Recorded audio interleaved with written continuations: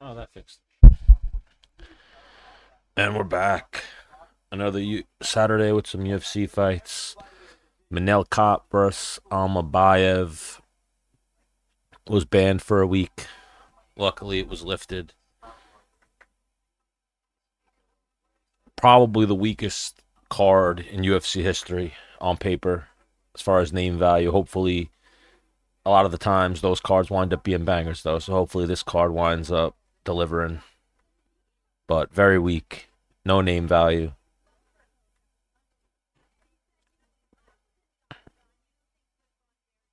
But should wind up being a good fight night. And then we got some boxing later that I'll live stream, do a little play by play on. So happy Saturday. As long as there's fights, I'm good.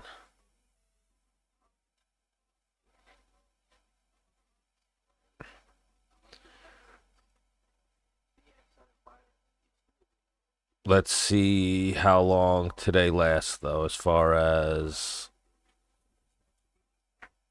streaming.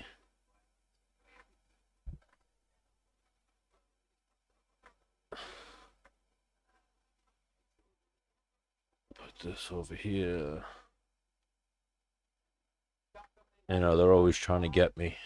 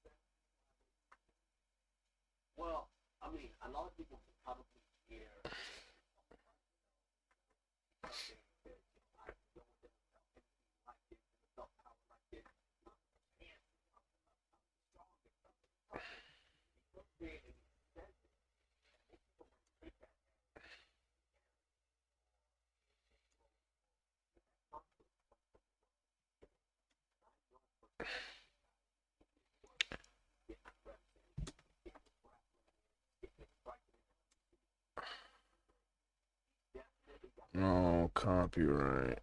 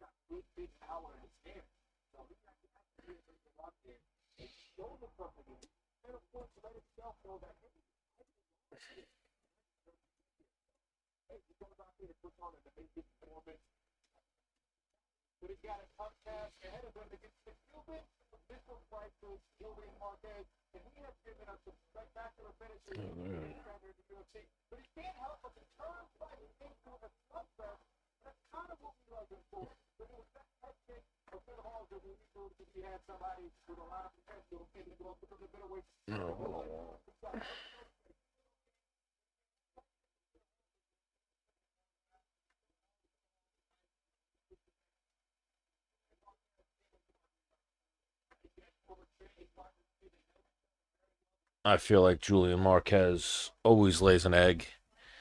And if they've trained together before, I think Brundage fucks him up pretty easily. Think it's going to be one sided.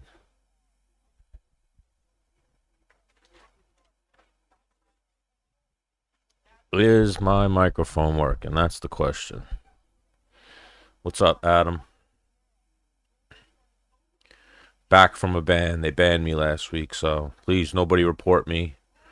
We're just here enjoying some fight commentary, trying to hang out, have a good Saturday. There's nothing shocking. There's nothing graphic. What's up, Mario? Thank you for the follow. No bullshit today. A nice, peaceful Saturday.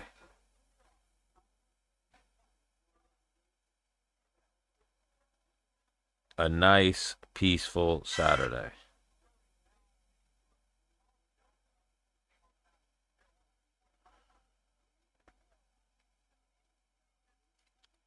No bans. No bans. I get banned every week. I'm back from a ban. I was watching the boxing fights last week. Some troll kept reporting me. They banned me for a week, but no bans today. I'm not going to say nothing. I'm not going to do nothing. Nice and quiet.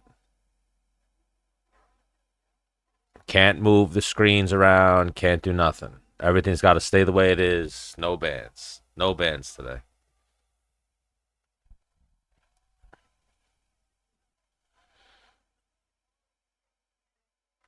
I think this Charles Johnson fight is going to be a banger. A very weak card today. Not a lot of name value, but I think we're going to get some good action. I think we get some good action on cards like this. Thank you, Prince. I'm not going to say it back, though. I apologize.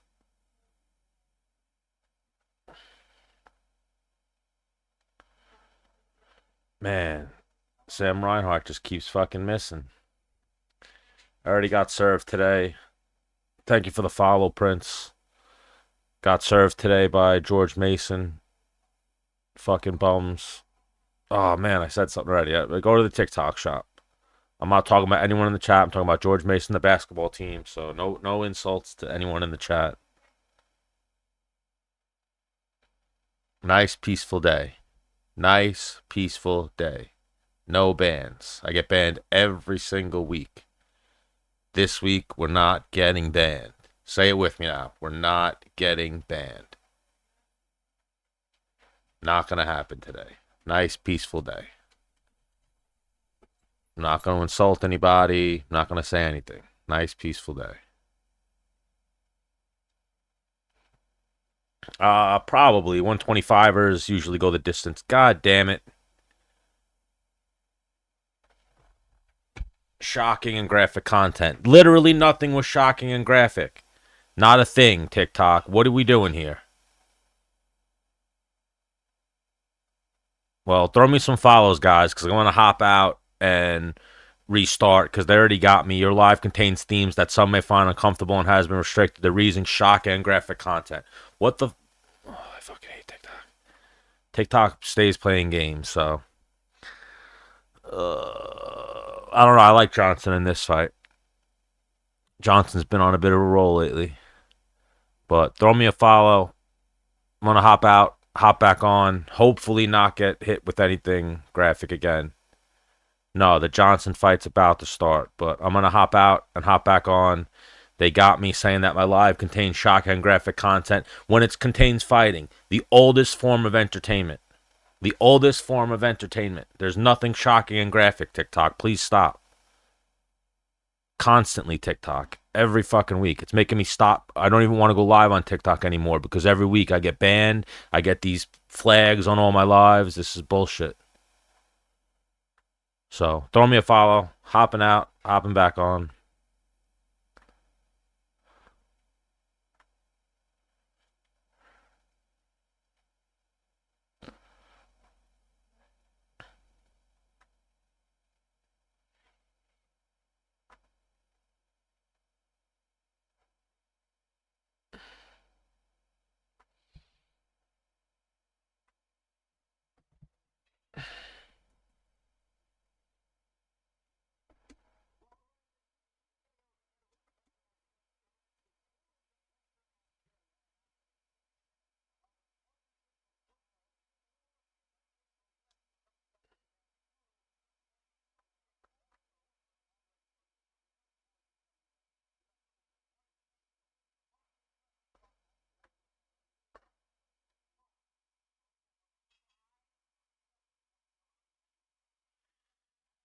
Come on, TikTok. Hold your shit together.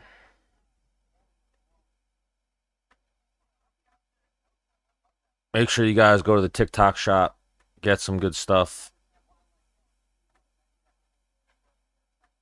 Constantly trying to hold me down, TikTok.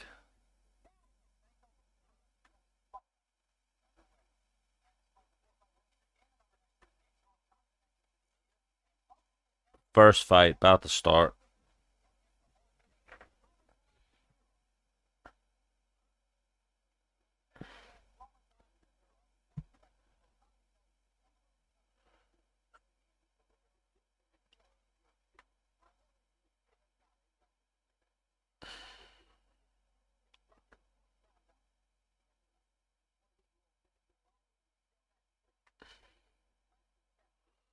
(18-3) versus 17-6, but Johnson has actually won 4 fights in a row, or 3 fights in a row. I forget. He's won a few in a row, and he's looked much better, much more comfortable in the octagon.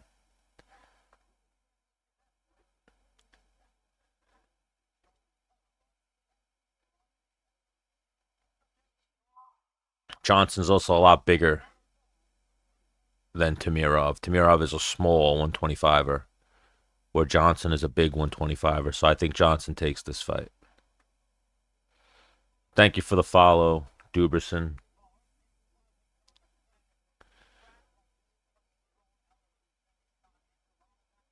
This guy is a short, little, compact brick shithouse, but haven't seen anyone stop Johnson yet in the UFC, if I'm not mistaken. Don't know if this guy will be the first one. Yeah, that Chepe fight should go long. Chepe's not really a finisher. He's more of a grinder. He can out-cardio people, though. Stop growling at me, dog. I mean, it's tough. You got to really look at both guys. I didn't really look at both guys, so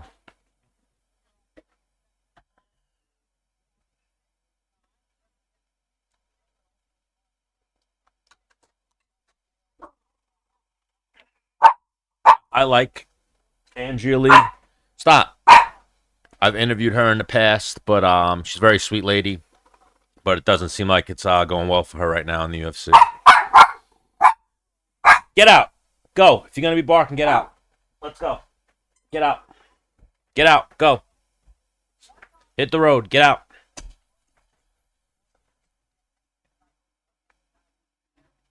What's up, Ghost Man? I watch some boxing. I know some boxing. I will be watching the Gervonta Tank Davis fight later, as long as everything goes good and TikTok doesn't play no games, though. TikTok stays playing games with me. I get banned every single week. Every single week, they ban me.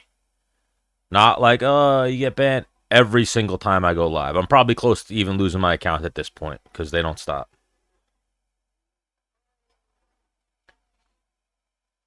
Johnson fights well, but has absolutely the worst haircut in combat sports.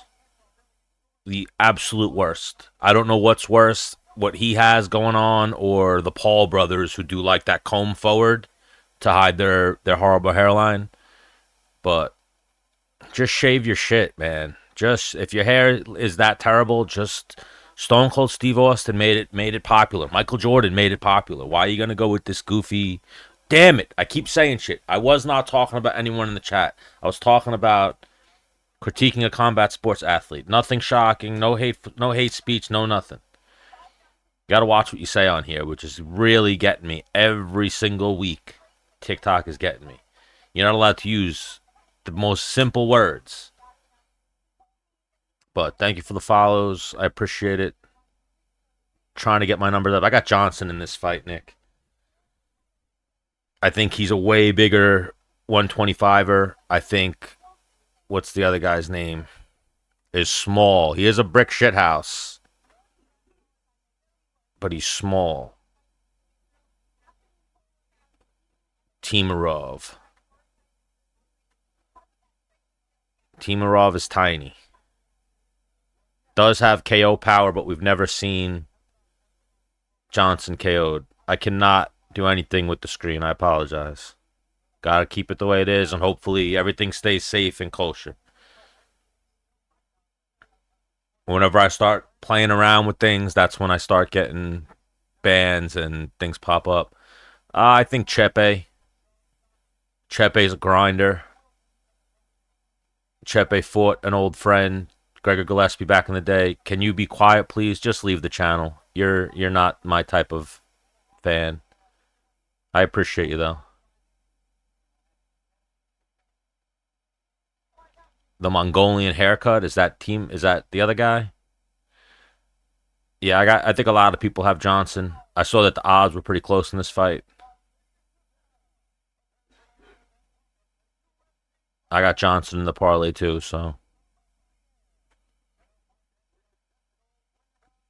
haircut is so bad though. Oh yeah, the ring girls are fire. Another one of these Apex cards though. I remember Dana White saying that they were done with the Apex, but that doesn't seem to be the case. Thank you for the follow.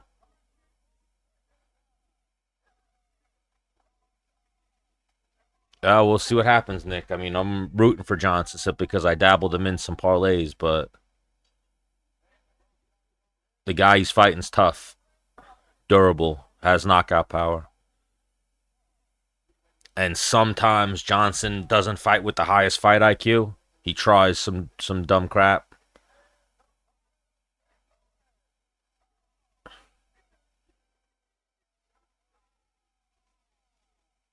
But does come from a good team. They have that team in like St. Charles MMA, I think it's called. That they're a good team.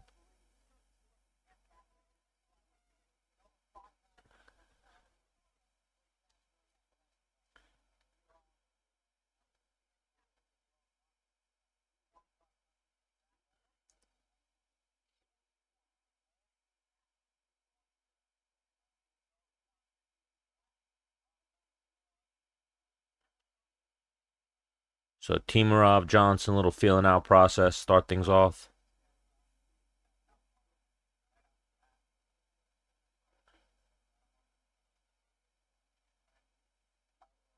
As always, ESPN Plus, and everyone make sure you go to the TikTok shop. Get yourself some beer bomb, taco seasoning things. Oh, this guy's wild. Timarov looking like he has Johnson on skates so far. Ooh, he's swinging too, Timarov. I love all fighting. Not the biggest fan of the 125 division. Not the biggest fan of women's MMA, so I'm always not going out of my way to watch the entry level fighters in that. But I do watch their actual fights, but I don't remember ever seeing Timarov yet. Just looked like he dropped Johnson. Kind of a little slip. Can't do anything with the screen. I apologize. I mean, I'm rooting for Johnson. I picked Johnson, but Timarov looks like an animal so far. Hopefully that he's fasting and the way he's fighting gets a little fatigued, but right now he's coming out hot. Why is it? What is it called? That he's fasting? Oh, just looks like he almost dropped Johnson again. What is it, Ramadan?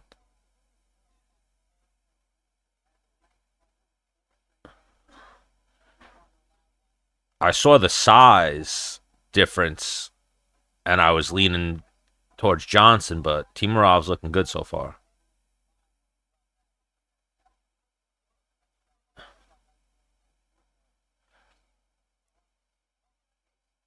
This is that type of card where you can probably make some good bank if you pick the fights right.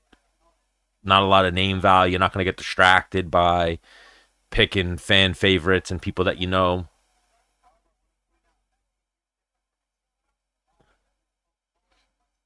How's Timarov's cardio, though, is the question, because he's doing a lot of high output cardio zapping techniques so far. But at 125, you really shouldn't be getting tired.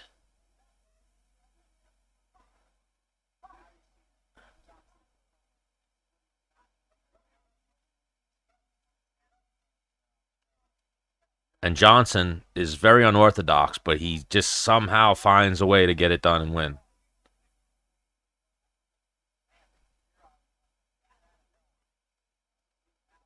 If I'm not mistaken, too, I feel like he is a late starter, Johnson. He usually has this type of start to every fight. Is more of a second and third round fighter. Just landed what seemed like his first right hand.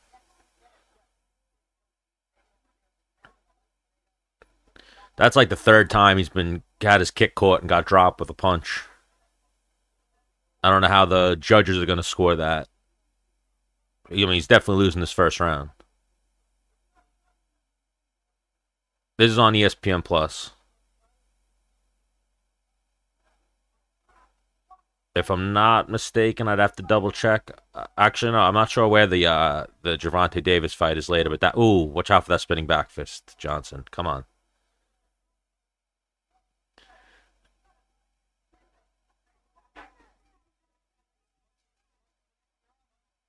See, Timarov, first round. Timarov's hard to even attack because he comes with these fast, unorthodox techniques.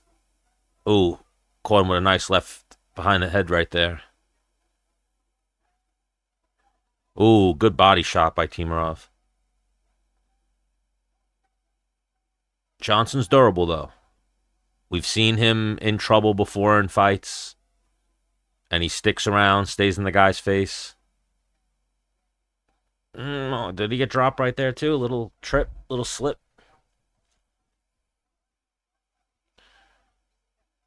All right, I see Timarov taking some deep breaths, but it is the end of the first round. Punches are looking a little bit slower.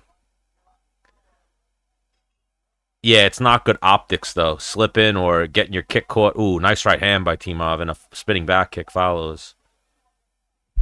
It's not very good optics for the judges. Like, you're not winning around if you keep slipping, no matter what you do. Definitely 1-0 for Timarov.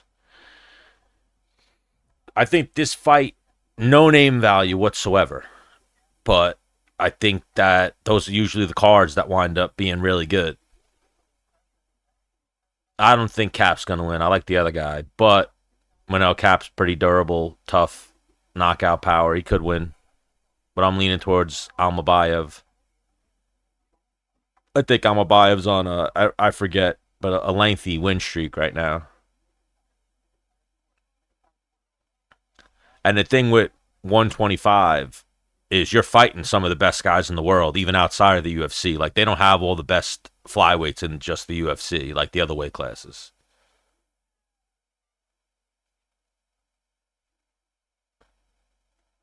Like Shuto and One Championship and Ryzen, all those other events, they got good flyweights.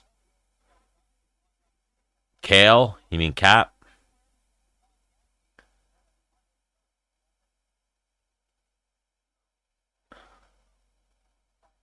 See, now hopefully Johnson starts wearing on Timarov a little bit.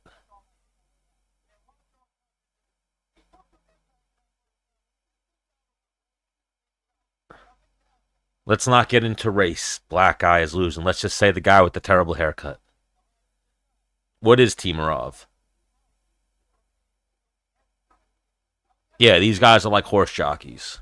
These guys are big horse jockeys.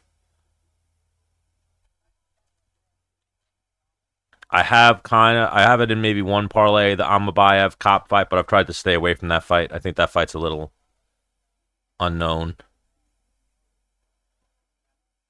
The problem with Manel Cap is he's inconsistent, so you can't bet on him and be like, he's definitely winning. He's not that consistent. Sometimes he looks like the best in the world. Sometimes he lays an egg. Johnson trying to hang on Timarov.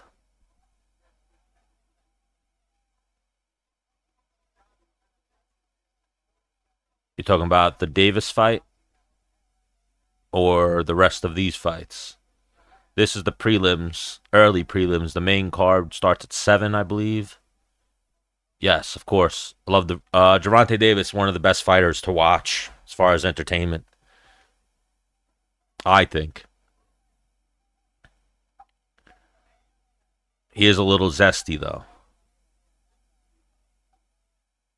Sorry, Nye, I can't do anything about the screen. Trying to stay on.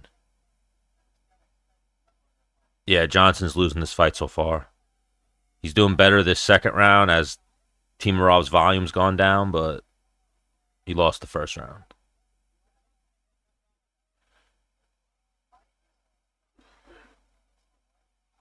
Can't do anything with the screen. I apologize. See, like those optics, though, are terrible for Johnson. You're not going to win the round if you keep getting slipping and getting your kicks caught and falling over.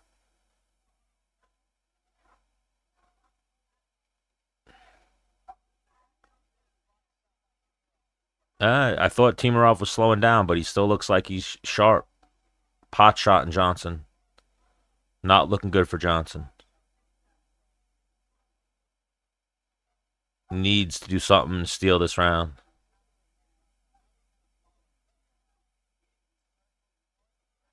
Two minutes left in round two.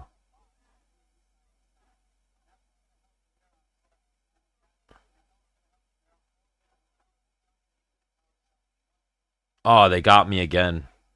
Shocking graphic content. It's just so insane that TikTok does this. It's ridiculous.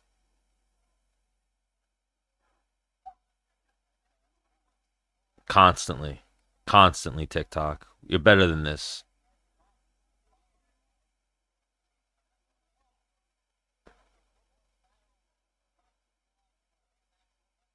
You know, fighting is the oldest form of art. It's art. And they keep saying it's shocking graphic content. So terrible. That movie Novocaine looks pretty good that they're advertising on the mats, though. I do want to see that movie.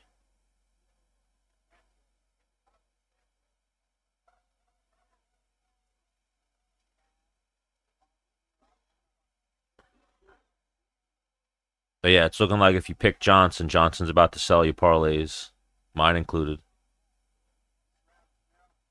Yeah, it's about to be 2-0.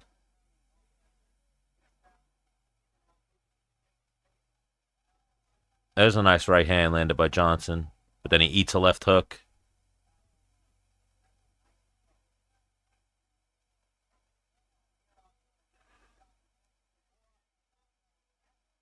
Yeah, and he doesn't KO anybody, Johnson. You know, it's like now my brain's remembering, even in his fights he wins, he's kind of his fights are usually close. Not the best guy to put your money on, so I'm the idiot. And now again, TikTok, I was talking about myself. Don't play no games.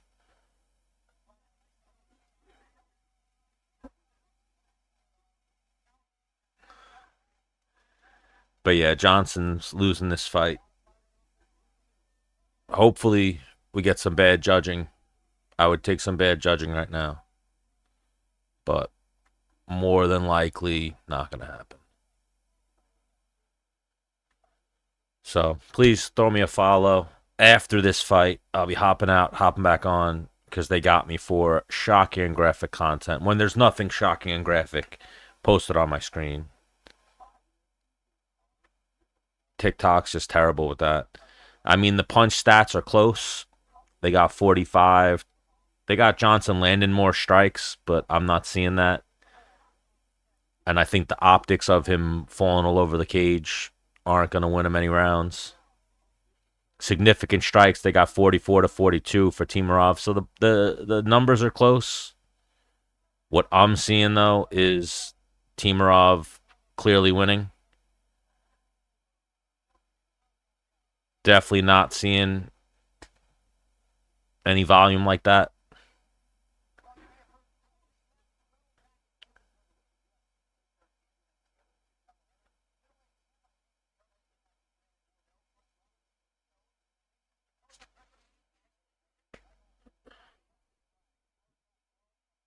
Round three. Johnson's probably down 2-0, needs a stoppage.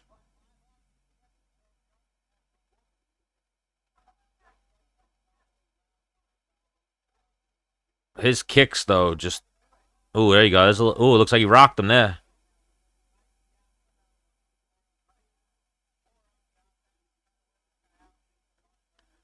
The problem is Johnson's never been known for his KO power.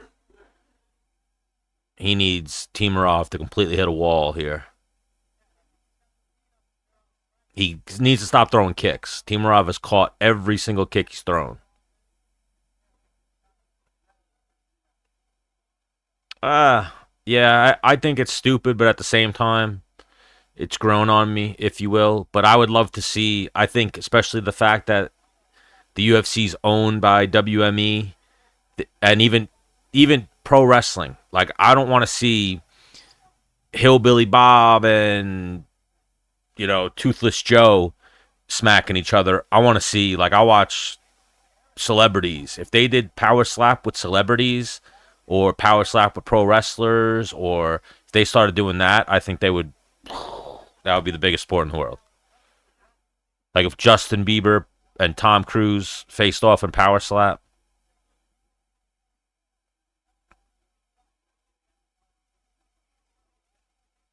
I have not seen a girl slap league. I remember they had Paige Van Zant, but even there, I think they put her up against some ugly chick. They gotta, damn it, I can't help myself. Was not talking about anyone in the chat, so please don't get me. Uh Timarov finally stopped, but gets on his bicycle, moving around a little bit, little blood coming out of his nose. I haven't seen the girl slap league, but I'm interested. I'm interested. You got me.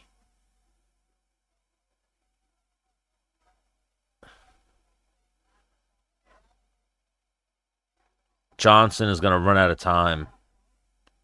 Where Johnson is going to look back on this fight if he doesn't win. I mean, he's doing work now, but he should have stopped throwing the kicks. When the sixth kick got caught, he should have stopped throwing the kicks. His kicks are too slow for Timarov.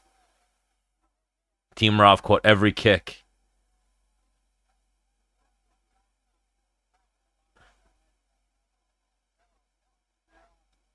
Oh, there you go. Now I guess Timarov's tired, so he's not catching those kicks.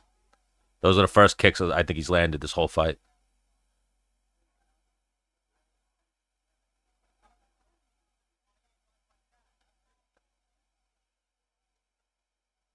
Even tired, though, Timarov's still firing back.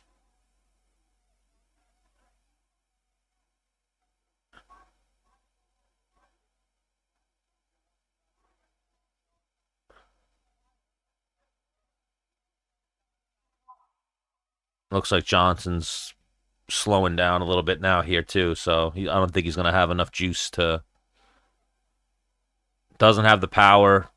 Ooh, good uppercut. And I don't know if he's going to have the juice to take Timarov out. Maybe we can get some stupid judging and that second round for Johnson. But looking like a 29-28 for Timarov.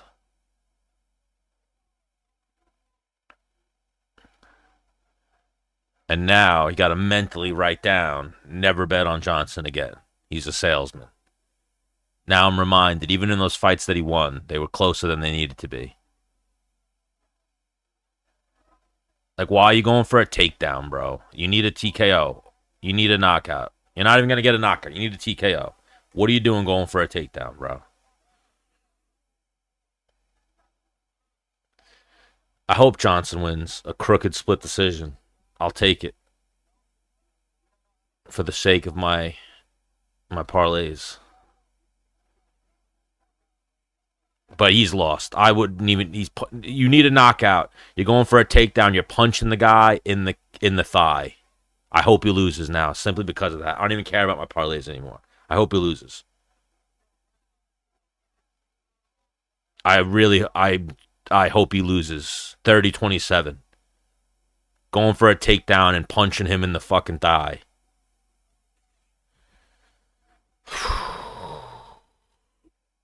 You know what I really want to say, can't say because then I'll get taken off TikTok. I don't know. He should not win. He absolutely should not win. Simply because of the takedown attempt and the punching in the thigh when you needed a knockout. But let's see what the judges say. Please throw me some follows. I'm gonna probably hop out and hop back on after they read the judge's decision, simply because they got me again for my live containing some uncomfortable. It says some of you guys find my live uncomfortable, and it's been restricted because it has shocking and graphic content. Those kick catches were horrible. Yeah, their boxing is terrible. And even like I said, Johnson, I said it before the fight, his fight IQ is usually not there. Why do you keep throwing the kick, bro? Your kick keeps your 17 kicks got caught and you got thrown to the ground. He landed like 3 kicks toward the end of the third round. Then he shoots for a takedown and starts punching the guy in the thigh. Terrible, terrible fight IQ.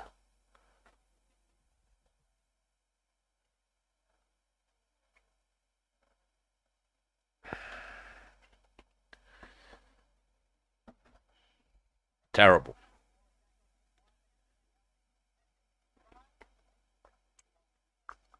Yeah. Shout out Wakanda. He was backpedaling and getting stalked a lot, so hopefully the judges were looking at the ring card girls.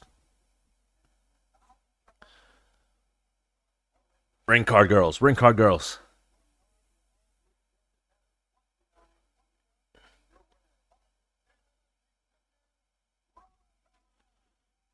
Nah, and then him even acting like he won the fight. It's like, bro, you threw 17 kicks that got caught. You deserve to lose that fight. Then you went for a takedown and started punching the guy in the thigh. I'm glad you lost. I don't even give a fuck about my parlays. Yeah, jumping up and down like you think you won. Bro, you went for a takedown and started punching the guy in the thigh. What are you talking about? You needed a knockout and you started punching him in the thigh. Jumping up and down like you think you won. Trying to make it a real. Oh, they got me. Trying to make it a real point to watch my language today.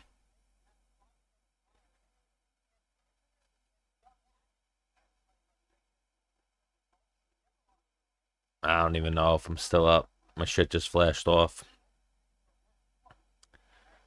Trying to make it a point to watch my language today, but Charles Johnson making it hard. Charles Johnson making it hard. So throw me a follow. I'm going to hop out, hop back on for this next one. I don't even know if I'm still up. They got me frozen. They're probably building their case against me to get rid of me for another week.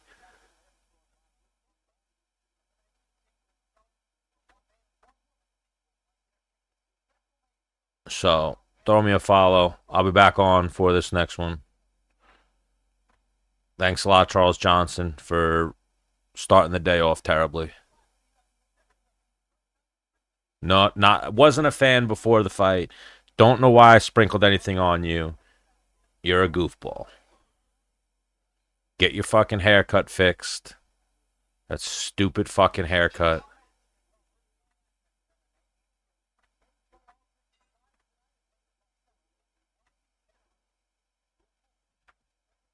I don't know what they got going on right now with my TikTok.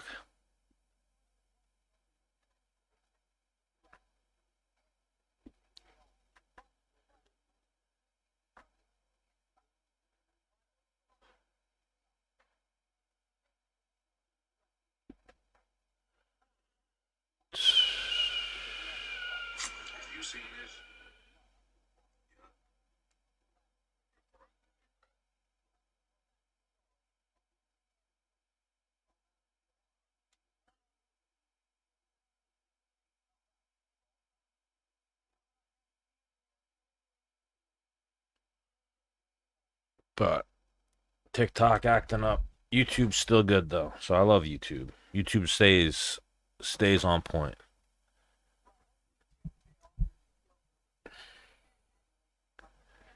Microphone not available. What do you mean microphone not available?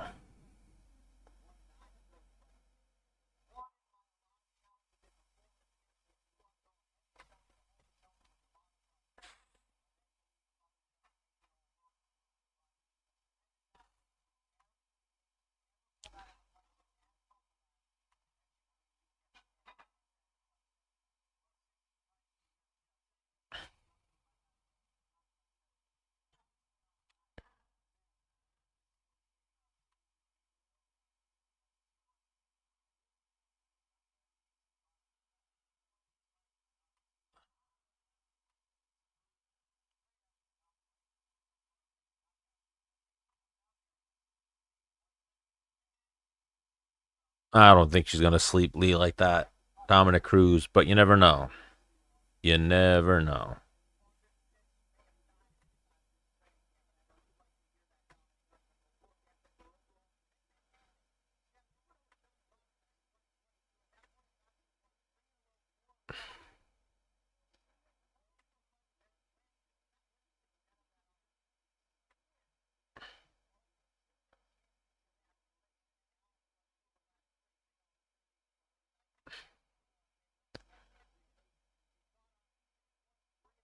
Andrea Lee has lost like 6 fights in a row. They just keep giving her fights though because they like her.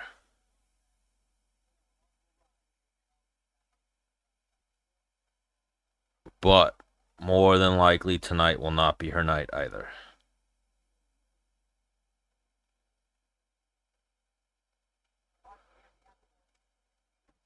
But sweetest lady, one of the sweetest ladies I've ever talked to, Andrea Lee.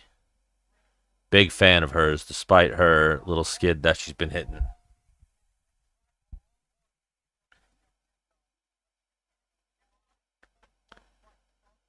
Thank you for the follows. I appreciate it. Make sure you throw me a follow because if they do get me again, I'll hop off, hop back on. They stay fucking with me, TikTok. But make sure you go to the TikTok shop, get yourself a beer bomb, make some tacos. If you got to go food shopping tomorrow, don't go food shopping. Just go on the TikTok shop. Buy all your food off the TikTok shop. Buy everything. Buy your shoes. Buy your baseball cards. Buy everything off the TikTok shop. Nothing else is worth it. Just go buy it off the TikTok shop.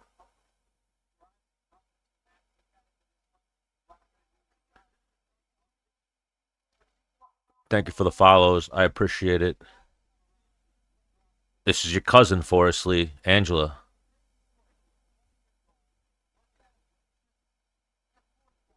Yeah, Johnson's for again. My brain knew going in. You always just sprinkle stupid shit. I don't know why I sprinkled him like an idiot. I know he has such a low fight IQ. He always fights like shit. But I looked, saw he was on a winning streak. Should have went with the other guy. Yeah, Johnson deserved to lose that fight. Once he went for the takedown at the end of the third round, started punching him in the thigh, I didn't give a fuck if he won or not. Both of these women, not very entertaining. Andrea Lee is big on the such a sweet lady, but her fighting style leaves something to be desired. She's one of those hi, hi, hi, hi, hi, hi, like just making a lot of noise, but not really doing nothing. I'm rooting for Andrea Lee, but I got JJ Aldrich.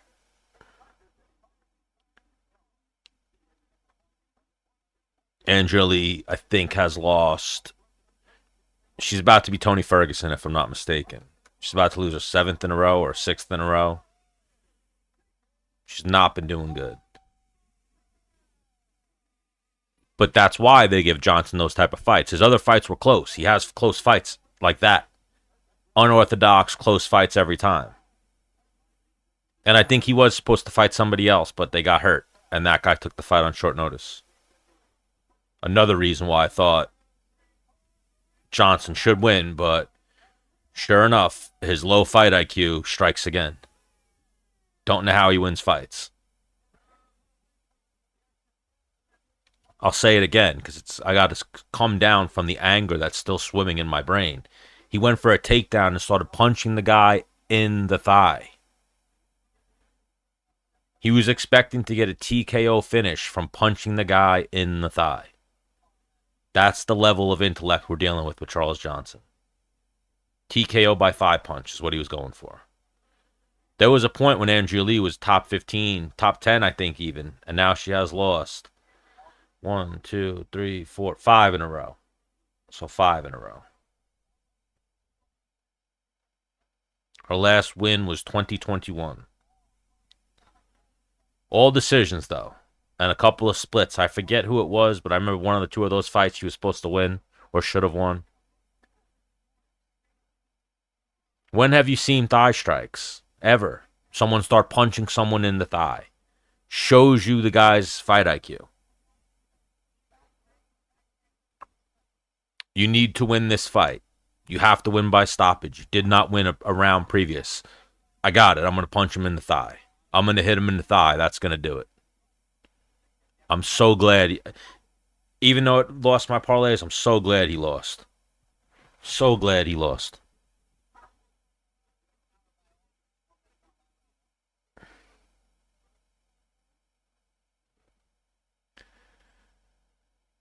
Thank you, Bry. I appreciate you. Thank you, Taylor and user 971 for the follows. Who do I think wins the next two fights? Let me get them up. I was checking out Andrea Lee's losing streak.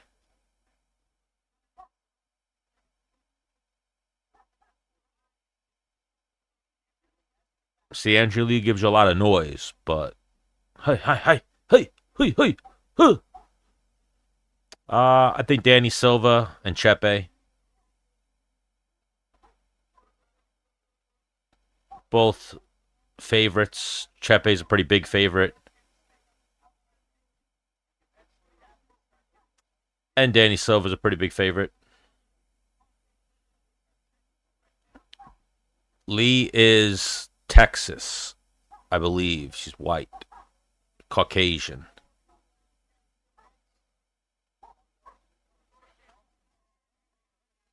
I mean, I made the mistake of putting Johnson in a few of my bets, so he fucking sold me.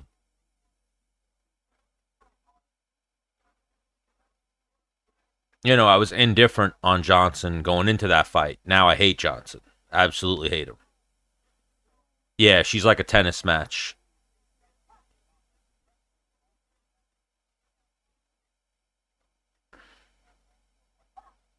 I am now in the Charles Johnson haters club. Hate his haircut. Hate his stupid face. Hate the way he fights.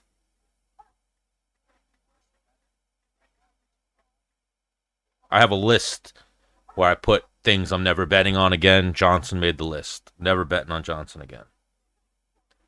He's a salesman.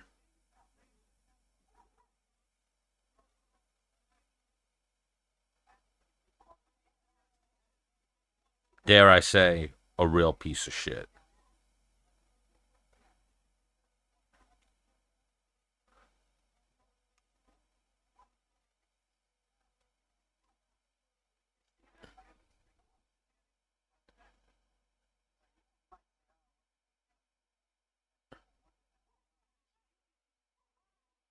I don't know what YW means. They got me again. Shock and graphic content. They think Angela Lee making these noises is shock and graphic content. Oh my god, TikTok. So yeah, please throw me some follows. After these girls are done with this tennis match, I'll hop out, hop back on, and they got to just stop with the shock and graphic content. I even have in the description, it is not shock and graphic content. It is the oldest form of art. What are we doing, TikTok? This is art. On top of Charles Johnson now. My blood pressure's fucking spiking.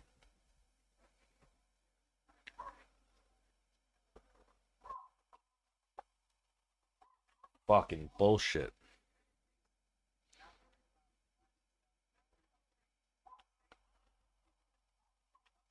Yeah, yeah, yeah, yeah, yeah, yeah, yeah, yeah.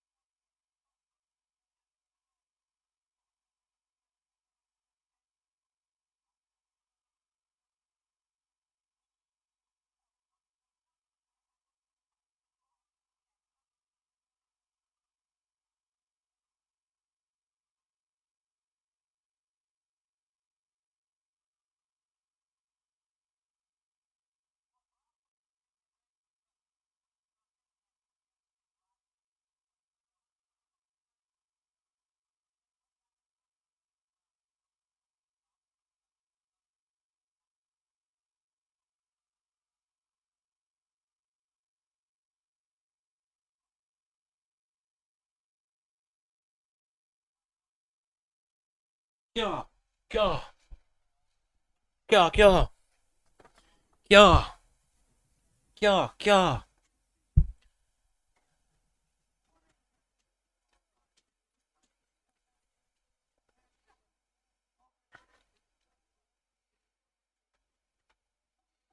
Yes, I will be watching the Gervonta Davis fight card tonight. I don't know about the whole fight card, but we'll see.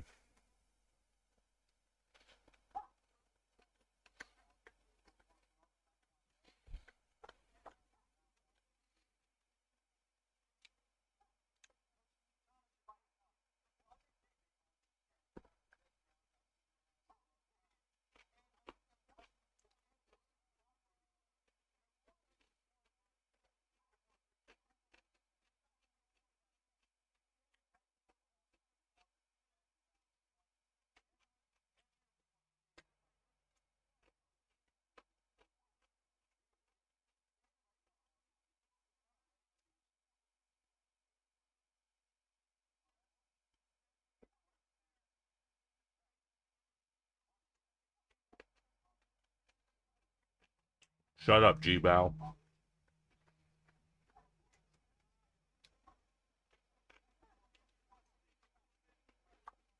I think Aldrich is winning from the commentary. I've been watching this fight.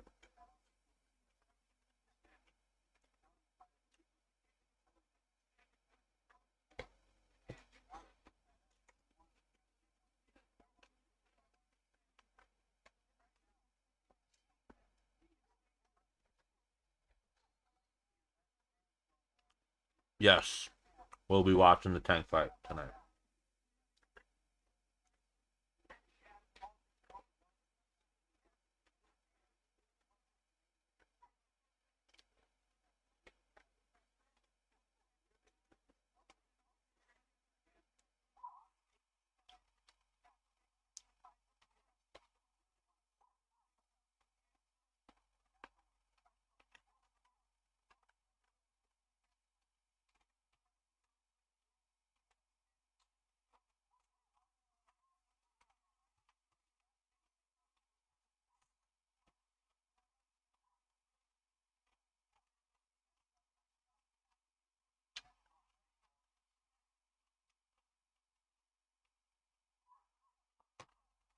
Speed Eater.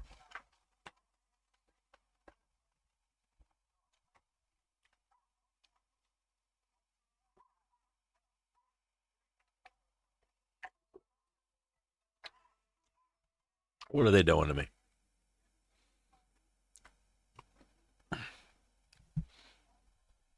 TikTok stays playing games with me.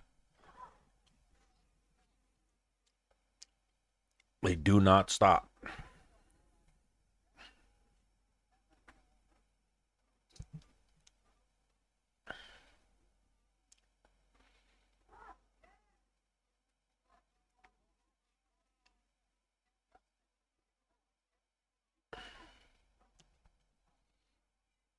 Let me look at some stats. I mean, they say this fight's dead even. Aldrich does have a takedown, but they're dead even in strikes, 42 to 41, so very close. Aldrich is ahead.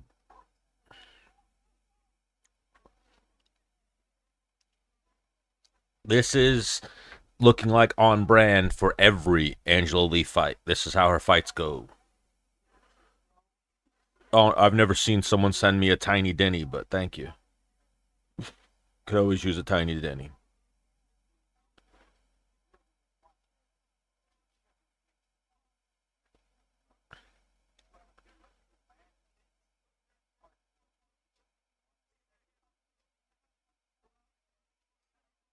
Angela Lee is the decision queen. Close decision queen.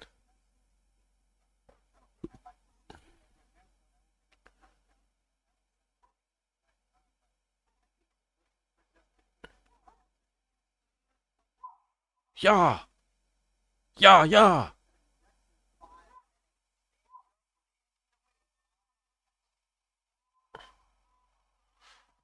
I don't know if you guys are watching this. Who's winning? Because it's an Angela Lee fight, so it's very close. A lot of karate on display. Yeah, it's one of those fights. I went and got food. You could take a nap, go to the bathroom. I think Javante easily. It sucks. That's one of the things that sucks in boxing. You just see that. Even like right now, I saw today that Haney and Ryan Garcia are going to fight on the same card, if I'm not mistaken, but not each other. It's like, what are we doing here? Just have the rematch, get it done. I think Tank Davis is or Ryan Garcia is going to fight Rolly Romero, and I forget who Haney's fighting, but and Tiafimo's on the card too. It's like just start fighting each other. What are we doing? That's why UFC pulled ahead of boxing in like ratings and people watching because they don't make the fights. There's too much politics and bullshit in boxing. Round 3. Fight. I'm leaning with Pereira. I think people are overrating Ankalaev's grappling and underrating Pereira's grappling. I think it'll wind up being a stand-up fight, which Pereira's going to win.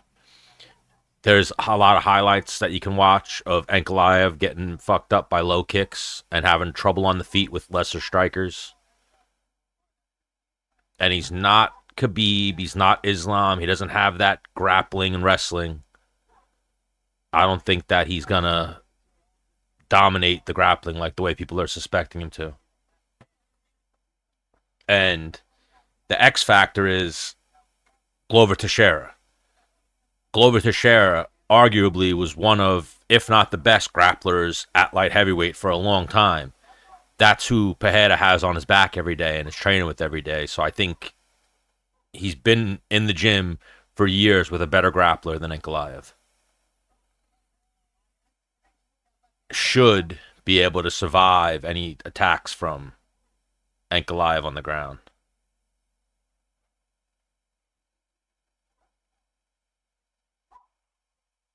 And every round starts on the feet, so we've seen Ankalaev susceptible to the calf kick. Pereira's got one of the better calf kicks we've seen. Lean in Pereira. Tank should win by KO, I'd imagine. I don't know much about his opponent.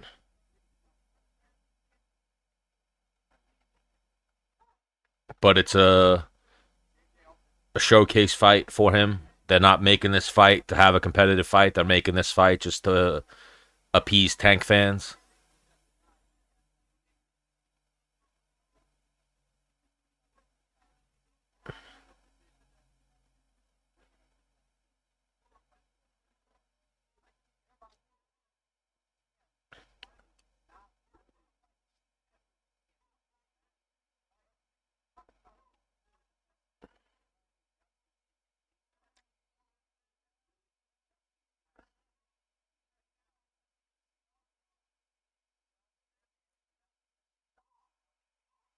Let's see.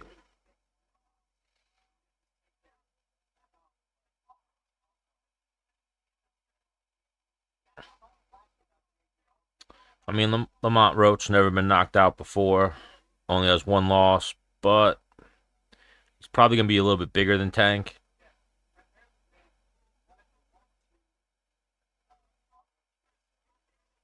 So could wind up competitive. I did see that Tank is a huge favorite.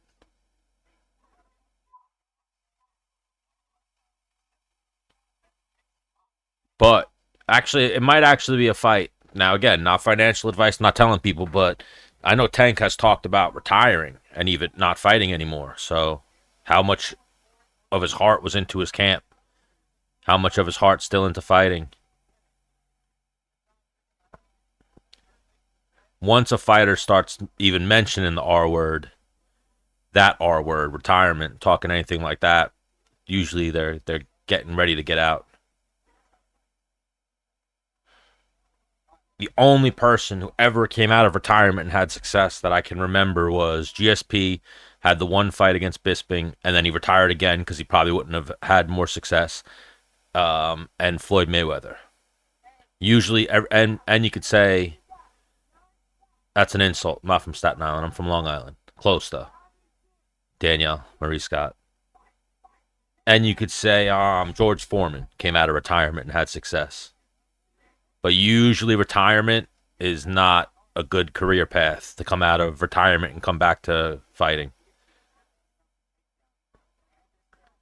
If anyone knows any other examples that had success, let me know, but I don't think there's many. Danny Silva is the next fight, yes.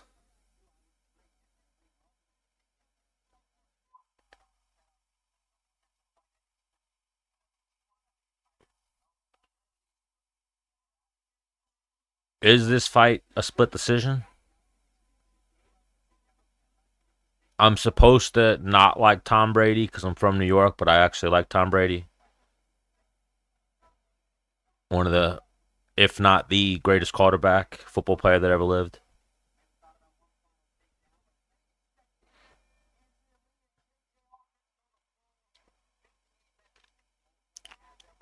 Like, I'm sure the odds were shitty, but if you had $1 million, that was the type of fight you bet $1 million on to go to decision, even if you win a little bit. There was no way that fight wasn't going to decision. I don't think anyone cares, Alex, who won. Just get that fight done. They should just put that fight in Invicta. Get that fight off my fucking screen. That fight was terrible. But again, I like Andrea Lee. She's a sweet lady. But that fight was terrible. That fight made me drowsy.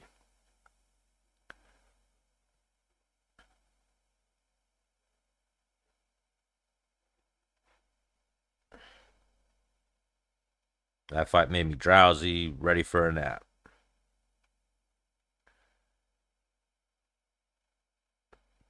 I'm looking forward to the Basharat Ribovics fight. That fight could be good. Who's winning the main fight? I'm leaning towards Amabayev over Cap. Yeah, that would have been way more entertaining. The ring car girls walking around for 15 minutes. You know what they should have did? Had the ring car girls walk around for 15 minutes and have Aldrich and Lee fight a street fight in the crowd. That would have been more entertaining than them holding each other up against the cage and making karate noises for 15 minutes. Yeah, it reads significant strikes. That's down here. They were very close, 62 to 60. Aldrich. So, tough fight. Hasparat, Basharat, same thing.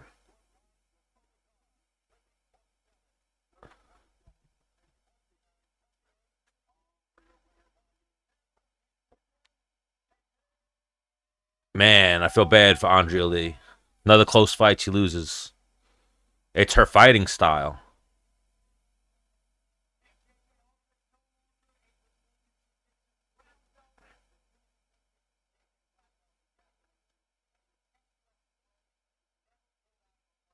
It's her fighting style. Yes, this is in real time. I mean, I had JJ, but Johnson already ruined those parlays, so.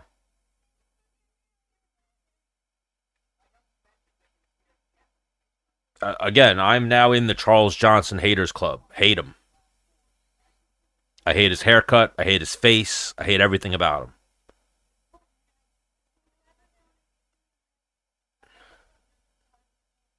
Anik Cruz and who was the third one?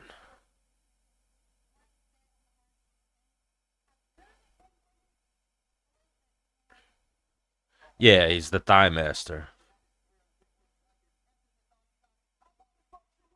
Anik Cruz, and who's the third one?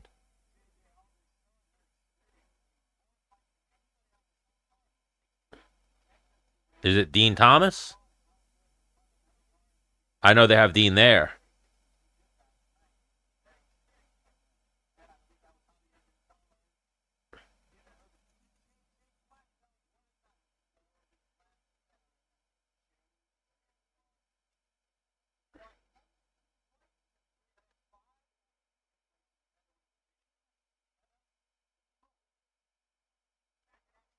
Do they have anyone?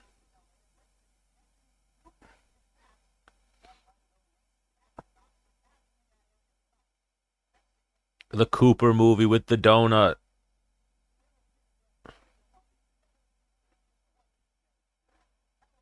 I heard Dean Thomas, but I know he does the voice in between the rounds. Have we even heard a third commentator?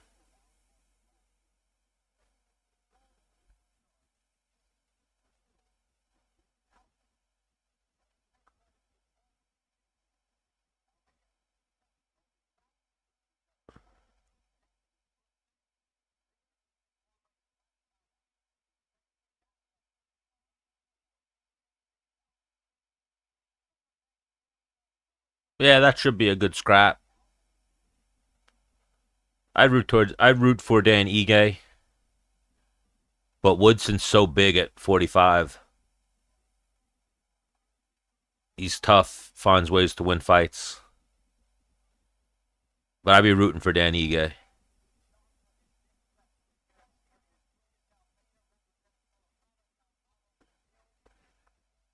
I think especially before people are so quick to. I know a lot of people are big nut riders of Diego Lopez. Before they're quick to write Diego Lopez in the win column versus Volkanovski, they need to go watch that Dan Ige fight. Dan Ige was pummeling Lopez in that third round. Had him gassed up against the cage, beating him up, and he took that fight on a day's notice. Lopez had 8 weeks for that fight. Yes, Libra. We'll be watching the Tank Davis fight this evening. Lopez has like an army of loyal fans that really are just on that he's already the champion. When I guess they didn't see what's his name, Evovlev did to him, and the third round versus Ige. I'm just not seeing it from Lopez. I think it's a real thing. If a fighter has a lot going on in his personal life and it's kind of public, you can't expect them to have the best fight. And I think that's what we kind of saw with or see with Brian Ortega, and that's his biggest win is Brian Ortega. I don't know if they offered it to Evovlev, but it should have been. They should have offered that fight to Evovlev. I'd like TKO to get into boxing. I feel like they would do some Turkey a la Sheik shit and make the fights happen if they use the same business model as they do in MMA. Because the problem with boxing is politics and that there's too many promoters and they can't make deals because they always want to be the A side. Damn you, Sam Reinhart. Piece of shit.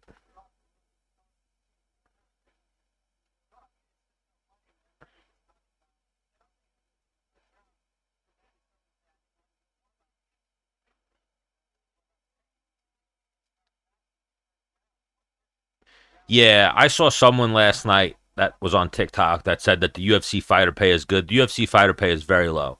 The UFC fighter pay is still what it was when the company was worth millions. Now the company's worth billions.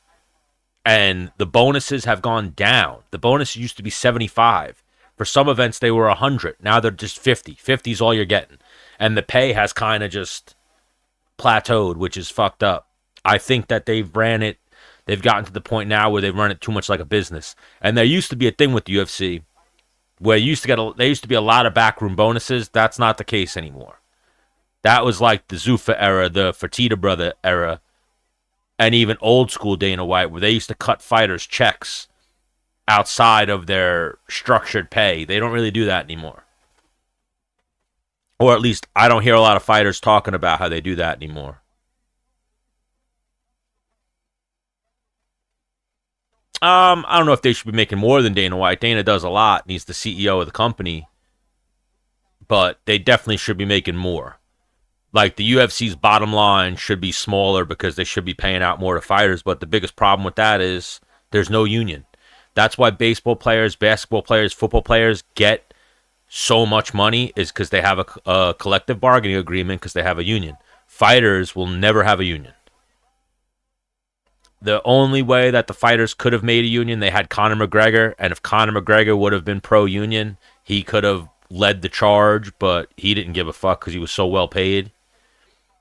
And it's such an individual sport that anytime you do see someone like Dustin Poirier or Khabib or guys who beat Conor McGregor and got that rub, or John Jones, they're making good enough money that they don't give a fuck about a union. The only way the fighters get a fair shake is if they make a union. Only way. Without a union, the fighter pay will always stay the same. The bonuses will always stay the same. They tried to expand the Ali Act, and that was what that whole settlement was about. All of those, like Kung Lee and that settlement that happened recently, that fucked up getting the Ali Act to expand into MMA. If they would have went to court and won the court case, the Ali Act would have got expanded into MMA, but they took a settlement, so now it doesn't. So now the only chance would be another group of fighters bringing a court case and getting it that far. They really fucked up with that. Like all those fighters. This is Lucas Almeida versus Danny Silva. All those fighters kind of fucked up the future of MMA just for themselves. Just to get to pay the short term. They took short term money as opposed to long term money.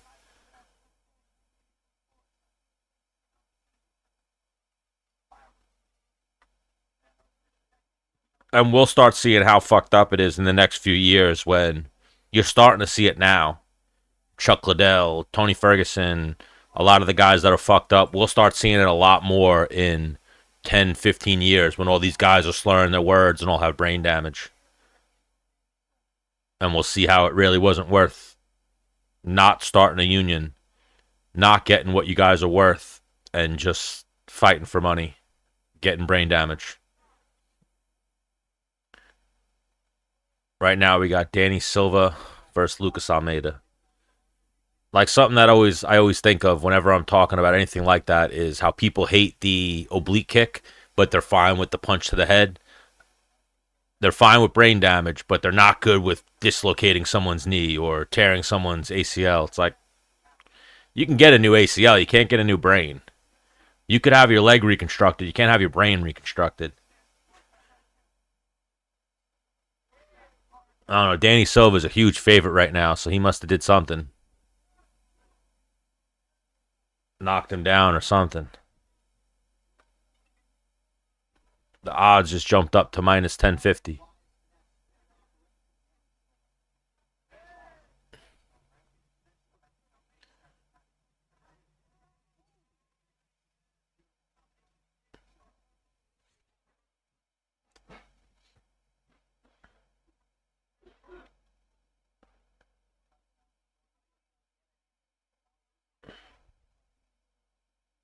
Yeah, there's gonna be that. But even no, because that was what was just happening. Did you get CTE in the UFC? You may be entitled to compensation, and they settled. If that group of fighters, Kung Lee, Nate Quarry, and all those guys wouldn't have settled, they would have had a better chance for the long term. And I don't know if the case was thrown out with prejudice or without prejudice. Like I don't if they could bring it up again, or they have to start from scratch. I'm pretty sure because they took the payout, it would have to start from scratch. And there's probably a time frame on that.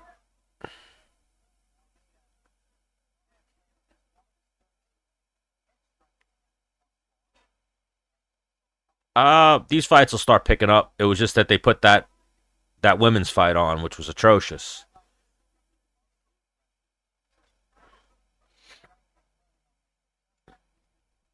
Like if anything, they should have had that be the first fight. Andrea Lee versus JJ Aldrich.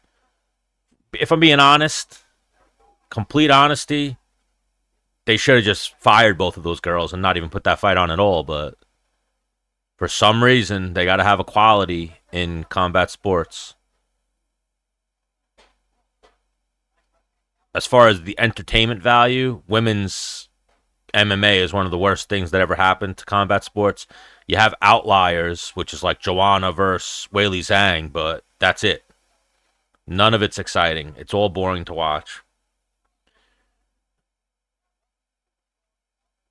I rarely watch the British boxing scene. Yeah, I don't really follow. I mean, I follow the bigger fights, but not the lower level. I know a lot of guys who have CTE and they are not doing well. I grew up in this sport, so I've been around it since its inception, and I have family members who fought that have CTE. I have friends that have CTE. I probably have some CTE. I mean, I'm not as bad off as a lot of people, but I know some people that are not doing well from CTE. No, I'm not Jim Miller's brother. That's funny. I've never heard that one.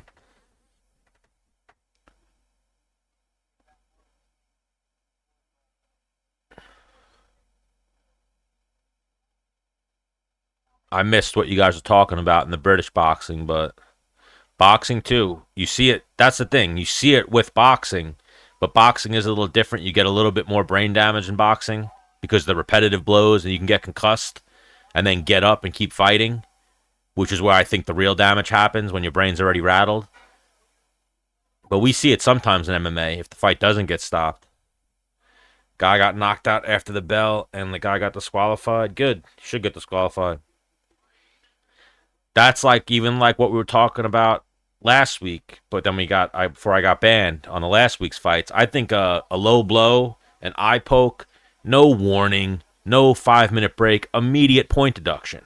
You're gonna close your fucking hands if you got a point deducted immediately. And so if I poke you in the eye and it's an accident, I don't give a fuck. It should be a point deducted because the other guy's fucked now. His eye's messed up. Like even everyone was giving Henry Cejudo shit. Did you see his eye after the fight? The next day, his eye was fucked up. His eye's fucked up. Fouls. Usually, what happens too in fighting. I want to start taking numbers on it and like keeping track of it, but I haven't yet. But I could start with Henry Cejudo versus Song Yadong. Usually, the guy who commits the first foul or commits the fouls goes on to win the fight. Why? There's a reason they're fouls. They really affect your performance. They really affect your cardio, your vision, all that type of shit. There's protect yourself at all times, but there's also don't hit it, don't break the rules. Like you saw Henry Cejudo had that referee Jason Herzog interviewed him or got him on a phone call and said he's like immediately after the eye poke, the guy came out again with his fingers out. And you didn't say anything, and the referee admitted, yeah, that was a mistake. I should have said something. Point deducted immediately. Deduct points. You will close your fist and stop your fingers out if you get points deducted. They need to change the rules in regards to fouls because guys will commit fouls and I got another foul. I could poke them in the eye twice. I could poke them in the eye 3 times because they're not taking points. And then by the third time, maybe they take a point. I used to have a coach who used to say that. Like, don't be afraid to use your fouls. And it's a great statement. It's actually great coaching because the referee's not going to do nothing. The other guy's trying to give you brain damage, and he'll do the same thing to you. I've fought and been fouled. I've fought and got rabbit punched like 12 times in the back of the head. The referee didn't do anything. Anything. The referee told me to protect myself from getting punched in the back of the head. Tank should win that fight, but Roach could give him a fight. I was saying earlier, I think that Davis has been talking about retirement, so I wonder how much his heart's still in it. But he should win. If not, decision probably catches him, finds him at some point, but don't be surprised if Roach wins the decision. Simply because Davis has been talking about retirement and getting out of the sport.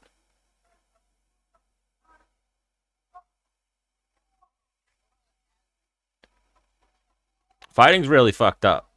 It's a great sport. I love watching it. I'm obsessed with it. I've did it most of my life. I watch every fight, but it's a really dark sport when you get behind the curtain.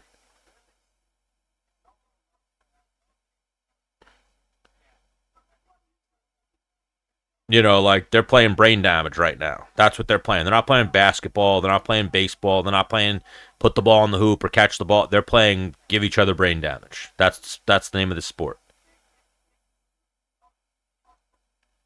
Like what is it, Rocky 5 or Rocky 4? If he dies, he dies. Every fighter steps in the ring with that. You need to step in the ring with that mentality. If I kill this guy, he signed the fucking The paper.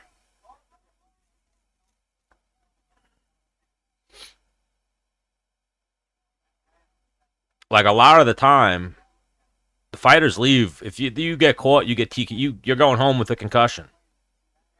Concussions are way scarier than people think. Like you can get fucked up long term. Like I got a concussion one time in a fight, and I wound up having like post concussion syndrome for a long time, where I couldn't like. I had like a little bit of vertigo, and I used to hit the back. Like one of my friends said, because I went back to training pretty quick. They were like, hit yourself in the back of the neck and see how you do after that. And I hit myself on the back of the neck lightly, just like that, and it was like, whoa, whoa, like I completely threw myself off. He was like, yeah, you can't be training right now. You're still fucked up. But a lot of the times, guys experience post concussion syndrome, and it's like a really fucked up thing. I've seen a lot of fighters, like I wonder that even with Gaethje, when Gaethje comes back now. Like they said that with Volkanovski, that he came back too quick. Like when you deal with any type of post-concussion syndrome, you need to take like a year off. Even if you don't feel it, your brain, you can't, the brain's very complex. I'll be streaming some of the boxing later.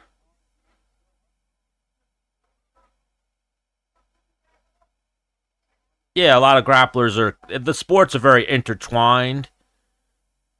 Like the problem with grapplers that I see watching it is there's nothing worse than butt scooting. Like it's the most uninteresting bullshit aspect of grappling. And you see so many guys that like butt scooting are like, come on, man, like let's go, like get in my guard, like what are we doing? I'm dragging my pussy across the mat to you, and you're not engaging with me. It makes it so uninteresting to watch. You know, they need to get takedowns. Let me see.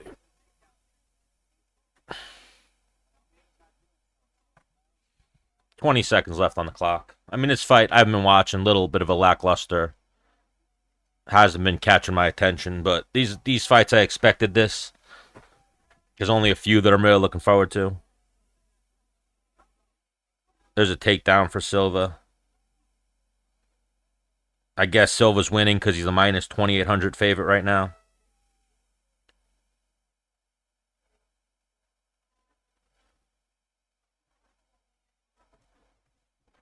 But yeah, they could make grappling way more exciting if they did not allow butt scooting.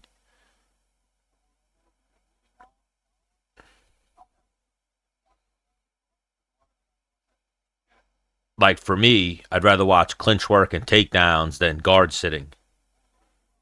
And the only people I'll ever respect who are guard pullers is someone like a Gordon Ryan who sits guard and then attacks. But he also did work his wrestling extensively to learn how to get takedown stuff. And the Mendez brothers, because they would sit guard and immediately start going for sweeps or start scrambling. Like if you sit guard and you just literally slide to the person, like I hope you get soccer kicked in the face. Like it's so boring. And surprisingly, like I grappled a very long time with a lot of really good guys. I would dare I say I used to have really good high level jiu-jitsu. It's actually very easy to stop butt scooting. You just got to learn how to pass better. And even like the leg lock game, you just got to learn how to pass the guard better. And you got to control people's knees when they're going for attacks on you. But it ruins. That's why jiu-jitsu and grappling will never make it mainstream because of butt scooting. Who's the Italian kid? Mikey Messamucci?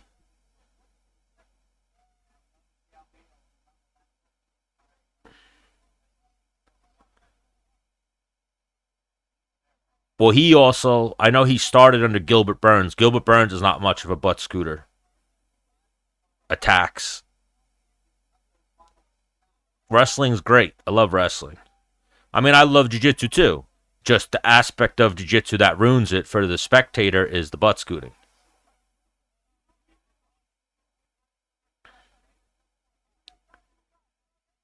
Yeah, but part of why Gordon couldn't pass his guard is because he's so small. There's a huge size difference. I've had that with smaller guys that I've trained with. It's hard to pass their guard because, like, they're always able to just get their knees through because they're so tiny. You physically can't close the space quick enough.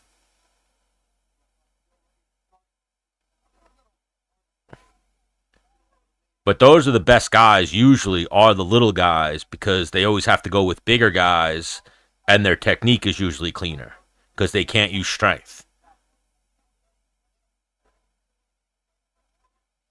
Like some of my best coaches that I've ever had, or people that I've learned the most from, were small guys, 120 pounders, 135 pounders, because those guys can't lack technique. Their technique has to be on point because they're always stuck going with guys 20, 30 pounds, if not 50, 60 pounds bigger than them.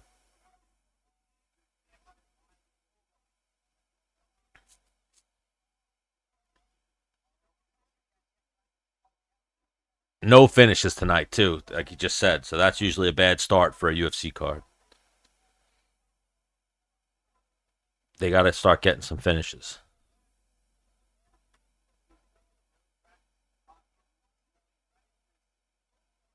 Oh, what's up, Benjamin? I didn't see your messages. I apologize. Chelsea Davis, I see you. How are you today?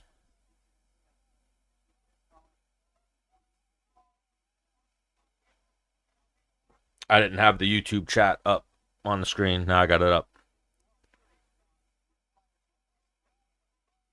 220 left in the third round.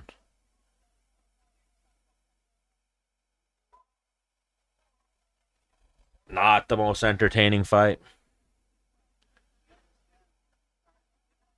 but I'm looking forward to the Chepe fight. Could be good. Austin Lane, I have absolutely no interest in an Austin Lane fight. Hope they knock each other out. Danny Barlow versus Sam Patterson. I'm curious to see what Danny Barlow does. I know he is a. So this fight just ended. What's up, Benjamin? I got you.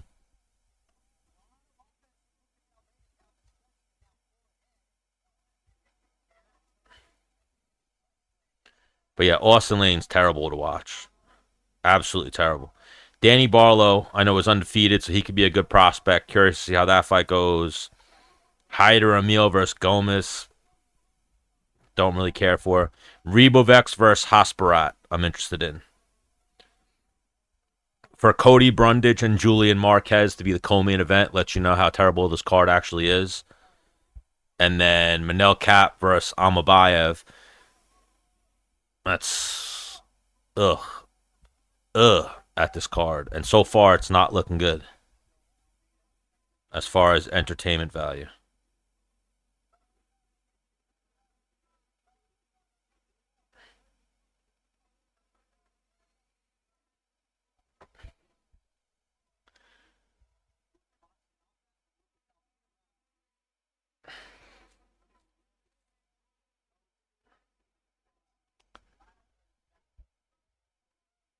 Now, is there anyone on? Yeah, we got Silva versus Almeida about to finish or just finished. Stop growling at me. What are you up to today, Benjamin? Cornstalk. I mean, it looks like from the punch stats, Almeida might have took the third round.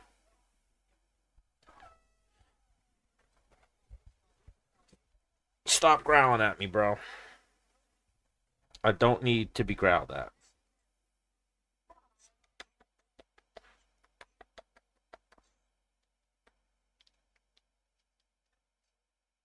Yeah, that fight was like sparring at the gym. So was the Lee fight.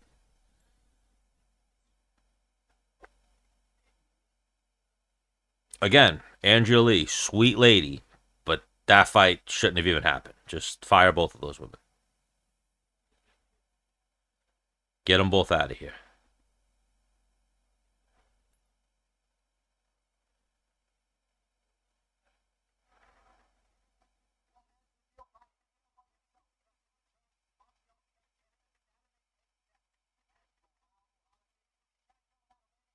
Yeah, this is a weak card. Not a lot of name value.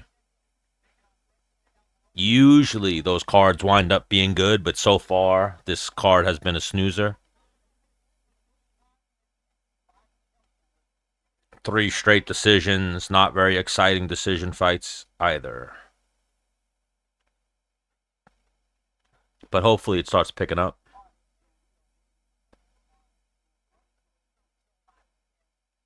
No. I don't think you're too crazy. I personally would just stay away from an Austin Lane fight altogether. Has Pinto been to a decision before? That's a fight I just didn't even look at all. I stayed away from it. I don't trust. Sometimes the heavyweight division, unless they're like really guys you've seen fight a lot, or a lot like women's MMA, it could be unpredictable. What does Pinto got? 9 wins. I mean, he's got some decisions. But Austin Lane is one of those guys where it's either ending early or, I mean, yeah, I'd say that fight might not go the distance. I know Austin Lane just beat that Taekwondo guy by decision, but other than that, he gets knocked out early. And then even his wins, he's only been to a decision once, Austin Lane. And that was against the Taekwondo guy, who's now with the GFL. So I don't think that fight goes to decision, but you never know.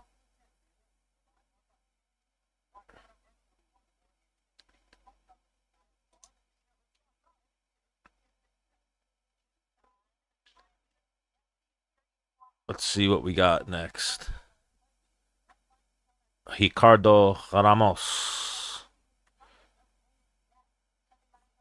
You know, Chepe's usually a good scrambly fighter to watch.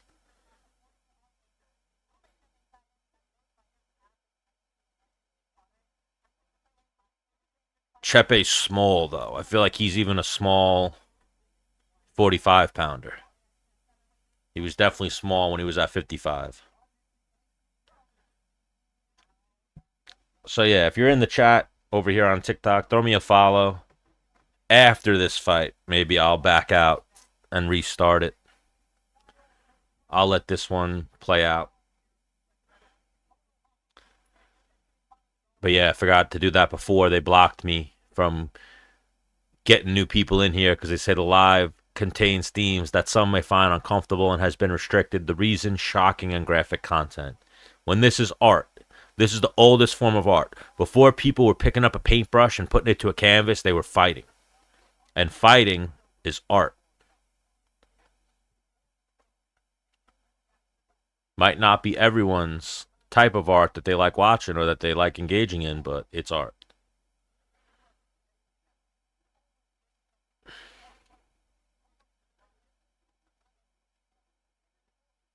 But yeah, Chepe is usually pretty durable. Cardio for days.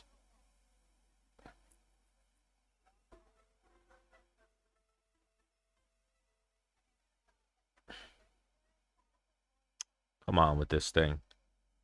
Making me put puzzle pieces in place and shit.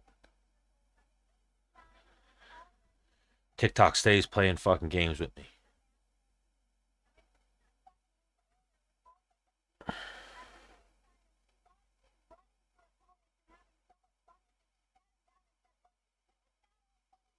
The real question is Leon Draisaitl gonna get a goal tonight?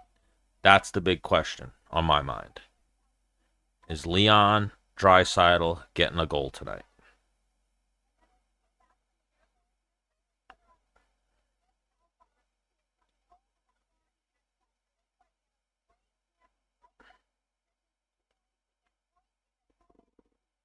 What are you growling at? I don't have any more chicken for you, bro. Whoa, Joe, what are you doing, man? Come on. Spill shit.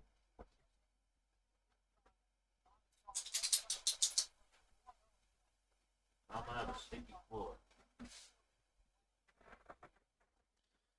Don't stop barking at me, Joe. Don't stop barking at me, Joe.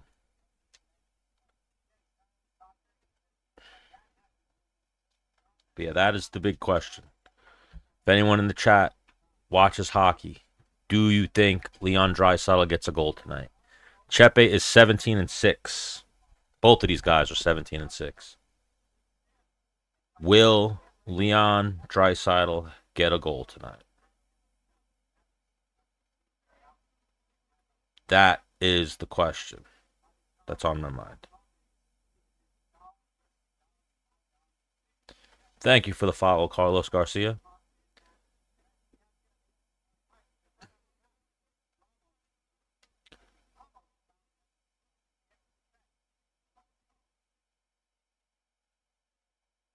Chepe's got such good cardio, though. That's what always makes him a tough out. Durability and cardio. Not the most technical fighter.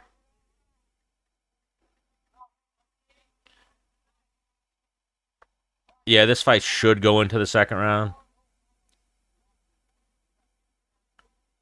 I think both of these guys are tough and durable. Not really finishers in that sense, like early finishers.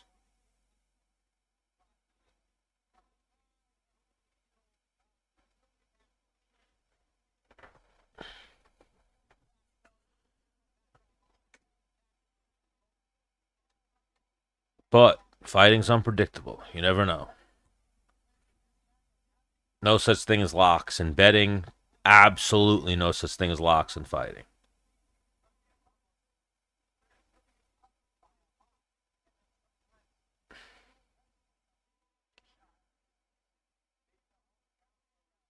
The battle of the 17-6 fighters.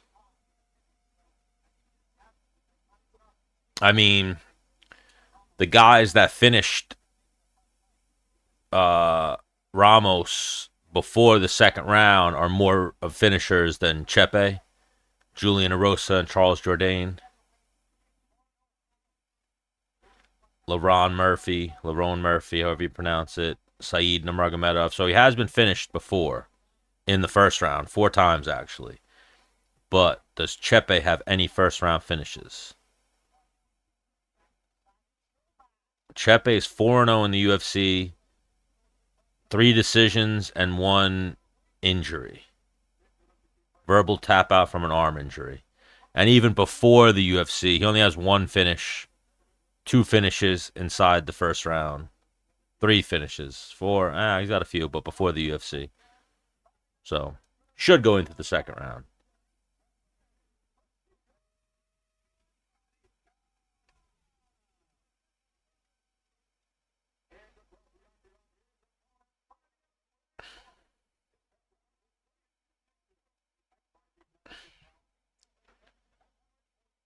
Hopefully this fight starts picking up this card, because this card has been pretty weak so far. Chepe got bit. I think Chepe got bit. Yeah, if I'm not mistaken.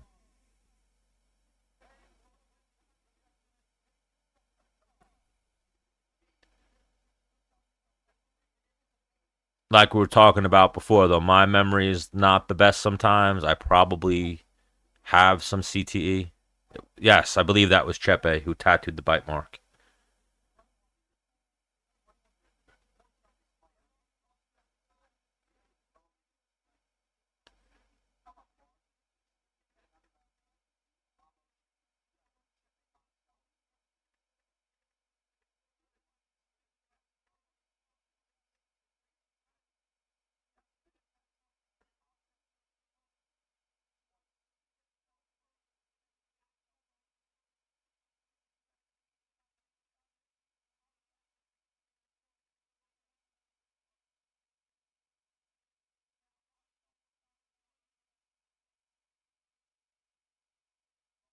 No, it was not Chepe.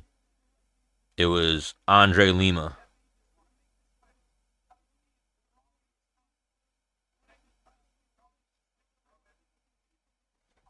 But yeah, that was Andre Lima who got bit and then got the tattoo. Couldn't remember. Looked it up though for you.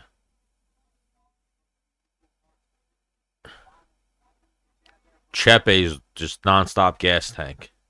I know of Chepe because he fought a guy I used to train with back in the day, Gregor Gillespie. He fought Gregor in the Ring of Combat and got fucked up by Gregor. got completely mauled by Gregor.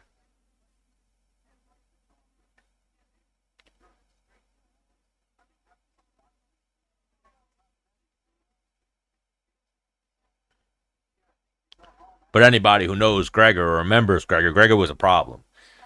Even like the Kevin Lee fight, when he got knocked out with the head kick, he beats Kevin Lee 9 times out of 10. 99 times out of 100, he probably beats Kevin Lee. That was just the zig when he should have zagged. And it was also, I think, Gregor really was feeling his striking, started feeling himself because he was having so much success in the striking that just stayed up with Kevin Lee for too long. Kevin Lee was also a really big 55-pounder and just caught him. But yeah, Gregor wins that fight, if not 99, 98 times out of 100. Oh, we got some scrambles here. Going for a calf slicer is Ramos. Now he's going to try to switch to a heel hook, but Chepe's too seasoned and skilled on the ground. Oh, he just slapped him.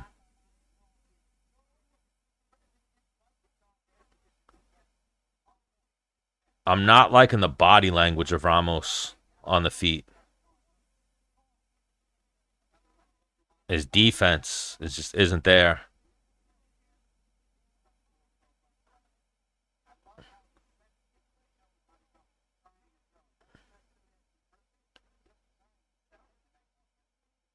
But that's why Ramos is probably... Ooh, he just landed a spinning back elbow, it looked like. Yeah, another early start from the Apex. Again, I remember Dana White saying that they were going to get away from the Apex and start going back out on the road, but they haven't. Yeah, Yellow Shorts is not looking good on the feet. Like he's having problems with the range, which is surprising considering he's the longer guy. But he's not putting his hands up, doing a terrible job of defending the strikes. Now he just got taken down, and this is where you don't want to be with Chepe. Because Chepe is just non-stop going to pummel you.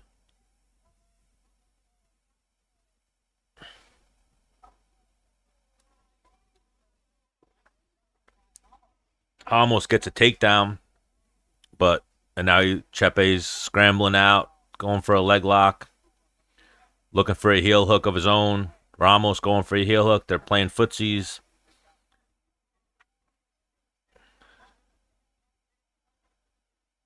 Nice scrambling by both guys to not let the other guy get a dominant position.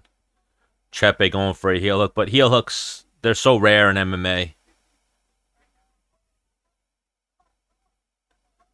Other than Ryan Hall. I do. Most of my parlays, unfortunately, I made a very bad calculated brain decision and I put Charles Johnson on them. And of course, everything else has been hitting, but I sprinkled in a few other ones. But yeah, Charles Johnson, I'm now in his haters club. I'm probably up there for president. I might run in the upcoming election of the Charles Johnson haters club. I hate his haircut. I hate the way he fights. I hate his low fight IQ. I absolutely am not a fan of Charles Johnson. And to remind any of the chat that wasn't here earlier, Charles Johnson was losing the fight. His corner told him he's losing the fight. Then he starts winning the third round. He goes for a takedown. Doesn't get the takedown. And then he starts punching his opponent in the thigh. Punches to the thigh. He was going for he was trying to TKO his opponent with punches to the thigh. Low fight IQ. Absolutely hate him. Absolutely hate him. But he sold a couple of my earlier parlays with his stupidity. And again, low fight IQ. So, hate Charles Johnson. Hate him.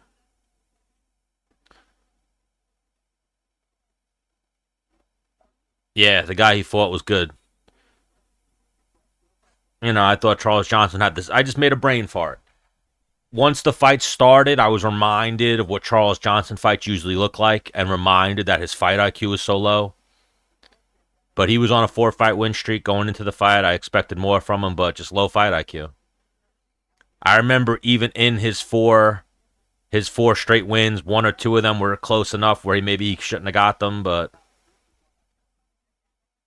Yeah, but the guy had a KO streak, but Charles Johnson never been KO'd.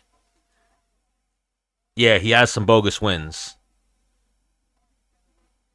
It was a terrible bet. Again, once I placed it and then started watching the fight, I was reminded of how Charles Johnson actually fights and why I shouldn't have sprinkled him. But we make those mistakes sometimes. It is the second round, 4:30 left.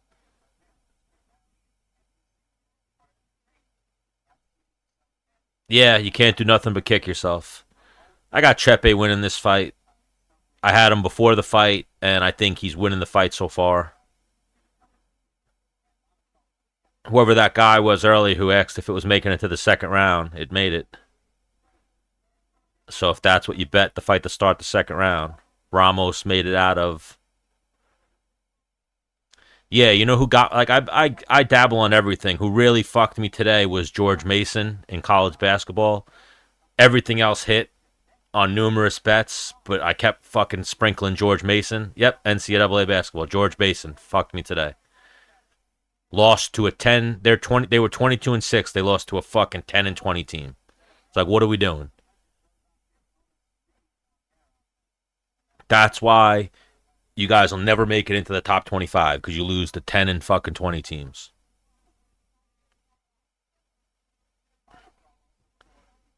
Oh, I was having such a good day, and then my bets were looking great, and then George Mason just completely fell apart in the second half. They wound up losing by like fucking 16. They were up by like 3 at like 4 minutes into the second half, and then they blew it. Yeah, George Mason wasn't the worst pick, but they just choked. My bonehead pick so far today was Charles Johnson. And then I like to dabble in hockey. I usually do good in hockey. Sam Reinhart sold me today. I had him and David Pasternak score a goal. David Pasternak scored a goal. Of course, Sam Reinhart didn't. Ooh, spinning back elbow for Ramos just landed. I've been great in NHL this year. So knock on wood. I've been horrible in NBA that I actually have not. I don't bet NBA anymore. Do I stream different? I stream just fighting. I streamed the Royal Rumble. But other than that, not just fighting, boxing, and MMA. Yeah, fighting's tough, Mike Clark. UFC fighting is a very tough thing to bet on and get picks. It's usually better to bet fights straight up. NBA's been fucking horrible for me this year.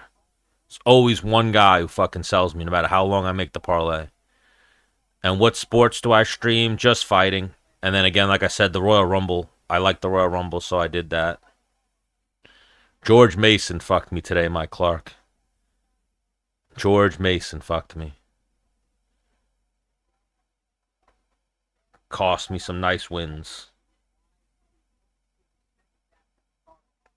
And now, right now, I'm watching Montana versus Portland State. Oh, I forgot the Elimination Chamber was on tonight. I'll probably throw that on the TV. I like watching wrestling. Wrestling makes me feel like a kid again. The only one I'll ever religiously watch is, I don't even religiously watch WrestleMania. I religiously will watch the Royal Rumble because I like that. But yeah, I'll watch the Elimination Chamber. Hopefully they do. I'm always curious to see how they book wrestling. Like the Royal Rumble, they booked terribly. For some reason, they let Charlotte Flair win, which was fucking atrocious. Yeah, that's why I still will dabble in wrestling and like wrestling. Because I used to go to wrestling when I was a little kid. It was fucking great.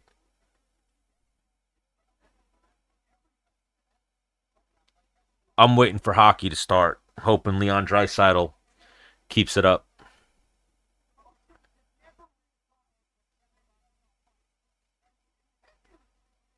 Money. That's why they're making everything 2 days. Money. That's what I was saying earlier. Now they're owned by the same company. If I'm wondering if that's why UFC isn't traveling right now, which is pissing me off that they keep going to the Apex. I feel like the shows are so much better. Oh yeah, I can't wait for baseball. Oh, the shows are so much better with bigger crowds. Dana said they were going to go to bigger crowds and start traveling again, but we're still at the Apex every week.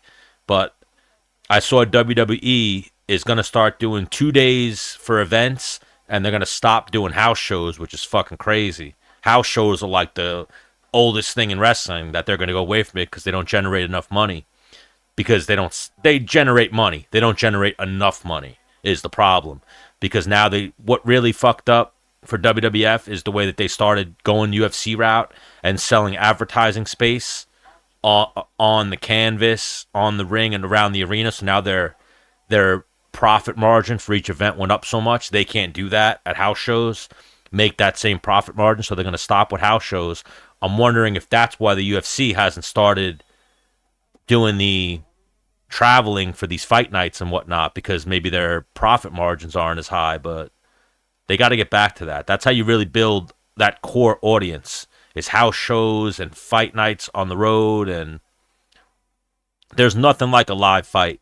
Like the Apex shows, I've never been to an Apex show, but I can't see, they're not that exciting. The crowd's not that into it. It's nothing crazy. Oh, I wish I had friends like that. I don't have friends like that. I live in the middle of nowhere now, so I don't have a fantasy baseball draft. I would totally join a fantasy league, though, to be honest. So if anyone's got room in their fantasy league. Rate how good Alex was. Which Alex?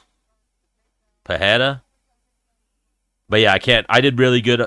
So what got me last year, I did really good on baseball last year betting. And then what got me was the end of the season. Same thing happened with me last year in the NBA. This year the NBA has been terrible, but last year in the NBA, I did really good, and then the Knicks blew my whole bankroll on the Knicks in the playoffs. And watching the Knicks fall apart. And then last year, did really good, blew my whole bankroll betting on the Yankees in the playoffs. My go-to in baseball is I like to bet home runs, which I know some people don't agree with. I've seen some people. I do the hits, runs, RBIs, and I'll do hits, like a player to get. I'll do like a couple guys to get a hit. Throw some money on that.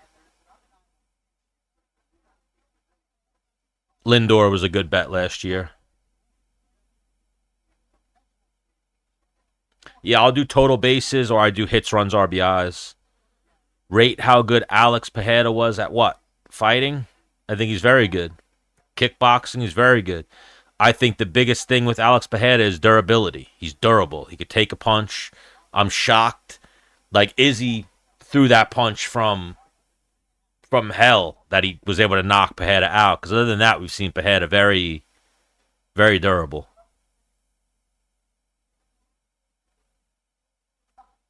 Pajeda was a very good. He's unorthodox. Pajeda. He keeps his hands low, swings from his hips a lot, has weird kicks, but he gets it done. Everyone's technique doesn't need to look the same to be effective. But yeah, I think Pajeda is really good. And I was saying earlier, I think the thing that people sleep on with Pajeda is his grappling. I think his grappling is better than people give him credit for. And his main training partner, or his main coach, one of his main training partners for a few years was Glover Teixeira, who's arguably one of, if not the best grapplers that was at 205. Like, remember for a while, Glover Teixeira was having trouble, and he was losing fights and stuff, and he was getting outstruck by people. Then all of a sudden, one day, he started going for single legs and taking people down, and he went on a winning streak and became champion. All he had to do was start grappling. Like, his grappling's always been really good and been his first strength. And I think that's what Alex has a lot. Yeah, no runs first inning I've seen has been a good bet. Yeah, horse races are fun. I used to go to Belmont a lot back in the day. I used to live on Long Island. Now I live in upstate New York. But I used to live on Long Island near the Belmont racetrack. It was like 35 minutes away, 40 minutes away. I used to love going there. Going to the Belmont Stakes, the fucking Preakness, all that shit. I used to love going to the horse races. But yes, trauma. I think Alex is going to fuck, what's his name up? Ankalaev. I was never really a big hockey fan, but if I was a fan, I was a fan of the local teams. I like betting on hockey more than I actually like hockey. But I like the Rangers. I like the Islanders. Yeah, horse racing's so fun. Going and watching it live, couple of drinks, get a couple wins. Belmont used to be a lot of fun. I'm a Yankee fan. I like the Mets. I like the Mets. I don't like Met fans because Met fans are fucking lunatics.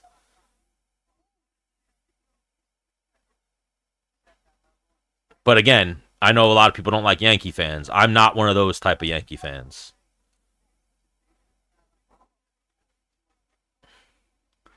I'm not one of those Yankee fans, and I don't. You seem like a good Met fan. Like people. I don't like the fans that make it like there's some rivalry. It's like they're both New York baseball teams. I'm gonna root for them both. I used to love going to City Field when I was a kid, and then I loved going to. I mean, I used to love going to Shea Stadium when I was a kid, and then I loved going to City Field as an adult. Like I remember one time I went to City Field as a kid, and we got to heckle Barry Bonds. It was one of the highlights of my life. And like Barry Bonds was interacting with us and reacting to us. I was sitting right along the left field third base area, and the whole section was heckling Barry Bonds. It was amazing. I would love to see a Subway series.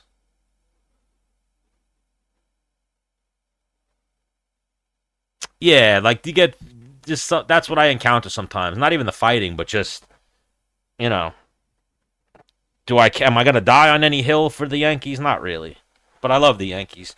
I just watched a really good documentary. I forget what it was on because I have so many different streaming things that I flick through. But there was maybe Netflix or something. But there was a thing about how the Yankees in the '90s were the worst team. Oh, what did my TikTok just do? Hold on.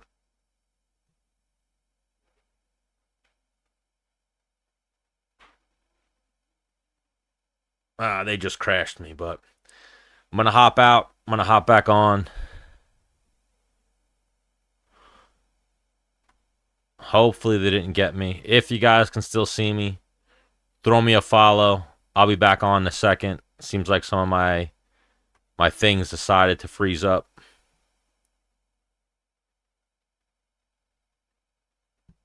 Let's see.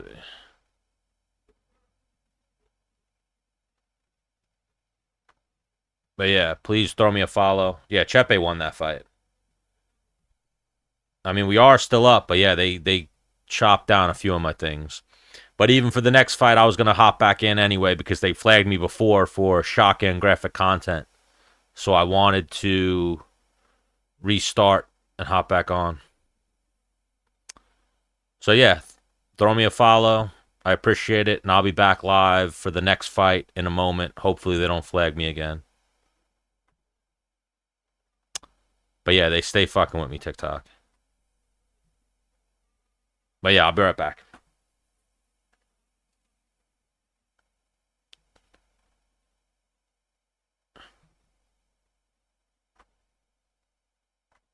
Did they kick me off YouTube?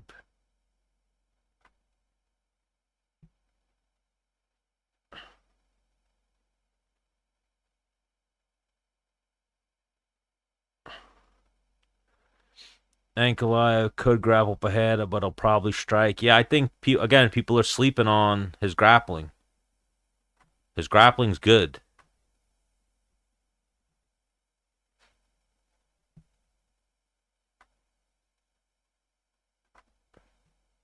People are sleeping on Pajeda's grappling. I think his grappling's way better than people want to give him credit for.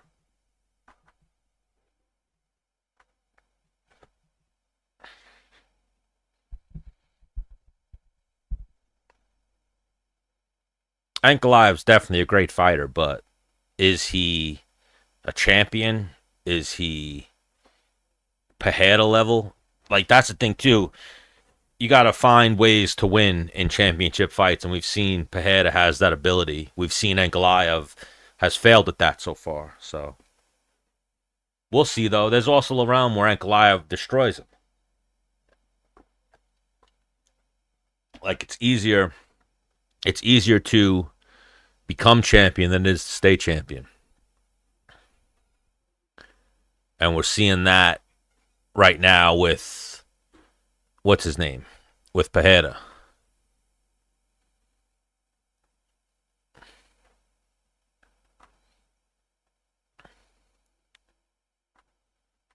Where's my thing at? But Pajeda now is getting pulled in all different directions. He's out traveling. He's out doing all this shit. So can he keep up with the training, with the life changes that happen when you're the champion, all that shit?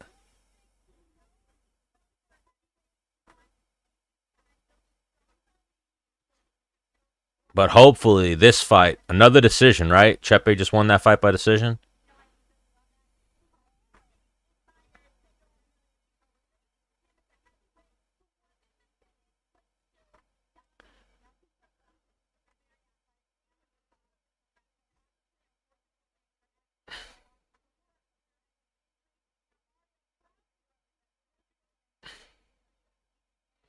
I mean, at this rate, we might get one of those crazy cards where everything goes to decision.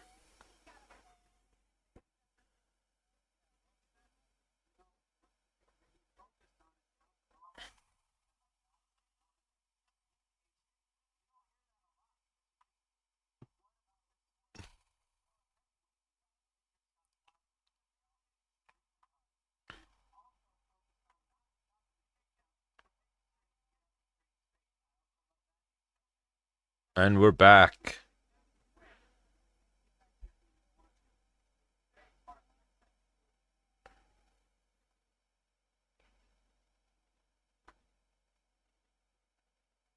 Yes, I'm streaming on TikTok and YouTube. TikTok always gives me trouble though, so I just had to close that stream out, restart it.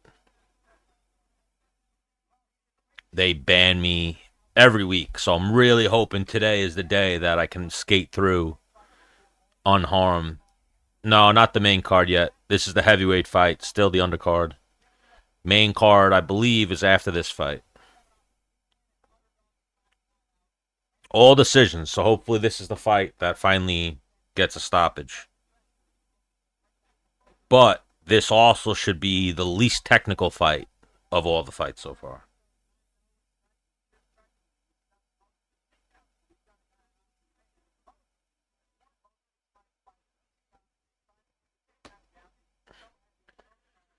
Thank you for the follows, guys. I appreciate it.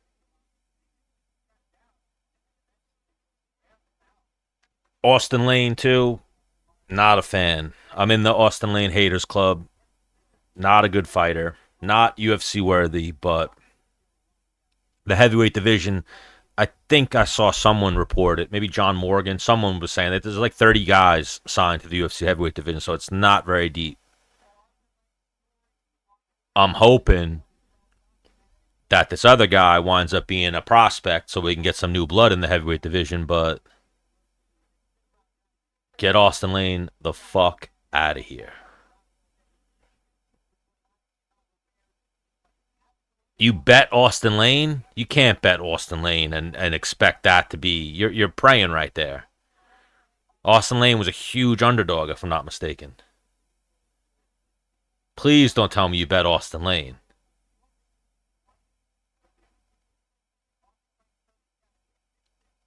I think Pinto might wind up being a prospect. He's 6'5", 250. He's big. Austin Lane's 37. Yeah, he's in trouble, I think, Austin Lane. Yes, that's who I'm talking to, Benjamin. I got a chat, two chats going on. So sometimes I'm reading them both simultaneously.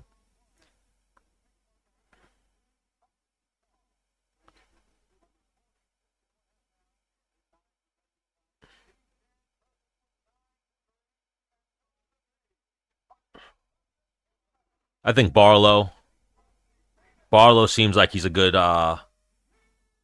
Yes, Benjamin, you're the king of YouTube right now.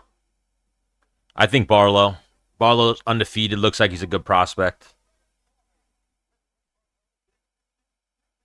Don't know either guy too well, but when I look at them on Tapology, I lean more towards Barlow.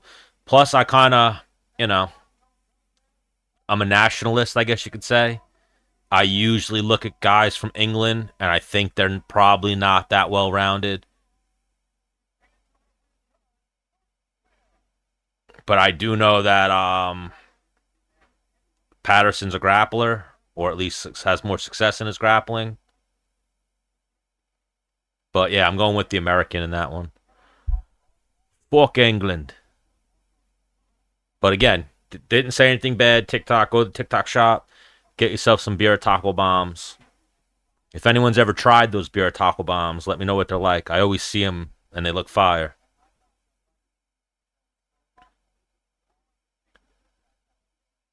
But yeah, I'm leaning Barlow in that one. Austin's huge. Both of these guys, these are big heavyweights. They're not 265 heavyweights. They're both like 250. They're a little lean. But Austin's not very good. He's not.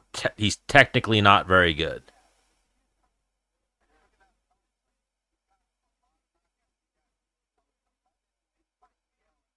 Like I think him beating that Taekwondo guy was more the Taekwondo guy laying an egg that day versus Austin being good.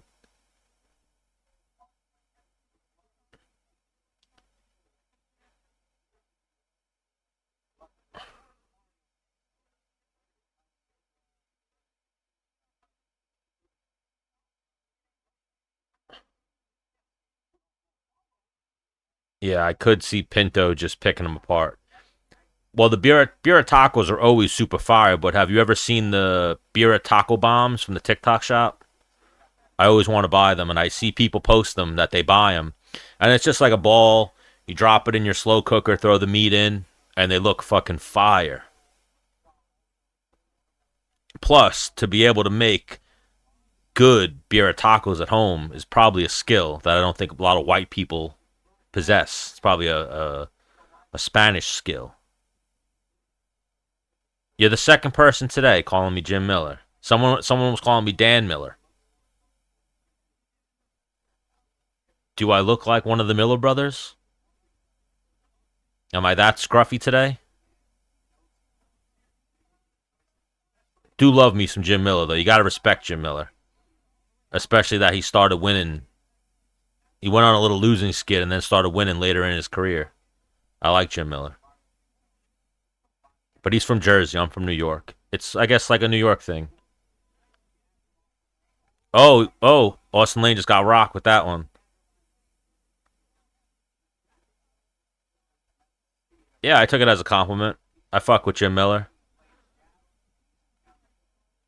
Like if MMA ever starts being like other combat sports, ooh, Austin Lane's throwing some punches, and we start having Hall of Fame like that. Jim Miller's definitely a first ballot Hall of Famer. Absolutely first ballot Hall of Famer. Austin reminds me of Canfis. Yeah, I just Austin is not good. He gasses every fight. Other than that fight against the Taekwondo guy, but that Taekwondo guy, I forget the guy's name, but he just couldn't grapple. The Cuban Taekwondo champion guy just had zero. If he was in the UFC game, his grappling level was zero.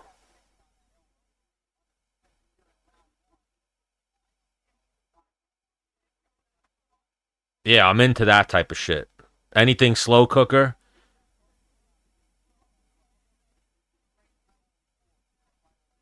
it's starting to look like the Pinto decision could happen, especially that every fight's been decision so far. It's a slow, quiet day in the Apex. But anything slow cooker, I'm into. Yeah, Despinge, the Cuban guy. Oh shit, Austin Lane just rocked Pinto. But see, what are you doing? Low fight IQ, Lane. You just dropped him. He's definitely wobbly, and now you're holding him against the cage. Yeah, I love that shit. I'm a big proponent of the slow cooker. You got to put spices in it though. A lot of people just throw shit in with no spice. You got to get some spice in there. But I'm big on throwing any type of meat, chicken, steak, anything in there with some potatoes, some vegetables, a bunch of spices, and just letting that shit sit. What was that? Nice little left hand and then a right hand behind the ear. Pinto looks like he recovered from it, though. Thank you for the follow, 200. I appreciate it. I've never really bet on that with fights. The 30 significant, like the significant strikes. What is that? Like a DraftKings thing? I mean, a prize picks or something? I meant Canvas. What? Austin reminds me of Canvas. Who's Canvas? Yeah. Yeah, I've used prize picks and didn't really like it. I use more DraftKings, FanDuel. They banned me on FanDuel, though, but I use DraftKings. Love Bovada. Big Bovada fan. Bovada's got that online casino. Love me some Bovada. What it is, too, is I'm in New York, so a lot of the, like I know DraftKings and other sites, they have online casinos. You can't play them in New York. The only one you could play is Debo to Washington. What does that mean? Oh, Debo Samuel got traded? I saw they were talking about that. Him and Terry McLaughlin is a nice combo. If they kept McLaughlin, did they keep McLaughlin? They trade McLaughlin. They're going to be a tough team if they can do what they did last year and start adding pieces. Washington, fifth round pick. What are they just giving Debo away? What the fuck? I think Brundage. I think I'm never high on Marquez. Could win though. Marquez has pulled out a couple of fights I thought he was going to lose, but yeah, I think Brundage. I think they've trained together before too. They were saying. I'd imagine because of the wrestling, Brundage probably fucks him up in the gym.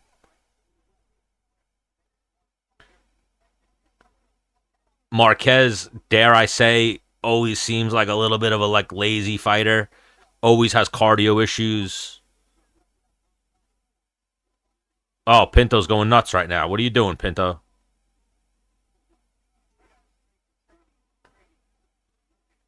So see, this fight picked up a little bit.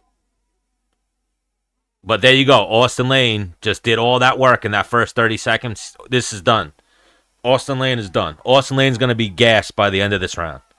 Within like another minute or two, Austin Lane's done. If he doesn't win this fight by knockout in the next minute, Austin Lane's gassed. Oh, he just got knocked out. Never mind. Damn. But like I was saying, low fight IQ. The way he was just swinging all wild set him up to get knocked out right there.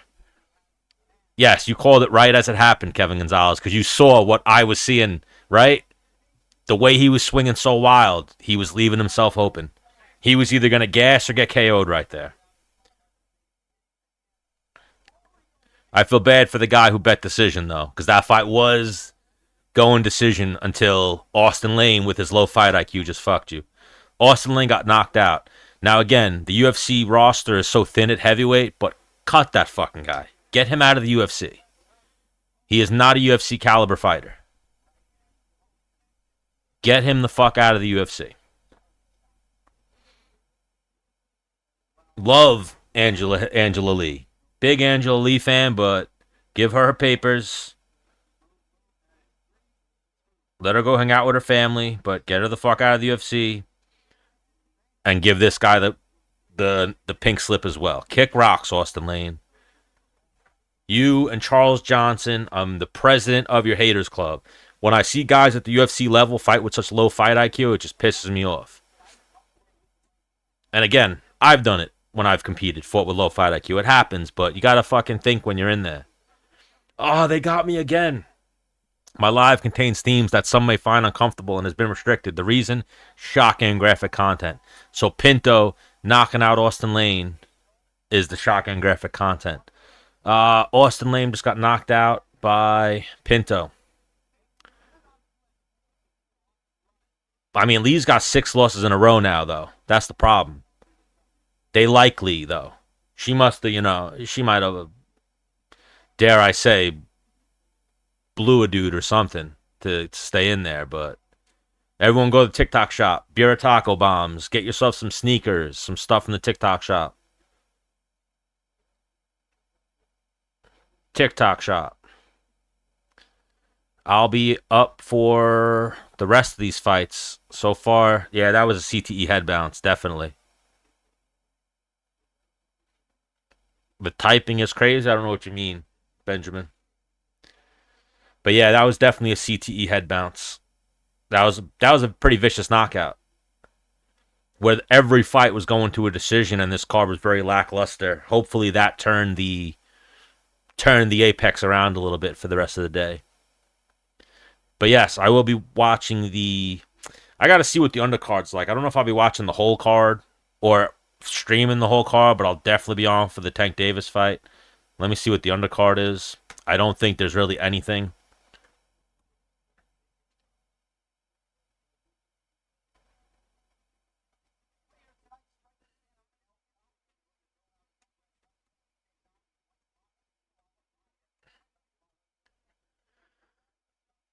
That fight should be around 11, I'd imagine. Yeah, I like Rebovics. I like Barlow and Rebovics. Rebovics is from Killcliff, Sanford, and I know he trains with a couple of the people I know down there, and they say he's really good. Tough, durable, good grappling, good striking. I don't know if I'm excited for Tank. It's a fight. I worry about Tank because I saw him recently talking about retirement and saying shit like that. So once a fighter starts even flirting with those words, I start worrying about them. Like Roach is coming in, biggest fight of his life. Is a guy who can fight. He could box, so I could see him maybe decisioning Gervonta Davis. When a guy starts talking about retirement, you wonder how hard he trained for the fight, his will in there. And yeah, I mean, Gary Russell's fighting. Alberto Puello versus Sandor Martin. Jose Venezuela versus Gary Russell. And then Tank Davis versus Lamont Roach. So yeah, it says that card starts at 8, so I imagine Tank will be around 8 or 11. And there are some prelims live now. Not really a name card, though. Streaming UFC this Saturday instead of boxing. I always try to stream both. If you were one of the people that were here last week, they blocked me last week. That's why I couldn't go back live for the Bivol Berta B fight. Someone that I was arguing with in the chat got me. Earlier, the typing was just typing random letters. Yeah, it'd be doing that sometimes.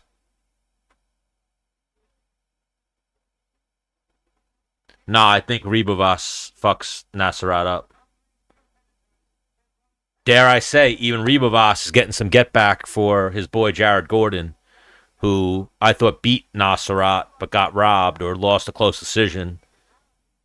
And I know Ribovas is from Killcliff. Emil Gomis' weight cut is awful. Yeah, but I know that usually guys who miss weight because they don't have to get to those last few pounds have a little bit better cardio. It's always tough when guys miss weight. Rebovics lost to the Talik guy though. Uh did he lose or he won a close decision? Let me see.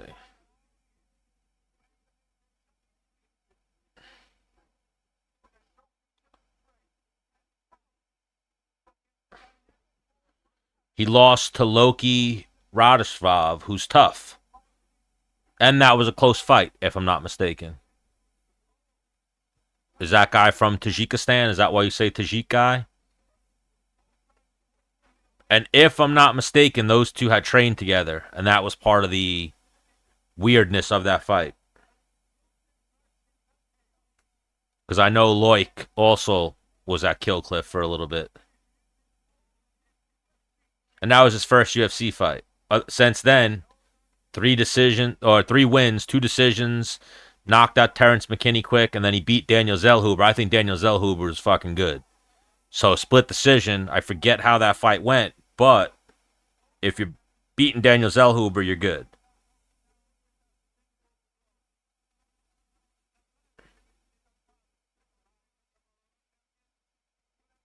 Oh man, I need Montana to clutch up right now. And they blew it.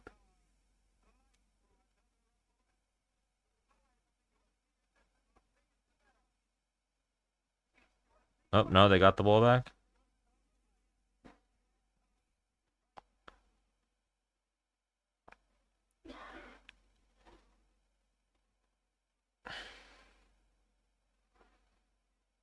But yeah, that dude's hit or miss. The Loic could be some fights he's a world beater, some fights he sucks, but that guy's good. He just doesn't have the best performances sometimes. And I remember that fight being a scrap. Yeah, it sucks that Dan Hooker versus Gaethje fell off. That fight was going to be, on paper, that was one of the best fights of all time. That was definitely fight of the night type of fight, but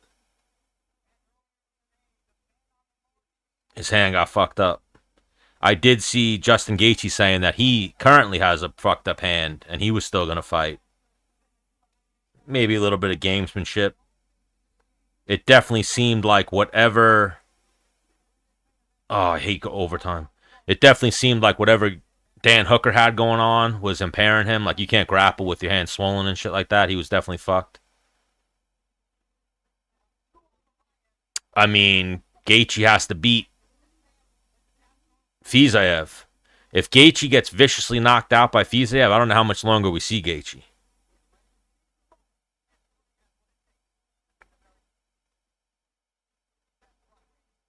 I don't know if we see Fiziev versus Dan Hooker either, because I'm pretty sure they're friends. I know they both probably have trained together in Thailand and are probably around the same camps. I know they both dabble with Bangtao Muay Thai and used to both train at Tiger Muay Thai. But yeah, that was like the let me bang, just bleed fight of the century. Dan Hooker versus Justin Gaethje. I'm curious to see what Justin Gaethje we get. Getting knocked out like that, I think, changes you. Oh, so we were saying it earlier. Who was the third guy in the booth? Nobody apparently. It's just Dominic Cruz and Anik.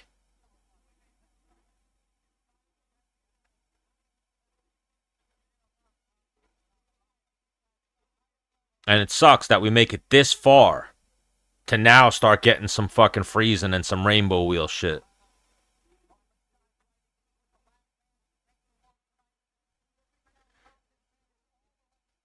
Come on now. What are we doing here? But they got me for shocking and graphic content again. Mm, mm. Come on, TikTok. You're better than this. It says the Tank card starts at 8, so I imagine Tank is probably on at like 10.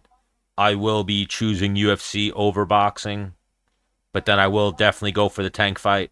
Like, if I will be choosing UFC over boxing undercard, but the main event, I will choose Tank over this main event, depending on the time. But right now, they got me with some glitchy shit on my stream.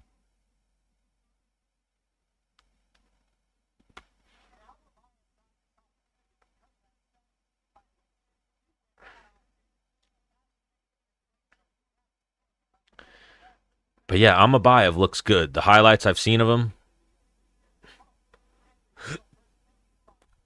Barlow versus Sam Patterson will be the first fight. Nasserat, I believe, is the second fight of the main card. That's the fight I'm most looking forward to on this card is Bassarat versus Ribovex, which lets you know how terrible this card is if that's the fight I'm looking forward to.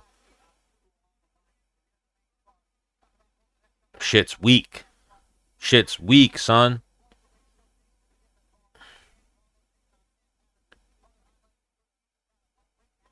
Oh, fuck.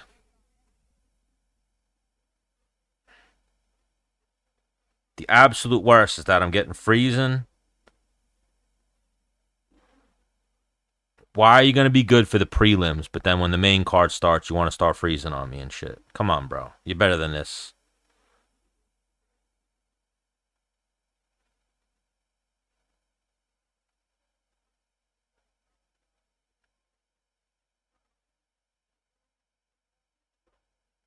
Come on now. Come on now.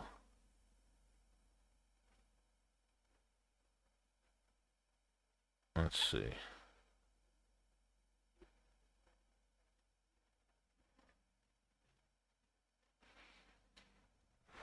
But they did get me for shocking and graphic content. So do me a favor, throw me a follow. I'm going to hop out and restart my shit so that way I don't get shocking and graphic content. And I'll be back in time for the first fight. So please throw me a follow, and I'll see you guys again in a moment.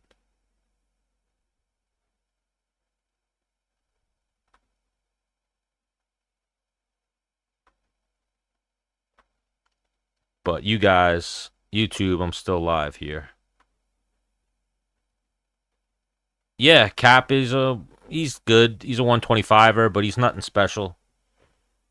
He's definitely tough, but he's not. I think he's kind of like in that realm of.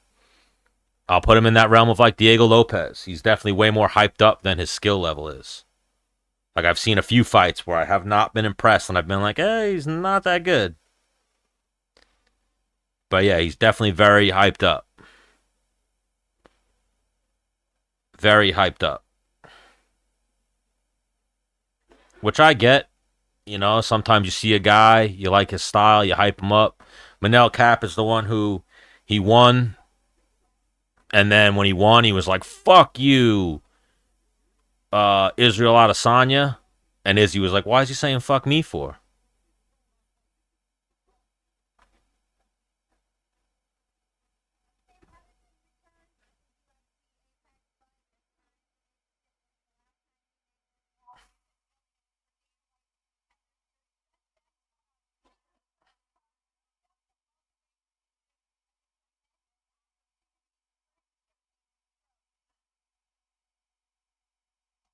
Oh my God, what are we doing here?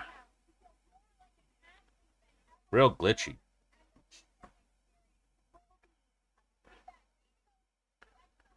Real glitchy right now.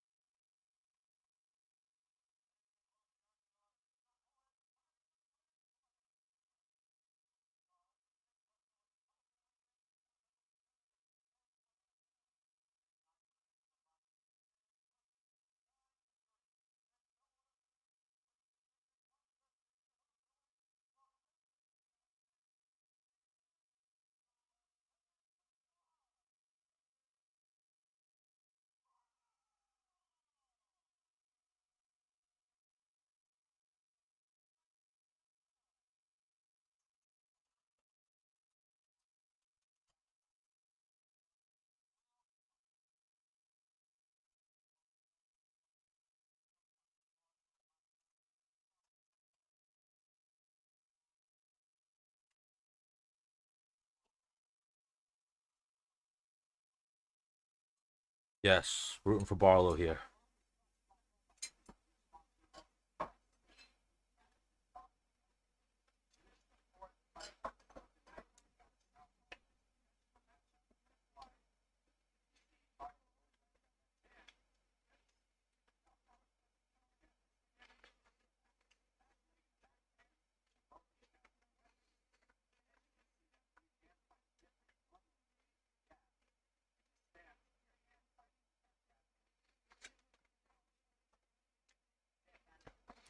We're rooting for 33 significant strikes.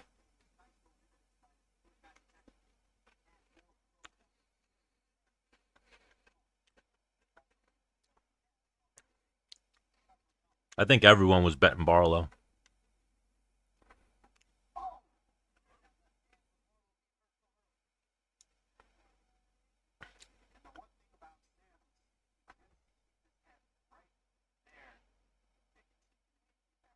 Yeah, Patterson's easy to hit.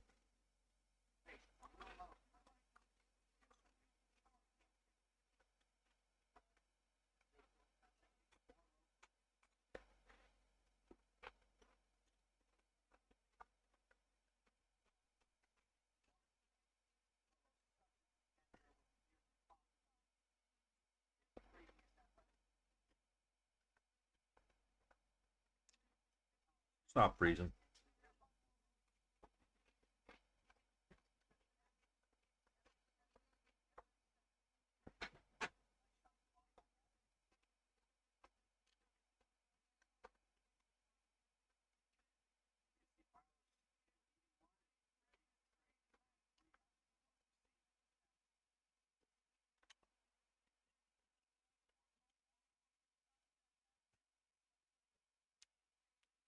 Oh, they got me again.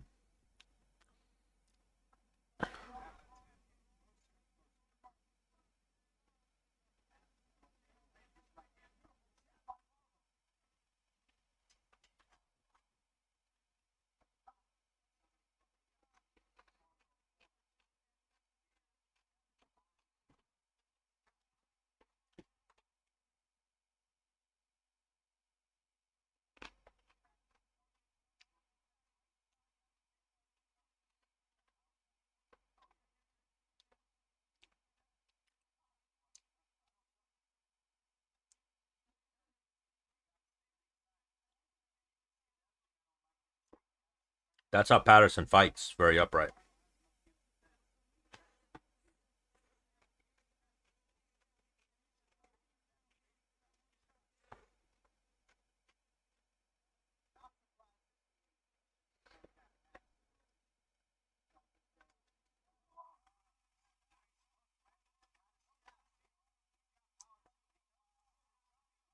Oh my God.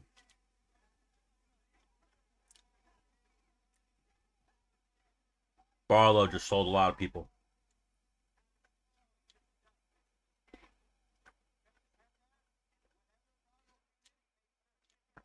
Patterson striking sucks too. For him to just knock out Barlow like that is fucking crazy.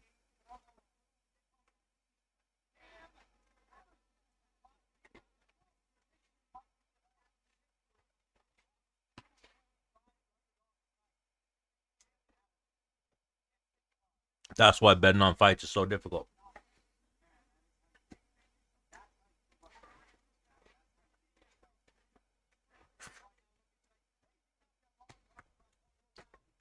Congrats to anyone who had Patterson, but that should have been dead money.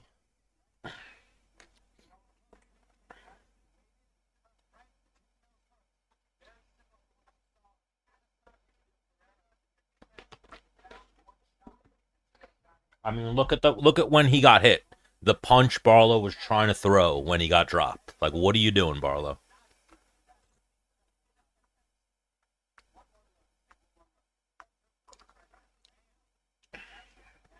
Crazy.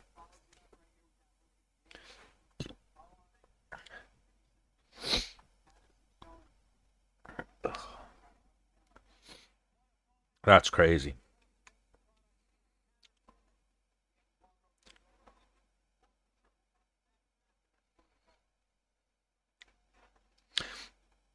But at least that heavyweight fight woke up the apex, and now we're getting some finishes. Not the way we wanted them. I had my one or two last parlays had Barlow in them, so I got served there. My plate of food was good though, so I can't be that mad. I'll see people stream sometimes. What does that say? Yeah, so the U.S. penny cost like 2 cents. Or I didn't hear 6 cents, but I heard at least double, so 2 cents to make,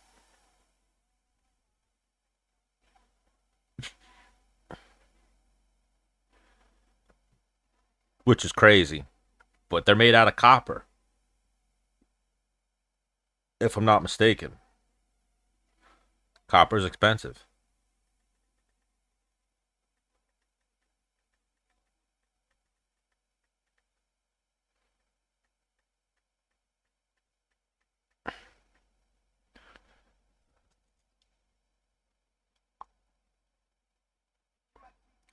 So yeah, nice upset there. Don't know if a lot of people took Patterson though. What the fuck, Montana? Oh my god, bullshit day for my college basketball too. Fucking Montana had the lead, blew the lead, and now they just got fucking smoked in overtime. Fucking dickheads. Fucking dickheads. And now let's see.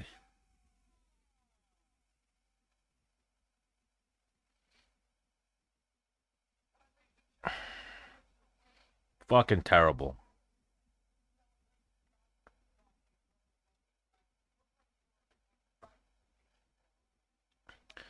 Nasserat should be the next fight.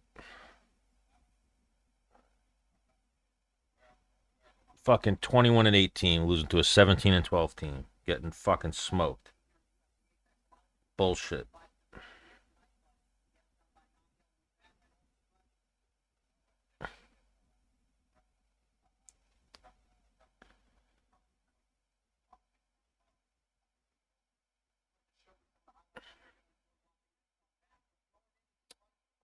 Yeah, I think I just heard double, but who knows?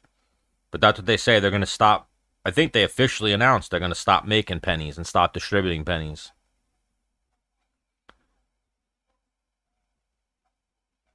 No, I believe the next fight is Hasparat Ribovex, but let me see. Oh no, the next fight is Gomez Emil. So yes, Al Pacino.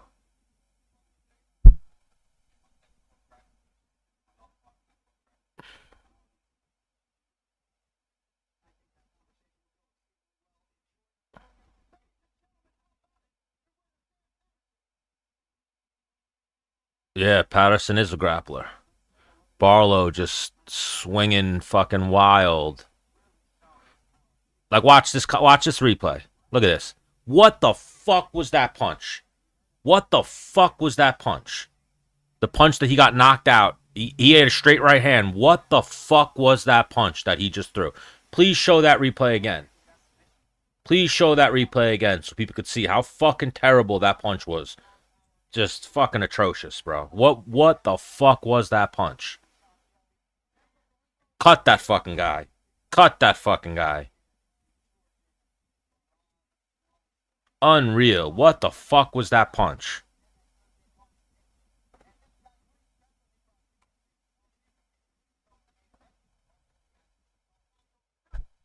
That's what that guy just threw. Right up there with the fucking thigh punch.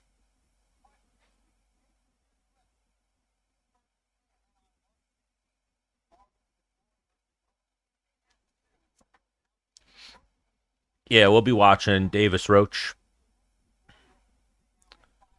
Like, what the fuck was that punch?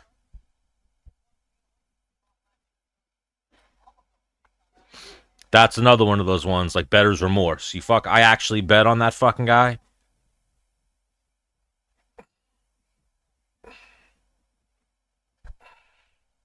I'm glad he got knocked out throwing a punch like that.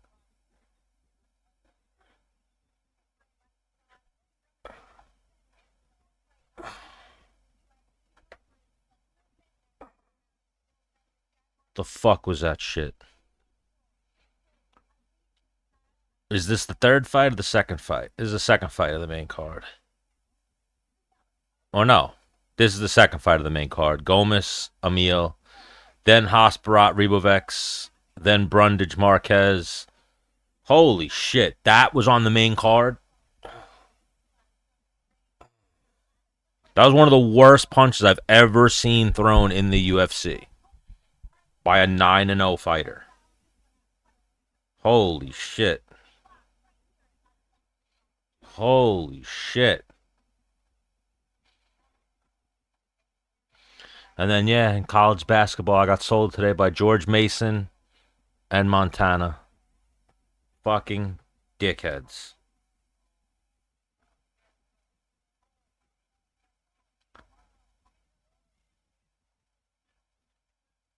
What the fuck?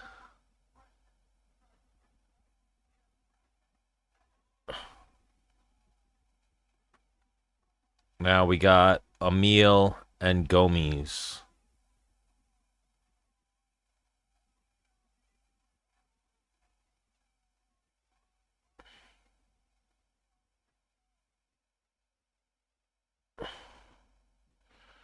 I mean, they have Gomez as a pretty sizable favorite, but Emil's undefeated, so Emil doesn't know how to lose yet. Gomez is definitely a little bigger.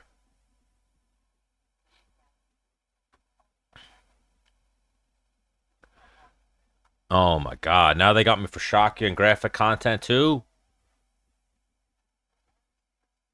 Come on, TikTok. You're better than this.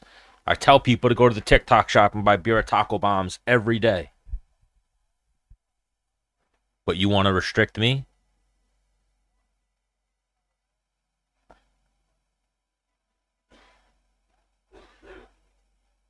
You got other streamers on here crying about politics and bullshit. But you want to restrict me for displaying art? Fighting is art. The oldest form of art. Like I said earlier, before a person picked up a paintbrush and put it on a canvas, people were throwing combinations at each other, hitting each other with rocks, fighting. Art. People were doing art.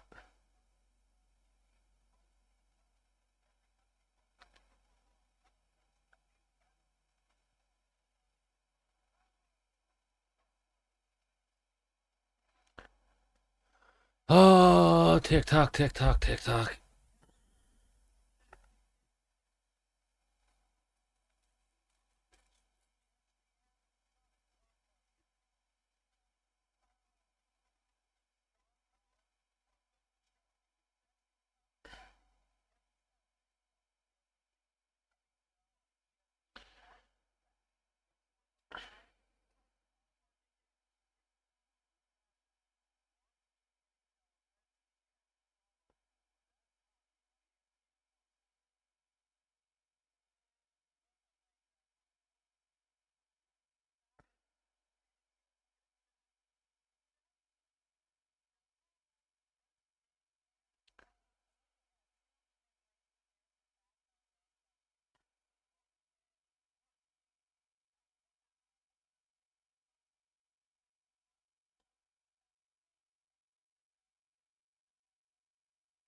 They will not stop getting me on this bullshit.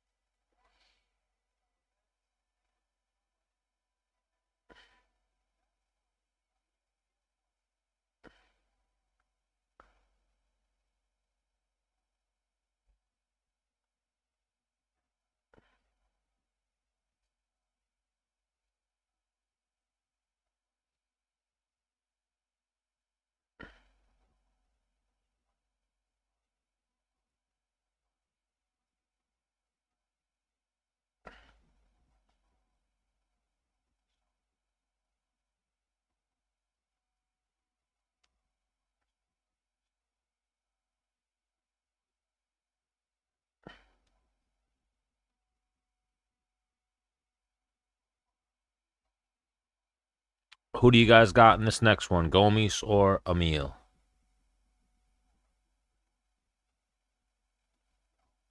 The undefeated fighter is actually the underdog.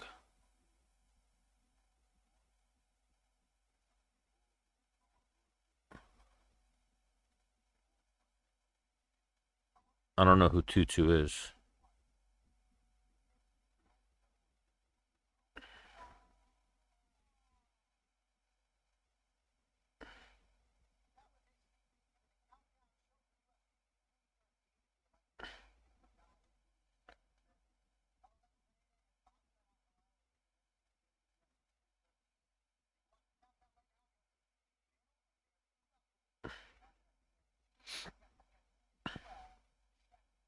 Is anyone picking Ankalaev to beat Pereira?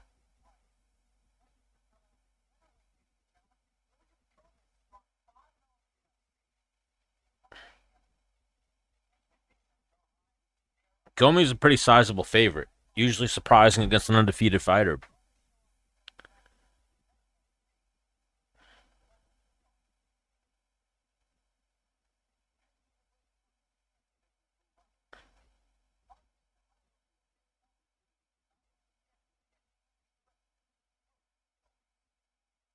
The streaking Frenchman.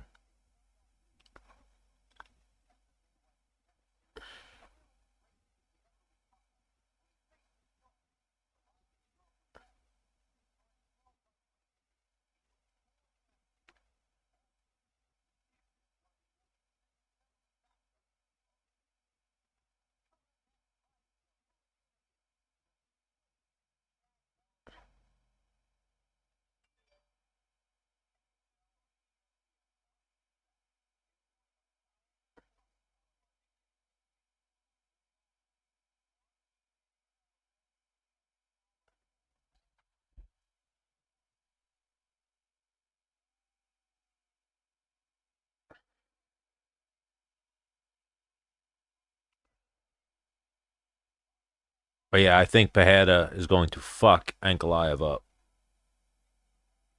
I don't know why, but I don't know if people don't watch Ankalaev fight, but somewhere, because he's Russian, people got the perception that Ankalaev is like Khabib or Islam. He is nowhere near that level of grappler.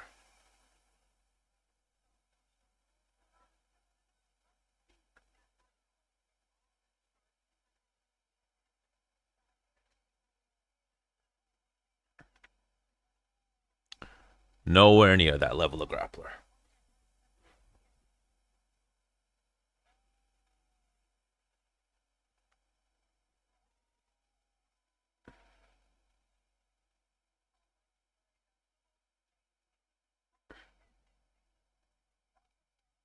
Oh man, we got a knockout loss. So now we're gonna get 20 minutes of the same fucking commercial. We get it. We get it. This fight's happening in a week. Right? Is this fight next week?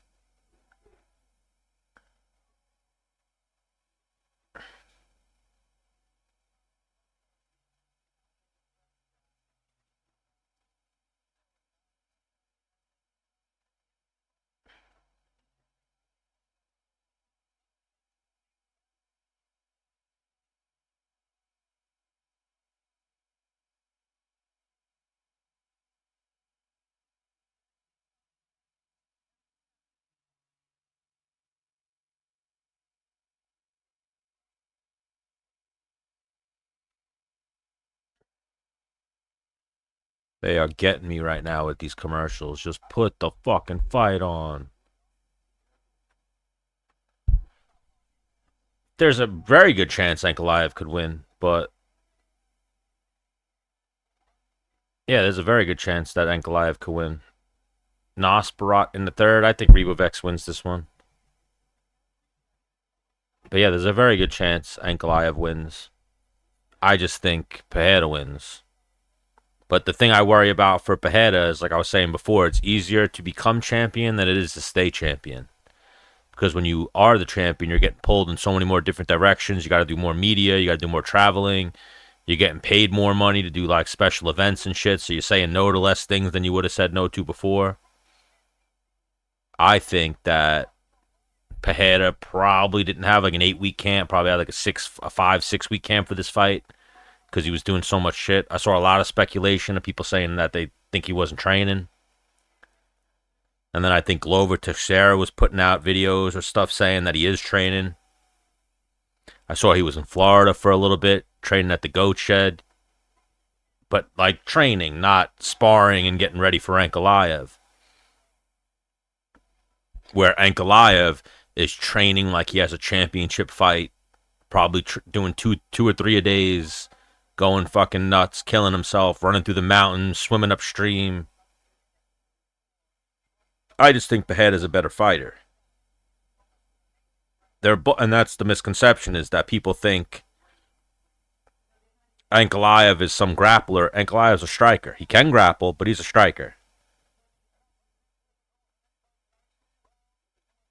So I wouldn't be surprised if he tries to strike with Pereira a little bit.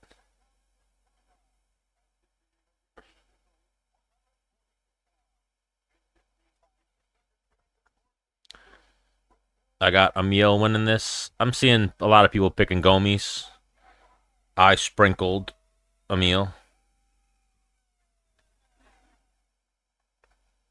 You know, everything else that I had in so far, fight-wise, was sold. I got Gomes 500 parlay.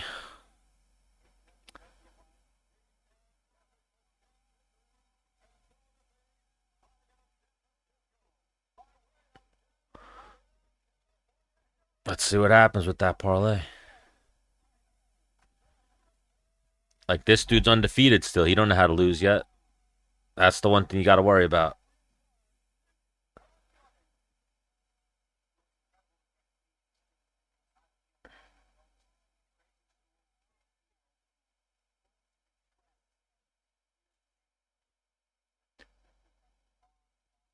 So this is basically an American. He moved to America at 6. So he's been here most of his life. An American by way of the Philippines versus a Frenchman. Right? Is that what they said Gomes is, a Frenchman? Up. Emil in on a takedown. Oh, what was he? Oh, he almost lost position bad right there, going for a front headlock.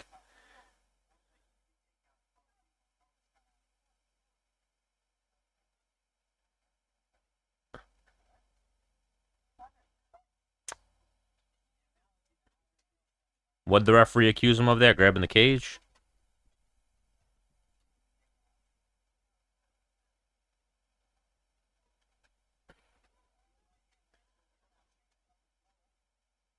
Emil is definitely looking to grapple this fight.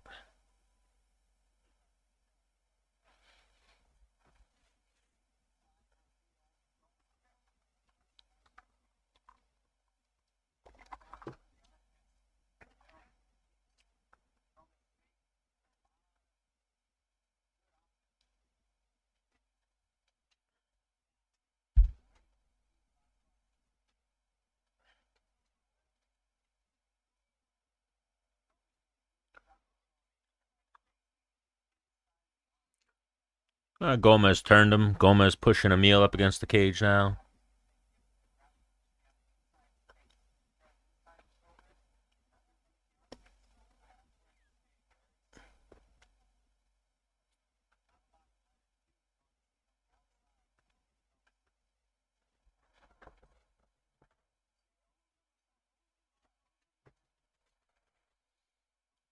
Lay down, Joe.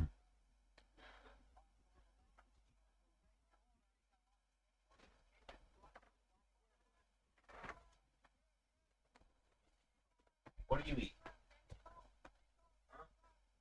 What do you got? Open your mouth. What do you eat? Idiot. Go lay down. Dog eating a rock.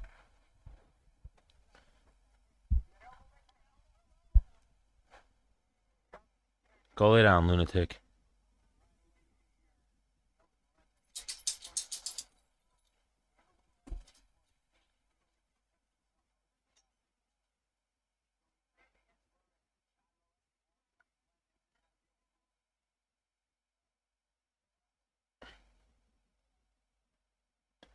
I do like this first round so far for Emil. He's making Gomes work.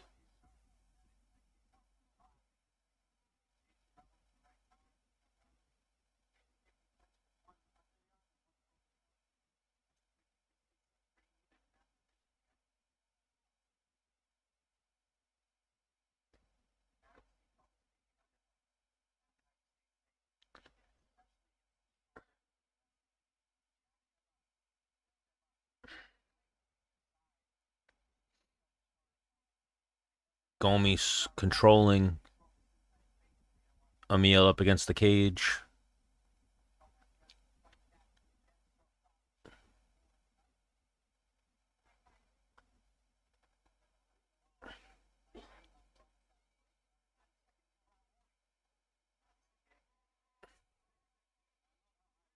Good body kick by Gomes.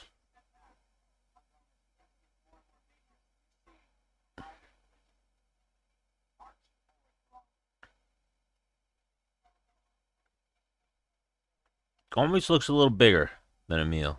A little bit more physical. What is this fight? 45?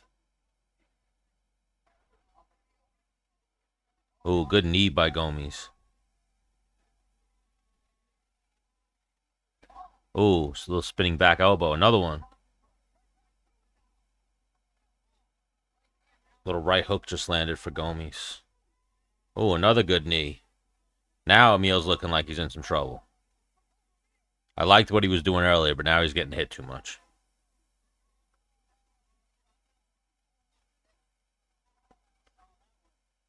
You could see Gomes really likes the spinning back elbow.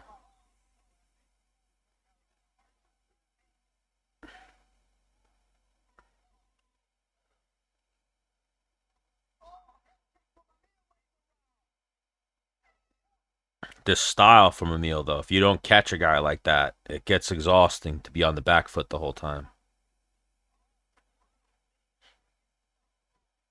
But yeah, I'm going to go Gomes in that first round. Competitive round, though. Don't think any judges are giving that round to Emil.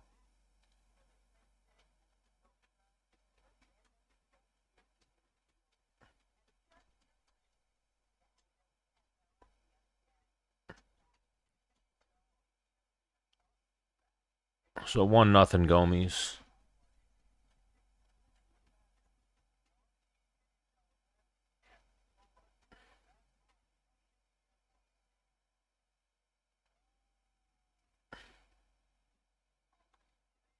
I hate when you bet on a team and they blow it, but then they come back like last second to make the game close. Like I had Montana and they fucking blew it and then they lost by 3. Like why couldn't you start playing fucking good at the beginning of overtime?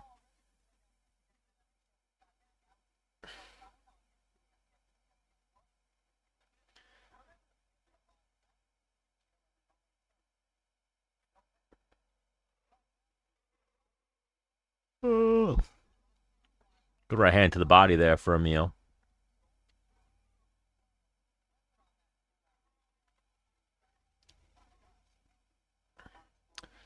I mean, you know what it is? He landed one. He landed that first spinning back elbow. So then you kind of go like, oh, I almost landed that. And you keep going to the well with it. Emil is having a hard time landing punches, though. He keeps landing body punches. He needs to keep going to the body. Hopefully, eventually find the head. But I don't think he's landed a single punch to the head yet.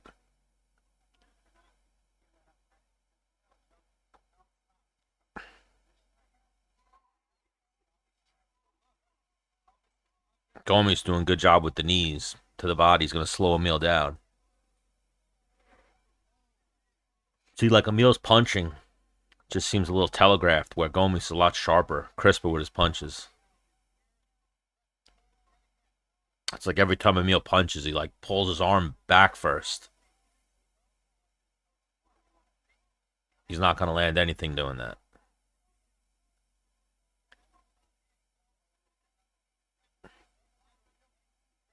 Oh, there he goes. His first right hand looks like it landed.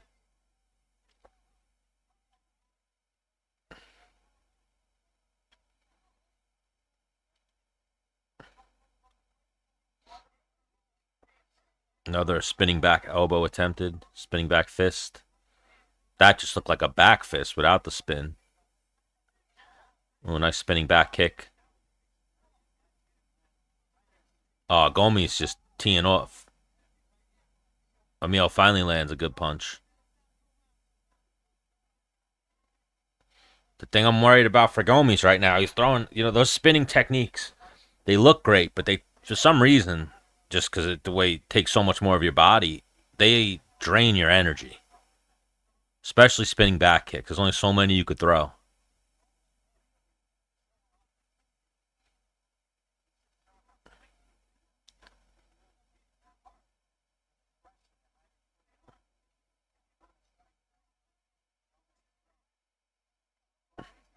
A lot of head movement too with his hands down for Gomes, and Emil just can't find him.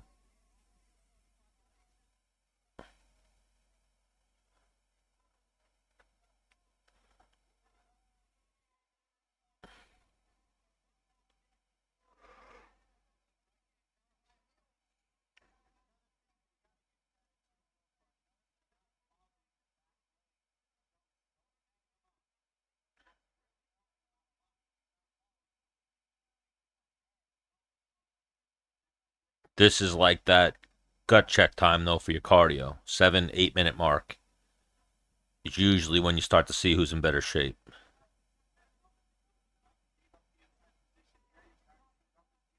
Both guys slowing down a tiny bit, pushing up against the cage. Oh, there's a couple of right hands landed for Emil. Gomes lands a good counter.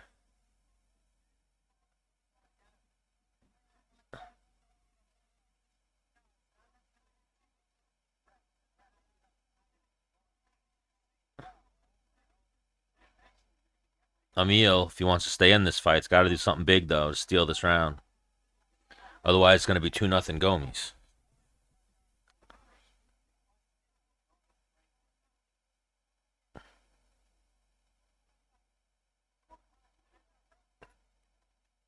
I'd say Gomes. This second round is competitive and close, but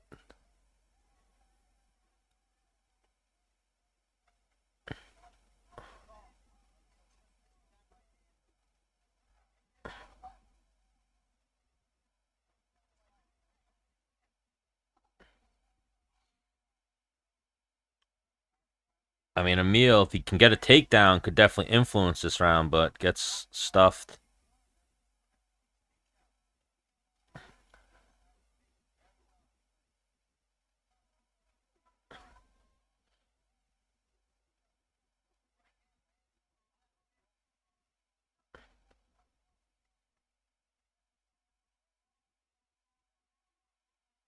Both guys are feeling it.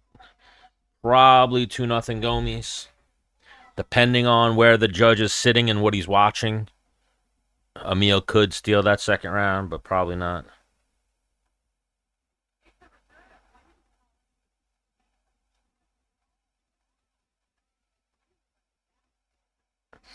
I don't watch women's college hoops, but is there another Caitlin Clark-esque player in college women's basketball right now that can make people watch? Or is it about to become obscure again?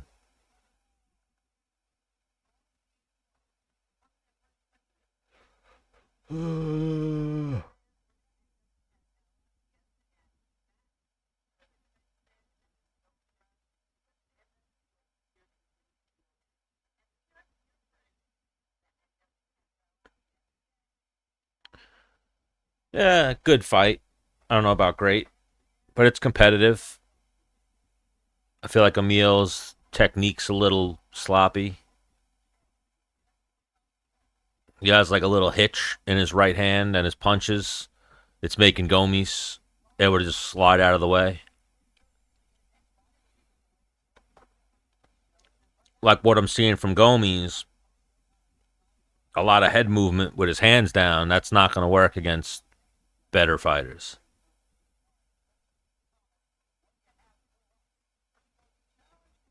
I mean, the odds have Emil minus 145 right now. So the odds makers thinking that Emil won that second round.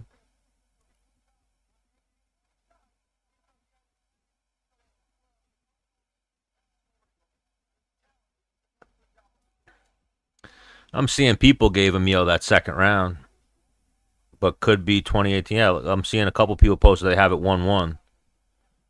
I feel like it might be 2-0 Gomes. But again, it depends. We have a better view watching on a monitor like this than a judge has sitting cage side. Like for the judge cage side, it kind of depends on where the fight's taking place. Yeah, I just saw like 4 people they just posted had the round for Emil, so could be 1-1.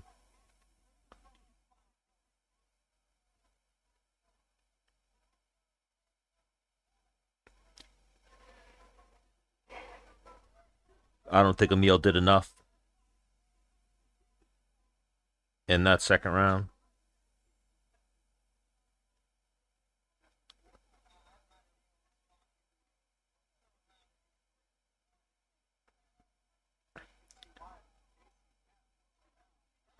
Good body kick for Emil.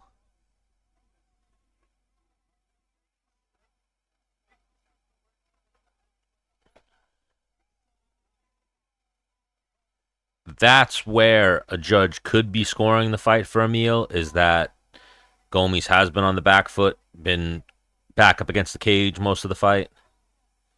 Emil's starting to land some punches now.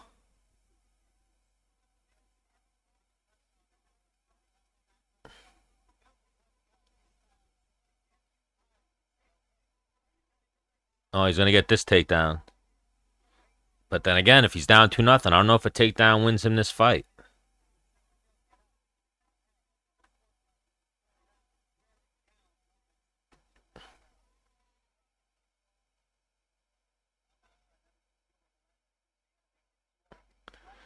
So this fight is going to be subjective to how you score fights, I think.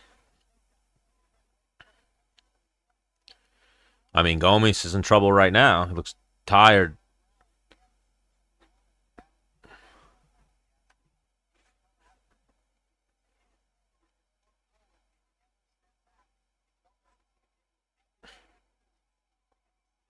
So Emil is from the Diaz camp or trains with Gilbert Melendez?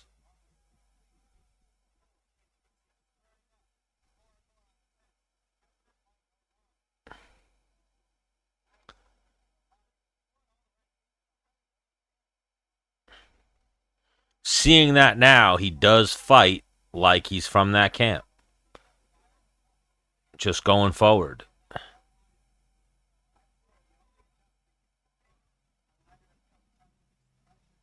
In Pride, well, Pride, I don't know what you mean by ability. Pride judged it on damage and who was closest to winning who was closest to a stoppage. And then Pride didn't have round scoring. They used to judge the fight as a whole. A big part of Pride's judging was who was winning at the end of the fight, which is kind of like street fight mentality, like who got pulled off of who. Like right now, Gomes is dead tired. His punches have nothing on him. He's just surviving. Emil's got to do shit like that. Start looking to land knees, big punches. But yeah, I wish we went to Pride scoring. I would take Pride scoring. I feel like damage and trying to win by stoppage. Yeah, I favored that kind of judging. It's obviously open to corruption, but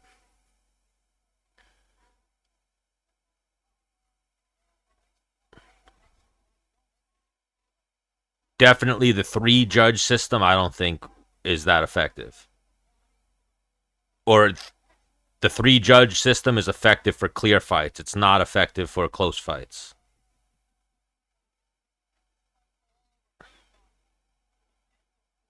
So this fight's going to come down to that second round. A lot of people at home, I saw that people at home were posting that they think Emil won that second round. Did a judge give him that second round is the question.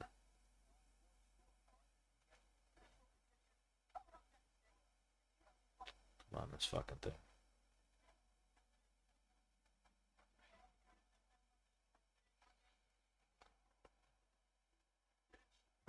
I mean, oh, the tournaments were amazing. I'm gonna lean towards Gomes 2-1, but I would not be surprised if this is a split decision.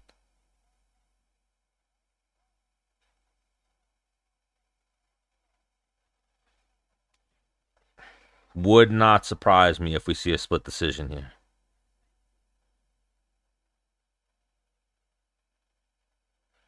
How did you guys score that fight? Yeah, UFC should go back to that in some facet. Tournaments were great. If I'm not mistaken, the last tournament that the UFC did was when they tried to crown a lightweight champion, and it finished in a draw between BJ Penn and Kyle Uno, and I don't think they've done a tournament since then, other than the Ultimate Fighter. But I think they need to do like tournaments like the old school tournaments, crown number one contenders and crown champions.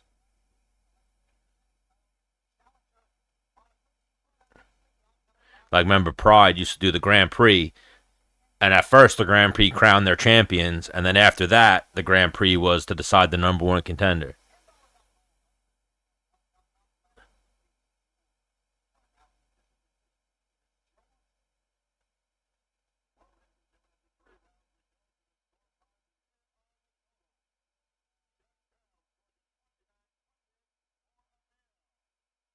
Split.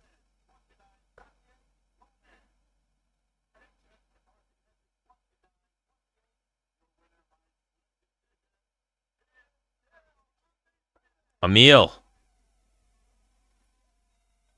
Man, that's an upset. I feel bad for the guy who had 500. Who had 500 on that fight. That was rough.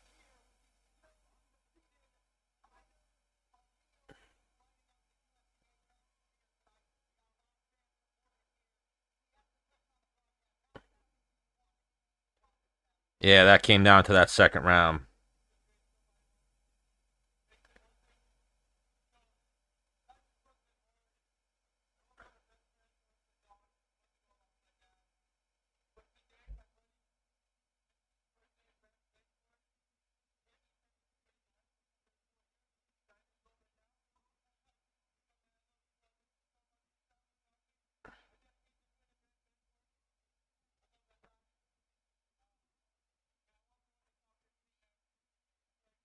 Yeah, Emil 2-1.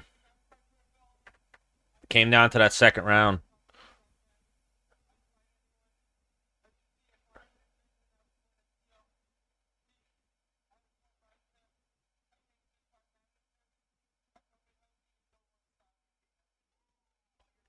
Yeah, fucking Barlow. I'm in his haters club too. He's right up there with the thigh punch guy.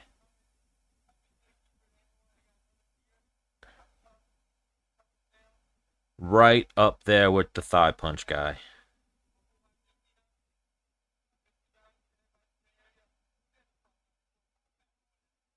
It's like, what are you doing, bro?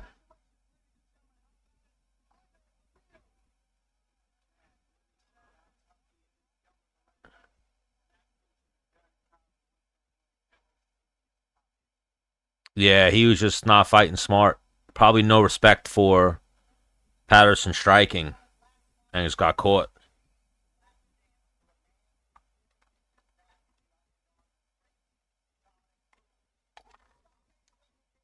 What are they doing right now for Dominic Cruz?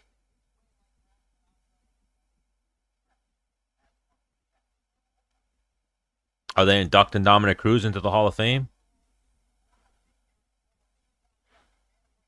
So Dominic Cruz, some people hate on Dominic Cruz. I love Dominic Cruz.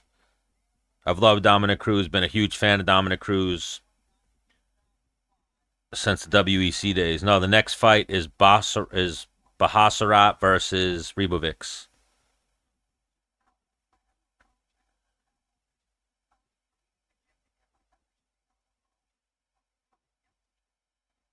Like, one of my favorite stories. You ever hear that story that he told I forget what he was on, but he was talking about how he used to train when he first started with Don Fry, and he had to spar Don Fry, and he was like 140 pounds, 150 pounds. And right before they sparred, Don Fry went into his bag and started chewing on painkillers, and then started sparring with him. But yeah, I've always enjoyed Dominic Cruz. I like his commentary. I feel like he keeps it real. And then I interviewed Dominic Cruz one time, and he delivered. He was like the guy that you think he's gonna be. That's who he was. Like kept it straight. Like a lot of my friends and people I know who used to fight, they used to say Dom was kind of a dick, and that he was like, and it was just because he kept it real. Like he would say what you don't want to hear.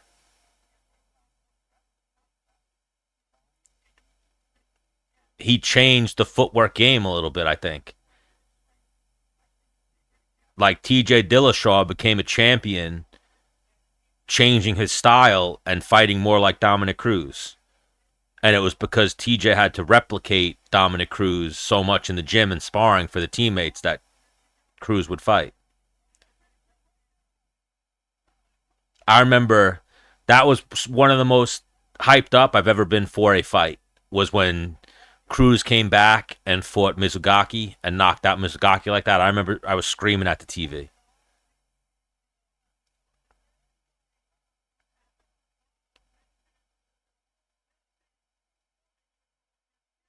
But yeah, I was a big Dominic Cruz fan. I say it every live that I want to start interviewing people again. He's a person that I definitely want to send a text message out to and try to book something with him. He was always very cool with his time. And even him, like, I usually, when I used to interview people and I'd set up interviews with them, I'd keep like a little texting back and forth with them for a while after the interview. I used to text him a little bit talking about fights. And I would ask him, who he had in this fight. And he would always tell, like, oh, that guy's getting fucked up. Usually fighters don't like to make picks. Yeah, it's terrible we didn't get to see him one last time, but as someone with shoulder problems, I got two torn rotator cuffs and a slap tear. Once your shoulders are fucked up, you're in trouble. And I saw that picture, those pictures he put out where his shoulder was dislocated and it was all fucking all jacked up. TJ Dillashaw retired because of his shoulders. Like once your shoulders are bad, you're in trouble. You can't train the same. You can't get the reps in. You can't throw punches the same. You lose power.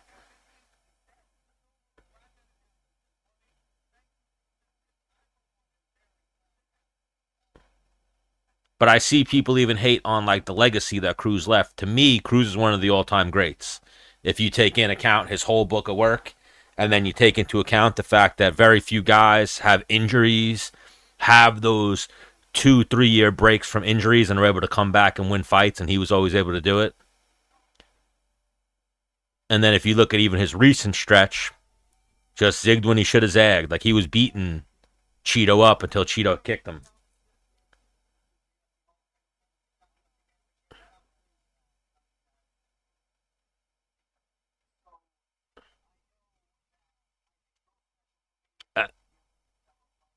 And then it's funny too, I've heard people say along the lines of like Cruz was a dick and then life humbles you. Like fighting kind of humbled him.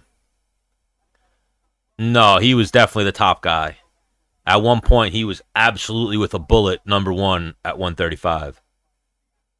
For at least I want to say 5 years. At least he was number one at 135.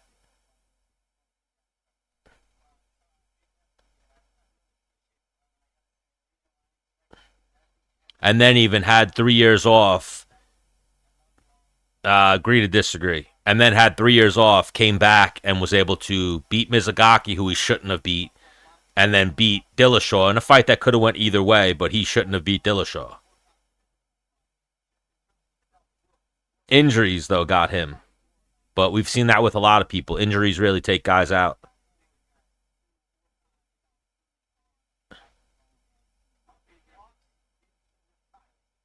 And I think he's a great commentator. I enjoy his commentary.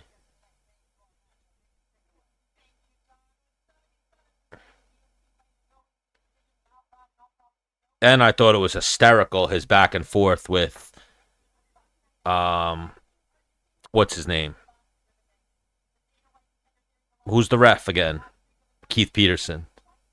That he accused Keith Peterson of smelling like alcohol and cigarettes. I remember thinking the Dillashaw fight could have went either way. I haven't watched it in a long time.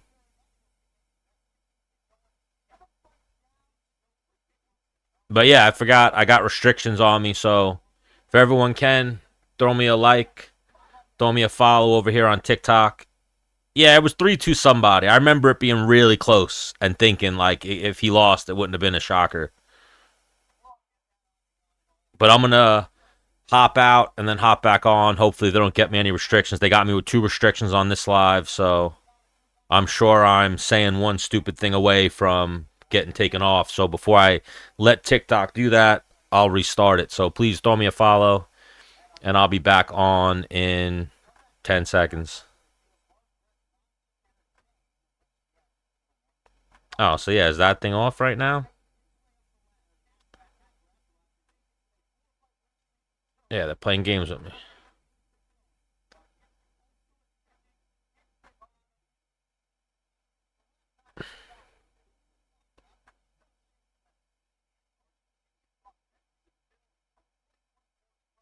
But yeah, I'm seeing they got me with one little black screen right now.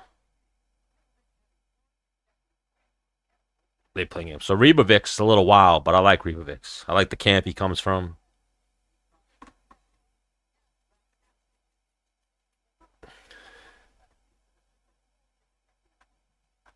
And I think Hosbrock lost that last fight versus Jared Gordon, but they gave him a gift.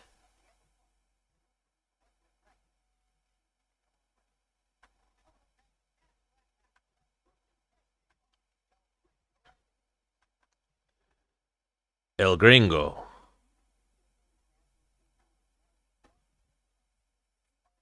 Who you got in this fight? Hosbrock. All different. Depends on the card. Like these cards are less, so I get a few hundred. I wind up getting a couple thousand views, but then when there's busier cards, like last weekend for the Bivol Beaterbeeve, but then I started arguing with people in the comments. They blocked me. I had like 5,000.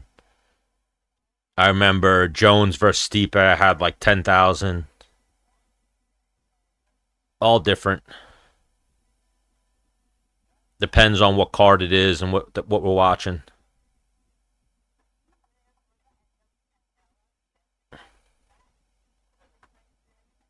And they're usually just more some, I guess whatever. I have a way smaller following on.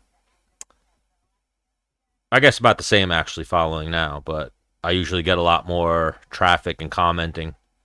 People comment. I think TikTok's a way more busier app right now. That people are on there commenting a little bit more.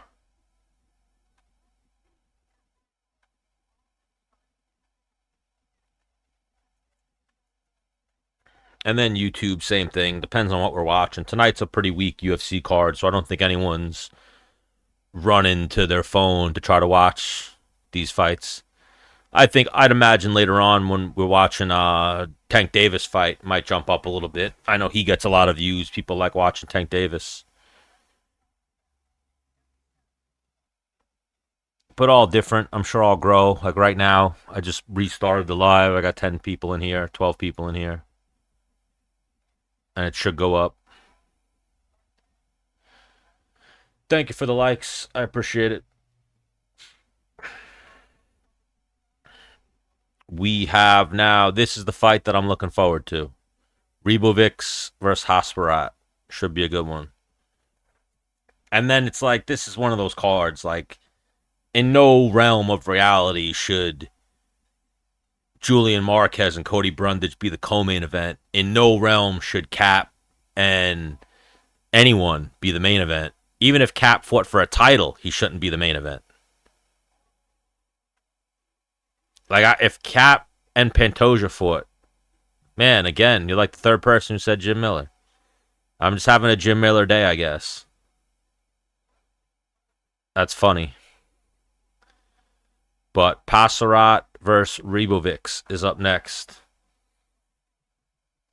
You could join and sit here and watch some. I'll do some commentary and we'll watch it with Jim Miller's doppelganger. The best is even the time I got stream sniped by the MMA guru, and the MMA guru was like, he looks like Josh Thompson, but he's probably not as bad. So go give him a check, guys. So I got Ribovics in this one. So I'm getting Dan Miller, Jim Miller. Nice. Indiana Louisville. Congrats. Yeah, I got served by Montana. Montana decided to stop playing, and they choked at the end of regulation and then decided they wanted to stop playing in overtime, and they fucking lost. Then with no time left, they start hitting threes, and they wind up losing by 3. So I got served by George Mason and Montana today. Wish I would have just, as always, better's remorse. Wish we could have just made the legs one less bet, and I would have fucking hit. If I would have left George Mason off, I would have had a nice day. But I've won on George Mason before, so I had to sprinkle him like an idiot. So struggling with the better's remorse today.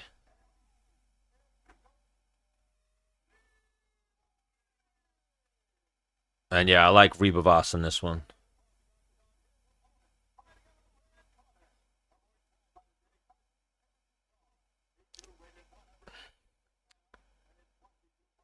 This fight. Oh, the most excited ever? I don't know. I used to have a lot of friends. Like I still have some acquaintances and people I know fight in the UFC. And they're tough sometimes, like your hands get clammy, but those are like stressful. I used to have like some of my best friends fight, and those fights used to be horrible to watch. I used to have a cousin that used to fight. His fights used to be horrible to watch, like the anxiety, and you'd be like, you can't even function. But Tito Shamrock, which one?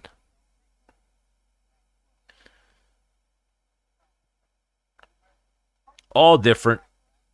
I used to have like parties with my friends to watch all different UFC fights.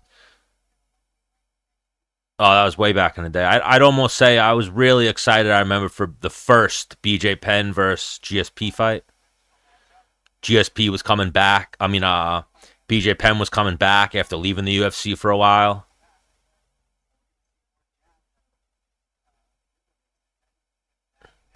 And then his walkout for that fight was great. He was like yelling and shit and really hyping himself up, hyping the crowd, hyping the viewers up. Prime BJ was fucking awesome.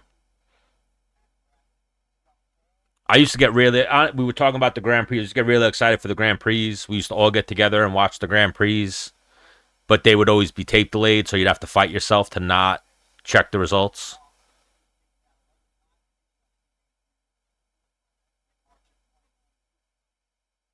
It's the guy who calls lateral. Oh, it's the guy who doesn't know anything about fighting. Oh, it's what's his name? Who's even that guy? Oh, it's Shakur Stevenson's biggest fan. This guy.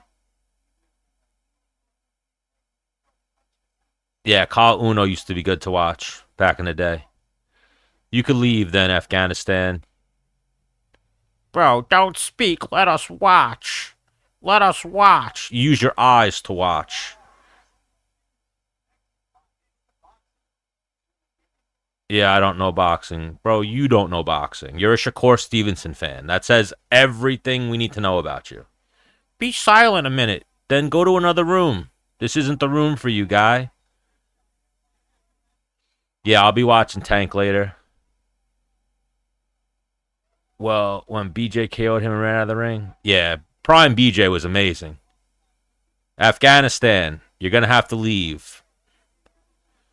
You don't trigger me. It's fun bickering with people who don't know anything about fighting and are Shakur Stevenson fans. It's amazing to see Shakur Stevenson has fans. That's the craziest thing. Are you watching the Tank fight? Sell to your boyfriend? I'm rooting for Ribavox in this fight. I always ride with Killcliff. Always got to ride with Killcliff. Yeah, I like talking about sports in general. I'm a sports fan. Fighting's my number one. MMA, boxing, wrestling, jiu-jitsu, shit like that. Thank you for the follow, Scuba Steve and Secret Boxer. I mean, mainly boxing and MMA, followed by jiu-jitsu, some wrestling, but I'll dabble in everything. Baseball, basketball, hockey, all that shit. Love football.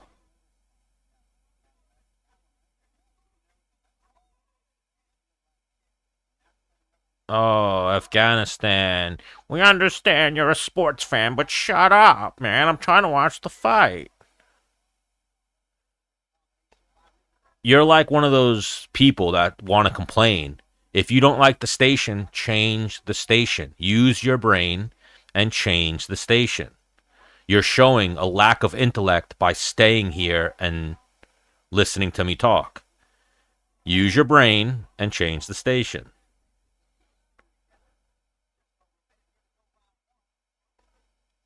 But yeah, Rebovic's is scrappy. I do worry about his size at lightweight, but he seems to be effective. Thank you for the follows, guys. I appreciate it. Not you, Afghanistan. I don't want you to follow. Even though you got my name in your name, I don't need your follow. Because you're a complainer, and nobody likes a complainer.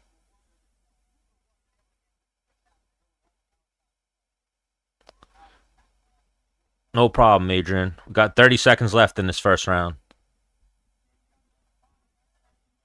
He hasn't triggered me. Just giving him back some of his complaining. Complaining about him. I sell to your boyfriend. You got him triggered. There's nothing goofier than a person who uses the word triggered. Yes, I think Ilya is big enough for lightweight. Did you see that video of him struggle? He struggled to make 45. Rebovec is in the blue. Hasperat's in the red. Yeah, triggered's a liberal word. It's terrible. Yeah, this is Esteban.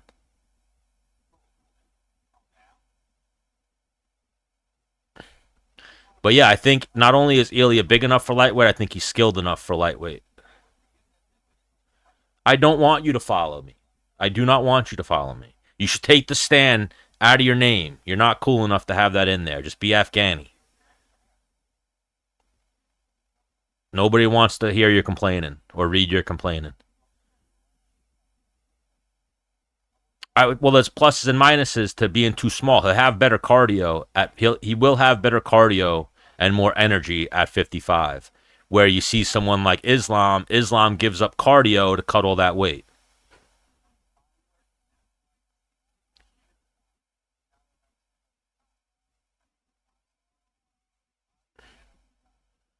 Yes, I support the Afghan people, just not that guy.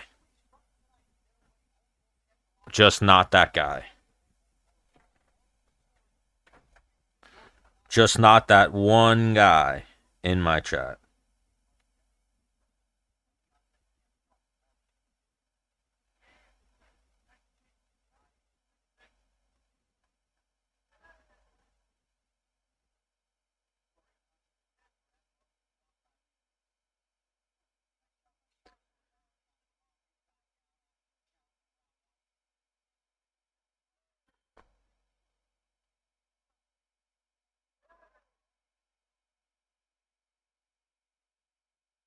So Hamza or Nasser, what's his name? Hasparat won that first round. I have Rebovix in my parlay, so I need Rebovix.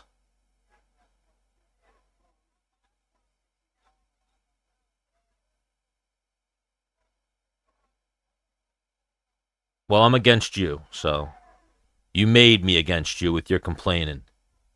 Nobody likes someone who complains.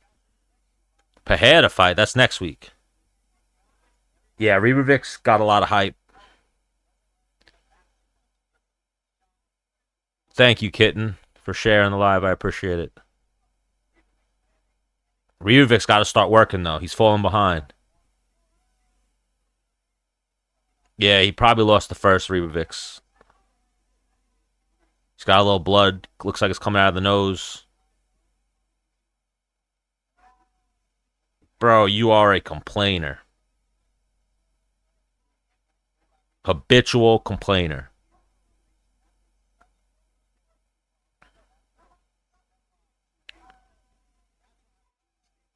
That's what it's looking like right now. The Hospital of all people, too. I feel like Hospital, he beat Jared Gordon, but he got the win against Jared Gordon. He did not beat Jared Gordon. Jared just has pretty bad luck.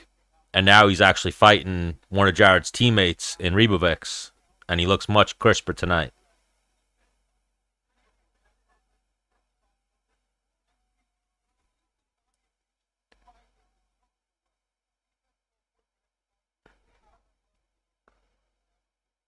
Nice little left hook there for Ribovics.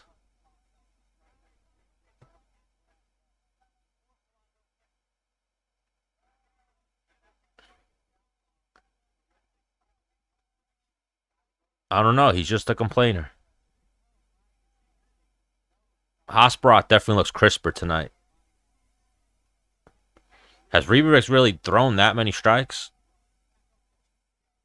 And you're not complaining. No, nothing's happening to the screen or anything. Just go find the new chat to complain in.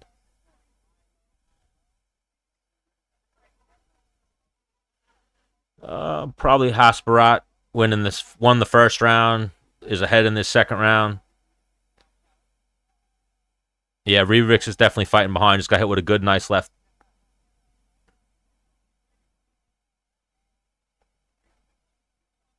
I mean, Ribovic's volume could steal him around from a judge, though. We got 134 left. We saw a questionable decision before in the Emil Gomes fight, where the volume and pressure going forward won in the fight.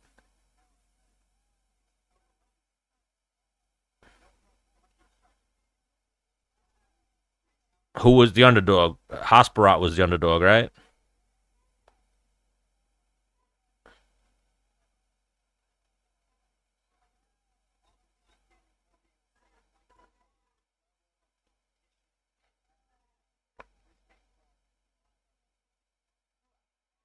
Oh, they got me. Shotgun graphic content. It was probably Afghanistan complaining.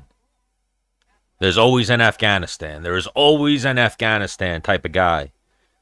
Yeah, it's the second round, 40 seconds left. If Ribovics can finish strong right now, he could try to steal this round. Second round.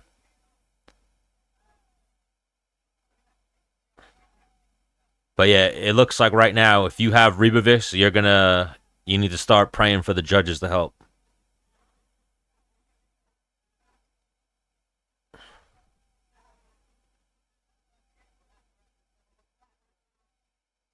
I mean, Hasparat's, I think, winning. He won the first round. Oh, that was a good punch for Ribovics. That could steal him the round because it was a close competitive round. Over 2.5 is a good bet for this fight. Both guys are pretty durable.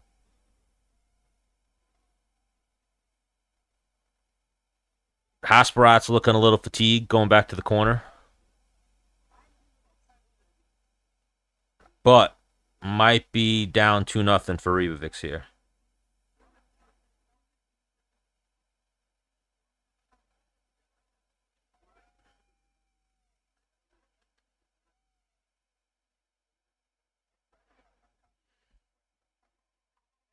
I believe Esteban is in the blue. Man, Afghanistan's definitely who just reported me. But make sure you guys go to the TikTok shop. Get some beer bombs, the taco bombs. Make some tacos.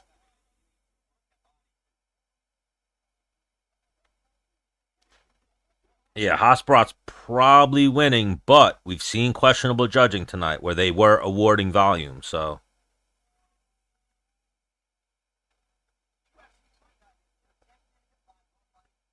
This fight also has moved all around the octagon, so it depends on what the judges are seeing.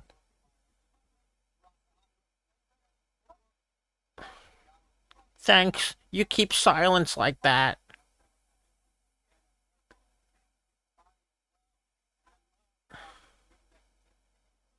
You aren't the best at judging. No, let him complain. Some people, that's what they live to do, is complain. He's like an old washwoman, a liberal. He lives to complain.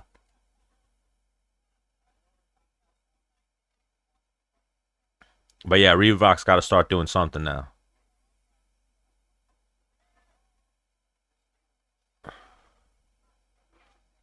Yeah, Reebok probably stole that second round.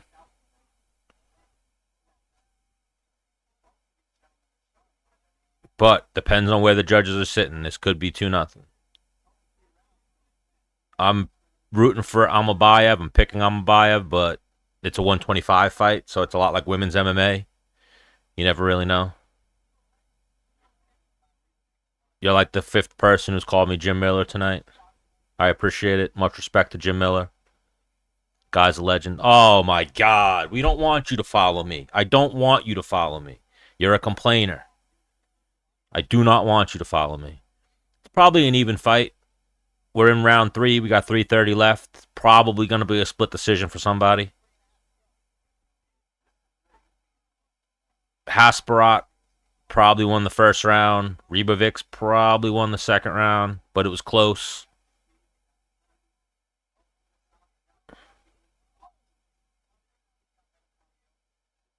Jim Miller has a big brother named Dan Miller. Or is Dan Miller the little brother? I forget. But he's bigger in size.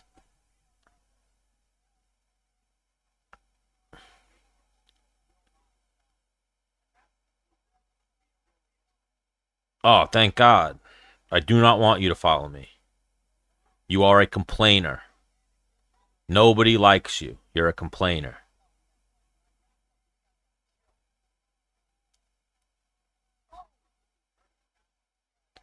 Hasparat's cardio is looking good tonight. Big knee from Reebok. Is Reebok stealing this fight? See, he's got me complaining. Zip it, Scuba Steve. Go find another channel to watch if you got a problem with the commentary. That's what this channel is. Can't adjust the screen. That's when they get me. Yeah, he ate that knee. You see what you did, Afghanistan? You got people thinking I'm a complainer now. I'm only complaining about one guy. And it's because he was complaining. Yeah, I know. I apologize, Scuba Steve. He got me.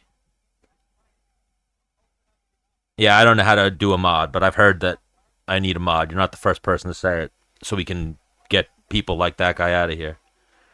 That's a big takedown, though, for Hasparat. Reebok is going for a switch, but he's not moving his hips. This might cost him the round right here and the fight. He's got to get up. Good time takedown by Hasparat.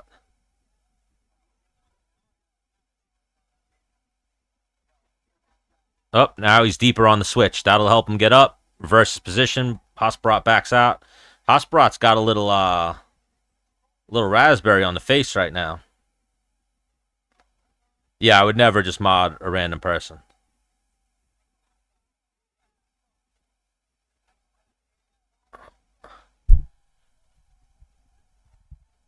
Did the odds just have Reebok ahead? The odds had it right before. They had Emil ahead, so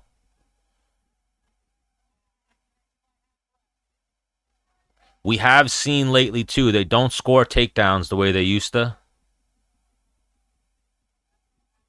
So this round with 30 seconds left could still be up for grabs.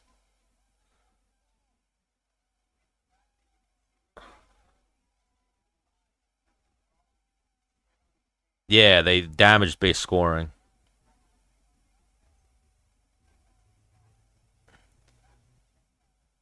The face, too, though, I think is going to tell a little bit. The face of Hasparat.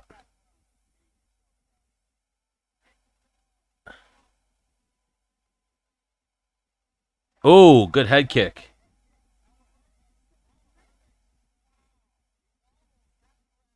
Did that head kick just steal him the fight?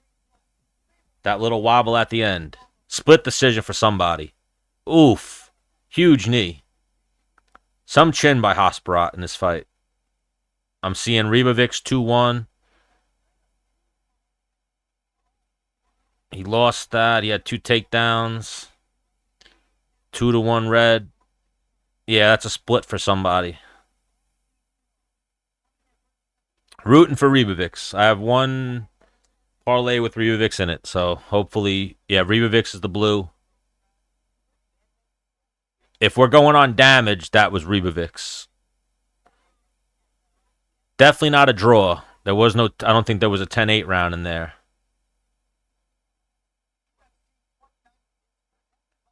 Good fight, though. Ever since that heavyweight knockout, this fight card has certainly picked up. Who do you guys think won? Let me know in the chat. You don't think Ilya could beat Islam, Benjamin?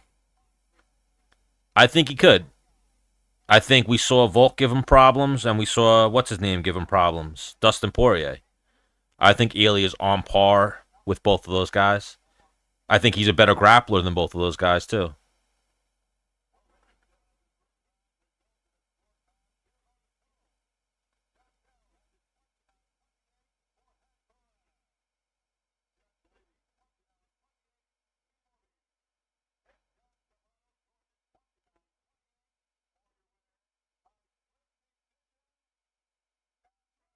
Oh,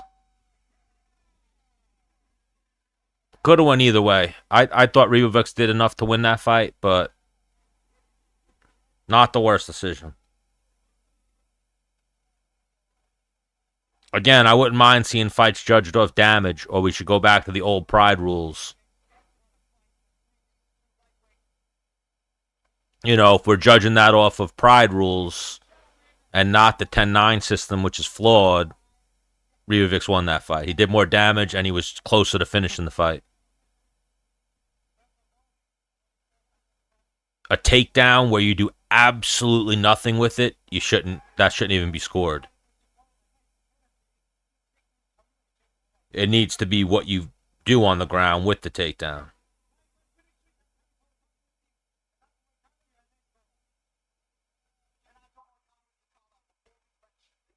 He calls out Hanato Moicano.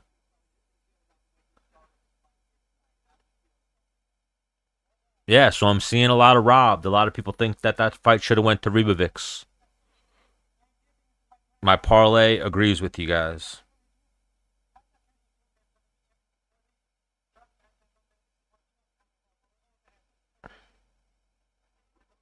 I think that they should go to more judges.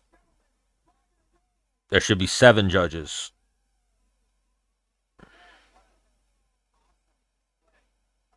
So that way the pool's a little bigger and the margin of error is a little bit closed.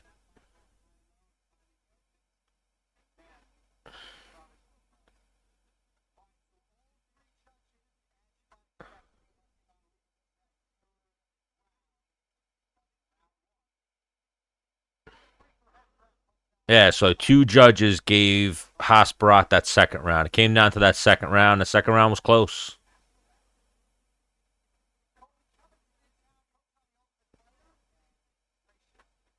Colby's got a hot chick with him. Pretty sure Colby's picking up. Last week he had a different chick. He's picking up escorts out in Vegas, bringing them to the fights. I tip my hat to that guy.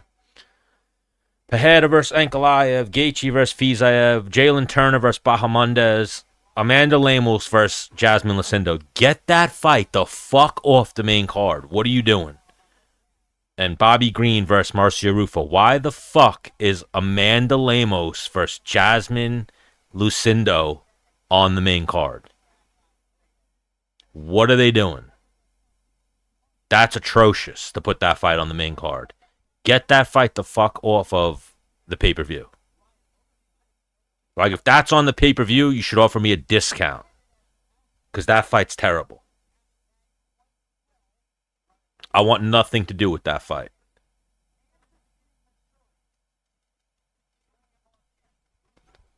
absolutely nothing to do with that fight.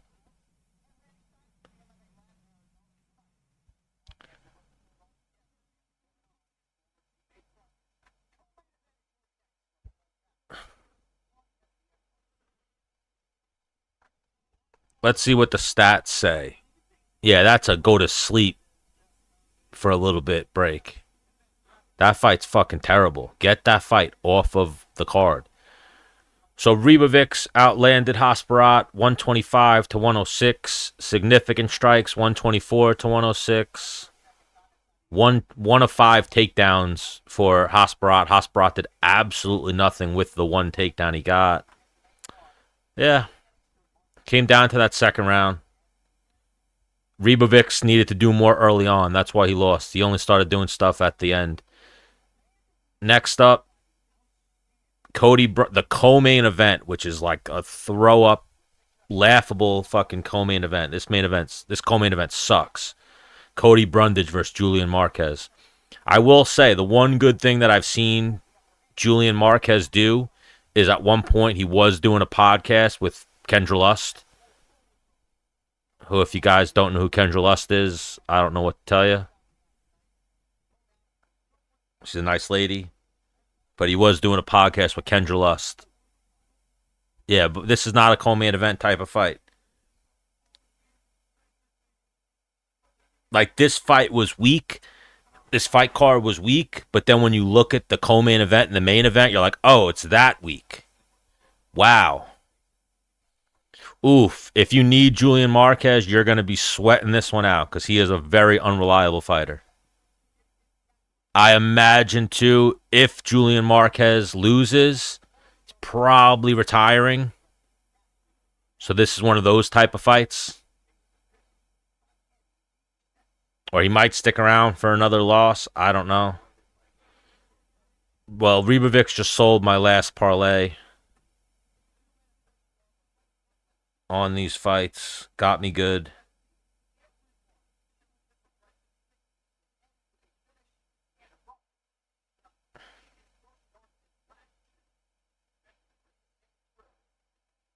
Got me good. Yeah, it was close. I thought Ribovics won off damage. I think he stole the second round at the end, and I think he won the third round, but 2 judges did not give him that second round, so he lost. Can't leave it in the hands of the judges.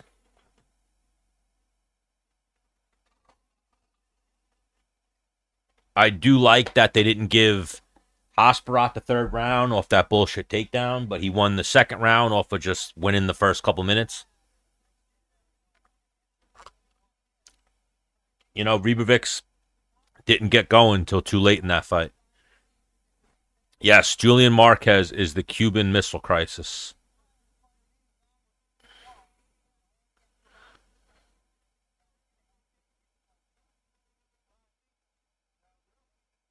But yeah, fighting's rough to bet on because you'll get shit like that.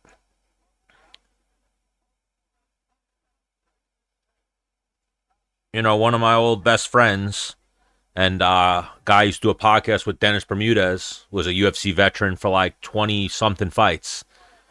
If you guys remember him, fought in the featherweight division for a long time. He retired because of the judges. Because of the way MMA judging is, he retired. He had like one fight where he outlanded the guy, lost the decision. He had another fight where he got more takedowns than the guy, lost the decision. So he kind of couldn't figure out how to win.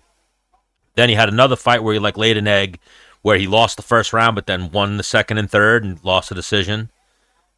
And then and before that, he got TKO'd by the Korean Zombie. Kind of a quick stoppage, but it wasn't the referees, it was the judges that soured him so much on fighting that he lost like his love for it and was like, I'm retiring. I'm done with this shit. And the main reason why, is because he was on 50 and 50 at that point. So instead of coming home with an extra 200 or 150 grand, he lost 150 grand for those couple of fights. And the thing that happens too in the UFC, when you win, you go up. You get a bump up. So if you're making 50 for this fight, when you get a win, you go up to 60 or you go up to 70, depending on how your contract is structured. If you lose, you stay there. So he had like a 2-3 year span where he kept losing split decisions, and he would fight differently and he'd still lose, and it just wasn't working out, and he lost his love for fighting. Sometimes some people are decision fighters. I feel like Andrea Lee is probably feeling that way now too. Her fights are always close, competitive. No, Apex guys, that's the Contender Series. Apex guys, these guys are fighting for their contract money. Their pay don't change for the Apex. It's whatever the contract is.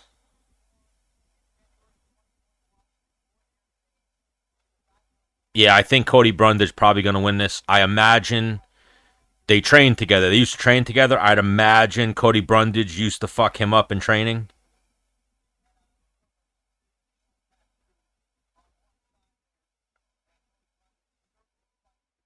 I feel like usually the wrestlers dominate more in training.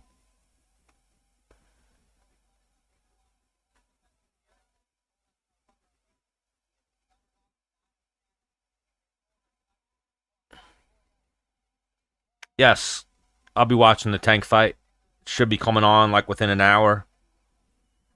I think it'll be on early-ish. I'll check in a minute to see where they're at on that card.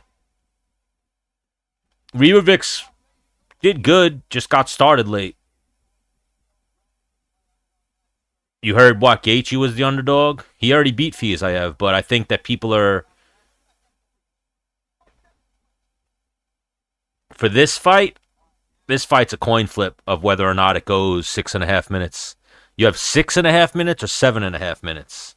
Because I don't know if they even give 6.5. They give round and a half.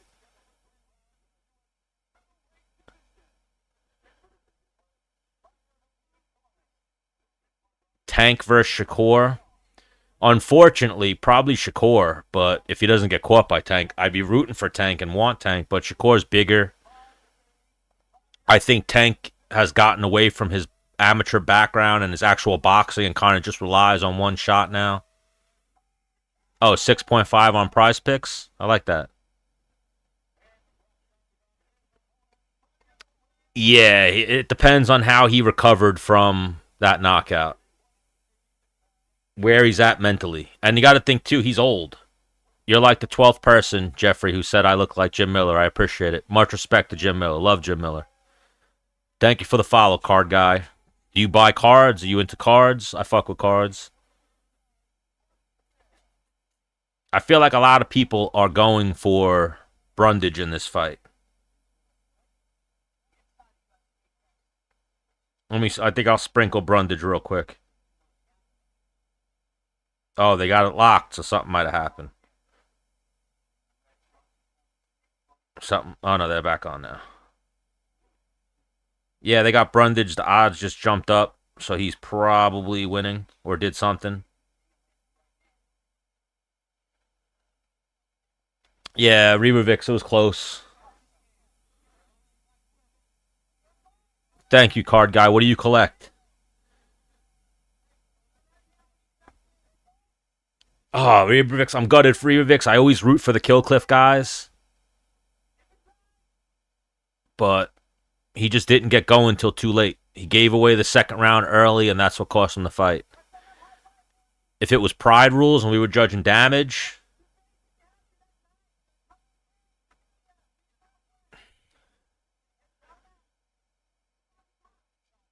Reavovix won. They might slow down a little bit. They've trained together, so they're going to have a feeling out process a little bit. Usually those fights go long when they've trained together.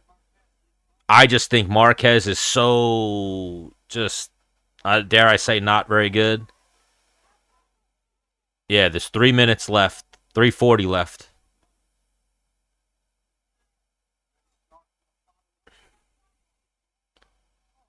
Oh, nice little left hook there for Marquez. I mean, Marquez looks like the bigger of the two. More physical. I do not like Brundage throwing his combinations, like sticking his chin up at the end. Yes, this is a 3-round fight. They would really hate their fans if they made this a 5-round co-main event. Oh, Brundage setting up a Darce or an Anaconda. That's in. He's got to adjust his grip, though.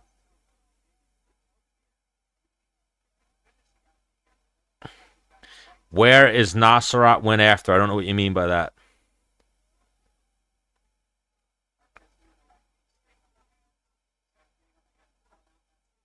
Oof. But Brundage is about to get knocked out. His chin is way high on the exchanges and on the breaks, and Marquez is swinging. But Marquez is gonna gas. Marquez has some of the worst cardio I've seen in fighting. Every fight, I feel like even if whether he wins or loses, he gasses. There's 220 left right now. Oh, good left hook just landed for Marquez.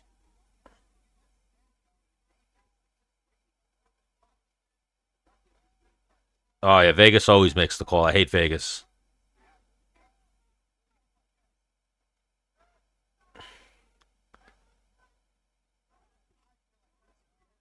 Brundage is winning so far, but he keeps like Marquez with these big haymakers is just missing. And he's not just missing because Brundage is like skilled. Brundage is just hanging out there. No, Marquez is in the red. Brundage is in the purple or blue.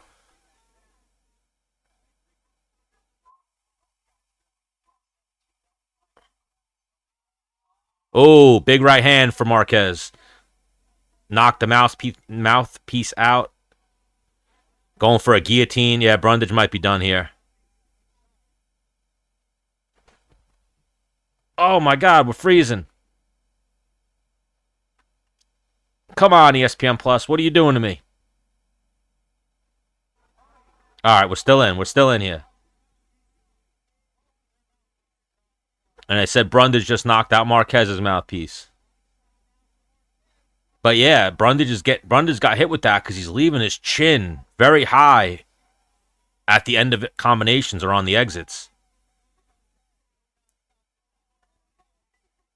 45 seconds left. Referee just broke them up to give them both their mouthpiece. Brundage is rocked though. That's why Ooh, good uppercut by Brundage. Ooh, Marquez is rocked. Marquez is done. Marquez is done. Referee's getting close. Marquez is done right now.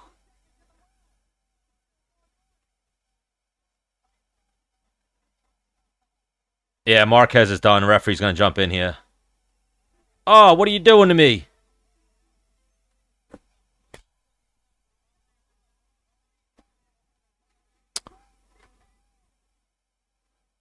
What the fuck?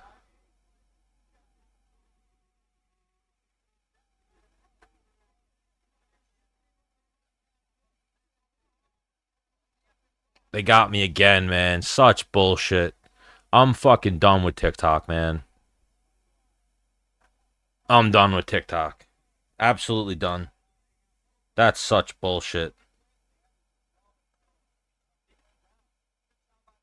That is such bullshit.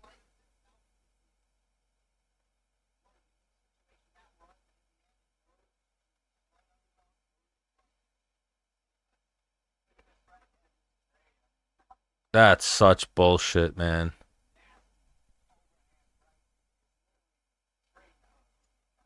Every fucking week they do this to me. Every week.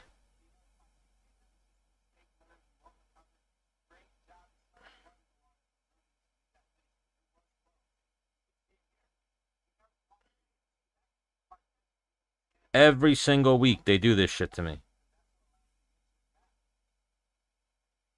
I might have just lost my TikTok with that one.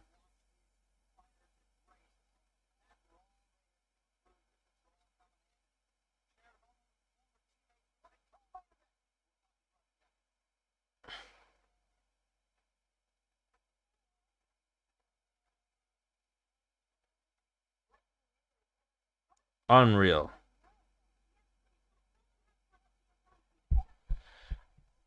They got me again, TikTok. Just fucking banned me. They get me every week on some bullshit. Complete bullshit.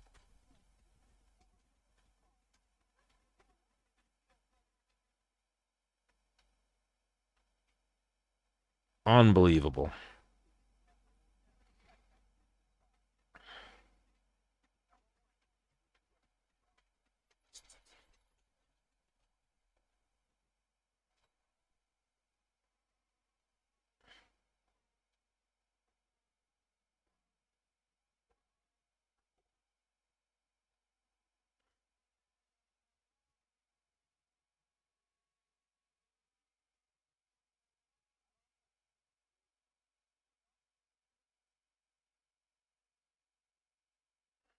Every week they fucking get me.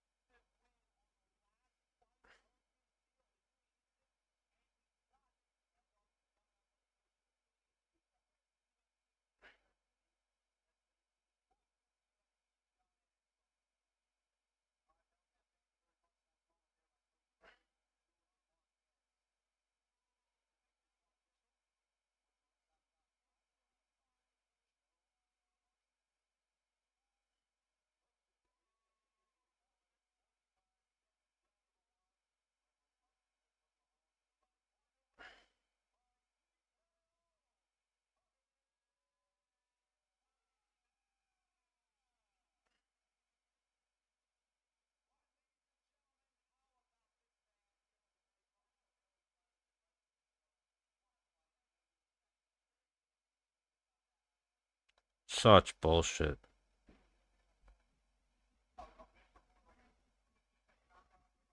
Every week. It makes me not even want to use the platform.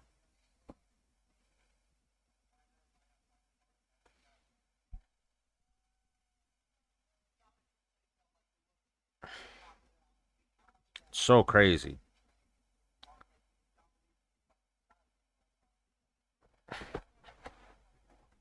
Got to make a backup account because they keep doing this shit to me.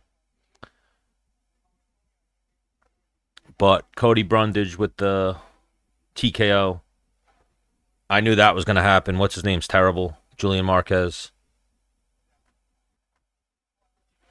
Wouldn't be surprised if he hung up his gloves right now.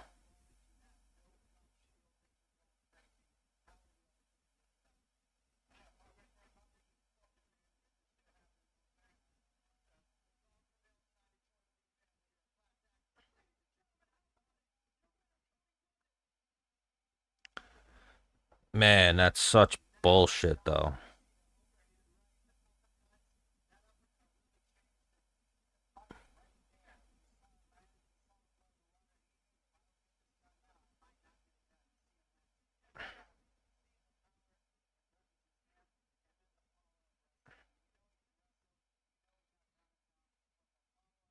Nice punch to the back of the head right before the stoppage.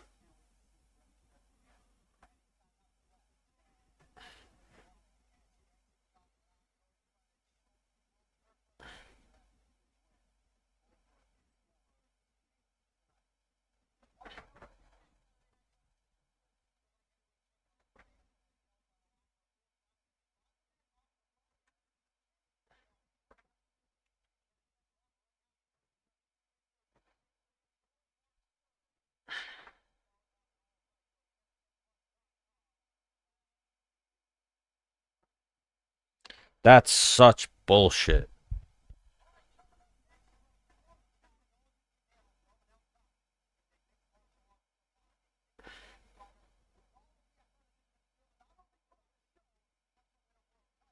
That is such bullshit, man.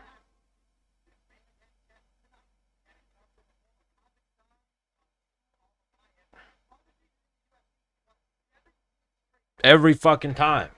Every fucking time.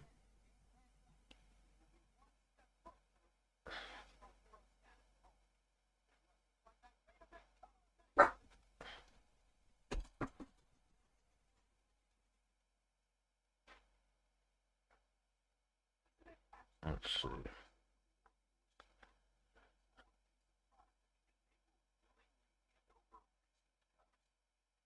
Man, though, always fucking getting me.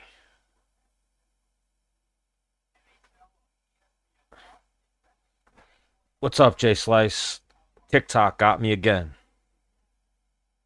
Constantly. I'm at the point now I don't even fucking I can't even do it. I hate TikTok. I fucking hate it. Every time. The last 5 weeks that I've gone live on TikTok, they ban me for a week. I don't know. At this point, I might have even lost my account. And what happened in the fight? Julian Marquez was Julian Marquez. He fucking sucks. They just banned me. They shut my live down and they put up a thing that says I'm banned. And then you file an appeal. They don't answer. Sometimes they used to answer the appeal in like a day. Now they don't answer the appeal for like 3 or 4 days, and they just keep me banned.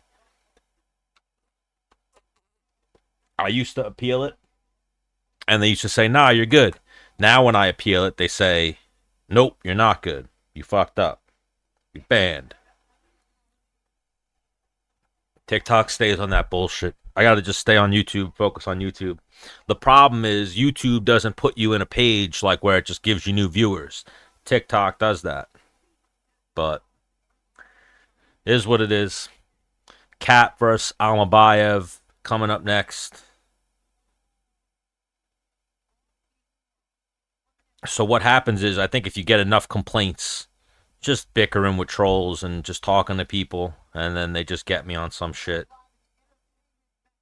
Always some bullshit. It just is so frustrating that there's no freedom of speech. There is no such thing as freedom of speech.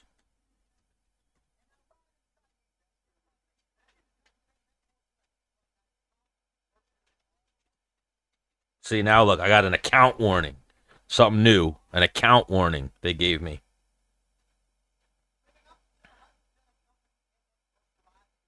That is such bullshit.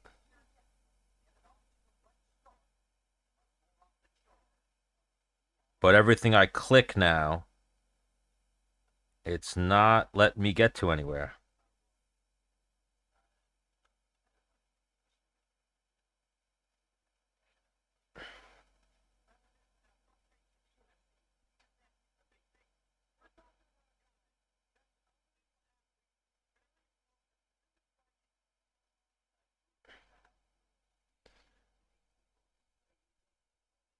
They stay fucking with me.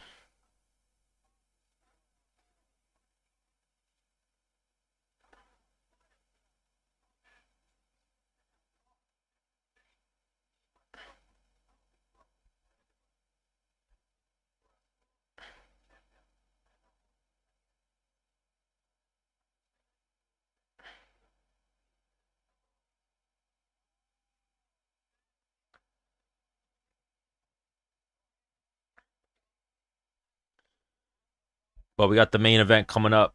Cap versus Almabayev. Then we're going to jump over to the boxing and watch. What's his name again? Gervonta Davis versus Roach.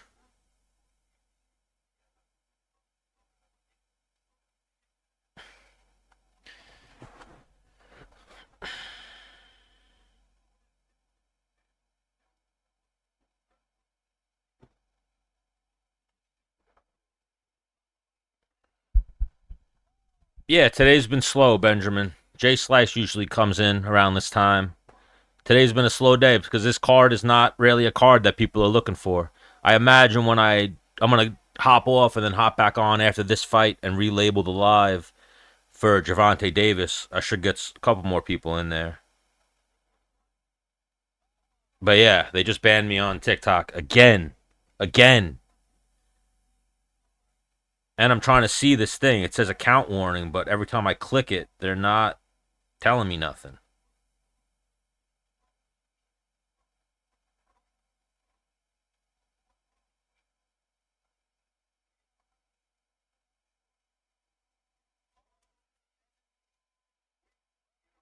I don't know. I think Cap. I could see this guy beating Cap tonight. I think we've had this discussion before. I don't agree with you there. I don't think Cap is world class. I don't think any 125ers except for Pantoja and Demetrius. Man, though, that makes me so fucking angry that they censor me constantly. There is no such thing as freedom of speech.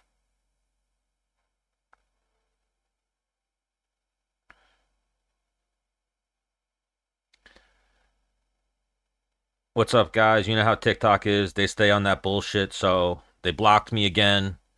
They took down my live. They blocked me for another week. I appealed it, waiting for the answer on the appeal, but you guys can jump on my YouTube. There's a link in there for it, or you can type in Menace and the Man on YouTube and find me. I'll be going live for the last fight and then for the Gervonta Davis fight. Again, sorry they took the live down. TikTok stays fucking with me and playing games, but I'm still up streaming on YouTube. Sorry about that.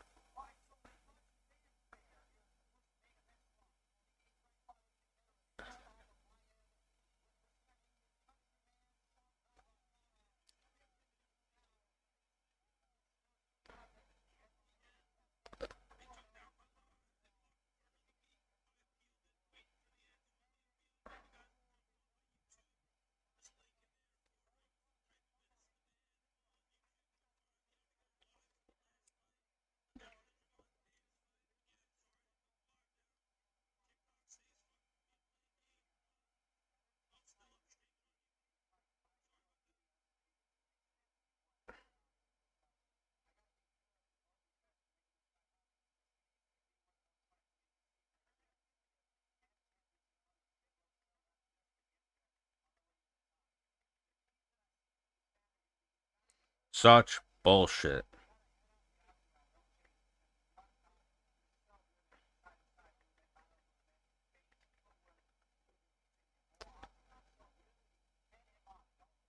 Yeah, YouTube is absolutely the GOAT. Oh, you have money on Cap? We're on the opposite ends tonight. I don't have a lot on Amabayev, but I threw a bet on him and Brundage just because all my other parlays fucked up.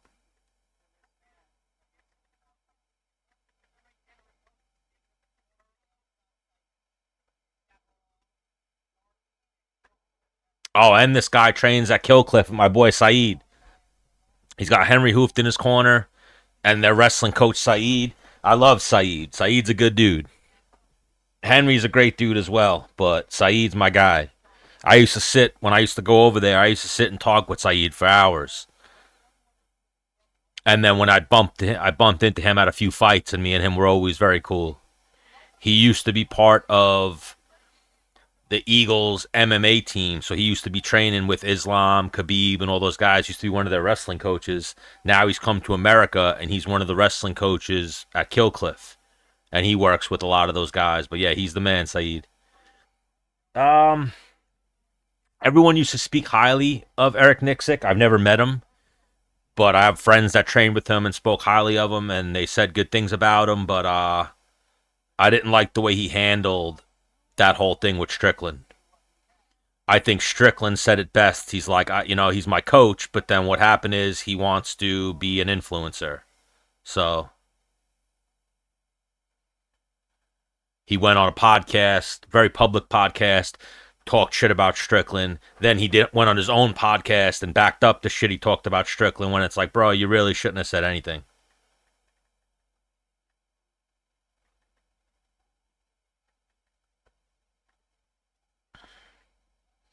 I think coaches need to shut up sometimes, and they say too much.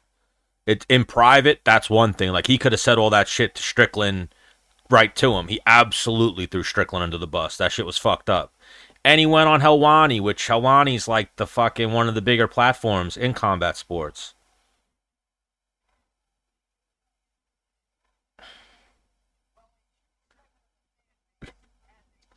That shit's terrible to do to somebody.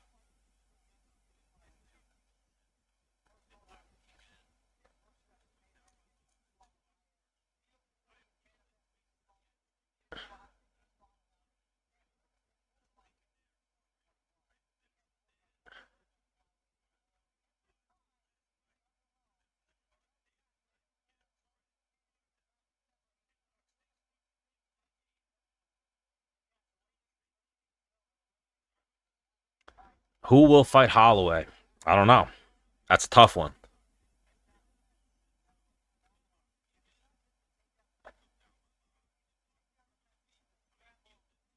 Definitely not Poirier. But yeah, Eric Nixick pissed me off with that, with the shit with Strickland. There's a time and a place for everything. You don't throw your fighter under the bus. Fighting is such a fucked up sport, and you do feel like you're alone in there. That for your coach to then sell you out like that, yeah, Ariel's a fucking weasel. I'm no by no stretch an Ariel Hawani fan. The only times I've ever listened to Ariel Hawani is when he had a friend of mine on the show or a guest that I wanted to listen to. When he talks, just him, never. I get mad at my YouTube when sometimes on autoplay they'll put Ariel Hawani videos on, and I'm like, you motherfuckers, like, what are you doing? Yeah, I'm not an Ariel Hawani fan. I think he's a fucking clown. Fucking clown. Like, I think he's the worst. The absolute worst. Him and Luke Thomas. I have Nina Drama above both of them.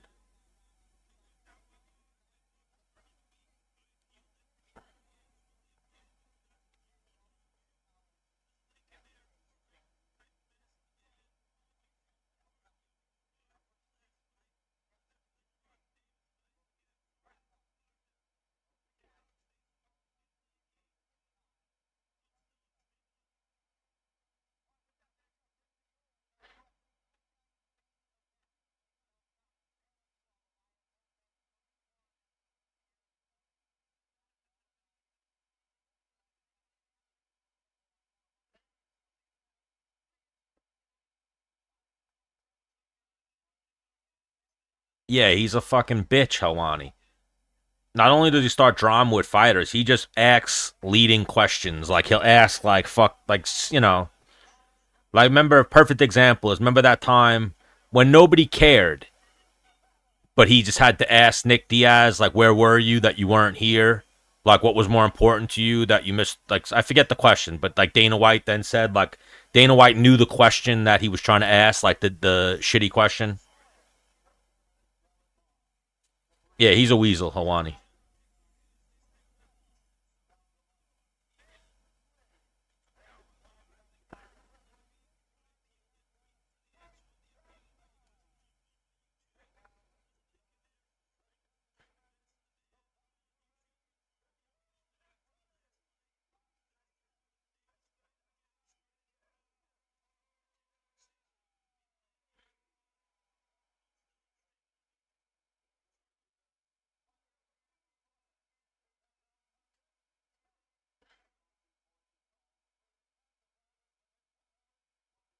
Can't believe they gave me a fucking account warning. And my real problem with Ariel too is he's never trained a day in his life.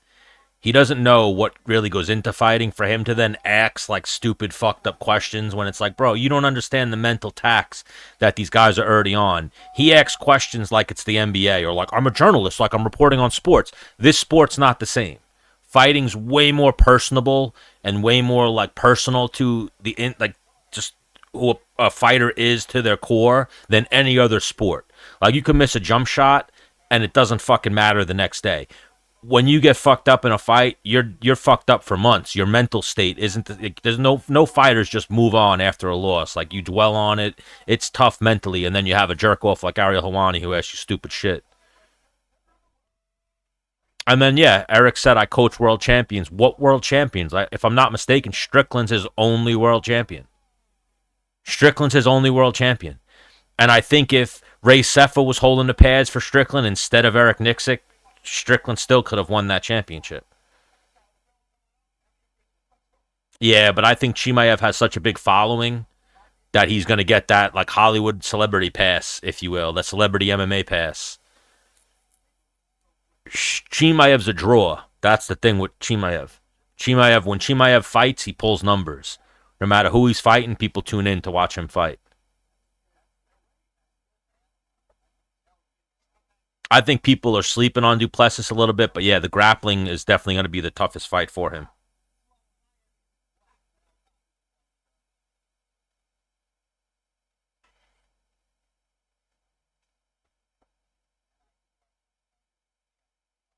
Yeah, that shit was cringy.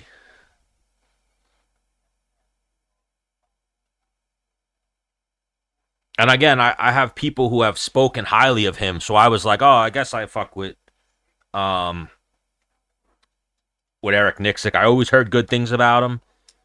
Dennis Bermuda spoke highly of him. Aljamain spoke highly of him. Like I've heard a lot of people always speak very highly of him.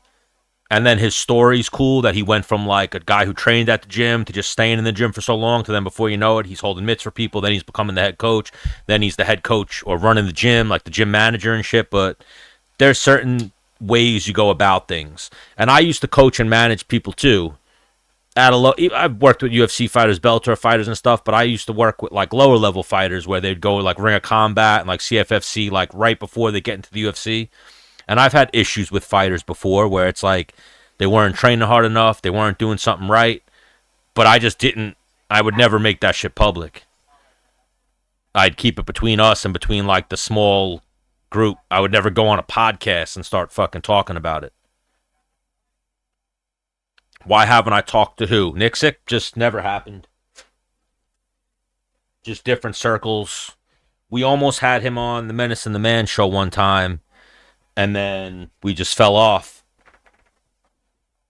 Like I remember it was one of those times where I told Dennis to message him. Dennis messaged him and said, like, when can we get you on the podcast? We said, oh, we'll set up a date, and then we just never got around to setting up a date. He was gonna come on the show. And then I like that guy, you know, the one guy, he does the, if you ever see his show, he does a show with the guy Randy, who used to work for the UFC. Randy's cool. I've interviewed him before, and I used to always talk to him at the fights when he used to be the social media, the head of social media for the UFC, and then they let him go. But the guy that Nixick does the podcast with, just never got around to it, to getting Nixick on. I would talk to him. I'm not opposed to it.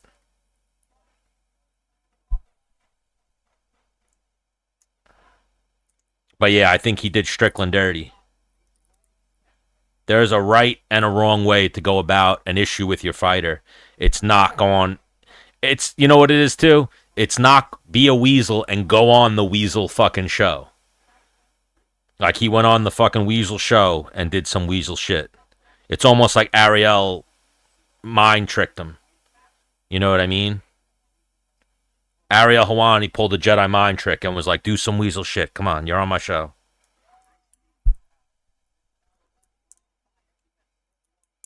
And he was like, you know what? You're a little bitch, Helwani. I'll be a little bitch. And I'll talk about Sean Strickland. And that's the other thing. And then the worst is like, what? I can't have an opinion? He'll pull like an I can't have an opinion type of thing. Like Strickland should smack him when he sees him.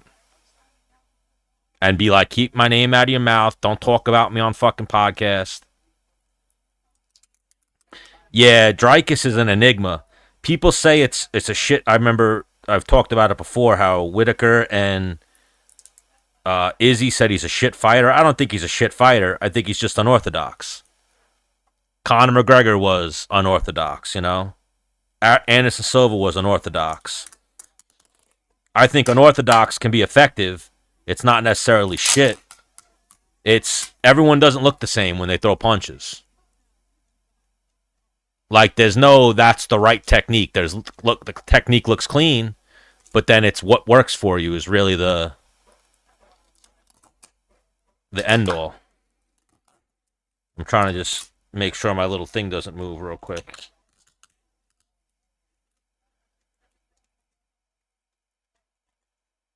But yeah, that's what we can call Ariel Helwani's show from now on. The Weasel Show. The Weasel Show with Ariel. Because that's what it is. Tell me it's not. Tell me it's not. Guy's a fucking weasel. I think Luke Thomas is a weasel too. You know, they talk way too disrespectfully about fighters. When it's like, if this guy wanted to, he can grab you by the fucking neck and ragdoll you. He's not a basketball player. That's what it is too. They try to talk about combat sports like what they think journalism should be based off of what they saw baseball journalists and basketball journalists and football journalists be like. It's not the same sport. It's not the same sport at all. You have to watch your fucking manners. Almost even like we see with fans, too. Like, perfect example I'll use is, remember that one fan who tried to troll, I think, Marab, or they tried to troll Aljamain, and Marab and fucking Dennis Bazooka went after the fan? It's like that, too. You got to watch what you say to fighters, because you never know when one of their friends who can fight is going to fucking check you. It's not basketball. It's not baseball. There's no, like, remember that one video where the girl, it's a girl, but even then, have a girl say some dumb shit, her boyfriend might get beat up. You ever see that one video where the girl's like, LeBron, how does it feel to be a fucking pussy, a pussy-ass bitch? And LeBron turns, and then the security's like, hey, woman, watch your mouth, woman. Say that shit to a fighter when there's no one there to protect you or stop the whole fucking interaction. You might get fucked up. You might get fucked up. Today might be the day. You got to watch your manners and cover the sport differently. I wasn't paying attention to that. I was trying to fix my little thing, my little holder. I was going to go live on my other YouTube as well, because TikTok be fucking with me. I can't believe that they not only banned me, but they put this little strike. This little account warning, it's called.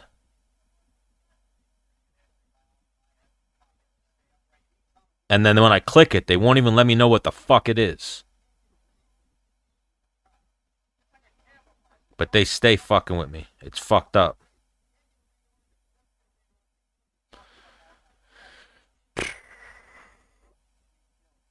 I like Bear more than... Oh yeah, The Rock's a weasel. You talking about Dwayne Johnson? Because, yeah, he's a weasel. I used to be a big Rock fan until I saw what a piece of shit he turned out to be. And, like, kind of like, the worst is, you ever see the interview he did with Joe Rogan? Where he was almost like just, yeah. Anything Joe Rogan said, he just agreed with. Like, Joe Rogan could have said to him, like, you're not that big. And he would be like, yeah, I'm not that big. You're right. I'm like a decent size. I'm not that big. Like, everything Joe Rogan was saying, he was almost like playing and just being like, yeah.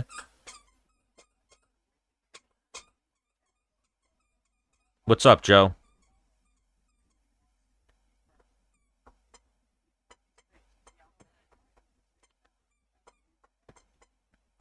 But yeah, I think we have a lot of weasels in this world. We got to start weeding out the weasels. But somehow they get platforms. Like Ariel Helwani has this platform based off of the access the UFC gave him early on, and he still got it. So we weasel away. Props to him. That's a perfect way to put it. People are delusional to the reality of combat. Couldn't have said it better myself.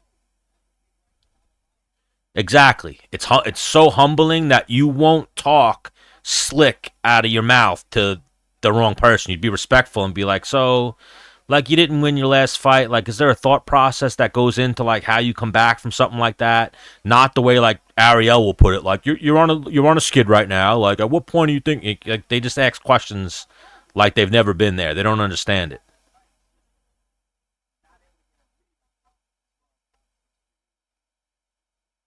You're the man, Benjamin. That's why I appreciate it. Absolutely appreciate it. Your ace is in my book. Jay Slice usually pops in as well. Big Jay Slice fan.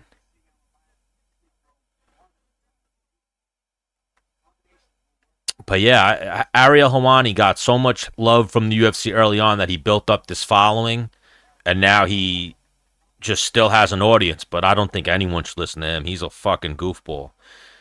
He's similar to Nina Drama in the sense that, like, people don't watch to hear him, and if someone does watch to hear him, that person sucks.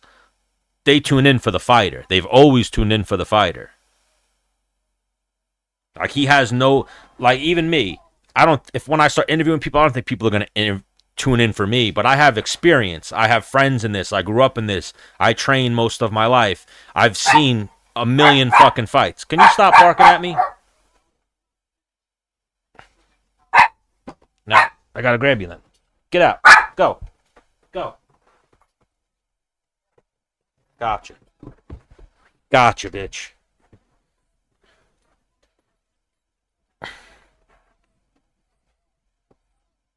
Got you, bitch.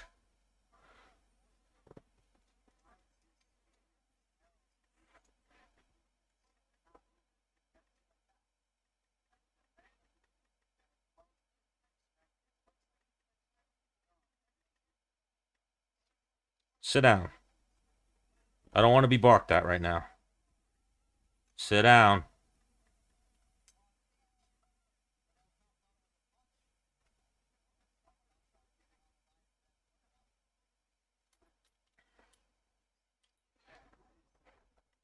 Yeah, my parlay is losing. Almabayev is not doing a good job. You can go if you want to go, but don't bark at me. Do not bark at me. Don't want to be barked at right now.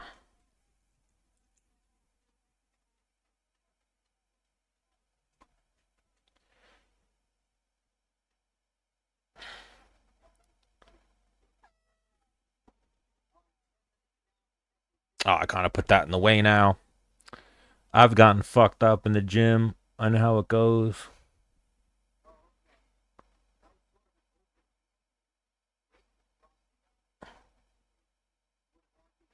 Yeah, I got humbled when I was young. I used to get humbled. If you go to a good gym, that's how you get humbled.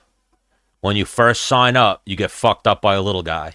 When I first started and I was a kid, but I was a big kid, I was probably like 5'10", and I was probably like 180 pounds, and I used to get fucked up by 135 pounders.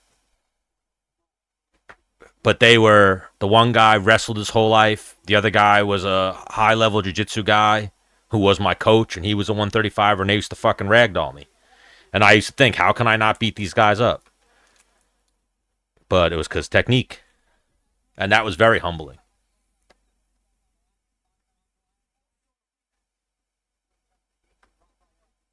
And then the only thing that helped me was watching fights. And that helped me like fast track my training. And I was able to figure out moves that I wasn't learning in training. Like the first move I ever hit was a Kimura. And it was because I saw Sakuraba. I watched old videos of Sakuraba doing it to people. And that's why I started wrestling, because of wrestlers. Because I couldn't handle the wrestlers in practice, so I joined the high school wrestling team to help my jiu-jitsu.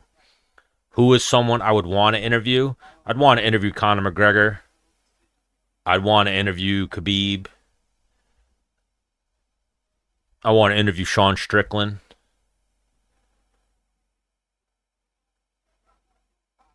There's a lot of people on that list.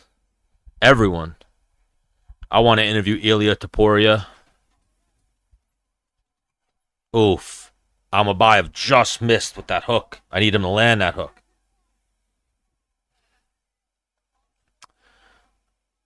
I've talked to him through chat, through Instagram and stuff, and in person, but I'd want to interview Mark Coleman, talk about MMA history. Oh, Manel Cap is about to knock Almabayev out, it looks like.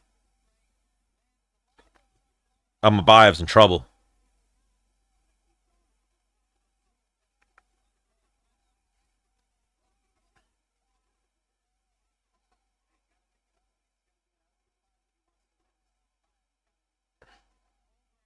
Yeah, Almabayev's done.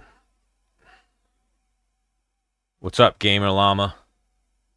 Is that a L? Are you Gamer Llama? What games are we playing? Talk to me.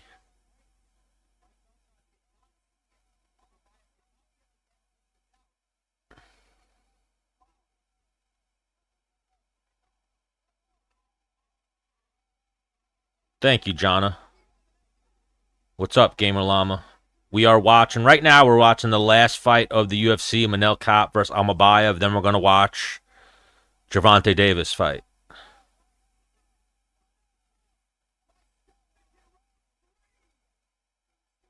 Hello, Jennifer. I'm watching some fights. Hello, Trinity. Watching some fights. What are you doing? I appreciate the likes, the follows, the conversation. Yeah, Almabayev was terrible right there. All right. Why you got to do this to me, Jay Slice? I can't. I can't. I don't think he's world class. He was running around swinging like this. Almabayev was just terrible tonight. Head and arm choke is a very effective choke. That's amazing. Someone knocked on my door today asking for a contribution to our local swimming pool, so I gave them a cup of water. Well done. When will we change? We will never change. Stay the same. I like that. I do. That is a nice thing. I appreciate you helping the community out like that. Yeah, that was bad, Amabayev. I'll give it to you, Jay Slice. He looked world class in that. Other than how bad Amabayev looked, but Amabayev's supposed to be a contender. But now what happens? Is Manel Cap, is that a title shot worthy performance for Manel Cap? I know 125 is pretty thin. My day's good. How is your day going, Jennifer? Some fights. So a Saturday with some fights for my entertainment is usually a good day. My brain just had to go, wait, is today Saturday? Yes, today is Saturday. What'd you do today? Anything good, Jennifer?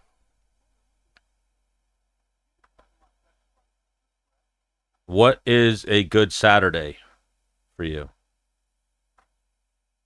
You know, a good Saturday for me is good meal, some fights, my dog not barking too much. What's up, Honda?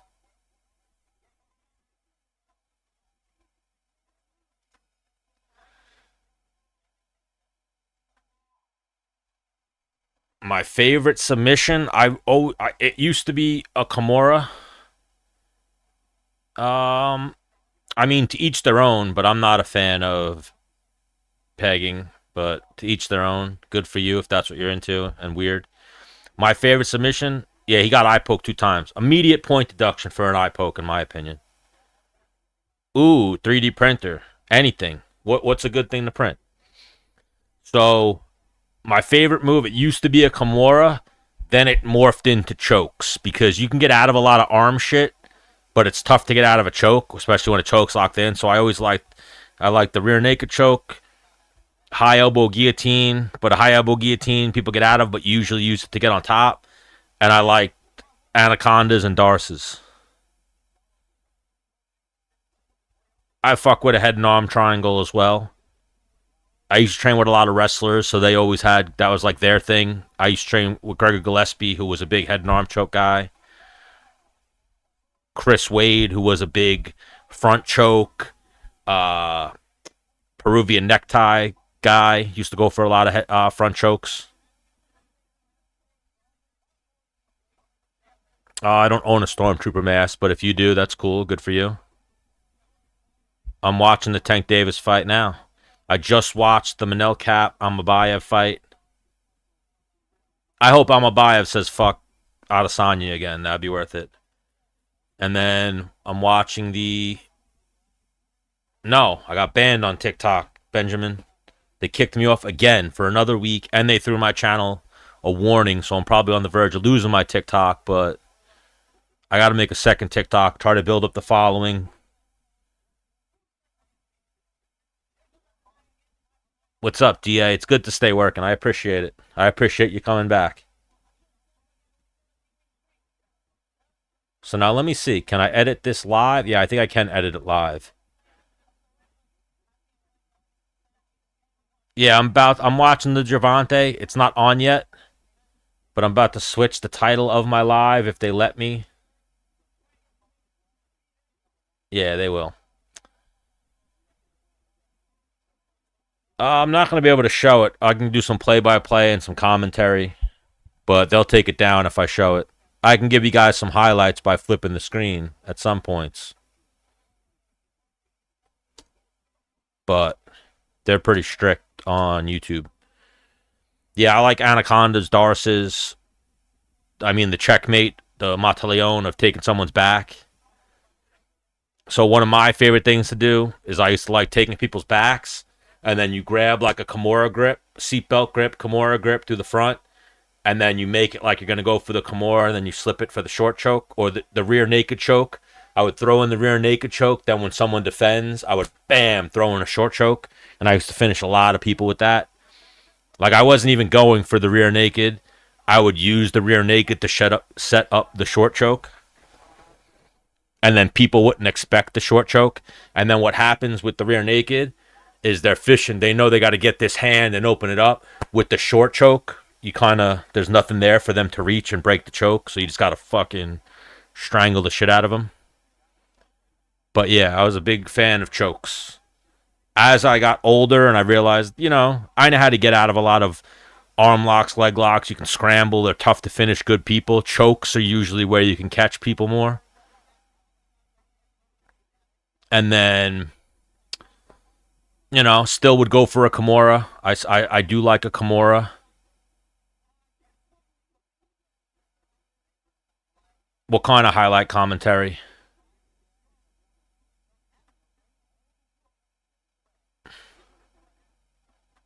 Highlight commentary of what? I'm trying to switch this title. Oh, Lamont. I couldn't think of his name for a second. Verse Lamont Roach.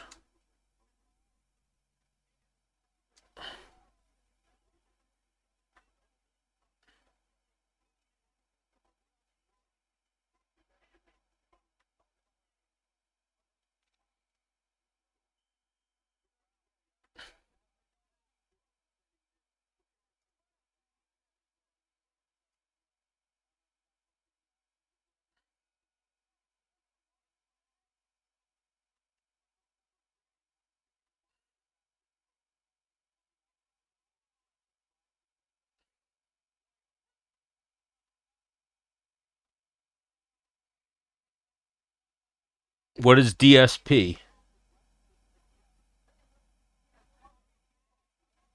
I don't know what DSP means. But yeah, that was my shit.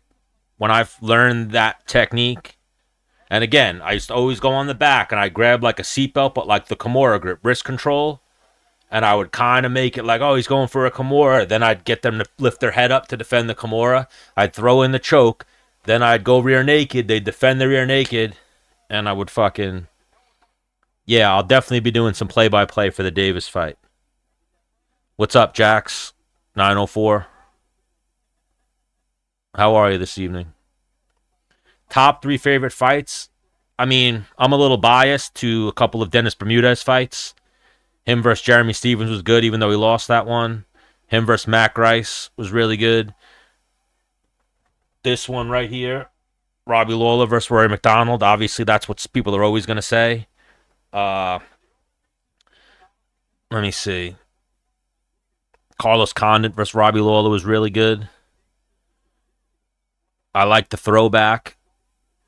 Yes, I just went live. I was live on TikTok all night, and then they banned me. They ban me every week. Every time they give me the privilege back to go live, they ban me again. TikTok's a little too liberal for me, I guess. They keep fucking with me. But we got Pullo versus Martin right now. If I'm not mistaken, this is the co-main event. Oh, no, Gary Russell's the co-main event. So Gary, there's 2 more fights, and then DDP short choke. Does he have a good short choke? So you go rear naked when they defend. You let them defend the rear naked, then you go short choke, and it like fucks them up, and then you put this behind their back. So there's like no, a nice gable grip. There's no defending. It's very hard to defend. The only way that you can really defend that is to get your back to the mat and try to create the angle. You can't really hand fight that. So I always used to look for like checkmate type of things. Pereira. I'm going Pereira over Ankalaev. Yes. Or are you talking about the Pereira fight? That's next week. But yes, we got Pereira over Ankalaev here. Chama. I think he fucks Ankalaev up on the feet. I think if Ankalaev does take him down, he doesn't get the job done on the ground the way people think he's gonna. I think everyone's sleeping on Alex's grappling. I've said it a few times now. He's been training for years with the best, arguably the best 205 grappler. Like, if you remember, John Jones struck with Glover because he didn't want to go to the ground with him because he knew Glover's ground game was his bread and butter.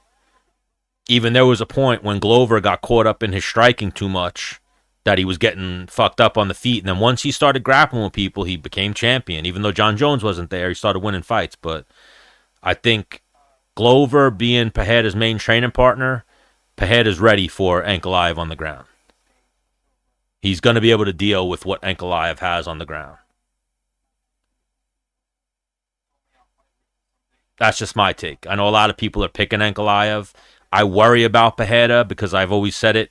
It's easier to become champion than it is to stay champion. So I worry about that for Pereira. Like, is he going to show up that night?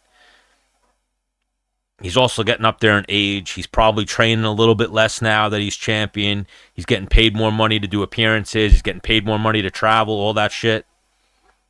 Oh, yeah, he did short choke Izzy, right? But don't get me wrong. The old school, the rear naked choke with the hand behind the head works.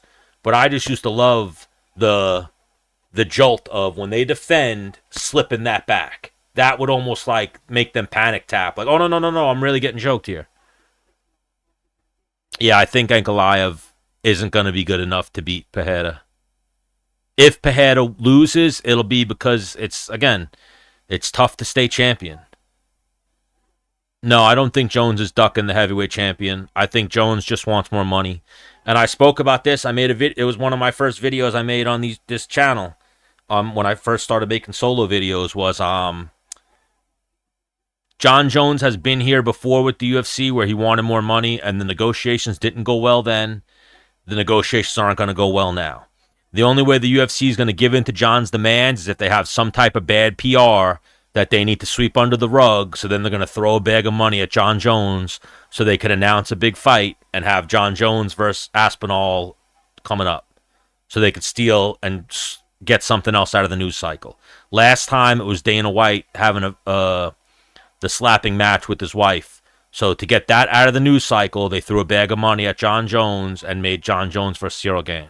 And they were also trying to make people forget that the negotiations with Francis Ngannou didn't go good. So unless they have something like that happen, they'll let John leave. They'll make an interim title because they don't want to give in. If they give in to John's demands, it sets up the next negotiation for them to say, well, you gave in to John Jones. That's why that same reason that's the same thing going on with Conor McGregor right now. Conor McGregor is going through what like Nate Diaz went through. He wants to fight out his deal. They don't let you fight out your deal. So when Nate Diaz wanted to fight out his deal, they were like, all right, you're going to fight Khamzat. Conor, they're probably going to throw Conor. They're waiting to negotiate their new rights deal. And then if Conor only wants to fight one or two more times, they're going to throw Conor to the wolves to try to build up other people's resume. If they're smart and they want to build long term, they do Paddy Pimblett versus Conor McGregor. If Conor wins, Paddy's still good. He's still green. He can come up. If Paddy wins, he's a fucking superstar. It sucks that John might age his way out of he's already up there in age, but Father Time is eventually going to catch up to John. It sucks. But yeah, he's not ducking Aspinall. He wants money. He wanted money before he fought he wanted money before he fought Dominic Reyes, and they didn't give it to him. Then he said, I'll just leave after this fight. And then it turned into the narrative that he was ducking Ngannou, but he just wanted more money. And if you hold the UFC up for money, we saw it with Randy Couture, we saw it with Ngannou, we saw it with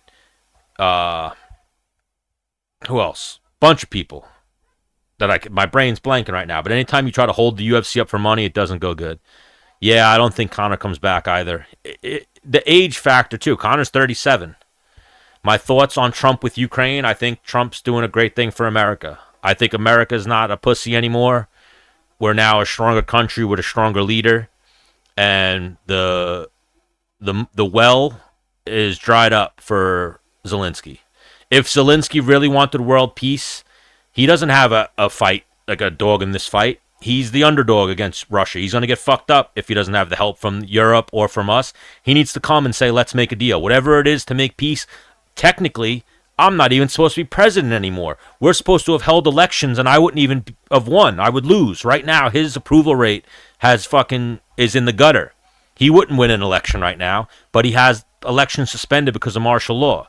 So his only job right now should be coming to America, taking any deal he can to end the war. Instead, he's coming thinking that Biden's still in charge and that he's going to leave with money. That's not going to happen. So basically he came to America saying he wants peace, asking for a peace deal, but he wanted more money for the war and more money for military. It's like, what are you talking about? We want a ceasefire. We don't want to give you weapons so you can continue to fire. We want a ceasefire. Russia's on board with a ceasefire. Russia even announced that Russia's on board with not only a ceasefire, but getting out of the occupied land. And that's not good enough for Ukraine. Why? Because he's not getting money. Like, you know how you do something for 21 days, you can build a habit? His habit right now is getting money from America. So that's how I feel about Ukraine. I feel like Zelensky's overplaying his hand. I feel bad for the people of Ukraine because there's no peace when you have a guy who wants war and a guy who's beholden to the warmongers and the military-industrial complex, and that's Zelensky. Zelensky's in bed with the people that are making the weapons and giving him his kickbacks for not only spreading propaganda, but for using the weapons. If they shoot weapons, the weapons got to get remanufactured. They got to make new weapons, so people are making money. It's all bullshit. If they really want world peace, they could make it tomorrow. It's a phone call, one signing of a piece of paper away. But Zelensky thinks America's suckers and that we should just give them money with nothing coming back. All Trump said is you can give me some of your natural minerals, some of your shit that you have. And that's not enough for them. So I fully support the Ukraine people. I don't support what Zelensky's doing. But yes, I agree. If Jones doesn't fight Aspinall, he's going to retire. That's the only fight UFC said they're going to offer him. I think if Pereira beats Ankalaev and Pereira starts saying, I'm going up to heavyweight, I want to fight John Jones, they could then cut Aspinall out of the deal. But I think everyone, the fans, too much are sold on it being Aspinall. So I think John's backed into a corner. He's now backed the UFC into a corner and wants more money, and I don't think it's going to go well. Yes, I'm watching Paulo Martin right now. I believe next up is the Gary Russell fight and then Tank Davis. I missed the first few rounds of Puello versus Martin. We're in round 5 right now, 30 seconds left.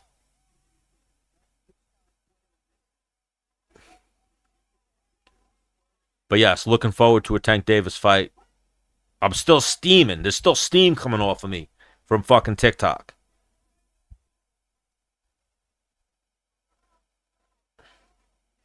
Makes me not even want to use the fucking app. It makes me so fucking angry that I try to use it and they fucking play games with me and block me every fucking week. Every week. It's like, what am I using this shit platform for?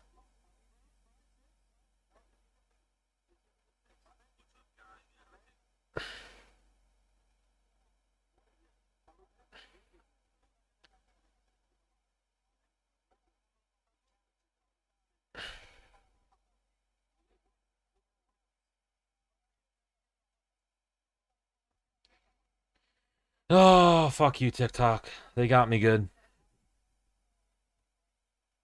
I mean, you gotta go Tank. But I worry about, because I saw Tank talking about how he does want to retire, so there could be a Lamont decision coming tonight. Tank's still young, so it's not going to be father time. It's going to be his drive. I get banned every week. This is like the 5th or 6th time.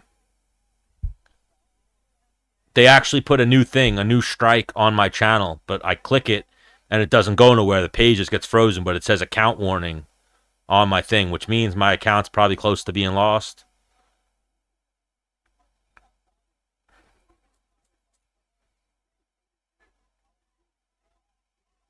Which sucks, because I was anticipating the Tank Davis fight getting me a good amount of views and new followers, but they stay fucking with me. I'm sure my appeal is going to take a week. They're going to deny it, so I'm banned till next week. But luckily, it happened at 9 o'clock, so I'll be able to go live next week for UFC 313. Yes, I've been in a few street fights. Unfortunately, I don't condone street fighting, but I also do condone street fighting. I think fighting solves problems.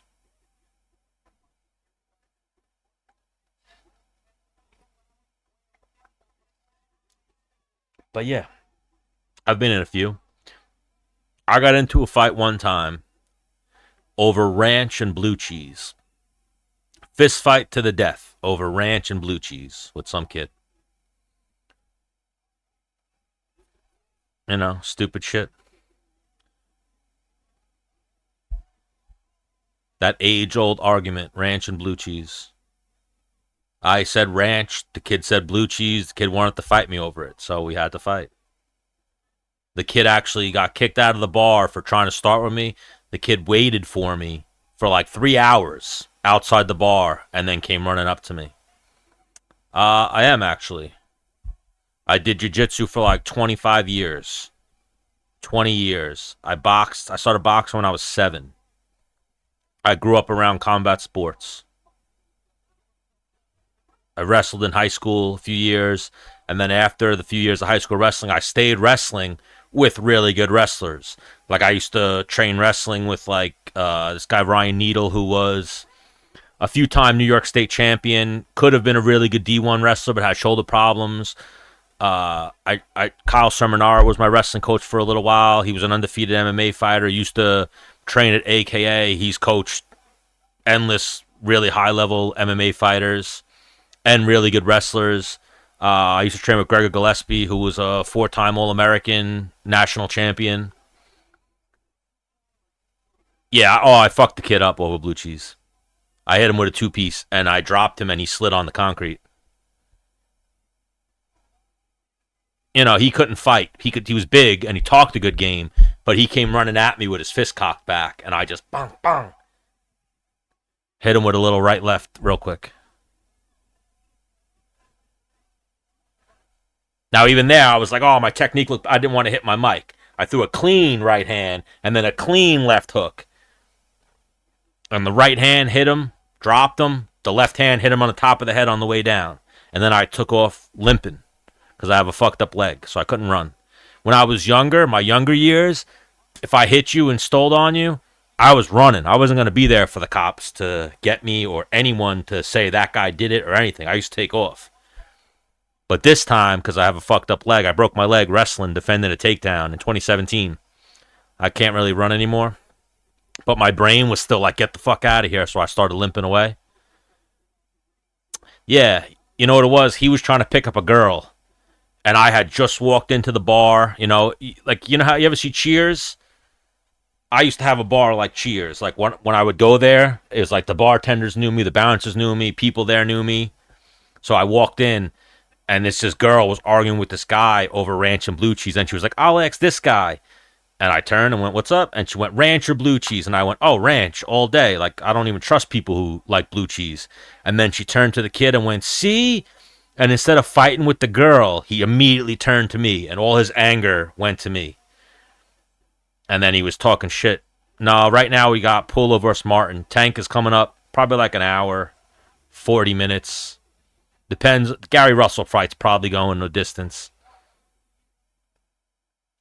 But even Benjamin, and this is something I have video of what happened in other instances where I don't want to get into a fight.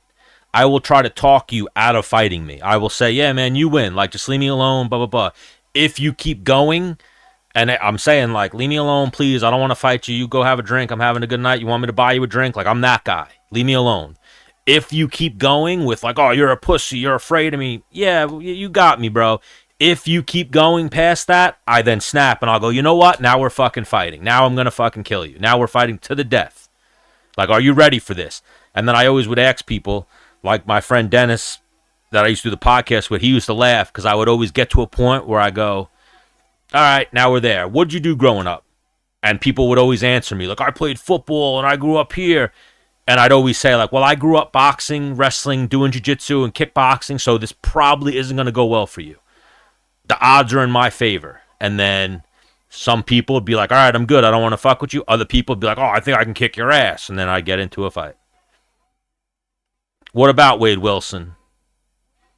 Isn't Wade Wilson, what's his name? Deadpool? Who's Knuckles? Do I know a Knuckles? What you talking about, Willis? His name is Willis. But Paulo Martin, 7th round. Kind of like a lackluster boxing fight. But yeah, I agree. Blue cheese sucks. I'm not a blue cheese proponent. Yeah. The blue cheese kid, I was like, what'd you do growing up? The kid was like, I played football. I play football. And I was like, all right, well, I grew up boxing, so my money's on me in this fight. You could eat a punch to the, I don't know. That's a tough one. Punch to the nose or the throat. It depends on where we're talking in the throat. Like, if you get hit right here, you're fucked up. You're in trouble. If you get, your nose fucks you up too, though. So it's a little combination. It depends on where. They could both fuck you up pretty bad. Yes, a lot of Tank hate. I'm worried about Tank in this fight because Tank was talking about retiring. So once a fighter starts talking about retirement, I start worrying about them. Like, how much are they into this? Are they on their way out? Are they done with fighting? Tank's got money, so it's that old adage of it's hard to wake up and do road work when you're sleeping in silk sheets. That's Tank. Like, people, if you understand or understood all the ins and outs about fighting, it would make you appreciate Floyd Mayweather that much more. Because Floyd was still able to get up and do his road work. Floyd cared so much about winning. Floyd changed his style just to keep making sure he won. Like, was sleeping in the silkest, was gold sheets he was sleeping in, and would still wake up and do his fucking work. Versus other guys, you see, that's the thing I worry about with Pajeda. When they're champion, they're making more money. They're not hungry anymore. They lose that hunger. They're comfortable. They don't, if they don't feel like getting up and going for this extra road work, this extra training, they don't do it.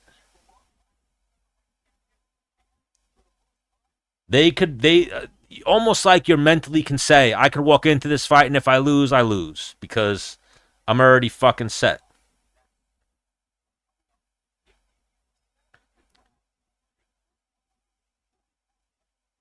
I mean, I don't think he was talking about retirement not too long ago. Yeah, blue cheese. I think all cheese is mold, isn't it? If I'm not mistaken, or most. Yeah, blue cheese. I don't know what the fuck blue cheese is, but I just don't like the taste of it. I will eat some buffalo shit with like the lightest hint of blue cheese, but if it has too much blue cheese, it ruins it. I do not like blue cheese. I will go ranch or I'll go straight hot sauce. But yeah, Tank was talking about retire, and that's what worries me about this fight. And Roach could decision him if he can avoid that power shot. I'm from New York. Where are you from, Omar? That's what I worry about for Tank. He's talking about retirement. He's still young, though. But he's talking about retirement. Once someone starts talking about retirement, you can start worrying about them. Everyone keeps telling me I got to move to Arizona because I got back problems and shoulder problems. And apparently Arizona's got a really good climate. Really dry, nice weather. Apparently a bunch of hot chicks go to Arizona State. I've heard good things about Arizona. See, 75. I'm dealing with like 40. I think it's like 35 here right now. Is the ranch on something? I mean, I'll drink straight ranch. Like, who's that? Miller's Ale House has some of the best ranch I've ever tasted. I don't know where they get it from, but it's delicious.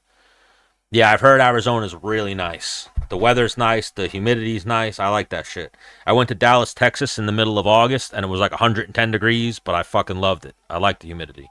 I lived in Florida a bunch of times.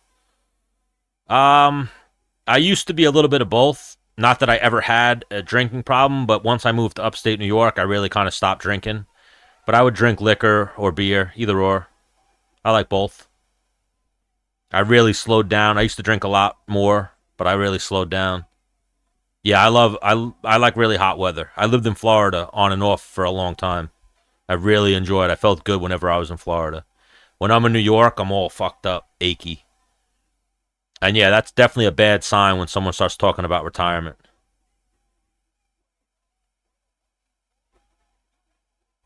Yeah, that's the thing too. You got to realize Tank's been at such a high level since he was a kid.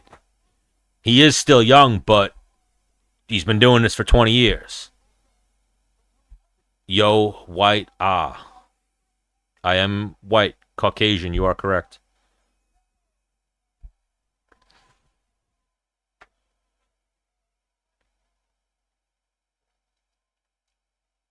No, I'm planning on moving before the end of this year, probably somewhere south. I'm in the high tax area, shitty weather, upstate New York right now. It was a terrible decision to move up here.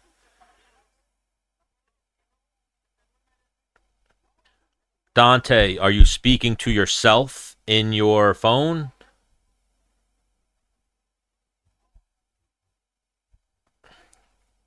But yeah, I've heard a lot of people talk really good about Arizona.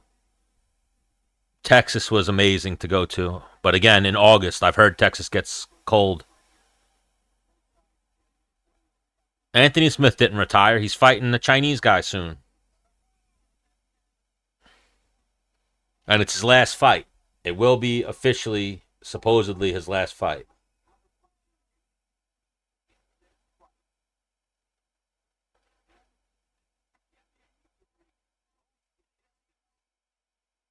But yeah, I think he's not done yet. Yeah, I think Pajeda keeps the belt. I wouldn't be surprised if Pajeda can beat Ankalaev. Simply because I think Ankalaev is going to be striking with him. Ankalaev is not that level of the what you'll call it, of the other Russians. He's not as good as Islam or Khabib. He's not that level of grappler. Could win though. Anything could happen in fighting. And same thing, not that he's been talking about retirement, but it's easier to become champion than it is to stay champion. So I could see him falling off a little bit, Beheada. They haven't announced it.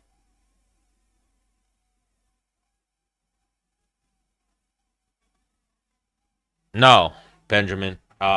He's about to fight some Chinese guy who the UFC is, I think, giving him so that way he gets fucked up and definitely retires.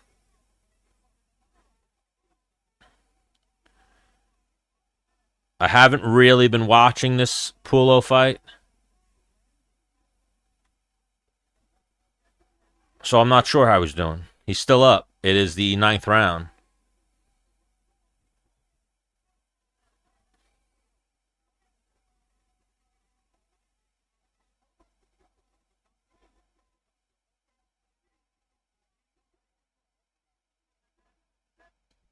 but he's still up on his feet, still scrapping. So,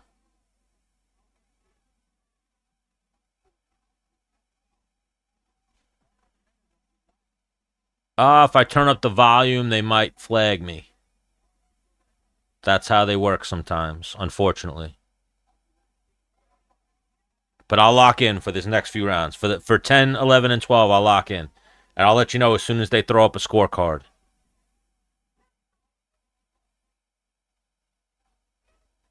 Right now, we got 30 seconds left in the ninth round.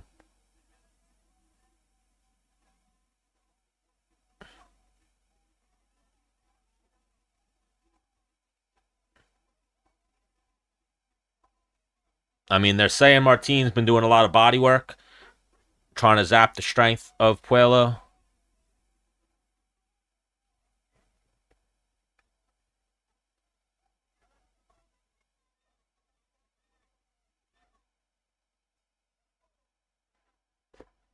But let's see what they got.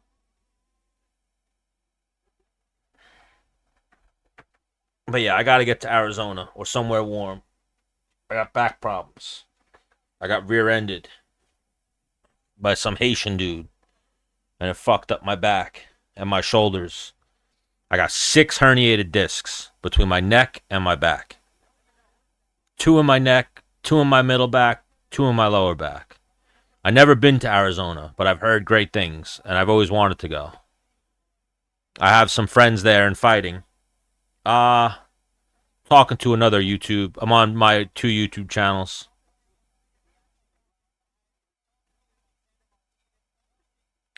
Still ongoing.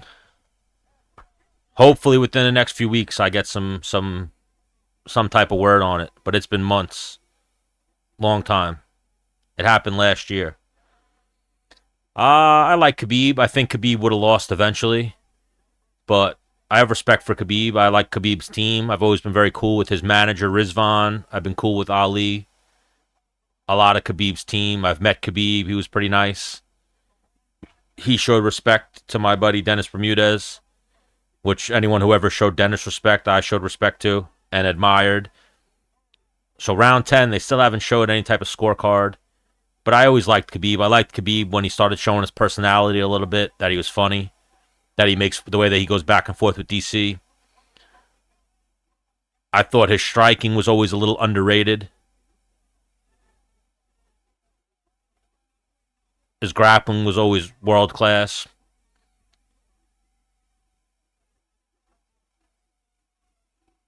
What do I do for a living? I used to build houses and stores. Yes, Khabib definitely retired too early.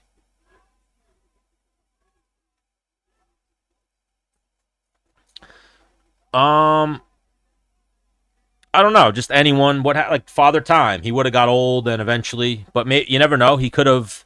I think his hole was his striking. Like I think Islam's a better striker, so we're not seeing Islam get caught, but we even are seeing him get hit a little bit. I think eventually that backpedaling with his chin in the air, someone might have caught him. But that same train of thought, though, he could have went undefeated and retired. You never know. But I just think his striking was better than people give him credit for. But his striking was his hole.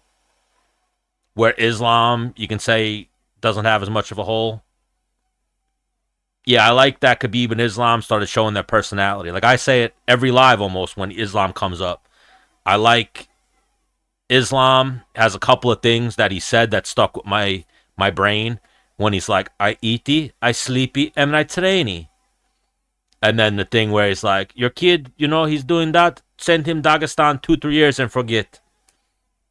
And then I love the memes that I see on TikTok where it's like a kid singing or dancing. And then it cuts to Islam and it's like, send him Dagestan 2-3 years and forget. I'd lean towards Topuria, to be honest. I think Topuria's got the grappling. I look at the Volk fight. And Volk prepared, was able to give Islam problems. Dustin Poirier prepared, was able to give Islam problems. I think Ilya has better striking and better or as good grappling. Like I think people sleep on Ilya's grappling.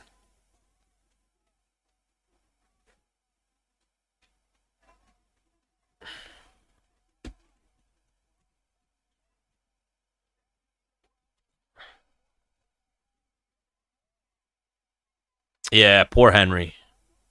Shout out to Arizona, Henry Cejudo, but he should have. I think the eye pokes, they need to change it to if you eye poke someone, you immediately get a point deducted. Even if it wasn't intentional, it doesn't matter.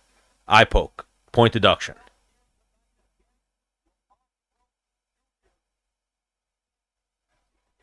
And I think even for Henry, he got a raw deal where I don't know if you saw that clip of Henry. He had the referee on his podcast, and he said he's like, after I got poked in the eye and the fight restarted, the guy immediately came out with his fingers out, and you didn't say anything. Like, what the fuck?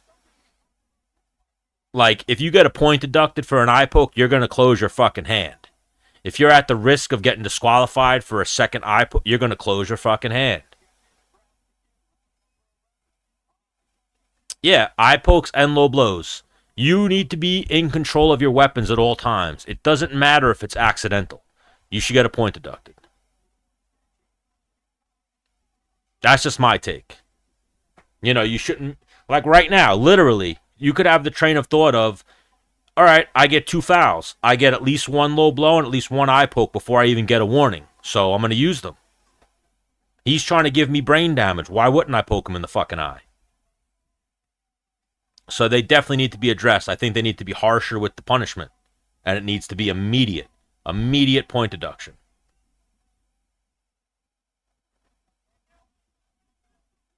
Yeah, a rabid punch too. I can get away with a punch to the back of the head. I can get away with at least one downward elbow before I get a warning, so why wouldn't I take them? You're trying to give me brain damage. It needs to be immediate that it's a point deduction. Immediate point deduction. Otherwise, people are going to use that train of thought of I could cheat. You ever hear that expression, if you're not cheating, you ain't trying? Especially if it's like I get paid 100 to show up, another 100 if I win. Fuck yeah, I'm going to do whatever I can to win. But if it really impacts the outplay of the fight, you'll be more concerned with how you close your fist and throw your weapons around.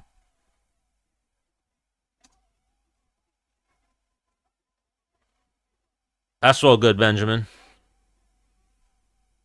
Nothing crazy. Some V8. I drink V8 Splash all the time. It's got less sugar than anything else, soda or any other juices. But I stay drinking V8 juice. All types of, not tomato V8 juice. It's like berry and fruit punch and good shit. The most important aspect of fighting, it almost would be defense. Like, you got to have solid defense. You got to have offense, obviously, but you got to be able to keep your hands up. And you got to have like a mindful eye of watching the guy punch. Like, I always try to tell people, one of the best things you could actually do is hold mitts for someone or catch someone's punches, because then you can kind of see the motions and whatnot and then kind of figure it out. What's going on, Benjamin? I got you. Wrestling's up there. Wrestling, but you gotta it's one of those questions. You gotta absolutely have jiu-jitsu. You gotta have wrestling. You gotta keep your hands up. You can't really, you gotta be able to deal with kicks. If you can't deal with kicks, you'll get kicked. You gotta be able to wrestle. If you can't wrestle, you won't be able to deal with wrestling. Not so much watch their hands, watch their shoulders. Watch like their neckline. It depends on the wrestler. I do favor wrestling, but it's also like when you watch UFC, the cage, the octagon favors the grappler. When you watch, like when they used to fight in the rings, it favored the strikers. The rules right now favor the wrestlers. Like, I can't knee a downed opponent, I can't kick a downed opponent, but you could literally crawl on your knees and try to take me down. Like, it depends on who's... really, the most important aspect of fighting is who's trained more. Who's better trained. Like, I fought people who were a lot better wrestling than me, and I fucked them up. I've also been fucked up by people with better wrestling than me. Yeah, they haven't shown a scorecard for this fight. I was going to give the guy an update. They haven't shown me a scorecard. But 12th round, I think Puello is winning the way they've been talking. Oh, here we go. Oh, Puello's losing, they're saying. 106-103. They got Martin ahead of Puello by 3 points, 3 rounds. So that's a close enough fight that it's within the margin of error that we could see some interesting scorecards.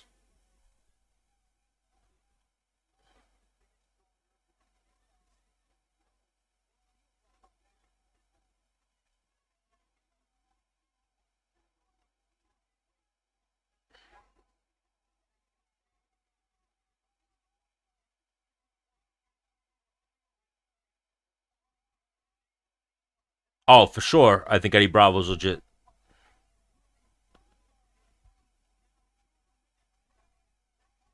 Very good jiu-jitsu practitioner, Eddie Bravo, and a good mind for fighting. People forget, before Joe Rogan used to interview the fighters after the fight, that used to be Eddie Bravo. And I'd almost say, if you go back and watch the old fights, I think Eddie Bravo was even better at the post-fight interview than Joe Rogan was. Eddie Bravo was pretty analytical with that shit. And like even now, they have like Dean Thomas do the in between rounds thing. That used to be Eddie Bravo who used to do that, and he used to be pretty insightful. And then a certain, his certain style of jiu-jitsu, he like helped revolutionize jiu-jitsu. Yeah, for me, all different schools of thought the most effective form of striking that I've ever seen was, or I've ever used, was like Dutch kickboxing. Oh, I'm old. I am 39. And you got to respect Eddie Bravo for that. That Eddie Bravo made 10th Planet this world renowned thing. Yeah, he's doing good with 10th Planet. I don't know. Probably just got too busy with his schools and life, kids, makes money elsewhere, so he doesn't feel like he needs to go back to it. Yeah, he made millions of dollars from podcasting, from his gyms. Like I'm sure he doesn't need to. Yes, I've gotten that compliment before. Thank you. Good hairline. Got good hair. I would still. I used to joke all the time. I would still go to what's it called? I would still go to Turkey and get my hairline redone. I get a little thin over here, maybe going back a little bit, but I would still go to Turkey just for shits and giggles. One of my good friends went to Turkey and got his hair redone. Looks fucking great.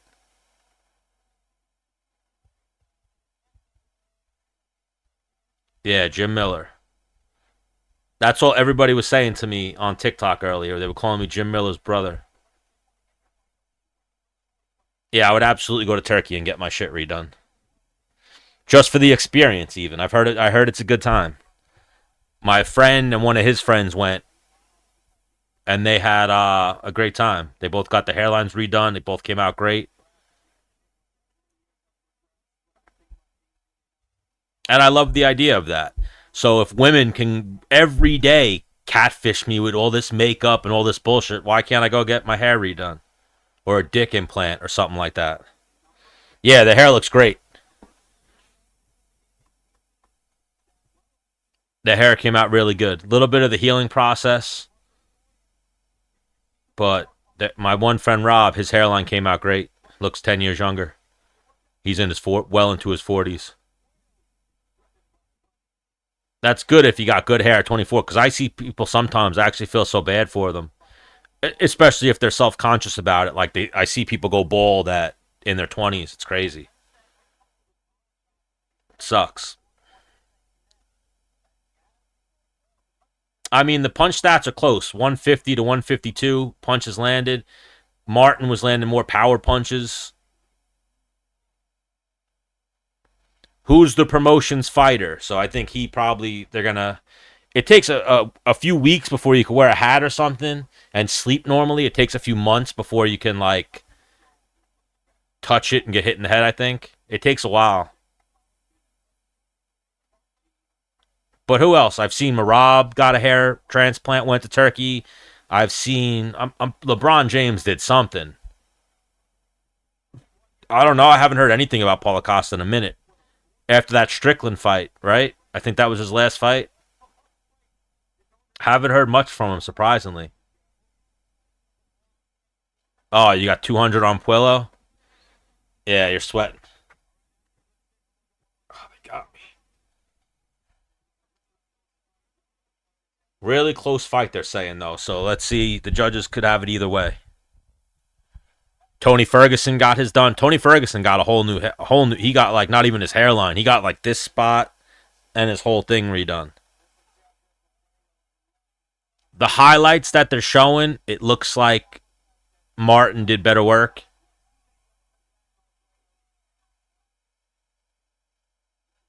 Or no, from the highlights they're showing, it looks like Puello did better work.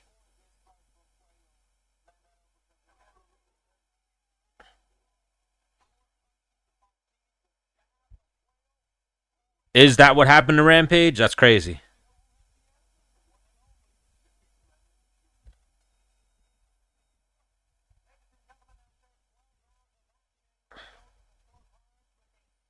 Yeah, no, my back is fucked up. I appreciate it. Cowboy did it too.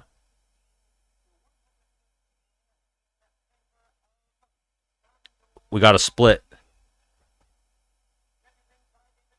115, 113.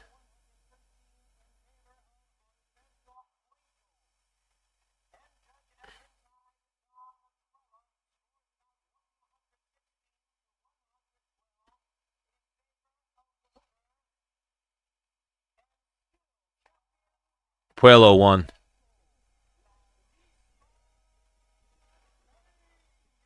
So I mean, they have the scorecards going for Martin, but whose promotion is it? It's Puello's the promoted fighter.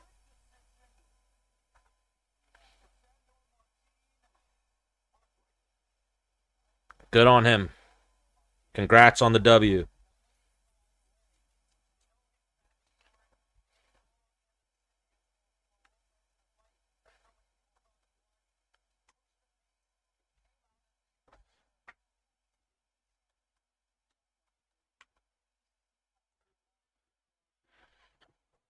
Now we got the Gary Russell fight, then the Tank Davis fight.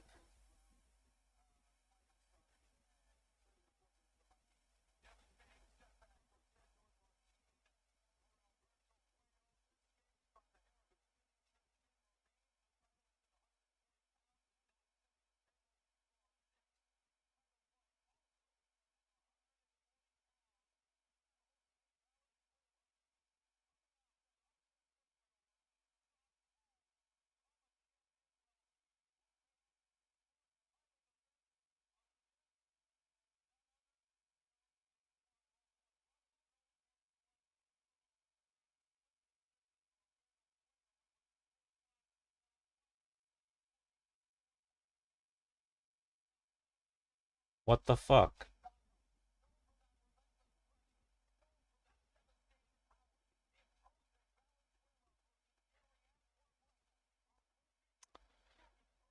I like the UFC belts better.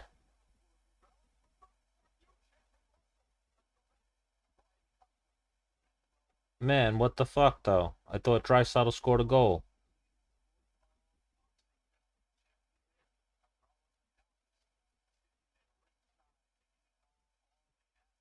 What did they overturn that shit?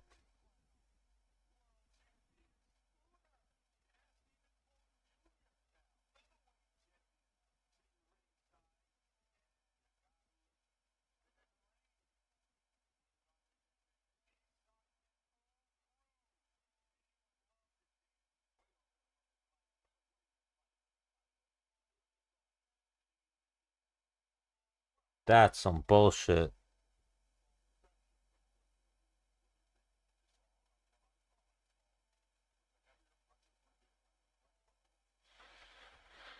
Oh, they got me good. I had a bet in, thought the bet hit. They shed the bet hit, and then they took the bet back. They overturned the goal. Sons of bitches.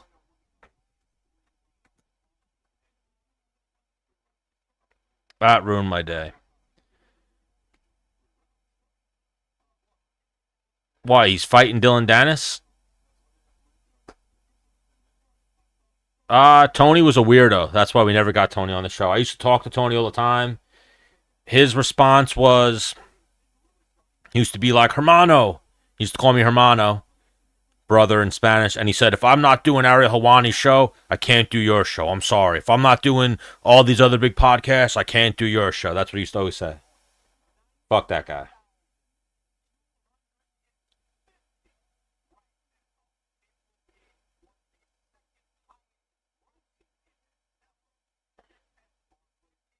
But yeah, that used to be his excuse,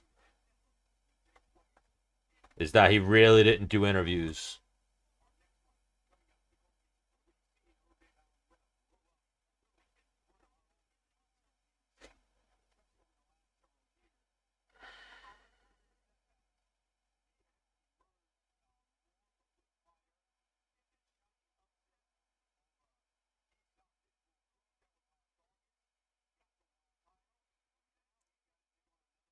Yeah, that used to be his excuse.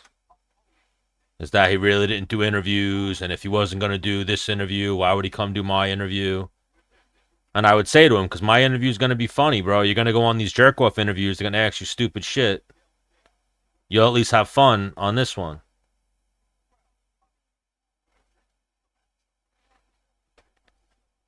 No. Yeah, Tony really fell off. It sucked. I was a big Tony fan for the longest time. Father Time, though, it's fucked up. It's undefeated. We've seen it time and time again. It fuck up everybody.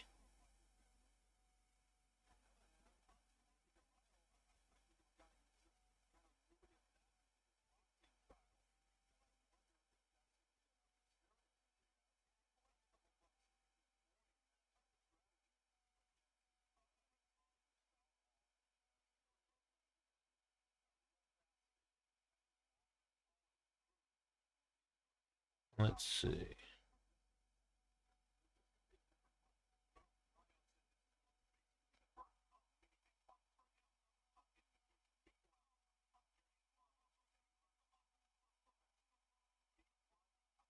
Yeah, Gary's good. That fight should go the distance, but you never know. Yeah, Tony had a pretty bad downfall. And then the worst is that they had to like make.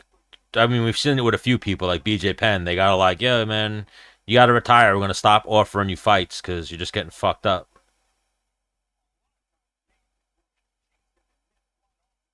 It's tough.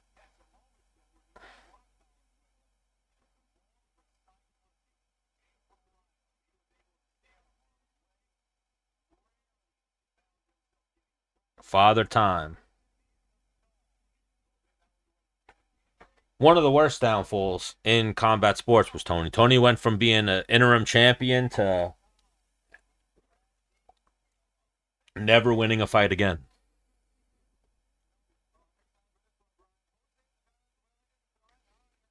Damn, though, this was just a heartbreaker.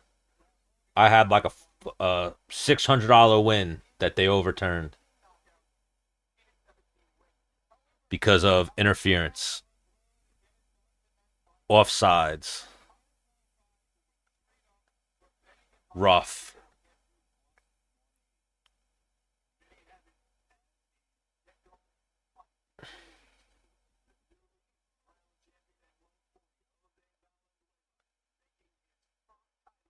rough. That's a heartbreaker. That ruined my day officially. That ruined my day officially. Was that one right there?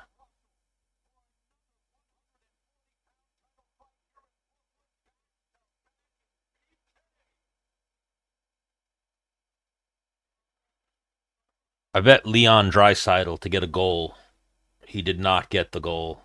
He got the goal, but then they overturned it for offsides.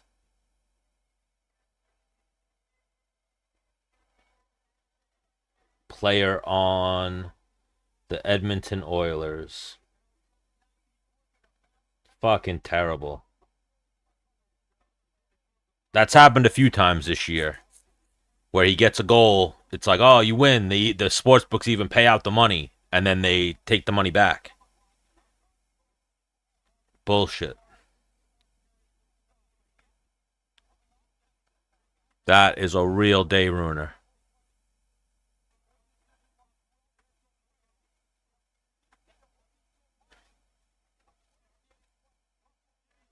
Now I got to chase a little bit.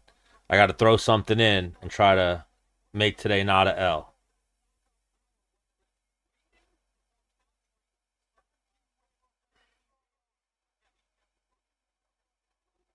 Let's see. If I bet, I normally bet on the underdog. Yeah, that's tough. Underdogs are usually underdogs for a reason.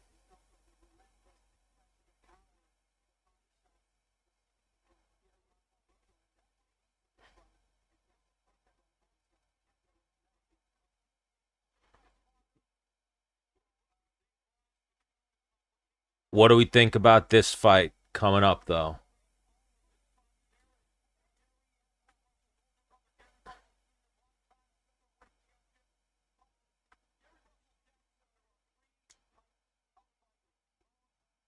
Yeah, betting sucks sometimes. Today's one of those days.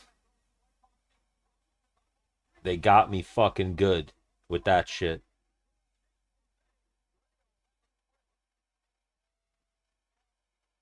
They got me fucking good.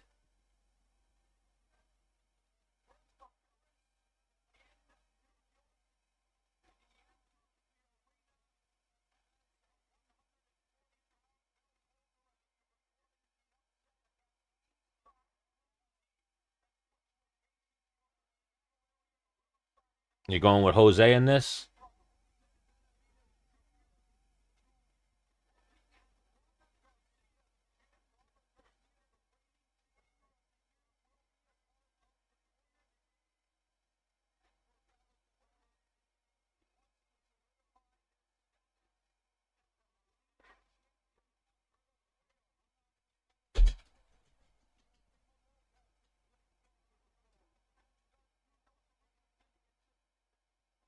Let's see.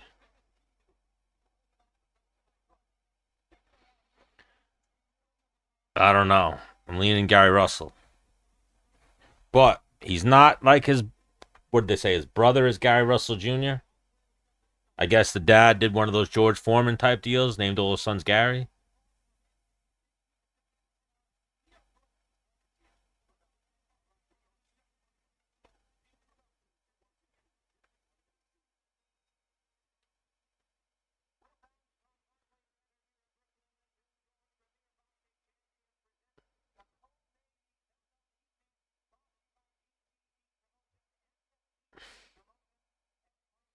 Leaning towards Gary Russell here.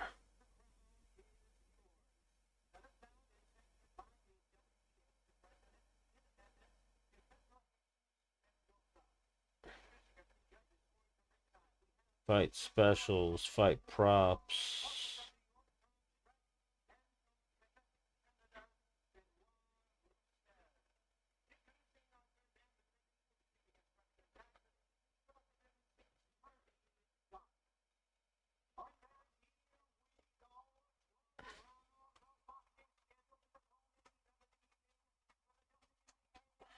Going Gary Russell by decision.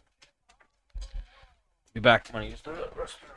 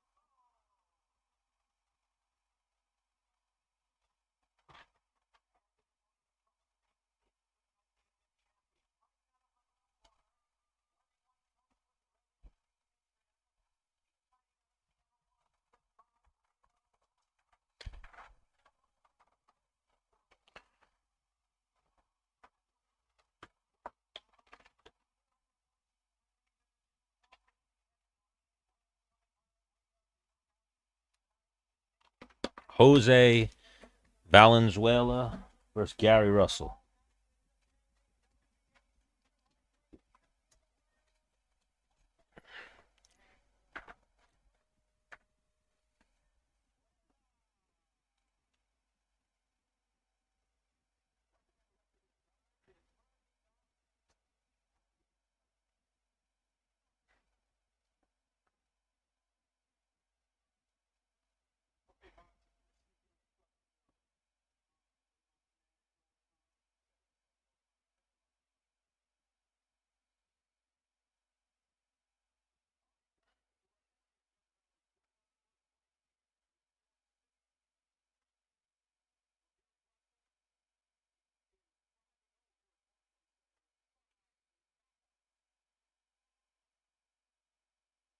Oh, I don't like that. I just bet Gary Russell by decision. They're saying that he's 5-0 with 5 knockouts at MSG or at the Barclays Center.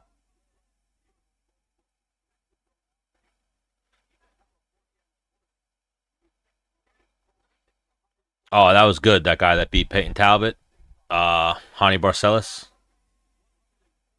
I remember he was a crazy big underdog in that fight.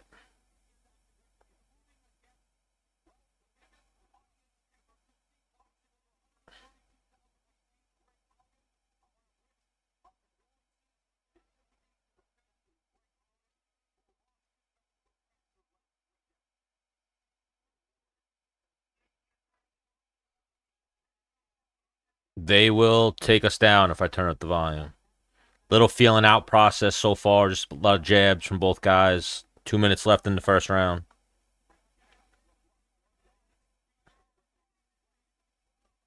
They will. It's not my first rodeo.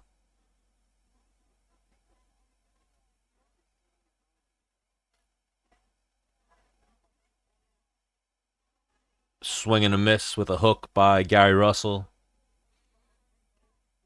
Big swing and a hook. Miss for Valenzuela. Referee breaks. Gary Russell trying to push Venezuela's head down. Slow pace so far in this first round.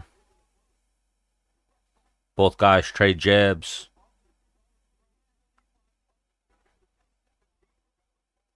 Ooh, good right hook just landed for Venezuela.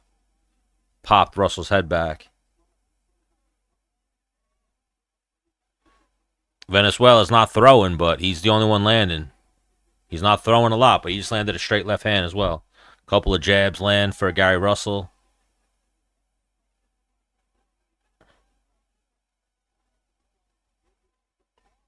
There's a straight left hand from Gary Russell.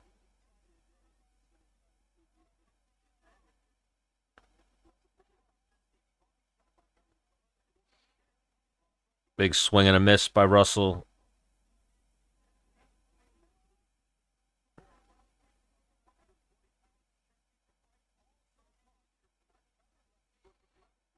Nice straight left hand to the body for Gary Russell. He's got Venezuela backed up against the ropes.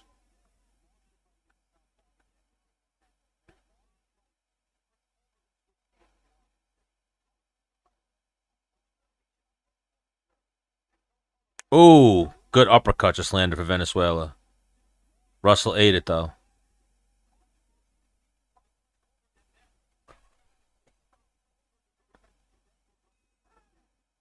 Good first round. I'd give the volume was definitely for Gary Russell, but I think the more effective strikes were landed for Venezuela. Judges are probably giving that round to Venezuela. I mean, to Russell. He threw a lot more. But the bigger strikes were landed by Venezuela, for sure.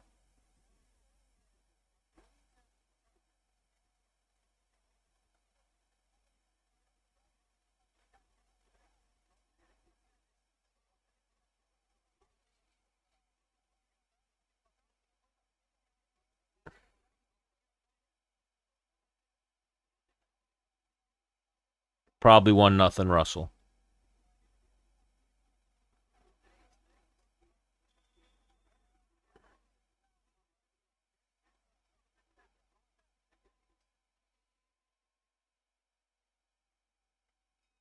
Round two.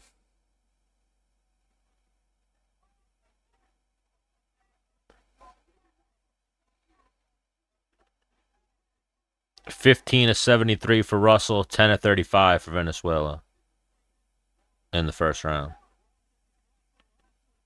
Round two starts with a little feeling out process with the jabs. 2:30 left in the round.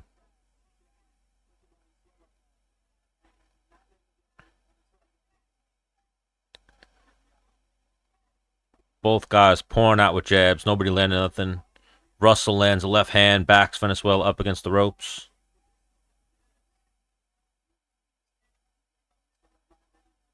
Ooh, another good left hand for Gary Russell. Venezuela ate that, though.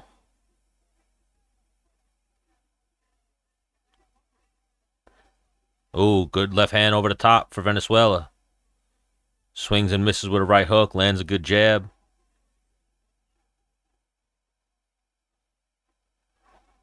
Ooh, good body shot and then hook to the head for Gary Russell.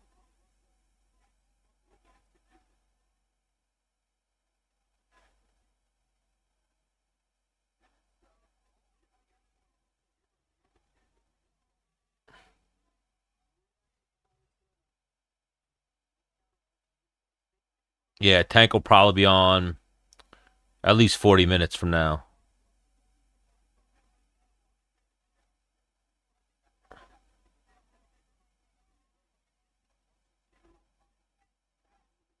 Oh, Russell's got Venezuela backed into the corner, backing him up with jabs. Good clinch by Venezuela. Works his way out.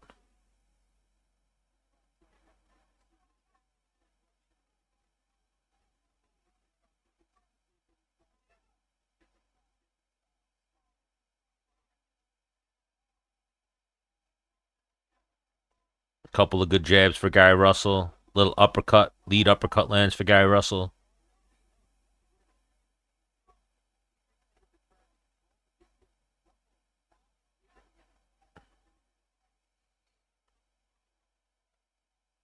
Russell's definitely looking like the cleaner of the two boxers. Venezuela, a lot of wild swings, not hitting anything.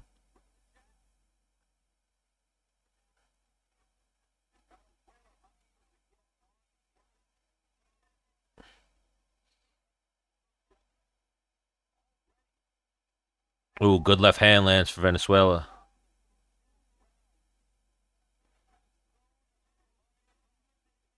Ooh, couple good body shots. Venezuela's complaining that one of them was low, but that was good. Now he's also complaining about a headbutt. I didn't see the headbutt. I saw the borderline low blow though. Probably 2-0 Russell right now.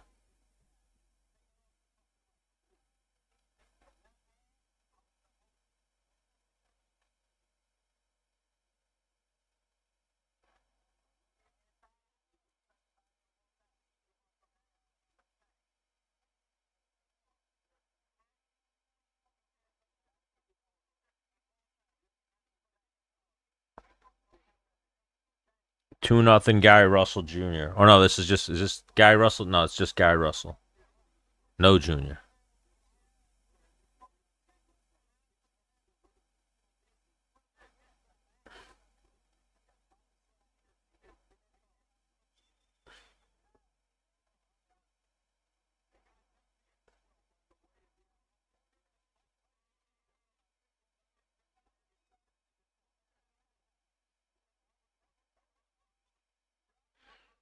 Round three.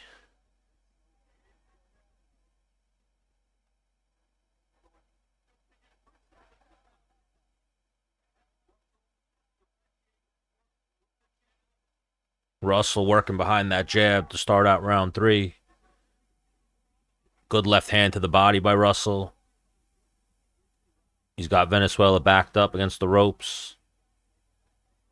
Keeps backing him up with the jab.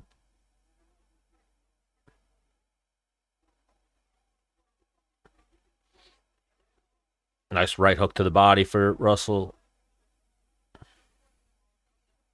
So far, total punches landed 37-20 in favor of Russell.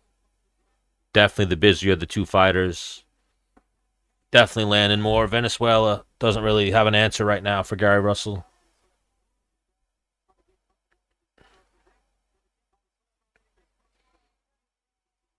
Little 1-2 just landed for Gary Russell. Nice counter left from Venezuela.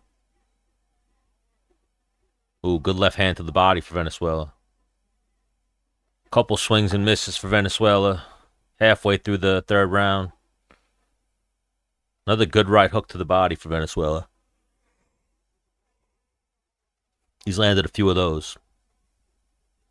Ooh, nice left hand. Another left hand for Gary Russell. Another right hand to the body for Venezuela. Venezuela's starting to dig to the body now to slow Russell down. Ooh, good straight left hand for Venezuela. Another good. Venezuela's going hard to the body this round. It seems like it's visibly affecting Russell already.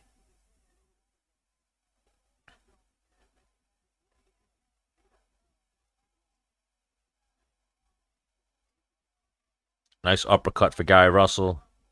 He throws a nice left to the body. Another little uppercut for Russell. But Russell's got to stay at range. It doesn't look like he's liking, his face is not liking the body shots from Venezuela.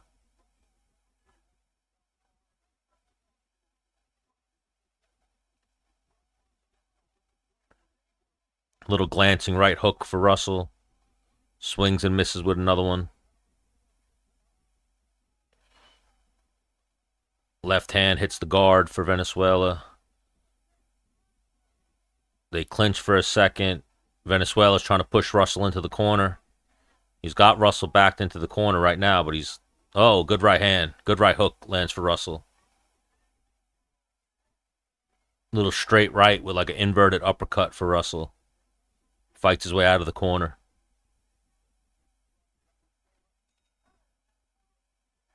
Probably another round for Russell. Let's call it 3-0.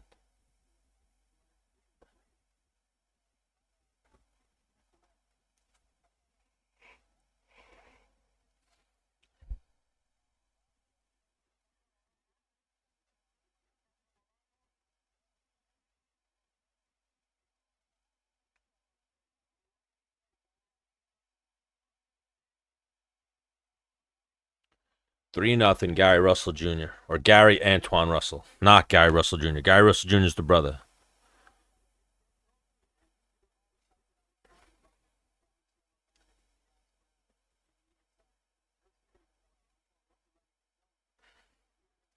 Good body shots from both guys, but Venezuela looks like he's definitely trying to attack the body, hoping that it pays off later. Round 4.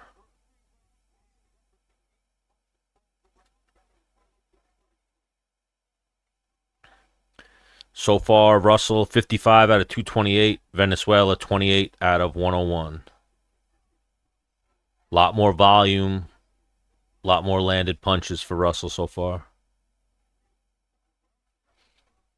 But Venezuela's done some good work to the body so far.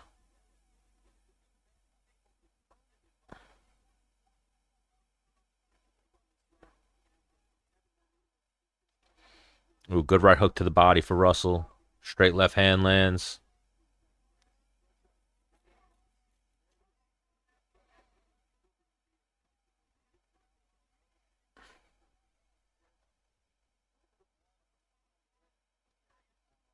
Big swing and a miss with the right hook for Russell. Ooh. Good straight left hand just landed for Venezuela. Got Russell's attention. It's good, though. Anytime that Venezuela lands, Russell puts his hands up and starts working behind his jab, landing punches. So he's reacting well to getting hit. Big swing and a miss with a right hook for Venezuela. Straight left hand misses for Russell. Little glancing right hook to the body for Venezuela.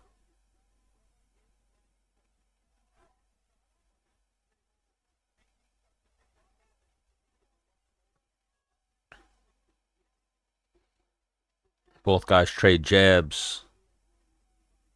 Little glancing left hand lands for Venezuela. A little straight left to the body for Russell.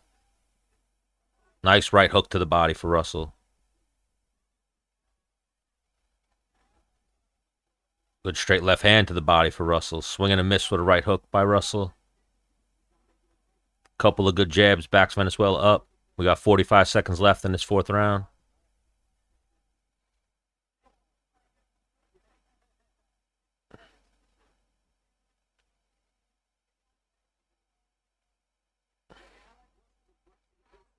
Little lonely action. They clinch.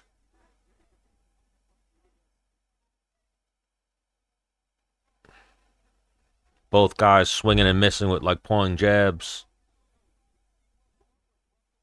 Ooh, good straight left hand, right hook just landed for Venezuela. Straight left hand lands for Russell.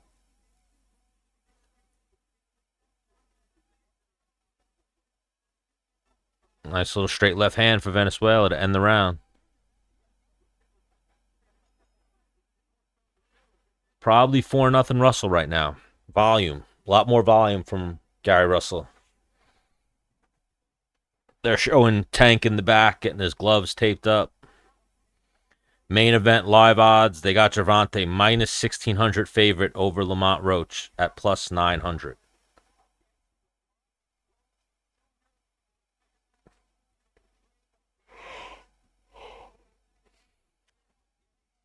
Both guys got the athletic commission in the locker rooms as they're getting the gloves taped on. The gloves are on. They're just getting that tape around the laces.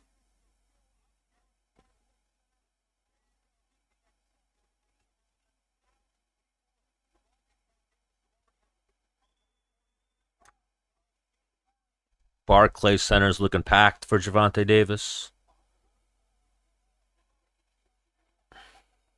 Round 5. We got Russell up. Probably 4-0 right now.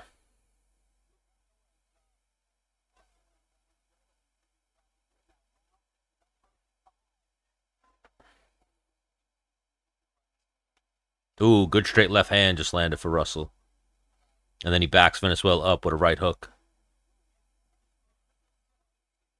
Yeah, the Larry Hazard scorecard, he's got Russell up 4-0. I feel like they've been very clear-cut rounds. More volume, more punches being landed by Russell.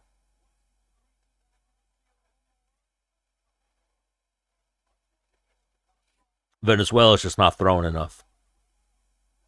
So 72 out of 320 to 38 out of 151. Both landing at 24%. Ooh, a couple good jabs from Guy Russell. Snaps the head back of Venezuela. Venezuela's trying to circle around the ring. Ooh, good straight left hand for Guy Russell.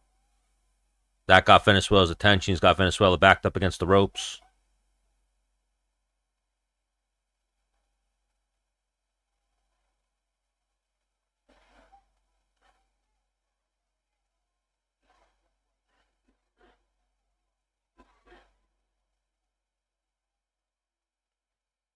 Both guys jabbing and missing. Little glancing left hand lands for Venezuela on the exit. Oh. Russell backs Venezuela up. They clinch. Guy Russell keeps getting Venezuela on the ropes, just not able to capitalize. Couple of jabs land for Guy Russell. Oh, good right hand, left uppercut lands for Guy Russell. He's got Venezuela up against the ropes.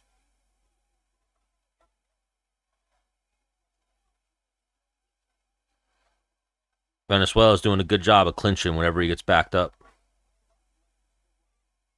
Stopping Guy Russell from really teeing off on him.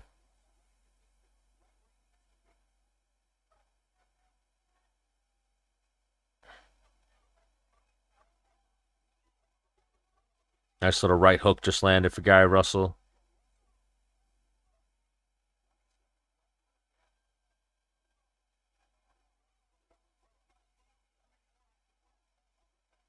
Little left hand to the body lands for Venezuela, followed by a little uppercut.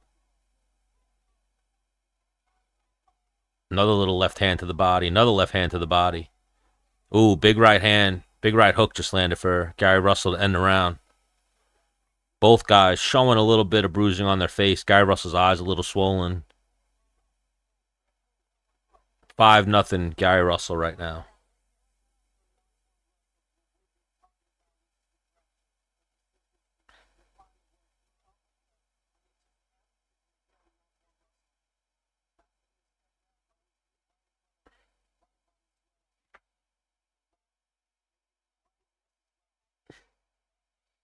Yeah, a real technical boxing fight so far.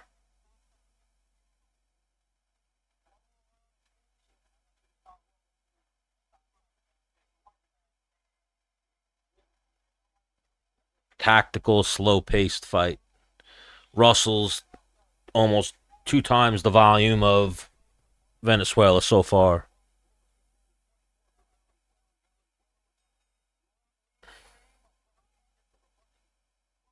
Round 6.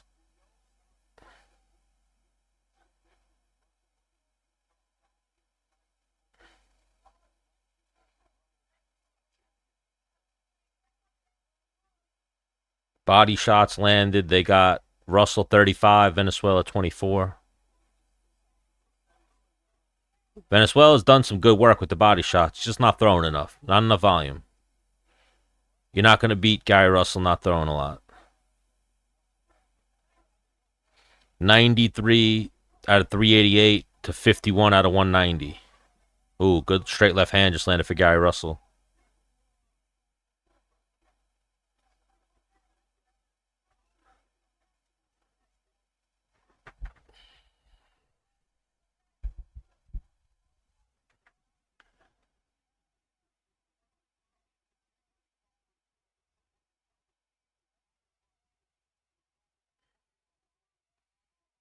Little glancing right hook lands for Gary Russell.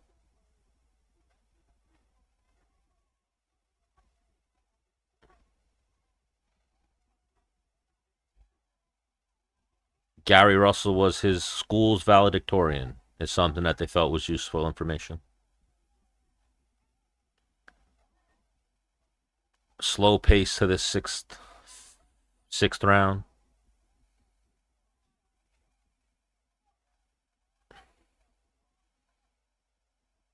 Both guys just pouring, barely touching each other with jabs. Miss with a straight left hand for Venezuela. Little glancing right hook for Russell.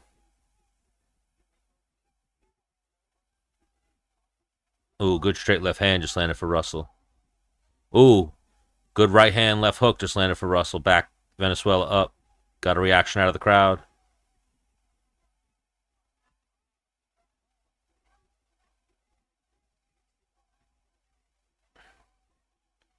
.45 seconds left in the sixth round. Probably the best punch of the fight so far for Gary Russell right there. The right hook that landed was flush. Gary Russell's backing him up with some jabs. Swings and misses with a right hand, left hook. Swings and misses with another left hand. Sound defense from both guys.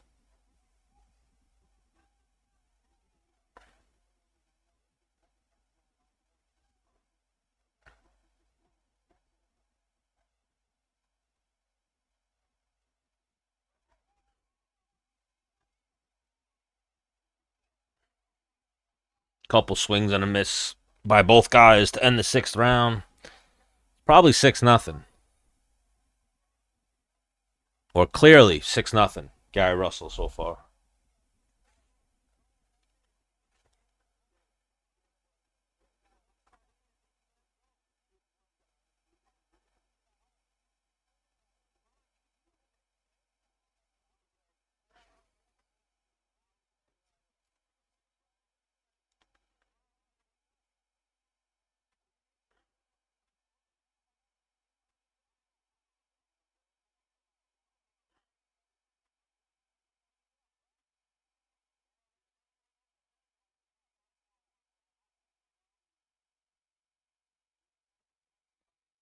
Replays from round 6.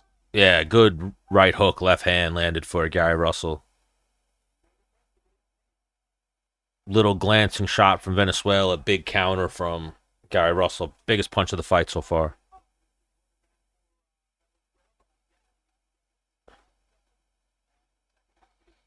Ooh. Big swing and a miss with a straight left hand for Russell. Quicker start to the 7th round. Nice straight left hand just landed for Venezuela.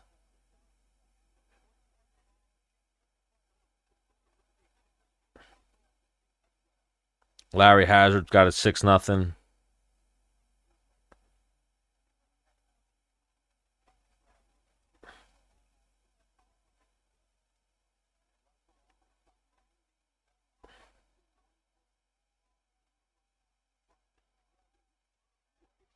Russell's got Venezuela backed up against the ropes right now. Nice straight left hand to get off by Venezuela. He circles off. 117-67 is the punches landed stats so far. Gary Russell's basically controlling, dominating this fight with a jab.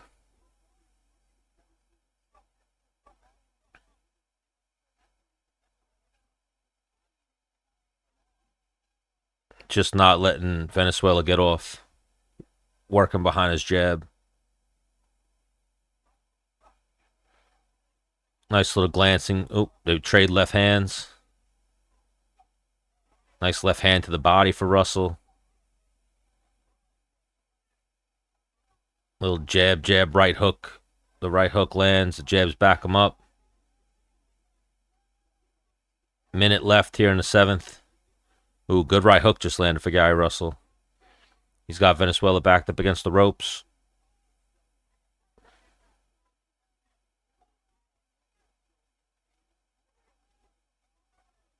Ooh, good straight left just landed for Gary Russell.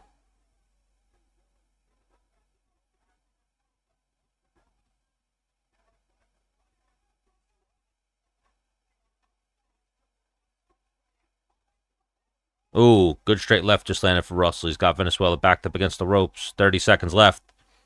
Big uppercut just rocked Venezuela.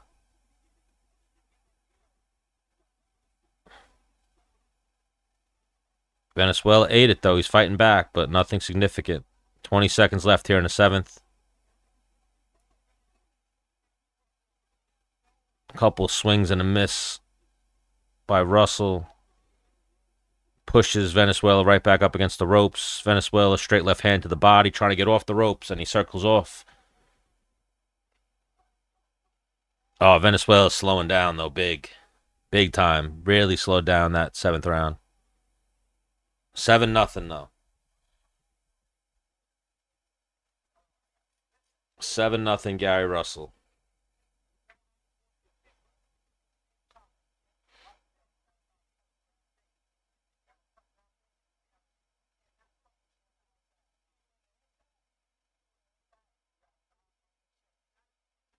Very one-sided so far. I mean, Venezuela's had moments. He's done good work with the body, but he's not doing enough. He's not throwing enough.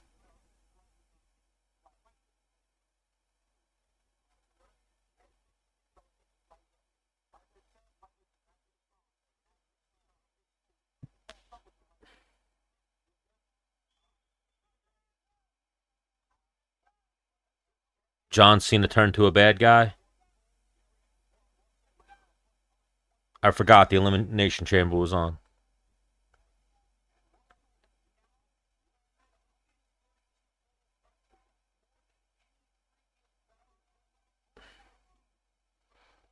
$132-77.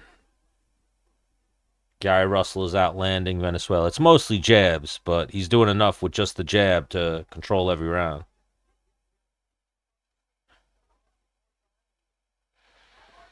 The occasional straight left hand.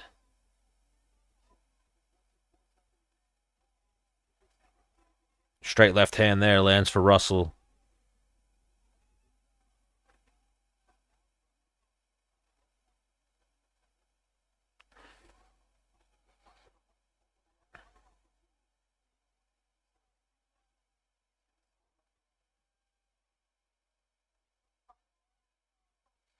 Couple of jabs back and forth by both guys. Nothing significant. 2 minutes left in the 8th round. 7-0 Gary Russell so far. He's just peppering Venezuela with the jab right now. Little straight left hand lands for Russell. Backs Venezuela up with some jabs.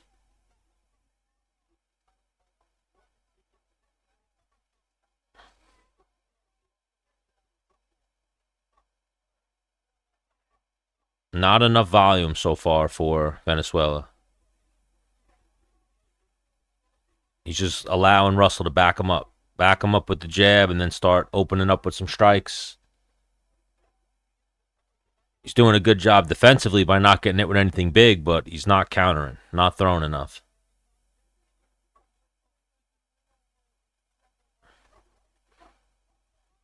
Little uppercut lands for Gary Russell. Nice body shot by Russell.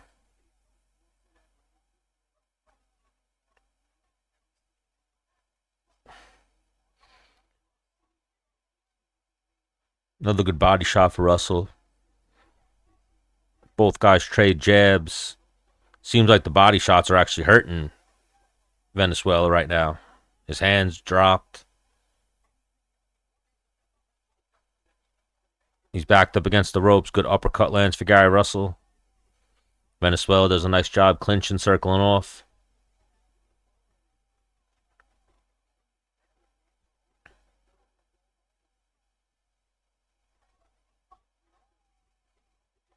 Ooh, good straight left hand just landed for Russell. He's got Venezuela hurt, backed up against the ropes. Venezuela just lost his mouthpiece. 10 seconds left.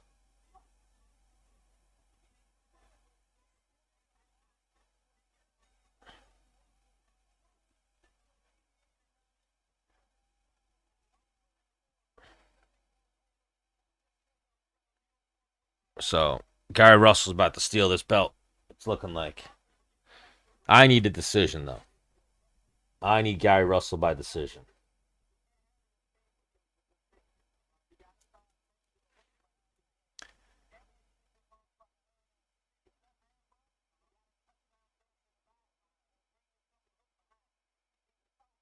Am I a menace? I don't think so. Depends. It's a matter of opinion.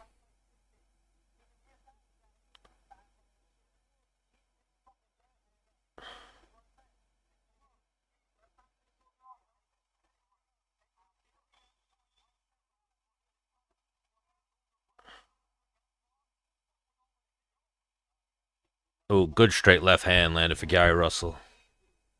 One of the better punches of the fight.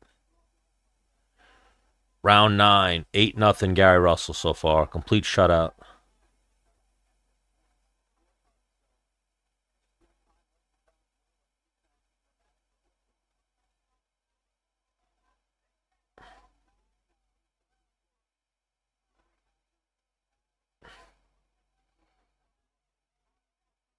Slow start to this 9th round. Both guys pouring with jabs. Little right hook lands for Gary Russell.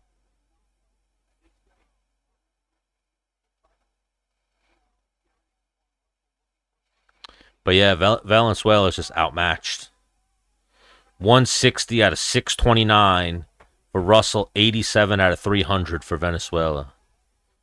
Just been double the volume. Little 1-2, 1-2. Some little quick hand action for Gary Russell.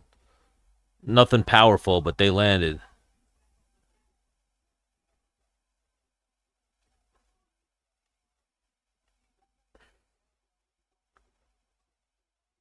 You know, Venezuela can't do anything. Every time he throws, he's getting countered.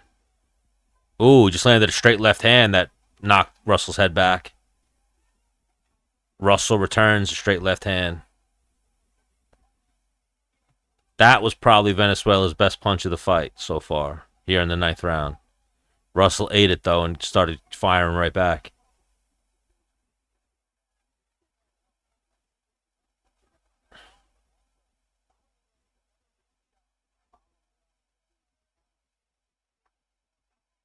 Nice little right hand just landed for Russell. Little leap in, lead right hook.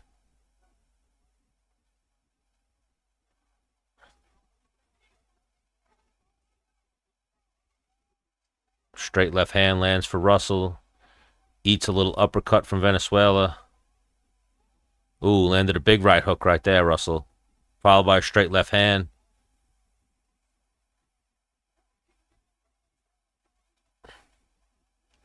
Crowds are... Oh, another straight left hand. Crowd's reacting like something crazy's happening, but... Couple of punches landing.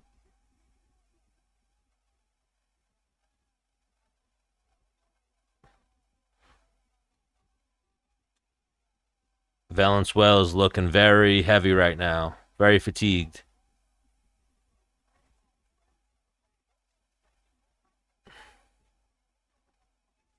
He's still fighting back, though. I hope the corner or the referee don't do some dumb shit and throw in the towel just because he's getting shut out. Because I need Russell by decision.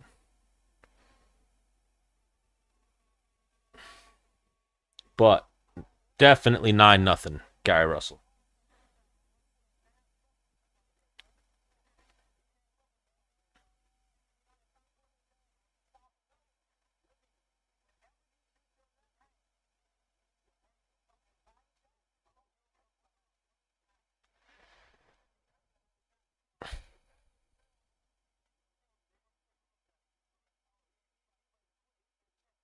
Oh, come on. They're bringing the doctor in to take a look at him. Get the fuck out of here, doctor. There's no reason to look at him.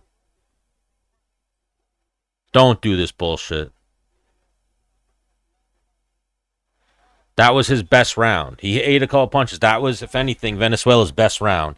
Landed his cleanest left hand, his cleanest uppercut in that round. And now they're going to fucking bring the doctor in to look at him. Get the fuck out of here, ref. All right, we're good. Round 10.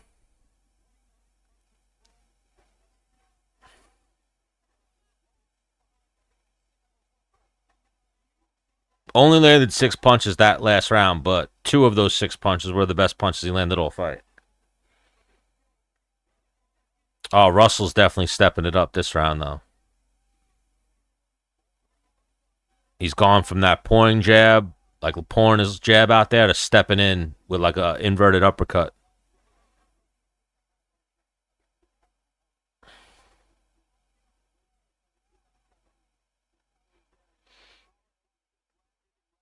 Power punches in round 9, 20-4. Russell outlanded Venezuela. But again, those 4 were his best punches. 2 of those 4 were his best punches of the fight.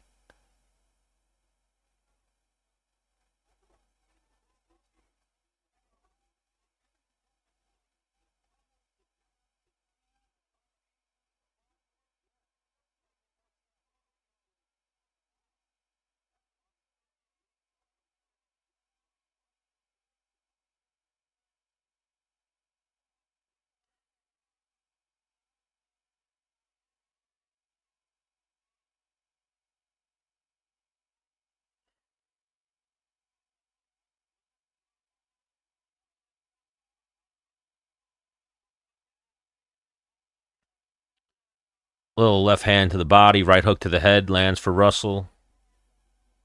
Both guys slowed down a little bit here in the 10th. Minute and 15 left. Slow paced round.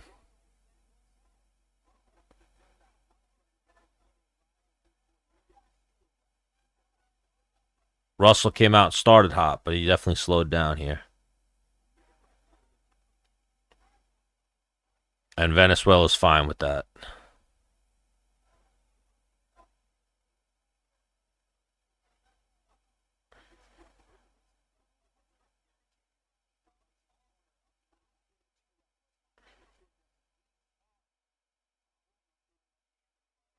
There's a little left hand lands for Venezuela. He's got Gary Russell up on the ropes. Little triple up right hook for Gary Russell there. Good straight left hand just landed for Gary Russell. He kind of lulled Venezuela in right there. Started backpedaling. Looking like he was taking the rest of the round off. Got Venezuela to step in, hit him with a good left hand.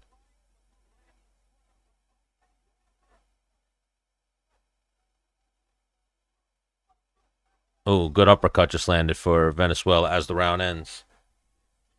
But 10-0. Referee, stay the fuck out of here, though. We don't need you right now. We need 2 more rounds. 2 more rounds.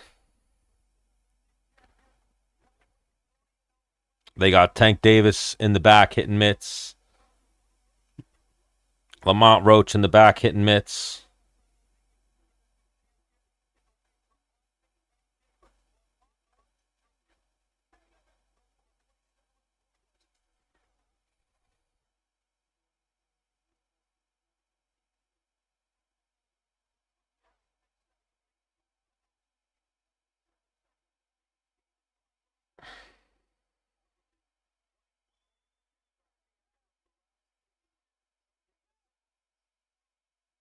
Round 11. Complete shutout so far for Gary Russell.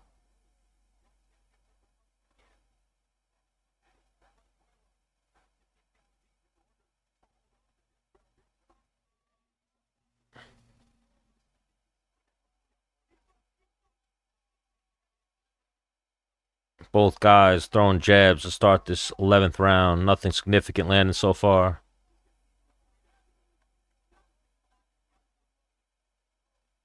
Little short straight left hand lands for Gary Russell. Little 1-2 answered back from Venezuela. Ooh, nice right hook to the body. Just landed for Gary Russell. Just backed Venezuela up with a straight left. Venezuela's up on the ropes, trying to fight his way off.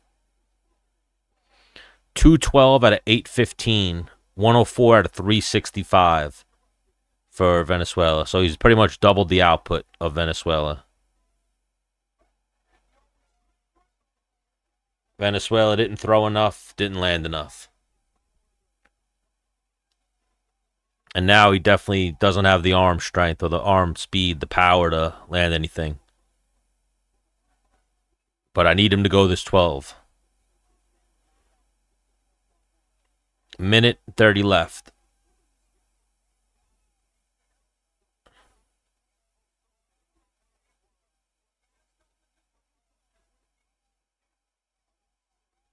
Ooh.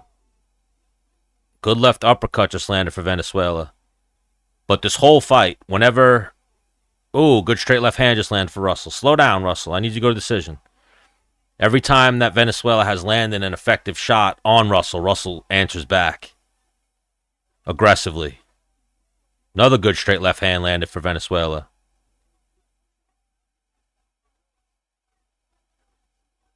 .55 seconds left in the 11th round.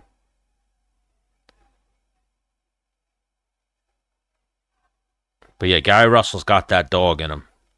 Whenever Venezuela lands a good punch, or Valenzuela,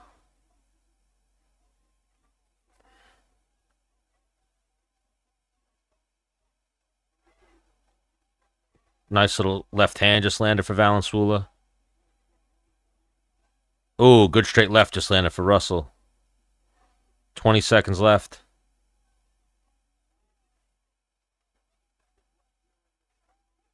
Oh, they're wrestling a little bit in the clinch. Referee breaks them up.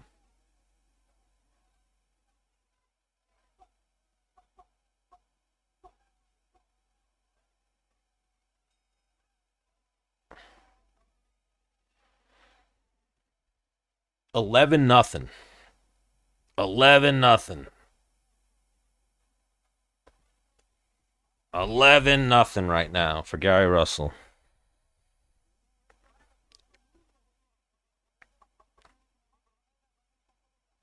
Rough.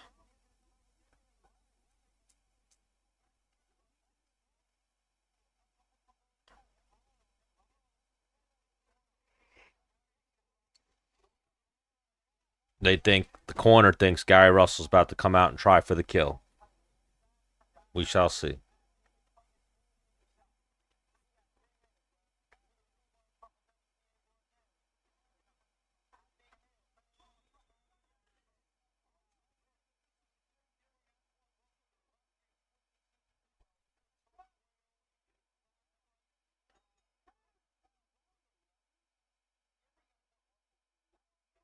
Oh, get the fuck out of here, ref.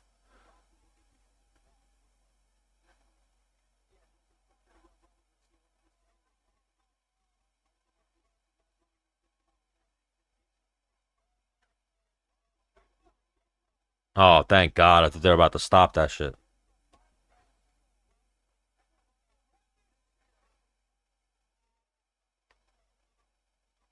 Just make it to the end, Valenzuela.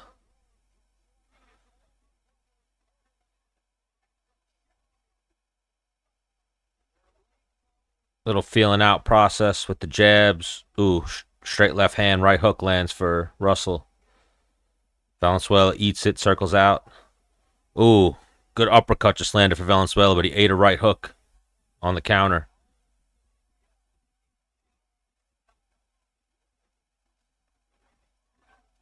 .220 left.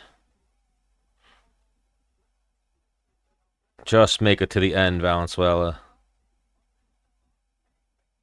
Little straight left hand just landed for Valenzuela. Gary Russell circling out. Looks like he's charging up, though. I don't like that. Relax, Gary Russell. We don't need a knockout right here.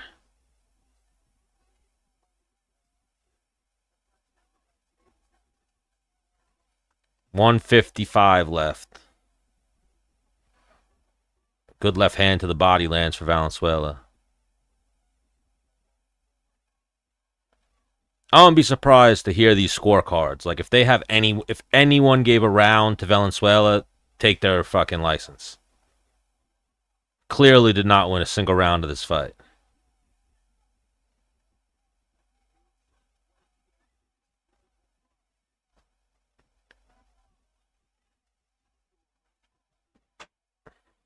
$120 left.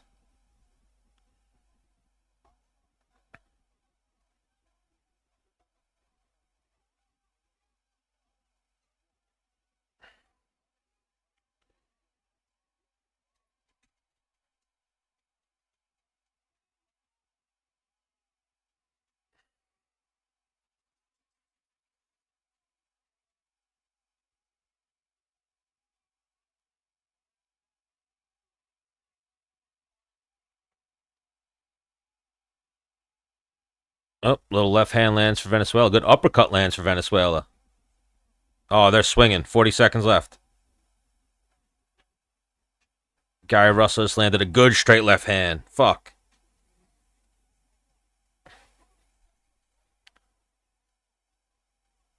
$25 seconds left. Good right hook just landed for Valenzuela. Clinches up Russell. 20 seconds left. You think Tank's in trouble tonight? I don't know.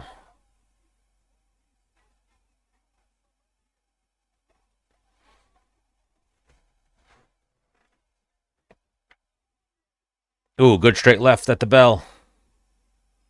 Oh, he made it the distance. Thank God. Thank you, God. That just saved me a little bit. Would I bet the house on Tank? I don't know. Like I said, I'm concerned that he's been talking about retirement.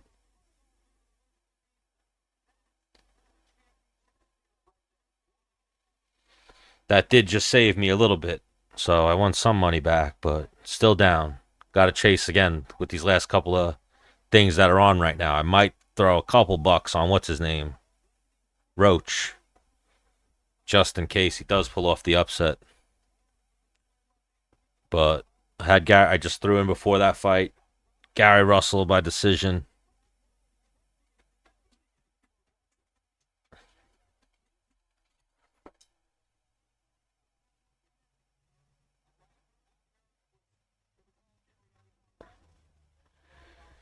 He got to hit 40-0 before that. Did he say he wants to hit 40-0? I heard him just talking about retirement recently, saying he was done or going to retire. And then this fight came up. Then I heard him talking about how he was saying how Floyd's been plotting against him, and Floyd tried to get him to lose and shit. He's in his prime, but he started when he was a kid, so he's probably burnt out.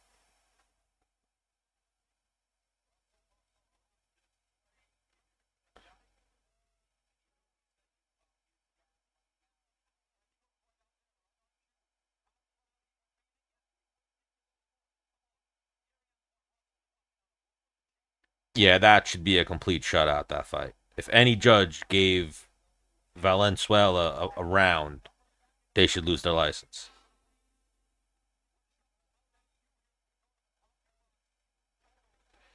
252 out of 957 for Russell, 127 out of 443 for Jose Valenzuela. Yeah, Russell's good.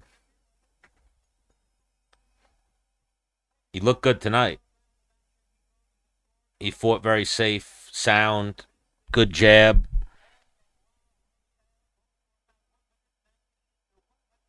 They did give him a round. There was not a single round he won in that fight.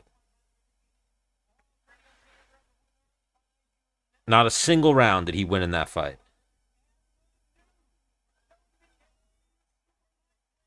I don't know. I hate to see fighters retire and then come back. That's never good.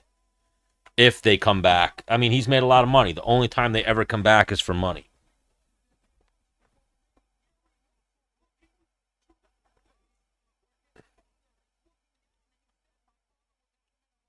So nice win for Gary Russell. We got Davis, Roach coming up next. I imagine they're going to give us like 20 minutes of build up. That's just how boxing does it before they put on their main event.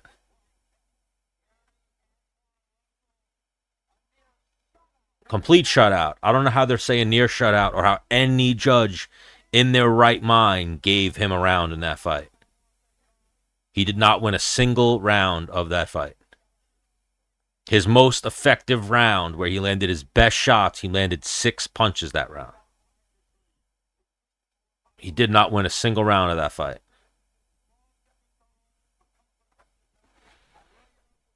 Yeah, but Floyd's the outlier. And Floyd came back for money. Floyd got into tax problems and came back for money. And so at that point, Floyd could have, when Floyd came out of retirement at that point, he could have either sold some of his shit and paid his taxes off or fought again. And he wound up fighting again, and it worked out for him. He wound up, his purses went up, his earning power went up exponentially. But everyone else, Floyd, I was talking about this earlier. Floyd, George St. Pierre, but George St. Pierre only came back for one fight, and George Foreman. Those are the only ones I ever really remember retiring and coming out of retirement and having any success. Usually you come out of retirement and you start taking L's. And then you kind of ruin your legacy. You kind of ruin the work you did before that.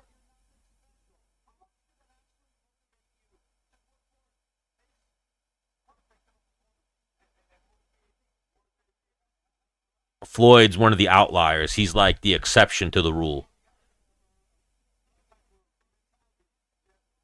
And I think Floyd is a way better boxer, way better defense, and just a better boxer than Gervonta Davis. Tank's good, but Tank is not Floyd.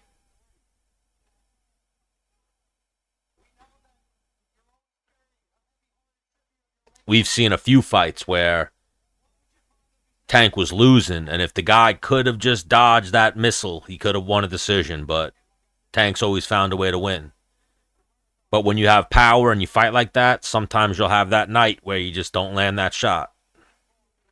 Who knows? Tonight might be that night.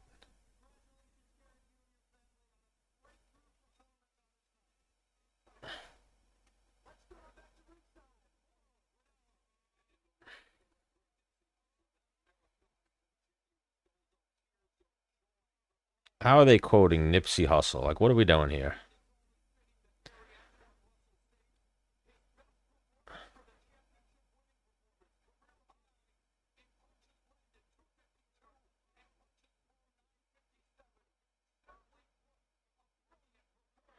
I like Mauro Ranallo, but he's quoting Nipsey Hussle. It's like, what are you doing, Mauro Ranallo?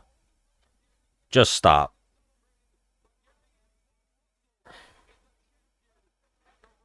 Stop trying to be that guy quoting Nipsey Hussle.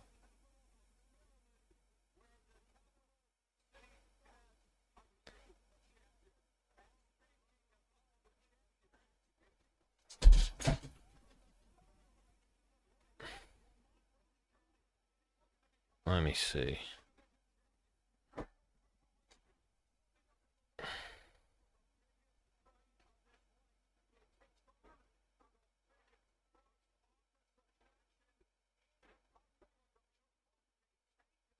Is Tank the biggest box office? Is Tank the biggest box office in boxing right now? I don't know about that. But I guess in boxing he might be. I feel like Canelo is the biggest box office in boxing. They're trying to say that Tank does better numbers than Canelo? I don't believe that.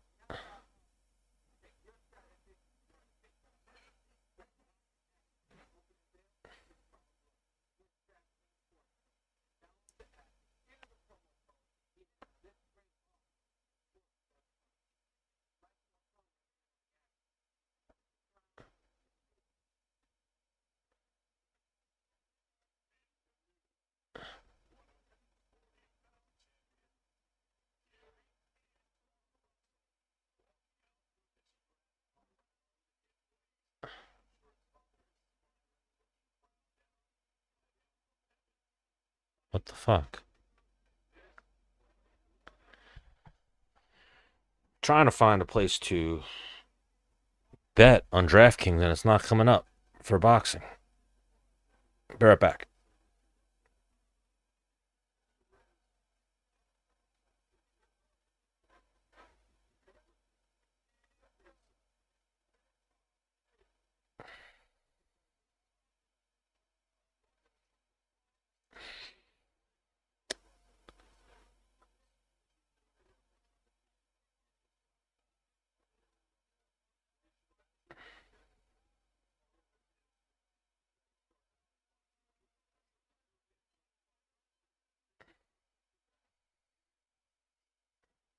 Yeah, I would think it's Canelo. Canelo does a lot better numbers than Tank. Viewership, gate, everything. But I don't think PBC has Canelo under contract, so they got to say, what's his name? Hello, Alicia Martin.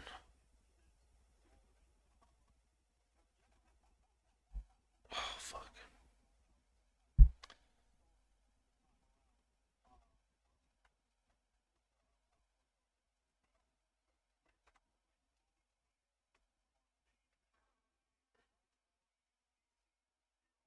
Baltimore against DC. So a little bit of backyard rivalry here between these two.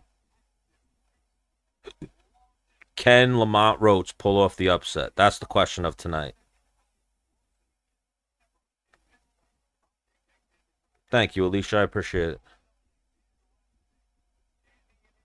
Be sure to throw me a follow. Do you like fighting? Is that why you came here, or are you just here randomly?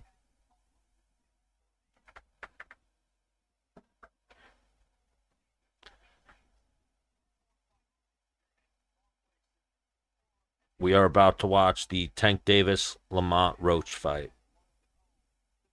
Thank you, Mimo. I appreciate it. Do you think Lamont Roach can pull off the upset here against Gervonta Davis?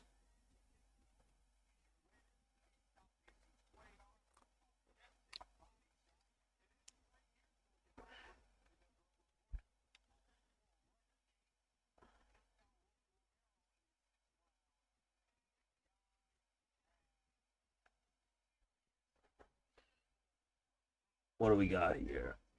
30 wins, 29 knockouts for Tank.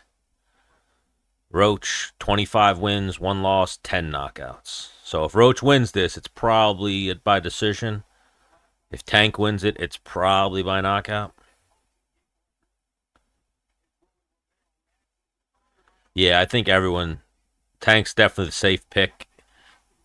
He's minus 1,600. Let me even jump in and see that real quick. You know, like Tank by knockout, the odds are terrible. He's minus 400 to win by knockout, which is crazy.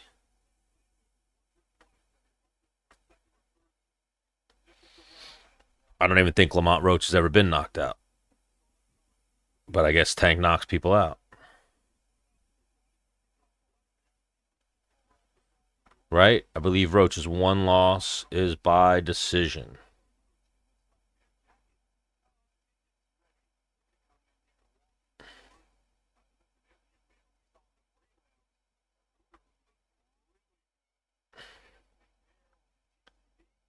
I don't know about knocked out, but anything could happen in fighting.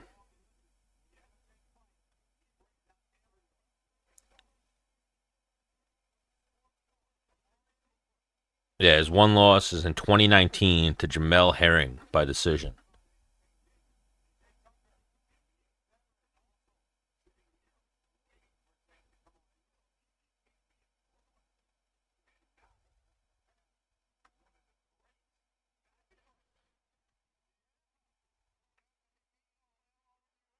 Man, the worst is this announced team, though. For some reason, they're like trying to be hip by they keep referencing rappers.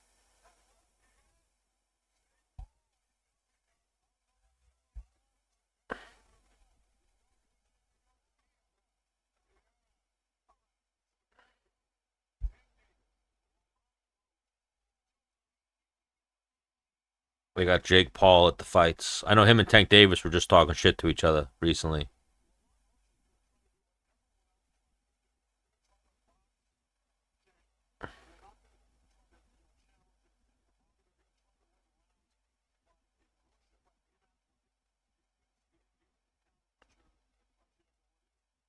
I don't know. I think I'm rooting. I believe it or not, I'm gonna root for Roach simply because I threw a bet on him, but it's probably gonna be Tank by knockout. Probably Tank by knockout. Yeah, he's a goofy.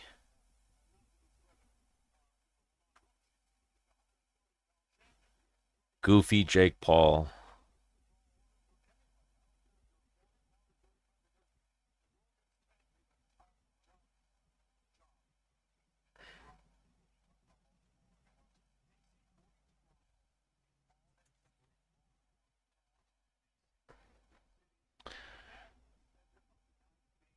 But he does win fights, so you can't knock him for that. He isn't fighting the best, and he lost a lot of respect when he fought Mike Tyson. Yeah, I don't know if it's going to be that easy of a fight for Tank, but Tank's made some really good guys look easy. But then we think of like I think if I'm not mistaken, a couple fights I remember where Tank was losing. Tank was losing on the scorecards, and then he landed that punch.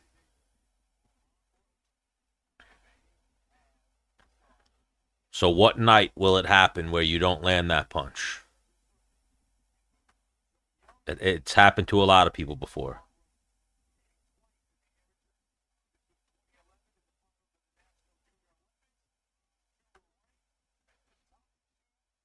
Oh, so these two have fought before, twice in the amateurs.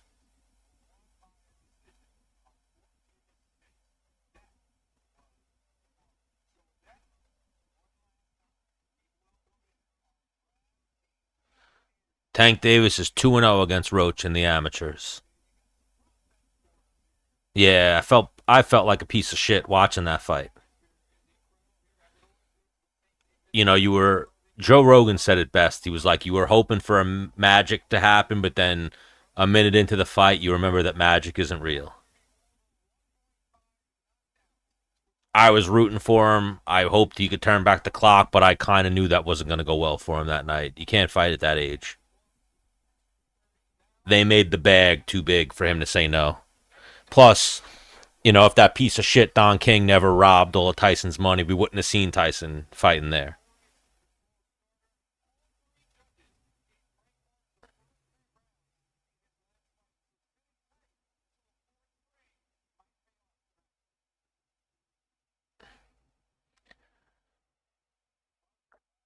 It was fucking terrible. I just thinking about it, I just got like a bad feeling in my like over myself. Remembered what it felt like watching that fight. It was fucking terrible. But yeah, Frank Martin won a few rounds against Tank.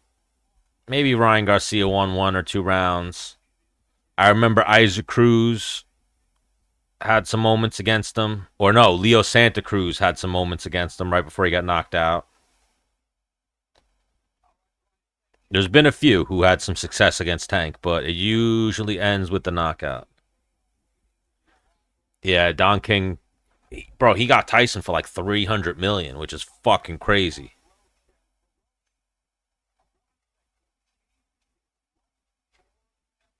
Or I don't know if exactly that much. I think that was Tyson's career earnings, and Tyson pissed away a lot of money too. But Don King got him for a lot. Definitely hundreds, 100 million, if not more. Yeah, Don King fucked over a lot of people.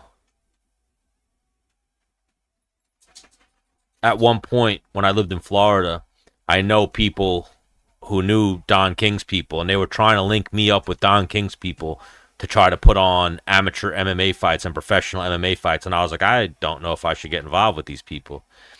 But he's still doing stuff. Don King's, I know that they have a hand in, what's his name? Who's the other guy who left, oh, why is my brain drawing a blank? The guy who said to Jim Gray, You're 3-3-1 in your last 7 fights. He's like, I might be 3-3-1 on my last fights, but I'll be 7-0 against you. Who was that? Put that down. Who was that again? Why is my brain drawing a blank? My brain's saying Berto. It wasn't Berto. It was he was with Floyd for a while. He lost to Pacquiao. Fuck. Why is my brain not finding this answer? He fought at 47 and 40.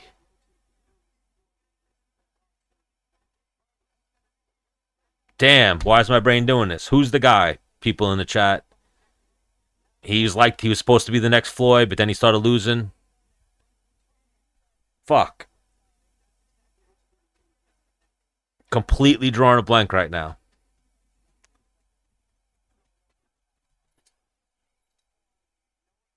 Oh man. Did he fight Andre Berto? And Berto beat him, if I'm not mistaken. Broner, thank you. Yes, Adrian Broner is still repped by Don King. And still does some of his events are promoted by Don King. And he fights in like shithole casinos in Florida. And Don King still has a couple of people in his stable that he puts on fights for. And I was like, damn, Don King's still doing it? It's not so much him. He's just there as like a figurehead. And it's his son. And apparently it's all still the same shit. They're like pieces of shit. They rob the fighters of money. They were trying to get in touch with my friend who knew that when I was in Florida, because I've been involved in a bunch of amateur MMA shows and amateur shows before. They were basically trying to put on amateur shows so that way they could make money without having to pay the fighters. And then they were trying to get into MMA in some aspect in Florida and put on like local regional shows. And I remember talking to the guy and telling him like, guys aren't going to fight for nothing. Like that's not how MMA works. You'll get some people, but at a certain point, like nobody's going to sign like almost like they thought people would sign their souls away, like long-term contracts with Don King Promotions for MMA fights. And I was like, that's not how MMA works. People usually sign one-fight deals or short-term contracts unless it's like the UFC. Yeah, I think what it is Don King has Broner. I think when Broner left Mayweather Promotions, he got linked up with someone else, and then whatever happened with them, and then he signed with Don King. And I'm pretty sure Don King has him under like a slave contract. And he has him do bullshit fights against whoever at shithole casinos in Florida. That's where I'm pretty sure that's Broner's last few fights have been at random casinos in Florida. And there's like a PR guy who does stuff, but they're Don King Promotions. Don got him. Got him locked under one of those slave contracts.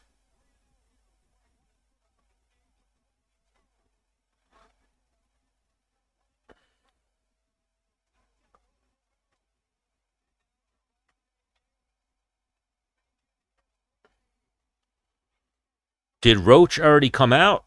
Or are they having Tank come out first? Is this for Roach's? Oh, Roach is already in the ring. All right. I was going to say. How the fuck would they have him come out second?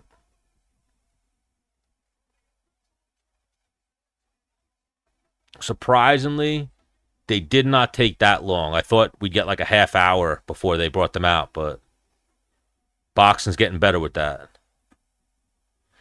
Yeah, Broner turned himself into a joke. At one point, he was legit.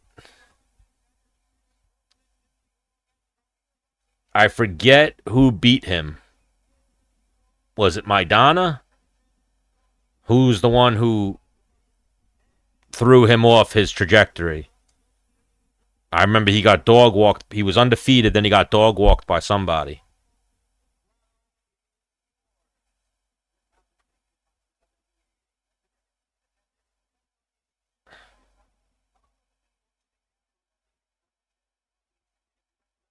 Yes, Maidana fucked him up.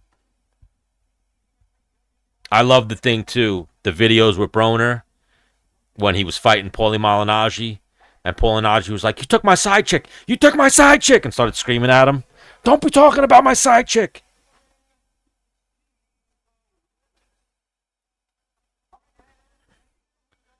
I mean, Broner's lost to legit people other than his last fight. Yeah, his last fight, he lost to Blair Cobbs. Blair Cobbs. And that was supposed to be one of those give me's that he fought at a random Florida casino. Not that. I think the Bill Hutchinson fight I was at. I went to the Bill Hutchinson fight when I was down there for Mayweather Gotti. But then I remember seeing again, he fought in another shithole casino. Or no, he fought at the Hard Rock, which isn't a shithole casino. Before that, he fought at a shithole casino. And then I know he had another fight that pulled out, that fell through, but it was another Don King fight.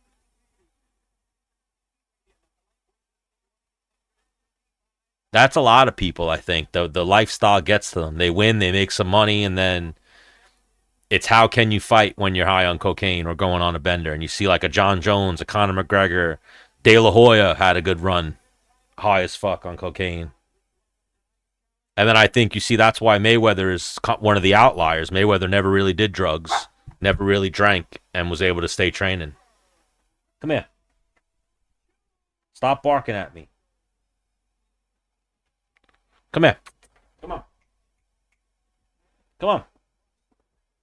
You want to watch Tank Davis?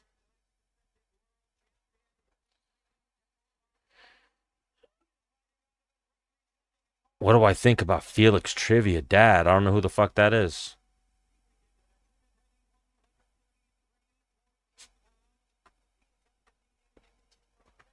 I have a Paddledale Terrier. A crazy Paddledale Terrier.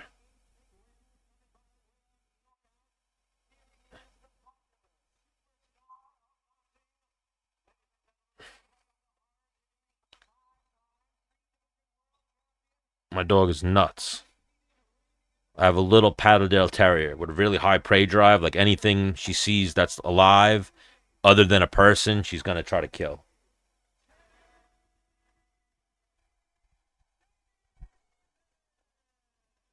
Tank getting the cheers in his wife beater. This one should be interesting as long as it lasts. Yeah, I was going to grab her. It's a girl.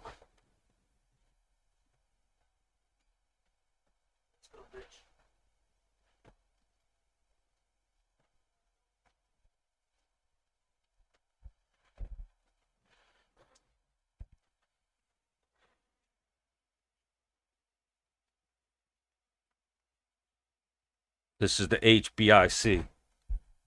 JoJo. Joanna Jones Jacek. She's a big Floyd Mayweather fan because she's black. And he's black. She likes John Jones, too. So, round one. Yeah, she's a good dog. She's a little crazy. She's barking at me now because it's like close to her bedtime. She's ready to go to bed, but I'm not in the bed yet. So round one. Barclays Center. Roach Davis. She's 2. She's about to be 3. Memorial Day, she turns 3.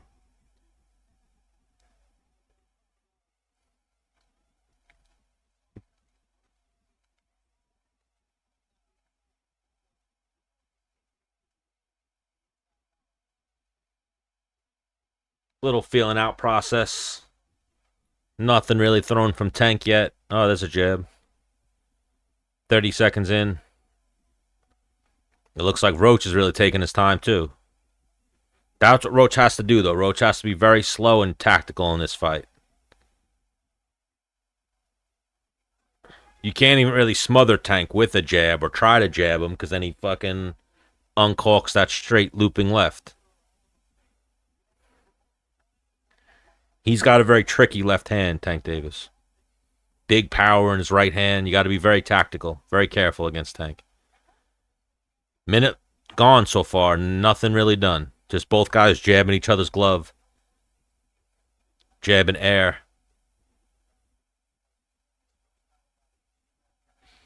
It's funny to see Roach's anytime Tank moves, big reactions from Roach. But there is some familiarity between the two. They fought twice in the amateurs. So they have been around each other before, moved around, seen each other's movements. There's a good left hand to the body for Roach. Now, this fight, too, will be tough to see and score for the judges because if Tank ain't doing nothing, you kind of have to give the rounds to Roach. Even if he's only throwing punches at air because Tank's not throwing anything. Like 2 minutes in, and Tank hasn't thrown anything.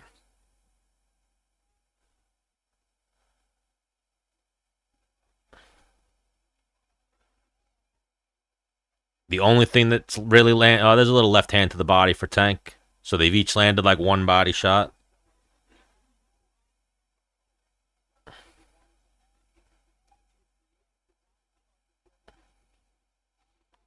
Little jab on the guard for Roach.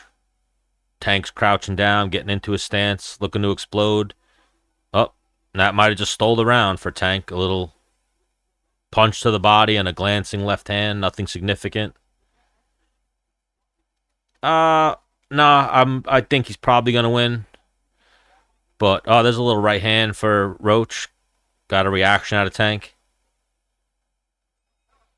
So very slow first round. Could go for either fighter. I'd lean a little bit more towards Roach. He threw a little bit more. Nobody landed anything. So let's say 1-0 Roach.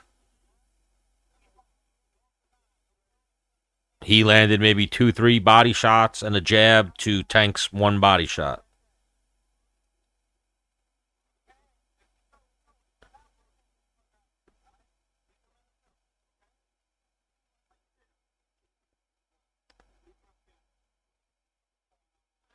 But I could see eventually Tank's luck running out and him losing a decision. But it seems like even those fights when Tank loses a little bit, loses the earlier rounds, he then turns it on and his power's his gift from God that he touches you and you go down.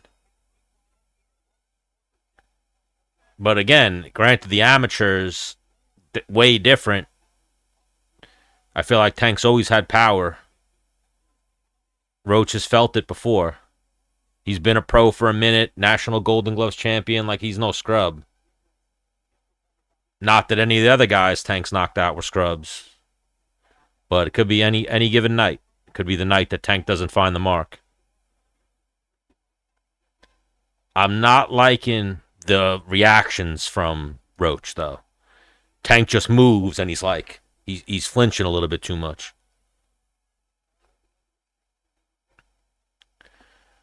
Couple swings and misses by both guys here to start the second.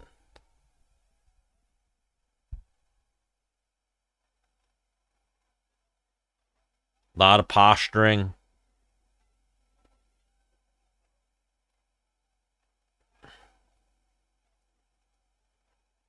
Yeah, he's definitely nervous of the repercussions of opening up.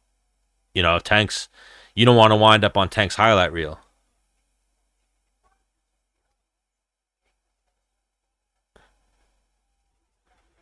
Hello from South Africa.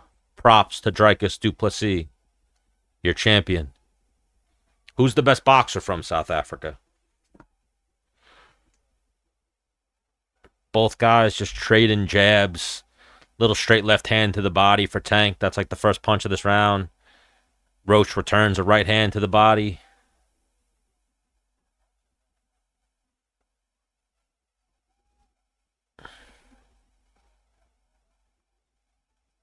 Little straight left hand lands on the guard for Tank. Little jab by Roach. Another little straight left hand to the body for Tank. Good jab lands for Roach.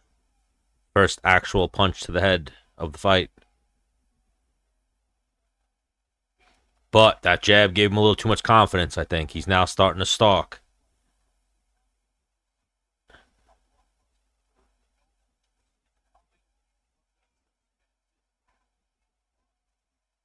Little jab for Roach. Little left hand to the body for Tank.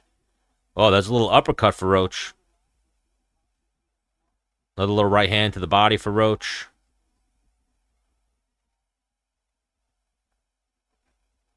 Yeah. They're still in the feeling out process right now. But then these rounds are like tough to score. You almost lean towards the guy who's just throwing more volume. And right now that's Roach. But it's not by much. I mean, dare I go 2-0 Roach? Or it's 1-1? Close, too close first 2 rounds.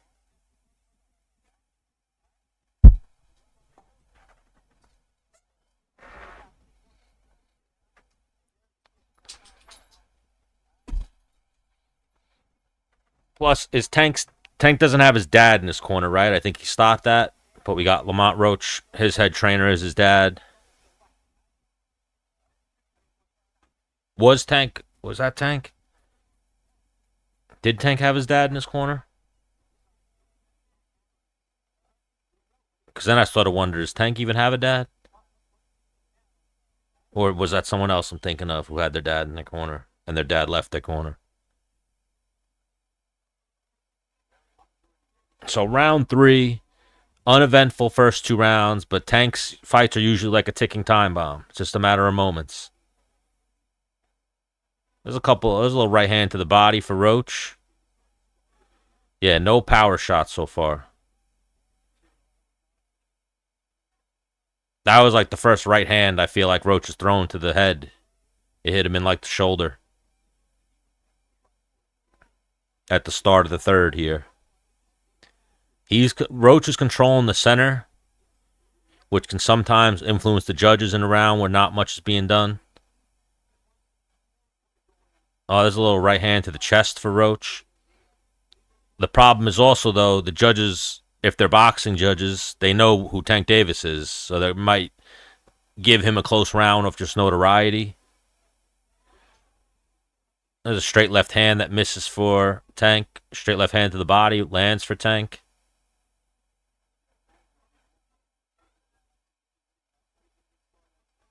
Another straight left hand to the body for Tank. So Tank's getting a little bit more busy.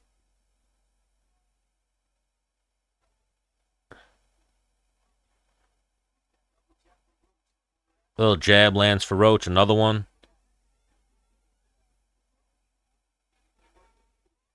Swing and a miss with a right hand for Roach.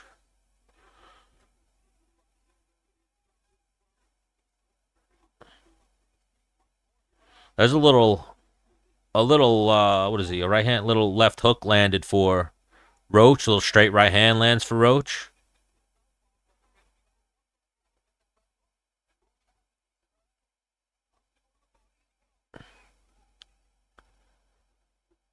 Another little right hand lands for Roach. Little straight left hand lands for Davis.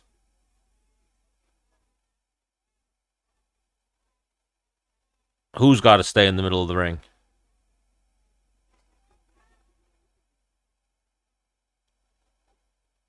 Yeah, I was thinking of someone else. Who just had their dad leave their corner? I don't think it was Haney. It was someone else who had their dad their whole career, and now their dad recently left their corner. Nice left hook to the body for Roach.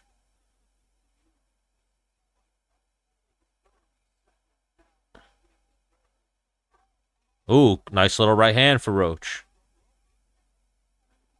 Ooh, nice little left hand to the chest from Tank.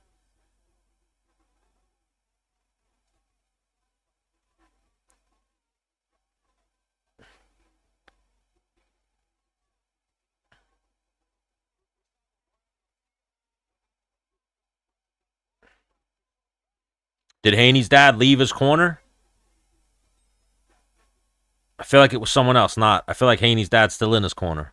I mean, that was a better round for Roach, but even a better round for Tank. They both started to pick it up a little bit. Is it 3-0 Roach right now? Very uneventful. So these are subjective rounds. What are you scoring?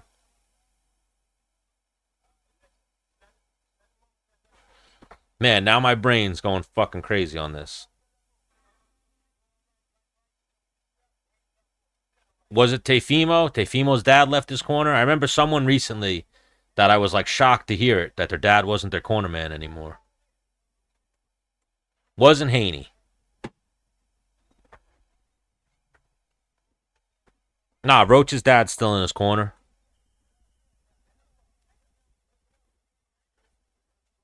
But a couple of decent rounds from Roach so far.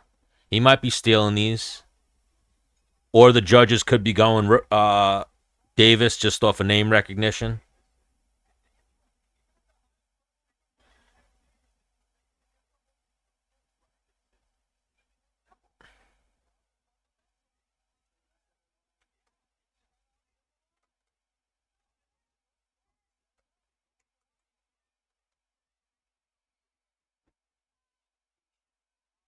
Round four. Swing and a miss with a right hand for Roach. Misses with a body punch. Misses with a jab. Seems like he's just not. He's doing a good job, but he's also not able to land punches by not getting into Tank's range.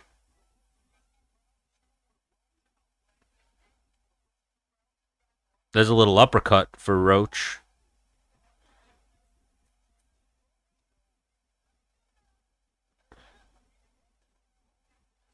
Oh, a little straight left hand just landed for Tank. So Larry Hazard right now has it 2-1 for Davis.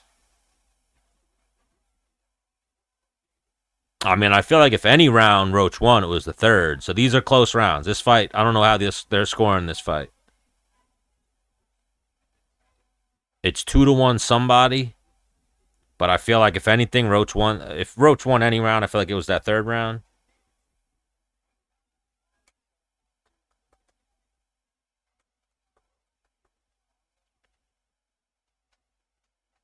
Oh, straight left hand just landed for Tank.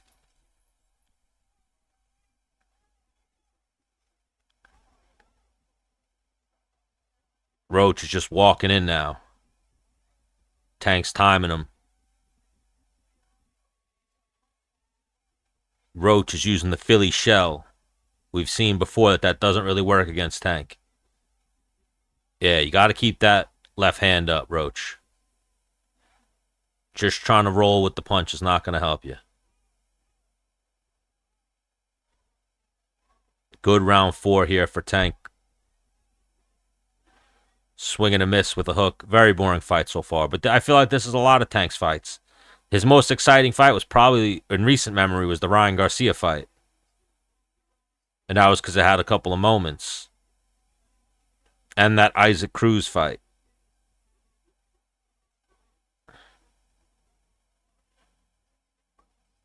But yeah, like, where Tank's not doing nothing, Roach isn't doing enough to... Oh! Nice little right hand and a left hand on the break landed for Roach while Tank was trying to complain to the refs. It's usually not good to wake a sleeping dog, though. Another close round.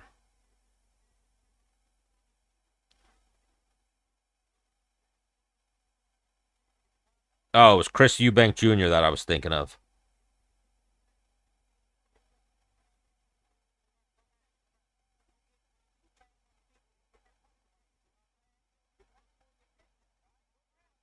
Who kicked his dad out of his corner.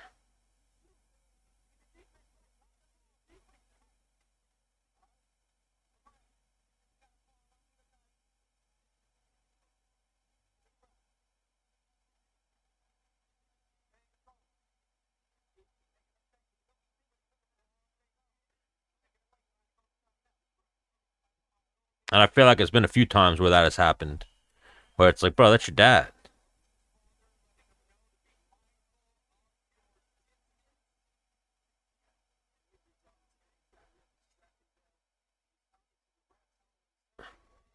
I mean, those were the best punches that Roach has landed all fight.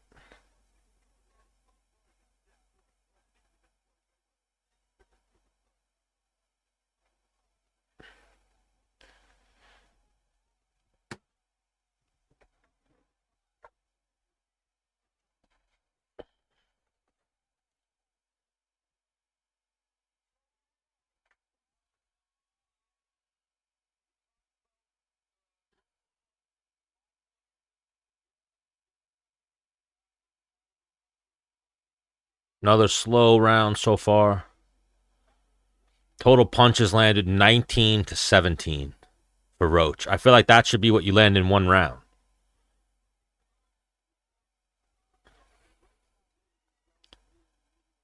And that's, yeah, while Tank's output is low, Roach's output is even less, so he's not stealing these rounds. He maybe stole two of those earlier rounds, but Tank's won these last two clearly.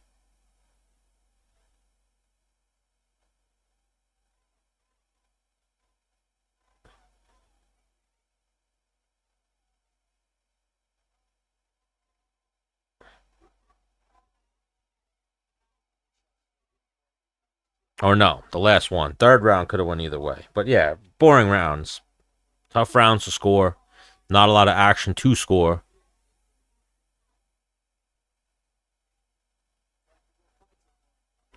Should have kept a scorecard for this one, but I didn't start with that.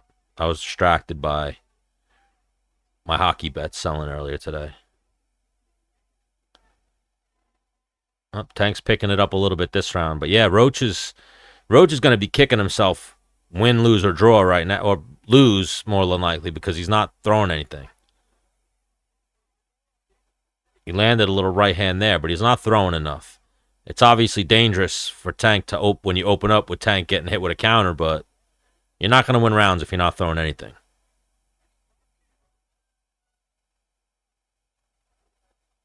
Oh, there's a straight left hand landed for Tank. And they're talking shit to each other. Couple little body shots from Roach. Tank just shoulder bumped him. Now the referee's in there talking to him. Roach is not happy with the little shoulder bump. The referee just killed like 15 seconds of the round by not stopping the time. Just stop and talk to the fighter.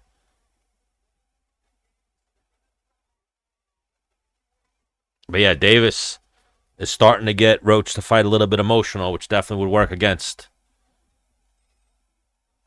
Roach here.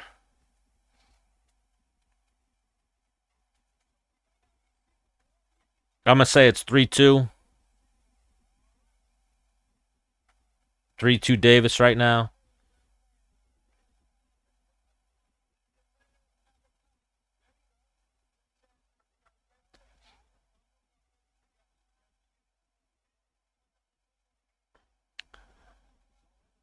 Could be 4-1 either way for the other guy or for Tank.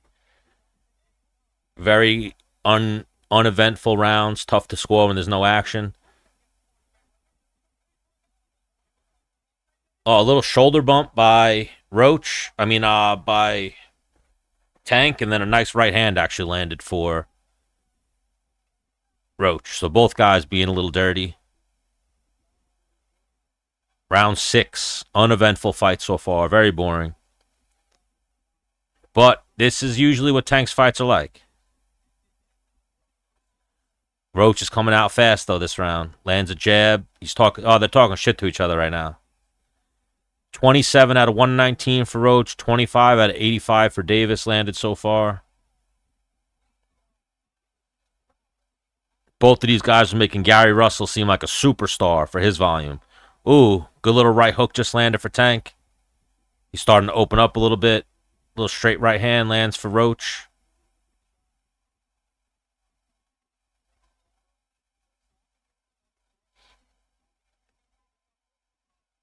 But yeah, I don't know if Tank's the guy to really talk shit to. I feel like then he's going to sit on his punches and throw some haymakers. Ooh, there's a nice little right hand left hook landed for Roach.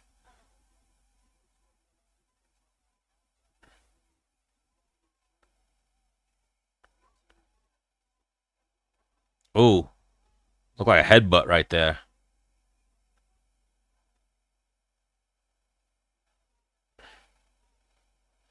But that's if you're going to beat Tank, you got to create those like car crashes.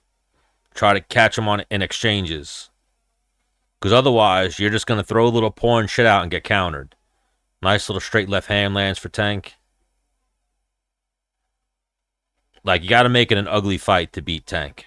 Or you got to be very clean with volume and your technique, and Roach is doing neither of those two.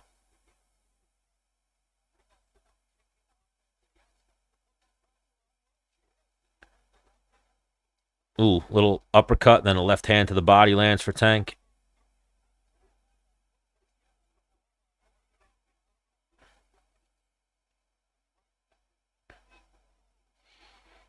Nice little left hand, right hook to the body. Straight left hand for Tank.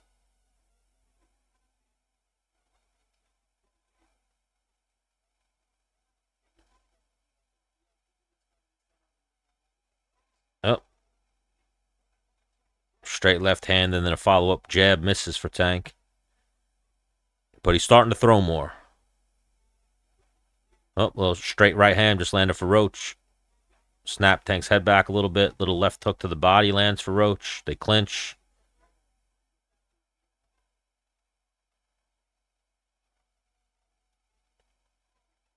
Up, straight left hand just landed for Tank. Roach ate it.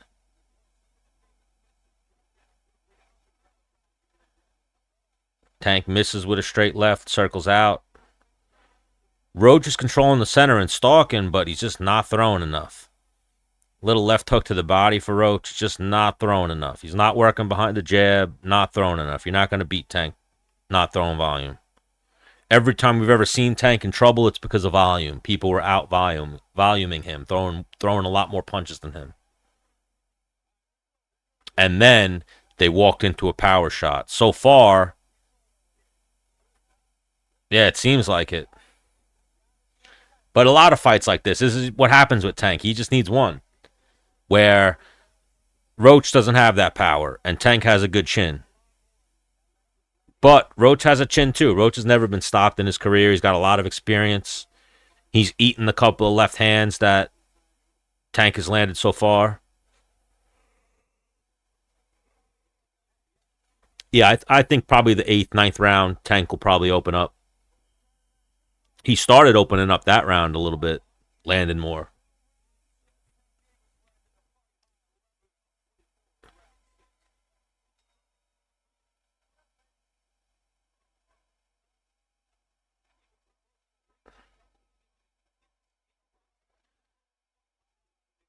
This fight's boring. It's tiring. I streamed the whole UFC event, then I did a couple of boxing fights. So yeah, it's been a long day for me. And this fight's uneventful. Right now, they got Tank up by 4 rounds. So they got it 4-2. Or no.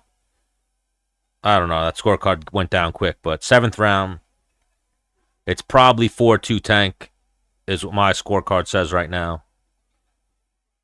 It could be 5-1. I'm talking about the rounds for Roach were uneventful rounds where there wasn't a lot to score. He got them, if anything, just because Tank wasn't doing anything. But now Tank's starting to pull away here. Tank's caught up in the total punches landed. 39 out of 140 out of 115 for Tank. 36 out of something for Roach. No volume from Roach, though. He's given Tank too much credit, but it's due. He's knocked out a lot of people. Oh, Roach is opening up now. That was his best work of the fight, right, so far. That little combination he just threw right there.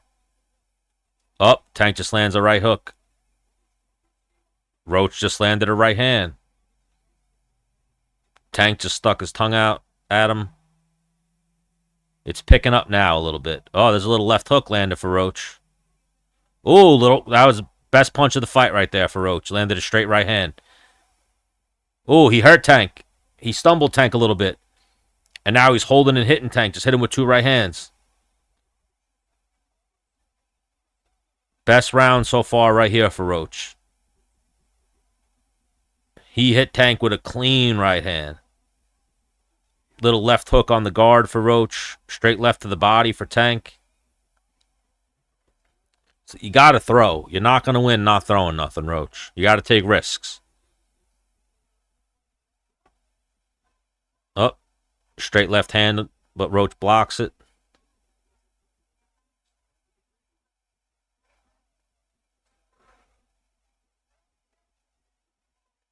So they're picking up a little bit, but still, now they both slowed back down. 20 seconds left. Oh, there's a little straight left hand for Davis.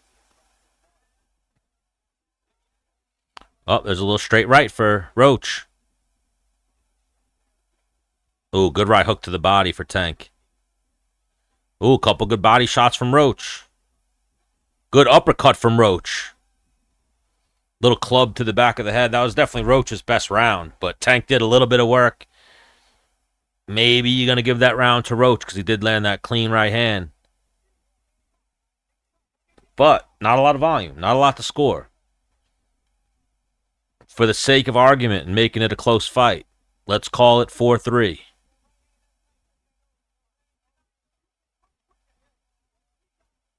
Yeah, that was a good right hand for Roach. Needed to follow up on it. A couple of good body shots from Roach. That was definitely Roach's best round.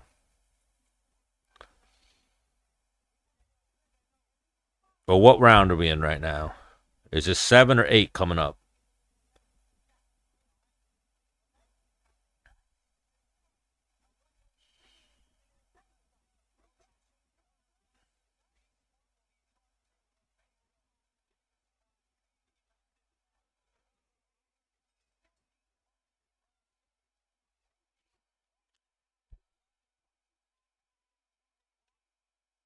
So yeah, 4-3 right now, Davis. I got it. Total punches in round 6. Roach landed 16, Tank landed 12. So that was the biggest punch total landed round of the fight.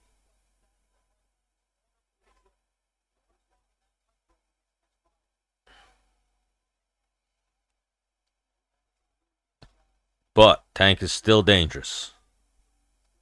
Very dangerous. We've seen him knock people out in these later rounds.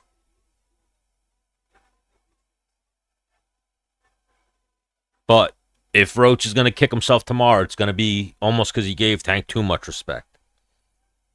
He's having success the moments when he opens up. Good jab by Roach. He's losing the fight in the moments he's freezing up and not throwing anything, and Tank's catching him.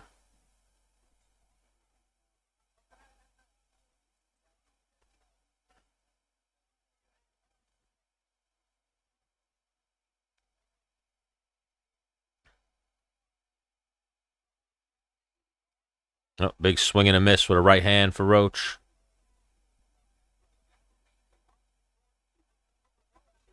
Oh, a little left hook to the body lands for Roach. They're clinching a lot more now.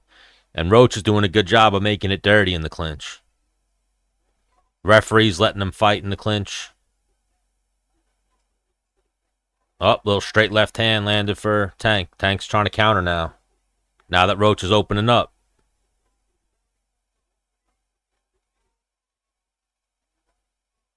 Crisp straight left hand landed there for Davis.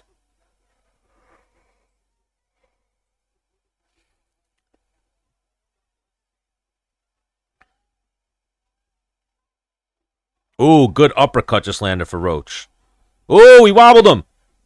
Roach just wobbled Davis with a right hand.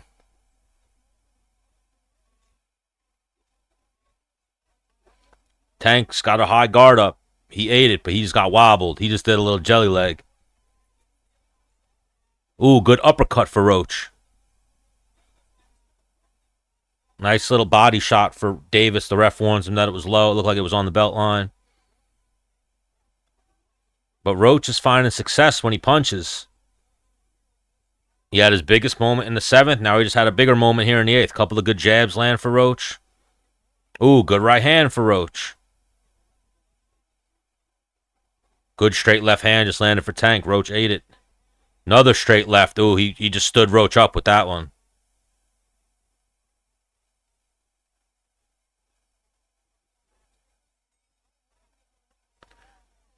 Oof, that's a round for Roach. Davis landed a good left hand, though, too, toward the end of that. But I got to see that. Again, looked like he wobbled Tank right there. He's now wobbled Tank in back-to-back rounds. Made him stand up and do a little shake.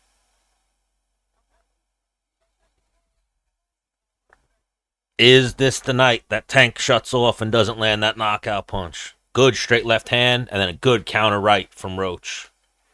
Wobbled Tank. Oof. They traded shots. Roach landed the better of the two. Big uppercut from Roach. Good round right there for Roach. Is it 4-4 right now?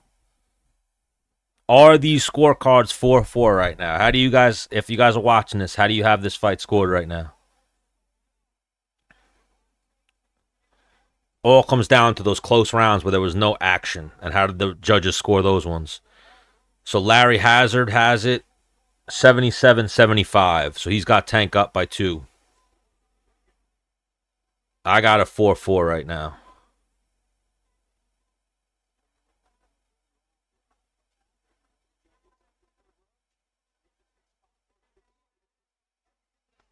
I think Roach clearly has won 3 rounds. He won the last 2, and I thought he clearly won the 3rd. Gave him the 2nd. Ooh, another good right hand for Roach. Tank just took a knee.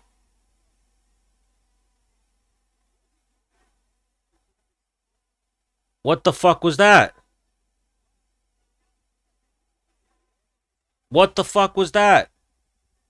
Tank just took a knee and then got up, dumped his head out the ring, got wiped off, and then jumped back in. That should have been a knockdown. What the fuck was that? What the fuck was that? They're saying he went... Ooh, good right hand for Roach. Good left hand for Tank. They're fighting now. The crowd just rose up. Low blow for Tank. Did Tank forget his mouthpiece? Is that what that was? Good right hook just landed for Tank. That would have been huge if that was a knockdown. Ooh, Tank just rocked Roach with a right hook. Couple good body shots for Roach on the counter. Best round of the fight so far right here. Both guys are throwing. Good right hand from Roach. Good body shots from Tank. Good jab from Roach. Pop Tank's head back.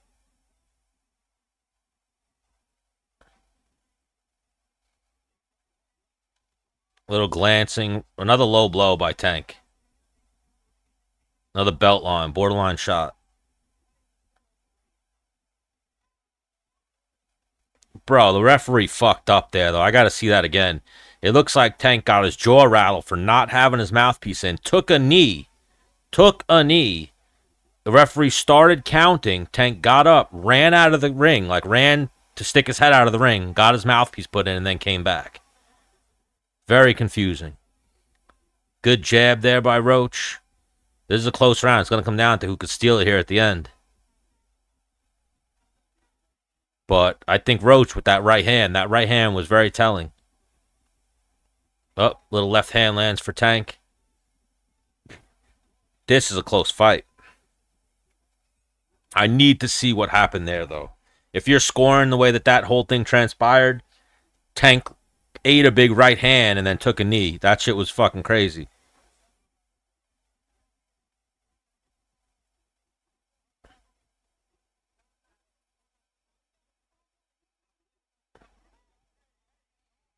Oh, there's panic right now in Tank's corner. Tank's yelling at his corner. If it goes the distance, I win 300. Why? What were the odds for it to go to the distance? They were probably wild. I saw the odds for Tank to win by knockout were minus 450, minus 400.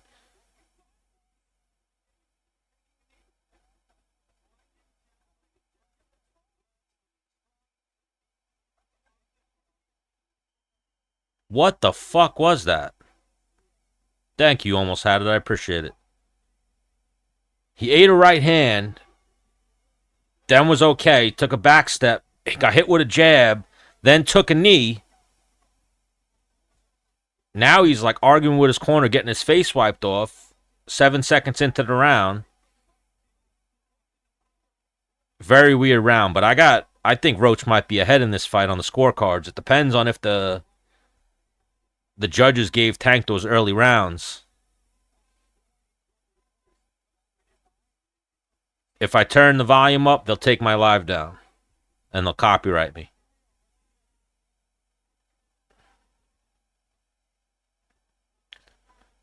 Slow start here for round 10. If the judges are honest, Roach wins. He's ahead right now. But I feel like we saw that with the Puello Martin fight, though, too. I felt like a lot of the scorecards had Martin. Yeah, so even like Larry Hazard right now has Davis up by 3 points. Davis did not just win the last round.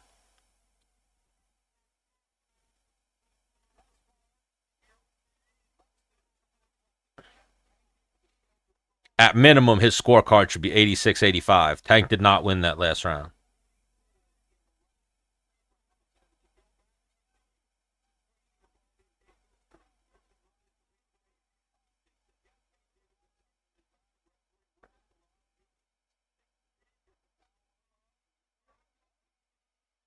That's crazy. When can you take a knee in the middle of a round?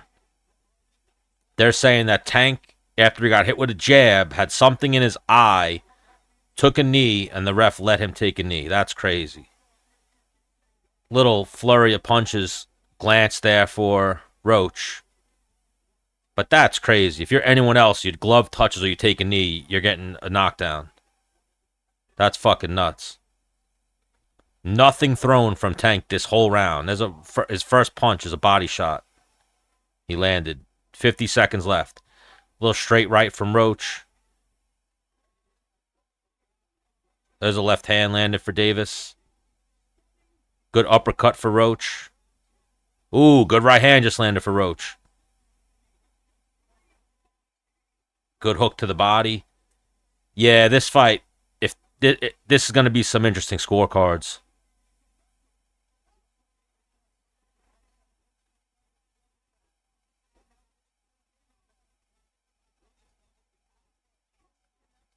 I mean, I'm going to say I bet on Roach. I wish I put more. I put $10 to win 100. But I'm sure it's going to get robbed. If Larry Hazard just gave Tank the last round, the judges are probably that much fucking stupider. But there's no way Tank just won that round. He threw like 6 punches and got outlanded. Yeah, he ate a jab right before he started blinking. He ate a right hand, backed up, got hit with a jab, then started blinking, then took a knee, and then ran out of the ring. Ran over to his corner to get his eye wiped out. I've seen fights where someone's glove touches the mat, they take a knee, and no questions asked. It's a 8 count.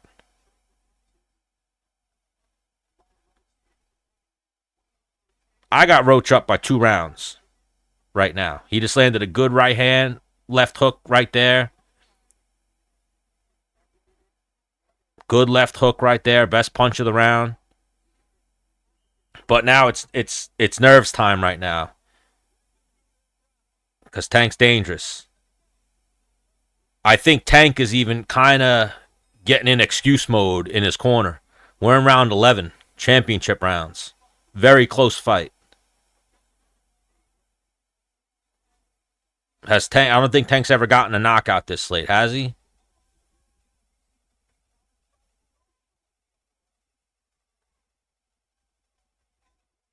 So the Larry Hazard's got it 96-94. He should have it a draw. Somehow he gave Tank round 9.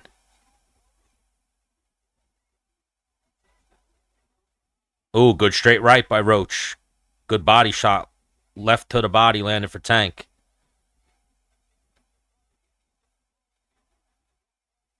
Tank's getting aggressive. He just landed a straight left. There's another left for Tank. There's another left for Tank.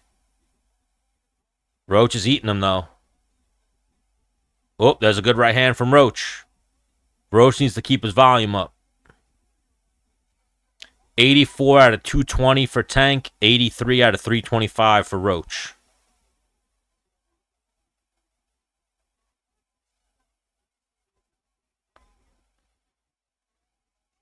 I mean, if the judges are honest, I have him down right now. At minimum, it's a draw right now. It could be 5-5.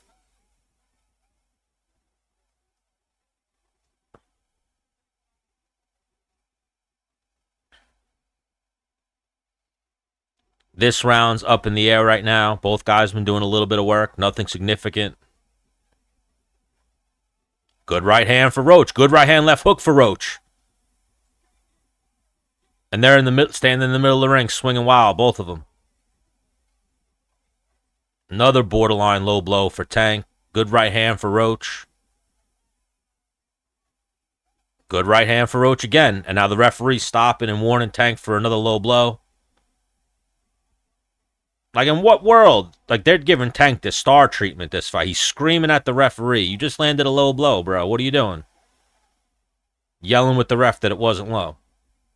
Just say okay and resume the fight.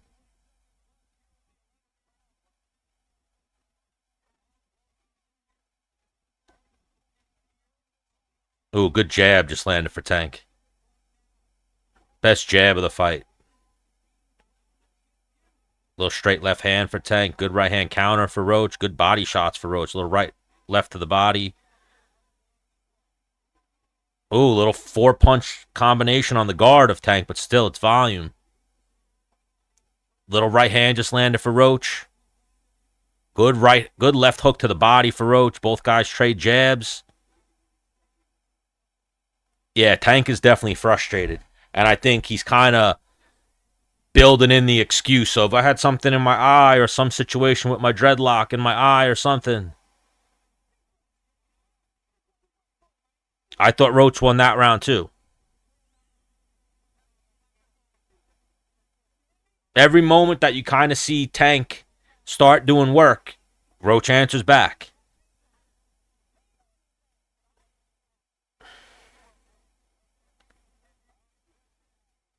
These scorecards are going to be interesting. This is Tank's promoter. So you got to think that the scorecards, they're going to be going Tank. It turned into a crazy banger, definitely. It started out really slow. Oh, yeah, they're not going to let you bet draw right now. They probably don't even have the odds open right now. It should be right now. I think Roach is up 2-3 rounds.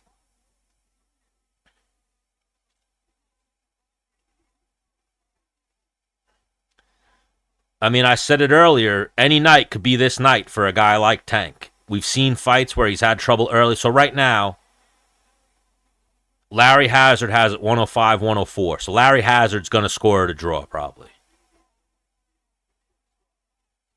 Everything is closed except the money line. What are the odds right now?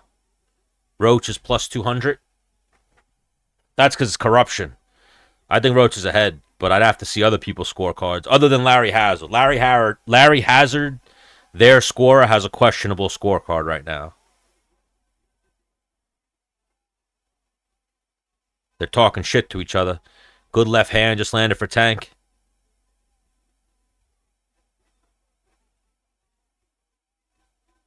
You can almost hear Tank. Tank's like screaming at him. Ooh, good right hand, left hand to the body. Lands for Roach. Good left hand up top for Roach.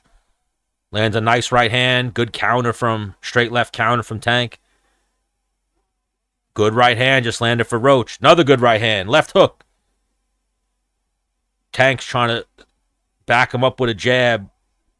Roach clinches him, and they're like dirty fighting in the clinch right now. Referee's trying to break him up. Minute and 30 left. Yeah, but I feel like they're going to rob Roach. They're not going to let... Davis is their cash cow. We've already seen some questionable scoring tonight, and boxing's been so fucking corrupt for years. You need to like 117, 118 to 110, 109 beat a guy like Tank to get a 115, 113 decision. Ooh, good right hand for Roach. Yeah, these scorecards are going to be all over the place.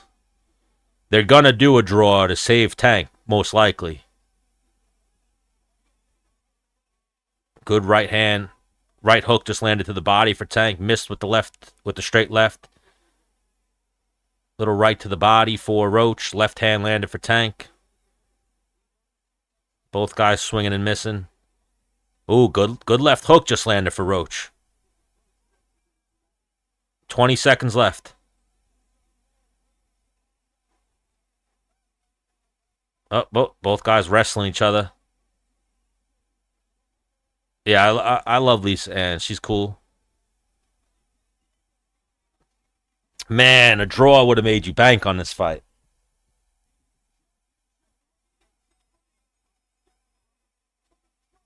Oh, I love me some Lisa Ann.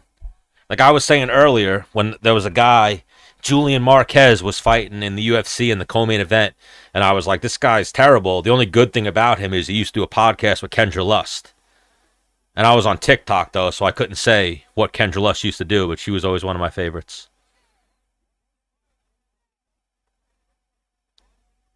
I mean, we know boxing's rigged. Boxing's terrible. I got Roach definitely won that fight by 2-3 rounds. I wish normally I keep a scorecard today. I just did not keep a scorecard, but I feel like Roach won that fight. Even if you give Tank the earlier rounds where there was nothing done, Roach won that fight from like 6 on.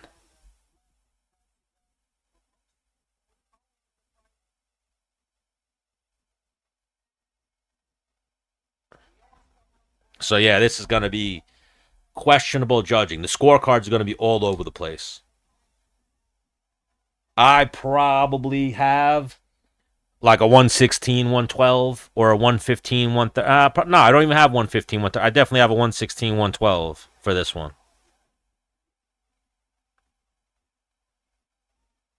Asa Akira. I don't even know who she is. Never heard of her, but I'm interested. All the scorecards on Twitter have Roach winning. It's fucked up where Twitter's like the only place you can really go for the truth.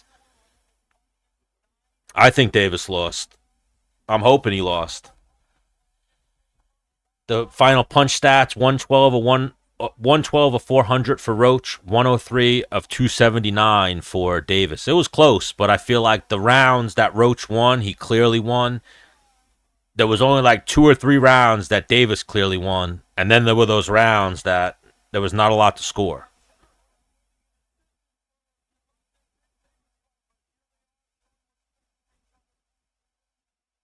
Congrats to the one guy who won 350 on a decision. Good for you.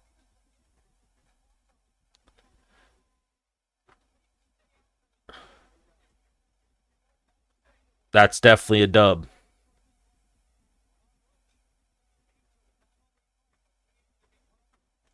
I'm rooting for Roach. I have Roach. I picked Roach. I threw a couple bucks on Roach.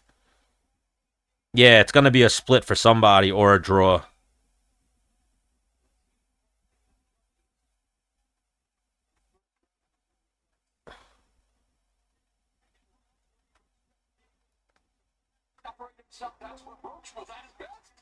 Oh, congrats, Matt. You won.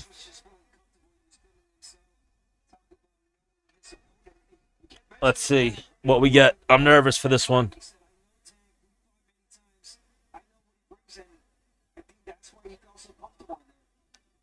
Come on, judges. Don't be crooked.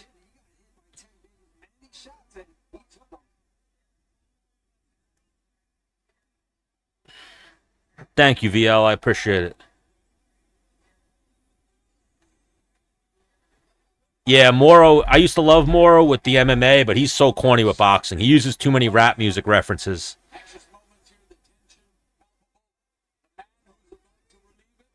I thought the third was a clear round for Roach.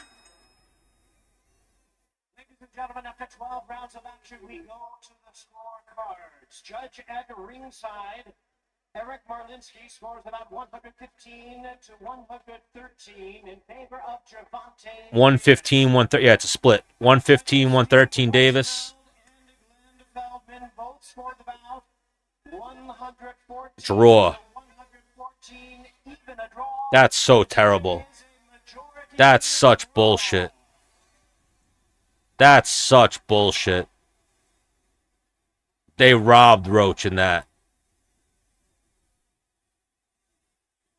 So those 114, 114 scorecards, they were probably 116, 112s. That was terrible.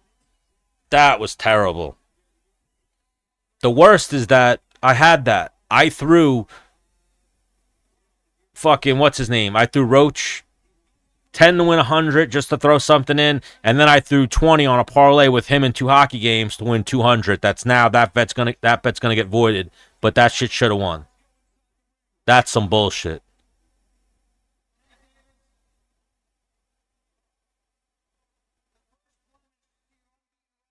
That's some bullshit. That's boxing for you, though. We saw it earlier tonight with I thought Pulo lost to Martin. I didn't watch the fight, but I saw all the scorecards were saying that Martin won. Oh, Roach knows he got robbed. That's fucked up.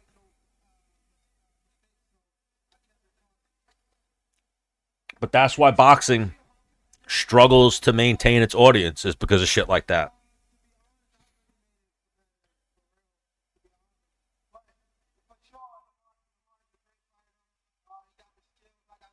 Yeah, UFC was rough today. It would have, if Roach would have won, I would have got back to homeostasis, got back to at least even for the day, but now I'm still down. But it is what it is. That's fighting sometimes. They did me dirty.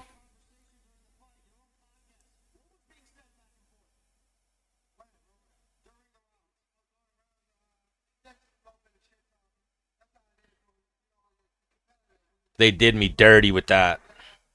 Gary Russell, though, won me back some money. But then the corruption of boxing.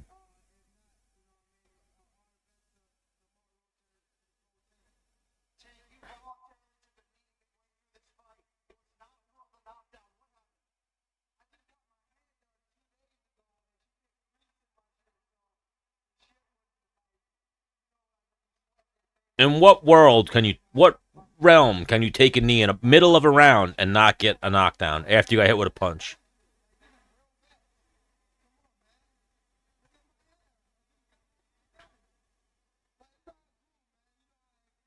Gervonta Davis is saying that he got punched and not punched. He got hair in his eye, not punched. Roach isn't marketable as Davis because Moro. Yeah, they're both pretty hood. They are both pretty hood. But that was terrible. Who did you guys think won that fight? Anybody that was watching it, let me know in the comments who you thought deserved that decision. Because it wasn't a draw. It wasn't Tank. It was Roach. Roach got robbed today. Roach absolutely got robbed today. At minimum, it should have been 115, 113 Roach. And even that's a questionable scorecard. I thought 116, 112 was clear.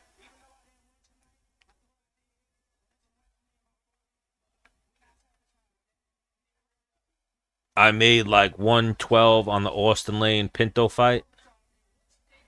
Yeah. Rough night for fights.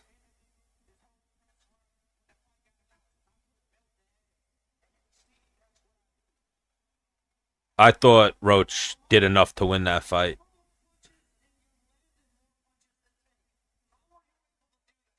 Oh, boxing's so frustrating sometimes. Especially when you bet on the fucking underdog and he happens to win and they rob him. They fucking with my shit.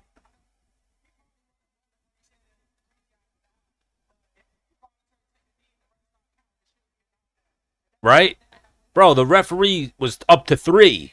And then all of a sudden he just stopped and went, "Are you good? Like, what are you doing, Tank?" That was some bullshit. If you put in the knee he took and give him the 8 count, he should have won that fight by 3 or 4 points.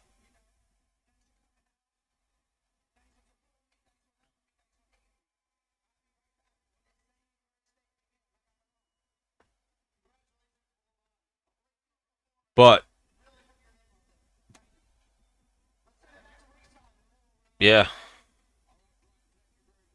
officiating got me good today. Judging and bullshit. That's why I've talked about it many times. There should be more judges.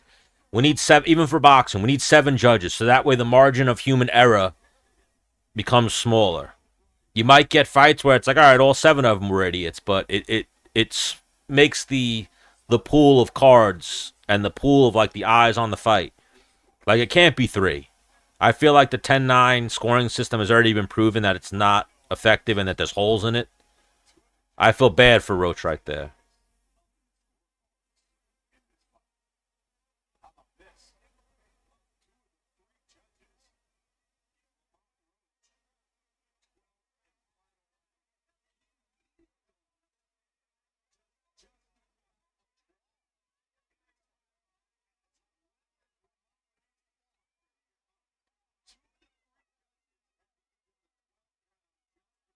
So they're saying two of the three judges gave the 12th round to Lamont Roach, and that's how he got the draw. So they had him down going into that 12th round, which is fucking crazy.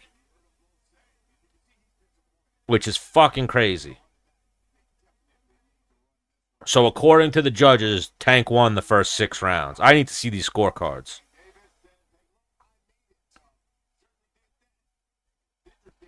Yeah, I feel like the Ribovics fight was close, but damage. Ribovics should have won, and now this fight, I think this fight was even more decisive. Like I thought, Roach was clearly a couple rounds ahead. Definitely wasn't a draw, but someone in the chat said it, and we all kind of knew that was going to happen. They weren't going to let Tank lose. Tank is their cash cow. You know what this reminds me of? The time that Triple G beat Canelo, and they made that fight a draw. This is what we see in boxing.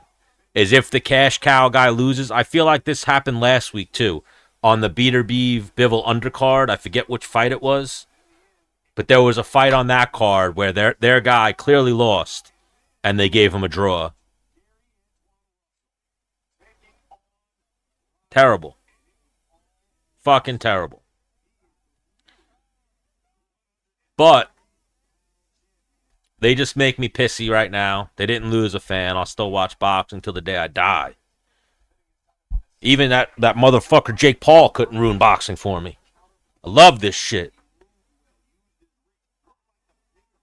But we got to do something about this judging. But they're never going to change boxing judging. MMA at least is younger, so maybe they'll change MMA judging a little bit, but they're never changing boxing judging. It's been like this for like 100 years, longer. But I can't remember what the fight was last week, but there was a robbery last week where they gave it a draw. And then just perfect example is Canelo versus Triple G.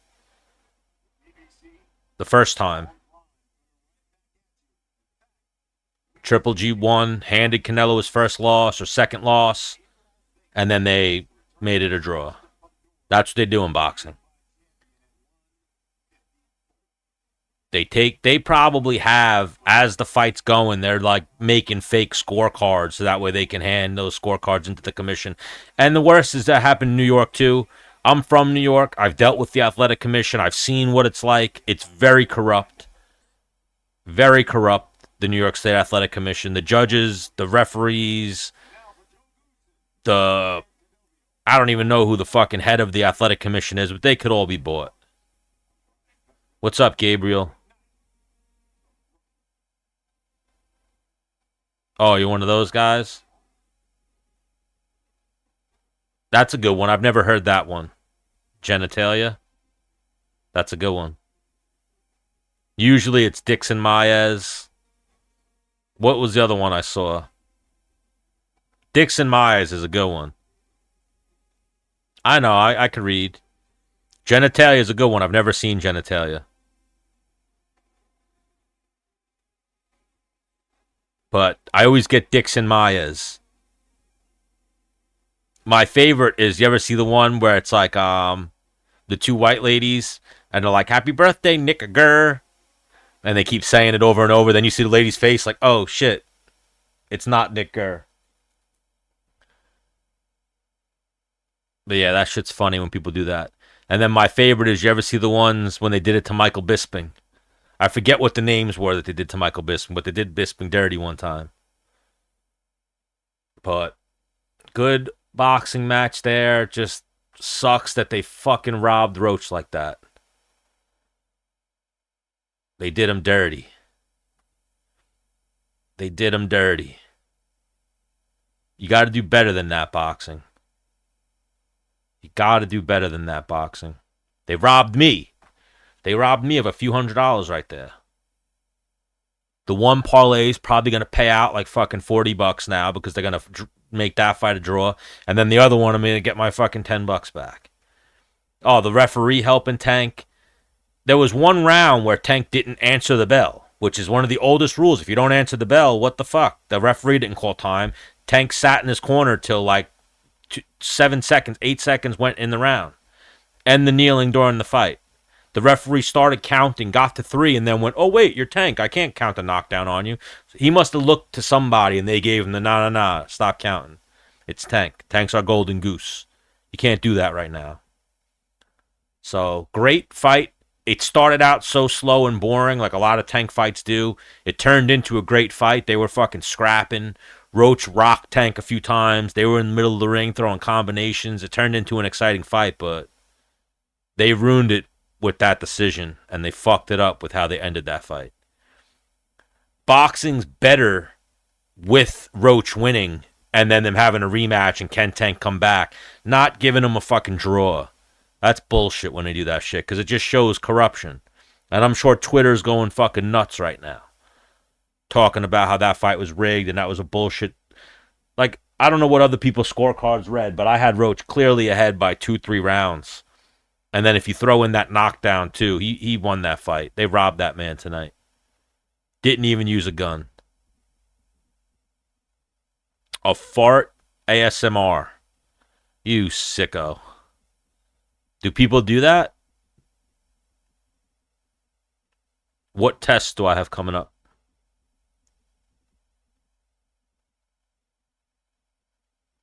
But man, that was rough. They robbed Roach tonight. Oh, I have a math test coming up. Why? Because you don't agree with my scorecard? Interesting. But I thought he clearly was up a few rounds, three to 4 rounds in that fight.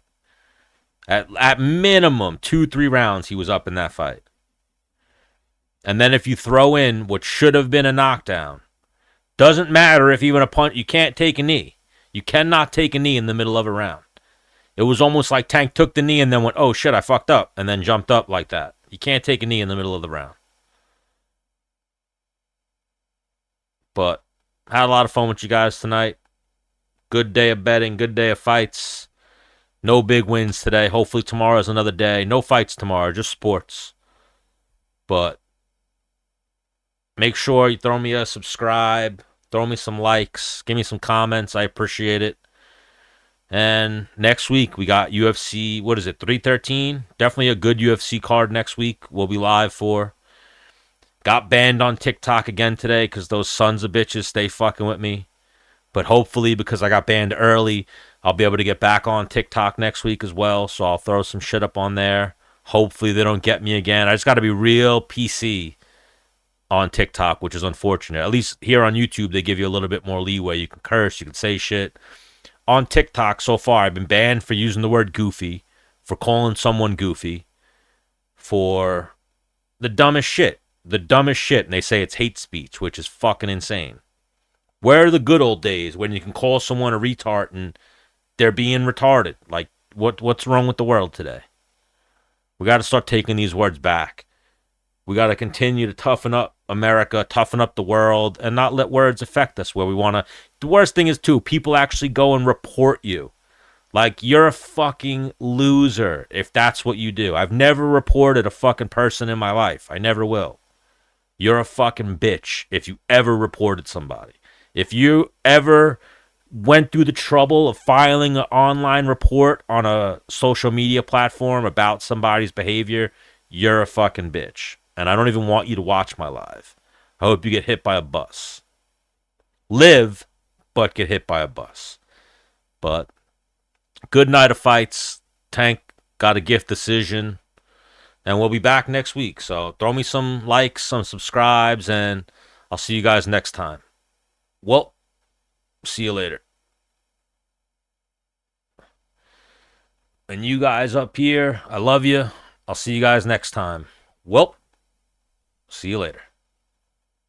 Make sure to throw me a follow. I appreciate you guys.